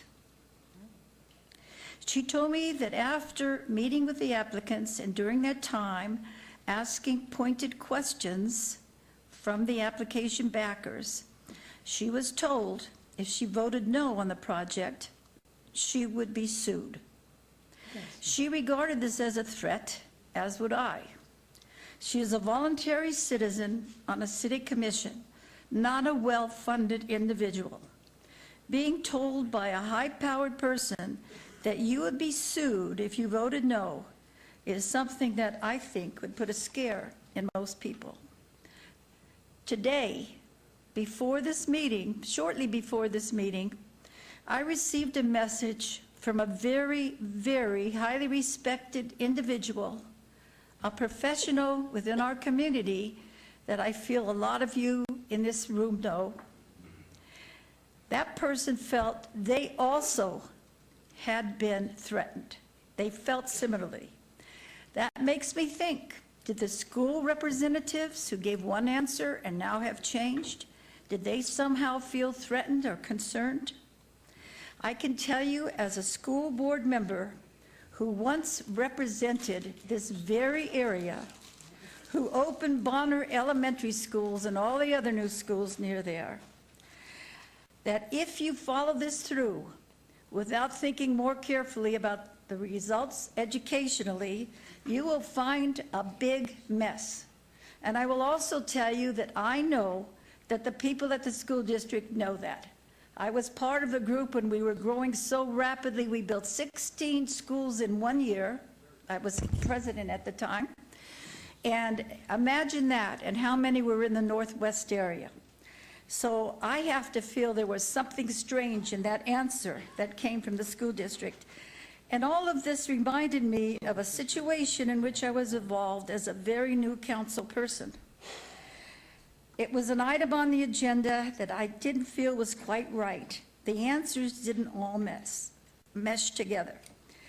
And as it turned out, even though originally I lost 6-1 on that, as it turned out, I was found correct. And if anybody wants to check that out, there was a state investigation and it would cover the whole thing. I feel the Badlands project is so important that it should be considered as a whole and not piecemeal. And if we go along this way tonight, it's piecemeal. You've already taken part of it. And so I could not vote for this project tonight. I feel we have to be very careful that we're fair to both the developer and the citizen residents. A yes vote tonight starts the piecemeal, and what else is taking place is part of the other separate parts. So with respect to the mayor, who I do respect, I disagree with her. I do agree with Councilman Anthony and also Councilman Coffin. It is good and it is fair to consider all of the land together. That's the only way I feel we can do it right. Let's take the time to do it right. What's the big hurry when so many people's lives are affected? It's extremely important to build and to have the information. Let's have facts. Let's not get a general statement from the school district. Let them give you the facts of how many students require a brand new school. And I'm going to tell you from the facts I had before, that you need to have more than one school if you do this the way this has been already discussed. So I just want to say, let's be fair. Let's not be mean with each other. Let's try and start anew, and let's do it all together. And so I would agree with Councilman Anthony and Councilman Coffin. Thank you. I can't Very nicely said, yes. The only thing I'll comment on is Councilwoman Tarquini, you are certainly entitled to your opinion and your comments, and to the extent they agree with comments made by Councilman Anthony and Councilman Coffin, I respect that. I trust you're not making the suggestion that Stephanie Allen would misrepresent something to this council that she appears in front of regularly. She just said what the school district told her. So I would trust that's not the representation. Absolutely that not. you're I making. did not say that she told us anything untrue. The answer she gave was a very general, nebulous type of answer that I've heard come from the school district and the school board before. What I'm saying is you got no specifics. And sometimes people feel intimidated, so they don't give the specifics because they know you want it a certain way. So no, I have nothing against Stephanie at all. I think she told us exactly what they said. But you know, I've also learned, and I learned it in 2005, that even though you respect and you trust the people who work on your staff here in the school board area, even so, good people, intelligent people make mistakes sometimes with information, or they might feel intimidated. And that's what I'm going on, but certainly not anything against Stephanie at all. I'd like to ask, if I might, Mr. Perigo, you were there last night. It's very disconcerting to me that somebody was intimidated to a point of a threat. Is that a matter of record? Did something occur where somebody was threatened? Did she say she had been threatened? That's the question. She wasn't threatened last night. She told about feeling threatened. Mayor, that's right. I don't recall hearing anybody threaten anybody last night, but I do believe Commissioner Quinn did represent feeling threatened, but the details weren't clear to me. Maybe Mr. Gerbic would have more. And I wasn't present for it either, but I was told that she had been told that she could be held personally liable for her actions as a planning commissioner. I wasn't there for it. We didn't flesh it out, but that's what I was told by And she told me that she would be sued. Your Honor, I I'm only, was there when it don't twist occurred, what I'm saying, and please. last night, Commissioner Trowbridge said, it was I who said it, and I wasn't threatening her. I was telling her that if, in fact, your city attorney gives you advice and you go against that advice, there are cases that show you or say that you might have personal liability. Commissioner Trowbridge is the one who said, I said it. It wasn't said by Mr. Loy or anybody on our side, and he was merely saying what he believed to be the law. So, I mean, I don't know why Commissioner Quinn viewed it that way. Her own commissioner said it. You know, I could have felt, and I did feel, well, maybe she misinterpreted this. She called me to ask me if she could say it at the planning committee. That's how I think how conscientious she is about what she does. I said, did it truly occur? She said yes. And I said to her, then you say it at the planning committee because it takes courage sometimes to tell the truth. And if that had just been the lone thing, that would have been one thing. But not adding what I got today. And that person has concerns about themselves, and I can't say that person's name. But I will swear any place that what I was told. No, actually, Councilwoman, I practiced in front of you for a lot of years. So when you tell me something, I believe it to be true. So I believe that somebody told that to you. Whether or not it's true, I can't say, but I can say I believe that you were told that. So, anyway. And all I said then was it made me remember what I had been in before and the result of what I had been in. Well, in listening to everybody now and getting this information, at least there's an appetite for a general development plan. I don't know how long that takes. I am very appreciative of the movement on those 17 acres. But hearing the appetite, which I have said from the very beginning that we want a general development plan, and listening, and as I said just moments ago, and maybe it was a half hour ago at this time, but that really I listen and many times don't agree with anybody sitting up here, but I'm listening very carefully to this. I really do believe the development on Queens Ridge can be a good thing, can be worked out, can be a very positive, and respecting everything that I have known Johan Lowy to develop to be a very positive. He has a vision, he's an artist, he delivers his, without question, top of the line, everything that he does. The fact that there is an appetite, and I said it from the onset, to go ahead with the general development plan. I'm hearing movement from all these people. I don't know how long it would take the company to develop the full general development plan, because I want to see the development go, and you have come back and given us, but it sounds like, listening to them, that the motion's going to fail. I don't know from Councilman Barlow on the phone, but listening to Councilman Anthony and Councilwoman and Councilman down there, and not having had a chance to hear from Mayor Pro Tem or Mr. Beers, Councilman Beers, the appetite to move it forward and develop something fabulous where everybody can preserve the quality of life they have for their residences, where corners can be developed, just as been suggested tonight, which I believe is a good development. I like the density, everything about it. That's condominiums, not apartments, because apartments get a different, less involvement in the community. I trust what you have said that came from the school district. Believe me, nobody, they tell you what they tell you. Nobody's going to threaten the school district. And the reality, though, is there's an appetite for this going forward if there's a general development plan.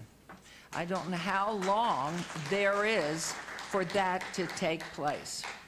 Here, I appreciate what you're saying. Here's my point. No matter what development plan comes up, that corner is going to be developed as part of this plan. Correct. This is the lowest possible density that we are going to, as a developer, going to be able to agree with that on that corner. It's not going lower than the towers. No, I mean, I agree with that piece, but I have no appetite for the 61 up in the northwest corner till we have a general development plan. So that is to come back, and at the future time, once there is that development plan, that 61 acre might just be getting everything. I want to see this go forward. I've wanted it to go forward. I know the quality of what he does. I personally, but I don't think it's going to make it, would go ahead and vote for that northeast corner development. I know it's going to go forward as it is, but I do believe this is reasonable. And to go ahead and come back to us, I would just do this, to come back on different pieces, because it can't work that way. So I am just really, I don't know, what is a timeline for a developer on a piece of property this enormous? Then, Your Honor, if I might, if the 61 homes on the 35 acres is where the heartbreak is and the heartache is, then that's the one that should be delayed and not go forward, as opposed, all right. Here's my problem. Here's my problem. People can, you want the absolute truth. People can stand up here and say, we think there's going to be development. We know there's going to be development. We know they can develop the property. All right? That's not what they're told. That's not, in my opinion, what they believe. And when they say there's development, what your city attorney has said from day one, which is not what I wanted. Your city attorney has... Please, wait, please, everybody, please be respectful here. Your city attorney has told me, and anybody who would listen from day one, that comparable and compatible zoning is what he is entitled to. I didn't propose and don't think that's the best zoning for our community. In my opinion, the best zoning for our community was the 75 homes on the 183 acres. That is what I think is good planning. And then what you do is you sit down and you talk about what kind of density is allowed on that 70, what kind of protections we can give to Revelle Court, what kind of protections you can give to Fairway, what kind of protections you can give to Tudor. You're talking about a general plan, master plan. But this part tonight is part of it. Why are we telling him that he can't even move forward with something that everybody acknowledges? You're preaching to the choir to me. I believe that corner, but I know it's not going to work. And I see Mr. Lowy right here, and I know you look very wonderfully, professionally dressed and everything. You're not standing there to just support these two. Please. Good evening, Mayor, Council. We all spend a lot of time on this project, and we all work very hard. And you can see how many people here suffering over the uncertainty for the last 18 months in this golf course. I've been, for the last 18 months, I've been demonized, villainized, and vilified by some homeowners that cause all this stir here with people over our intention of what we want to do with the golf course. Yet we came out right out of the box with one project, holistic project for the entire property, for all 250 acres, 4 different parcels of land that were owned by, that were encompassed as 250-acre golf course. And I came up and I proposed what I want to do for Queensridge first, before what I'm going to do for ourselves. And it included between $15 and $20 million worth of improvements to Queensridge, including giving 5 acres on Queensridge South and about 4.5 acres on Queensridge North, building another clubhouse in Queensridge North, building a bridge between the two neighborhoods, renovating the clubhouse on Queensridge South, putting new gates on the property, turning Queensridge into what it needs to be, giving a life to the neighborhood, and developing the greatest project ever built in Nevada on 180 acres, 60 lots, at 3.3 acre on average lots, which most lots were between 5 and 15 acres because we had along the streets 1.5 acre lots. And then I wanted to put 3,000 units down on the bottom on a low-rise type of a product in order to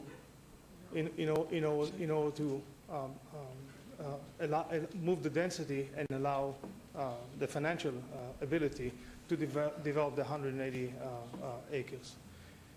We've been faced with organized opposition that was built over the years. You know what happened because we came and told you what happened, what the demands were put on us, that we have to give land and water rights. We refused to do that, and here we are today. Please do not prove us that no matter what we do, you're not going to allow entitlements on this piece of property and let us move forward. We worked very hard for a long time trying to convince the neighbors, whoever wants to meet with us, and yourself, this council, and planning, and city attorney about our intentions. We were willing to put restriction on ourselves. We came up just 3 months ago with a holistic project on the entire 250 acres. And you heard people screaming and yelling here, not one unit can be built. So all this opposition today here only wants to do one thing, to delay this project indefinitely. See what happened during the election. See what happened in court. And that's what it is. And if you don't vote today, there's the golf course is encompassing today, again, 4 different parcels of property. The next time you're going to see me, I may not be in control on all of them. So you're never going to see a holistic project on 250 acres. And that's what's in front of you today.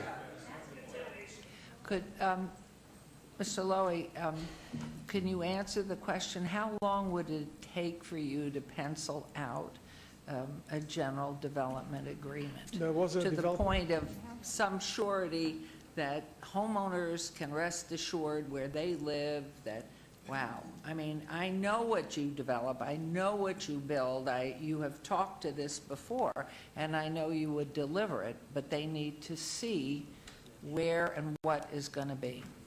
Your Honor, there is a development agreement, a complete development agreement, far-reaching development agreement. Most of these people that make all the comments right now never read this development agreement.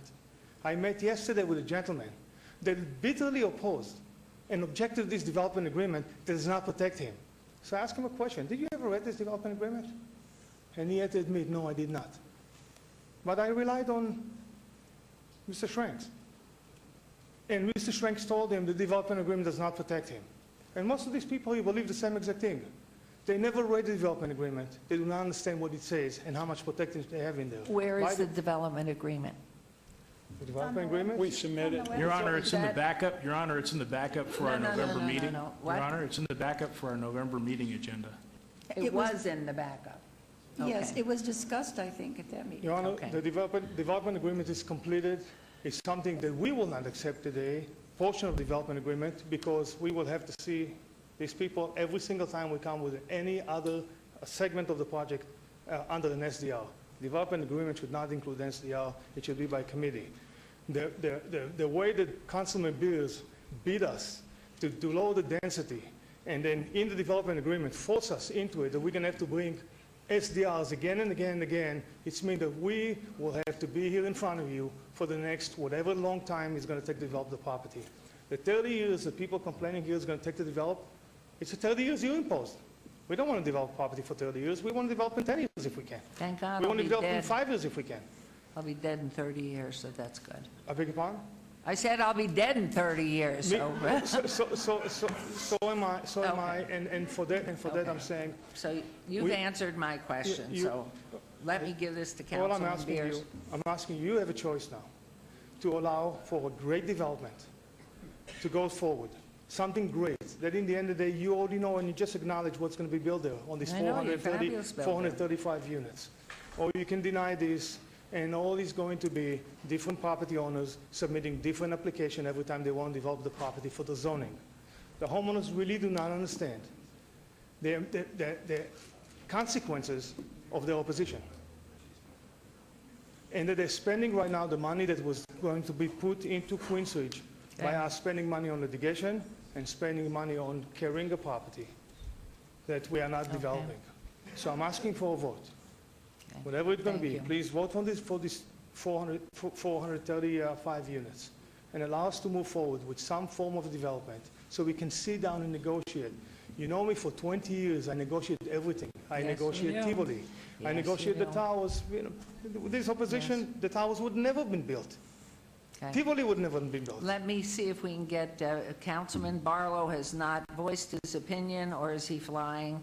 And I want to turn this over to Councilman Coffin, because as I said, is he there? Hello, Councilman Barlow?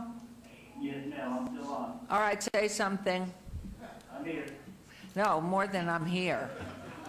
How are you feeling with this? Because I'm going to turn this over to Councilman Beers to move this forward on a vote.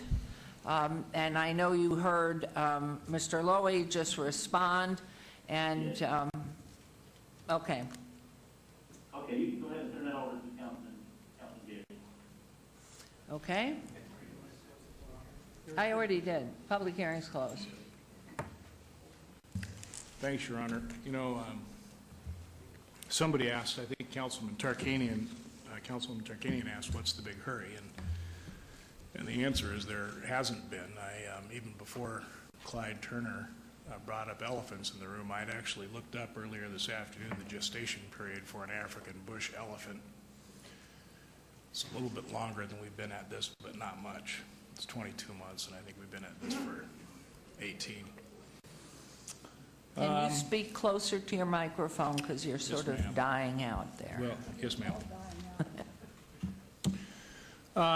At the November meeting, we got some kind of surprise testimony from the former school trustee for this area, concerned about the impact on schools, so I did some research. And then another correspondent this afternoon said, how can we take the developer's word for the school impact? And of course, the answer is, as it has been for many of the points made during public comment today, that's just not true. It's just not true. One of the correspondents said that we're taking the developer's word for the school impact. No, we're not. In fact, we asked the school district, and by law we're required to, and by law they're required to respond, and they did. If the 3,000 units were built out as was originally applied for, it would be about 500 kids, K through 12 is what they said. And then in the wake of the meeting that we had in November, I asked to sit down with some of the planning people over over at the school district. They were kind enough to spend some time with me, and I asked them a couple questions. The first was, how many kids from Queensridge go to Bonner? That's where they're zoned to go. It's kind of weird that they're zoned to go there because there's actually a closer elementary school that was part of the Piccoli Ranch Master Plan that was converted to a magnet school last year due to falling enrollment. That's about a half mile from the center of the Queensridge half section. The school they're going to is about a mile from the center of the half section. But the answer came back about 1/3 of the number of children that our formula predicts would be attending elementary school from the Queensridge footprint actually do. This is because 2/3 of the kids don't go to public school. They're either homeschooled or they're going to private schools, apparently, in Queensridge as it is envisioned today. So I want to assure folks that we did do a fair amount of due diligence on the impact of schools, and that it appears, the school district anyway, appears that this can be accommodated. Excuse me, could I just ask, did they tell you what is the recommended enrollment for elementary, high school, and junior high programs? Yeah, Bonner is over recommended enrollment, and Piccoli and the school across the street is under. Excuse me, Mr. Beers, I'm talking about the recommended enrollment nationally, because we have a much higher enrollment in Las Vegas in our schools than there is throughout the nation. And I just wondered, Right. for Yeah, what no. educational people recommend? Because CCSD deals with large tracts of land and large populations of people, it has a formula based on the number of multifamily and single-family homes. That formula applied to the current footprint of Queensridge, which does not include any of the units that Mr. Lowy and his group are proposing, is producing 1/3. The actual number of students is 1/3 the formula at Bonner. So we are mindful, I think, of that. I would like to ask, as we talk about the medium density versus high density, if staff could tell us, I guess adjacent to the parcel that we're talking about tonight is Rampart on one side and the tower on the other. What is the general plan designation for the tower? The general plan designation for the tower is tourist commercial. What does that mean? Well, let me start over. Is that a designation currently in use, or is that an old designation that is no longer currently in use? That is a designation from the 1992 general plan that is no longer in use. And I think the previous planning director undertook an exercise to convert obsolete general plan categories to current general plan categories? That is correct. When was that?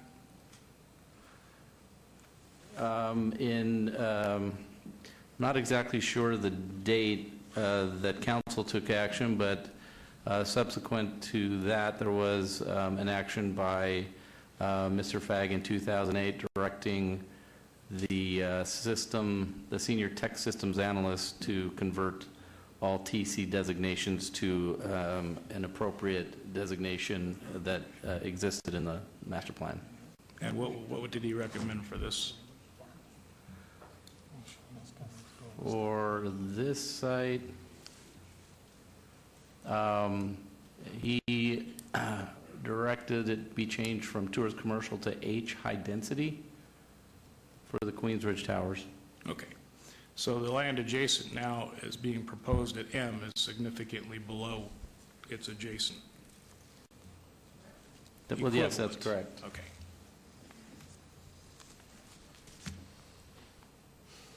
It's been proposed that this affects other golf course communities, and it doesn't. There's a couple of reasons why it doesn't. First of all, they're all different. For example, in this one, everyone has initialed a disclosure that the golf course can go away. Compare that to the lakes. The lake, I guess, is RPD something, but it's owned by the association. Compare that to Canyon Gate. It's RPD something, but it's owned by the association. We can't compare it to Silverstone Ranch. There, the HOA had a contractual right, a CC&R right, to approve with 75% vote of the residents any change of use. And it's celebrating its first anniversary with a chain link fence around it. We send out the health district in the summer to mediate or to remediate the mosquito larvae because they turn the water off. So they're all different, and they're all, I guess, capable of having different outcomes. It just depends on who signed what disclosures and what founding documents say. It's certainly an overgeneralization to blanket state that the situation here is the situation of all golf courses in the city. You know, I think it's been made clear that all of us have been, appear interested in a global plan from the outset. It's a risky business for a city to insist that a global plan be developed. We could make that assistance tonight because this request exceeds the existing entitlement. It sounds like I'm the only guy who actually watched the Planning Commission hearing last night, and I appreciate getting it over again today. But last night's application, which is 61 a little smaller than half-acre lots, wasn't a request for a zoning change. There is no zoning change needed. And that's the dilemma this council is going to face, because if you believe that there is an existing entitlement, which is what the city attorney's office says and the planning department says, that's why planning has given its approval to the application before us tonight. If you believe there's an existing entitlement, it is probably quarter and half acre lots all up and down the golf course. And if we don't provide the developer any flexibility, we can't stop them from developing that. When we get to the 61 acres before us, someone's going to say, so Brad, can we say no to this? And he's going to say, oh, certainly you can, but now you're denying the developer an existing land right granted by a city council decades ago, even though it was decades ago. In order for us to take the existing land development right, we have to pay for it. And it's a big check, folks. So the big choice is whether the city is going to allow this developer creativity to change around the densities on the 250 acres in order to turn 180 acres into the most exclusive enclave this side of the 215. Or if it's going to be quarter and half acre lots.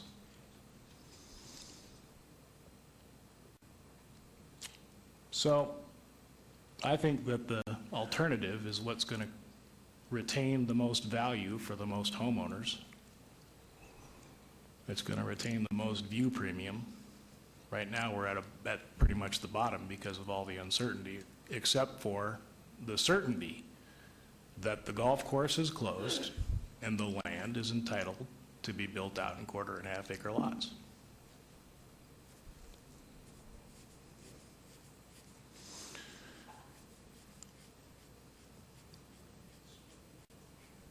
The problem with the global plan, in my opinion, having been far too close to this than any of the other 6 of you for 18 months, is that the homeowner contingent has not been negotiating in good faith.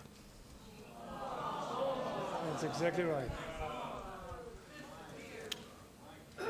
They've been fueled by a false legal assumption that no development can take place. A false legal assumption that the HOA's CC&Rs give it some authority over the land, a false assumption that NRS 278A provides a hammer. And so certain that no development could take place, why go to a negotiation in good faith?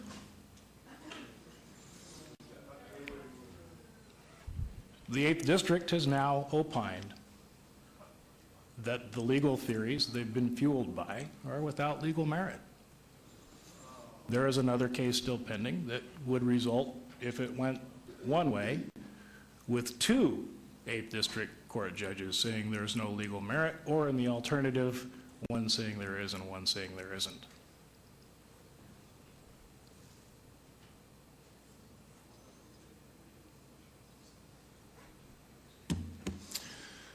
So I'm hopeful, and it appears from the half-empty box of signs that was in the back, that more and more homeowners are realizing the theory that there's no development rights here, and therefore we don't need to talk, is false. And I think more and more of them are. Now, we can't stop piecemeal development. I think Brad will tell you that. We can ask for a wholesome, all 250 acres plan. In fact, one was developed. I sat down with one of the loudest voices over lunch 10 days ago and said, so what do you want? And he says, well, I want a development agreement. I want it to have developer contributing to infrastructure if necessary. I want it to have development standards. I want it to have, and lo and behold, everything he wanted was in the development agreement that was on the table 2 months ago. Everything that he wanted was in the development agreement. So it's frustrating. Tonight, we can stop this. This is a request in excess of existing entitlement, and we can say no safely. But if we do, we're pretty much forcing the developer into the existing entitlement. Should we take this up on March 1st? Well, Councilman Barlow ought to be, I know, Councilman Barlow ought to be. We'll try to get him back right now, Okay. because he has sat through it all, heard it all. It was what?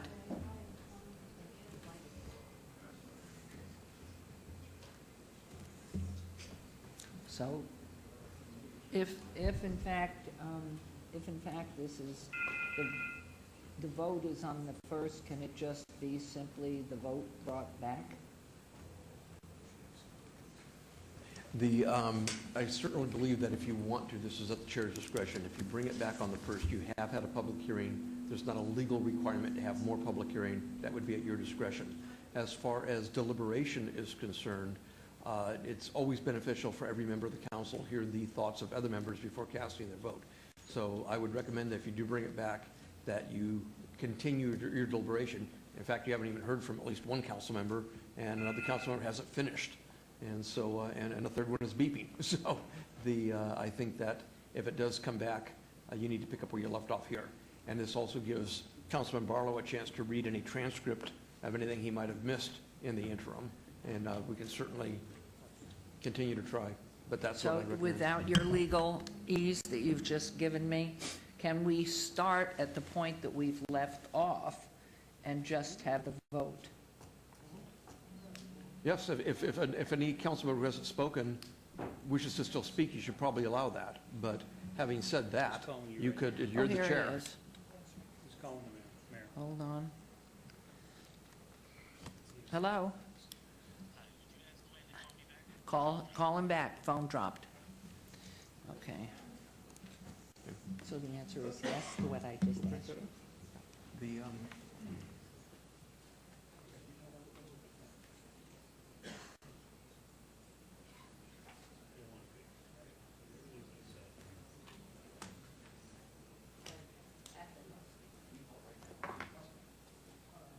What we have been, are you there, Councilman Barlow? What I've been advised is you can call for the vote. Councilman Barlow, can you hear us? Yes. Okay. I've asked council if in fact Councilman Beers, he can call for the vote, or we can postpone that vote to March 1st, and that will be starting at this point with the call for the vote. Unless you have something more you want to add, Councilman Barlow. Okay, I just want to make sure I'm hearing it correctly. I heard it fell in, well, all of what Councilman Beer stated, opposed to maybe the last 30 seconds. So what are the two options? Well, to summarize the last 30 seconds that you missed, Councilman, we can't stop piecemeal development if it's within the existing zoning. That's what was approved at the Planning Commission last night, what we'll be seeing in about a month. I wish we could, but we cannot stop EHB from selling their 250 acres in 5 parcels of 50 acres each, for example. Those are things we can't stop. One of those parcels gets sold off, and we no longer have the ability to have a integrated 250-acre master plan community. But even if we did, basically, a keystone of that plan is a project that is twice as intense as what the developer has agreed to back down to. And that would be probably increased if a plan is developed. It sounds like there's a maximum number of units that can be developed on the 250 acres, and so they're consuming some of them with this project if, in fact, we move forward under the existing entitlement over the next couple of years. And Mr. Jervik is saying you may call for the vote item by item right now, because Councilman Barlow. With that, I'm going to move for, on item number 100, the general plan amendment approval with the amendment that we would, instead of changing it from to high density, we'd change it to medium M density. Councilman Barlow, did you hear that? Any other staff conditions? Any other staff conditions that would go on that? Okay, so you are, No. Would you repeat your motion? Approval of agenda item 100 with a change from the requested high-density residential designation to a medium-density residential designation. Actually, just medium-density designation. Okay, there is a motion to approve with the amendments mentioned by Councilman Beers. How say you, Councilman Barlow? Yes. Yes. Okay, will you please post? And we have Councilman Coffin and Councilwoman to still vote, please. And the motion carries. And on agenda item 101. I would move approval of 101 with the change that instead of the requested R4, it be dropped down to R3. And that is your motion? Are there any other conditions on 101, staff? No. That would Okay. be where we would that not be also? Okay, yes, ma'am. Okay, and that is your motion. Please vote. And Councilman Barlow, say you? Yes. And please post. I was right with you. And that motion carries. And agenda item 102. And I guess I would add to the chorus, it's now 6 of us have made this comment, but I believe that Councilman Ross shares it. We would like all parties involved here to go back to the development agreement that was posted with the November agenda and mark it up. Print it out, go home, mark it up. If you don't like something, put a red circle around it. If you want to change numbers, change numbers. But we need to have meetings where those marked up development agreements are brought back so that we have concrete starting points for our discussions and hopefully get to the end of this process. So with that, Your Honor, on item number 102, I would move for approval, but we do have a couple of additional Councilman, conditions just for there. the record, I affirm what you just said about that. Thank you. Thank you. The additional conditions on number 102 would be the reduction to the number of units at 435 that the developer has agreed to. Changes in floor plan are subject only to administrative review and will not come back here. Through you, Mayor, Councilman, if we'd like to take a stab at those 2 conditions then?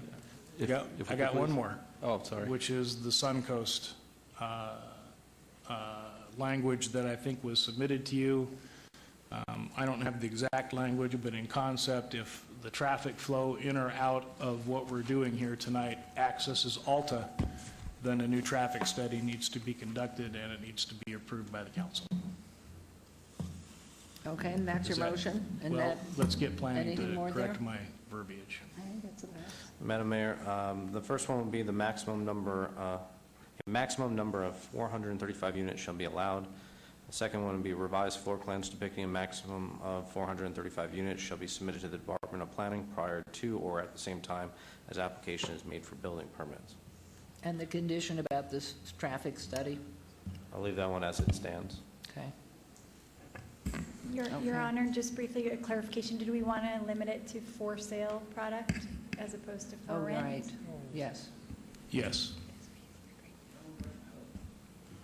There's No another condition. rental The for product, sale the product will be for sale.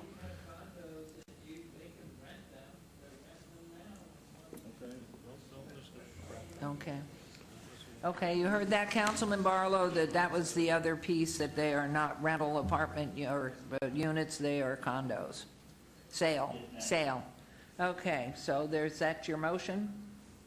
Your That's Honor, my motion, Your Honor. Your Honor, just to be clear for the Suncoast, they wanted to make sure that that traffic study would be part of any kind of public hearing, so they would have input. I just wanted to make sure that was the Okay. case. Okay, so there's a motion on agenda item 102, subject to the conditions that were put on. And how say you, Councilman Barlow? Yes. Thank you. And will you please post? And the motion carries. So there's a lot ahead, and thank you. Thank you all for coming.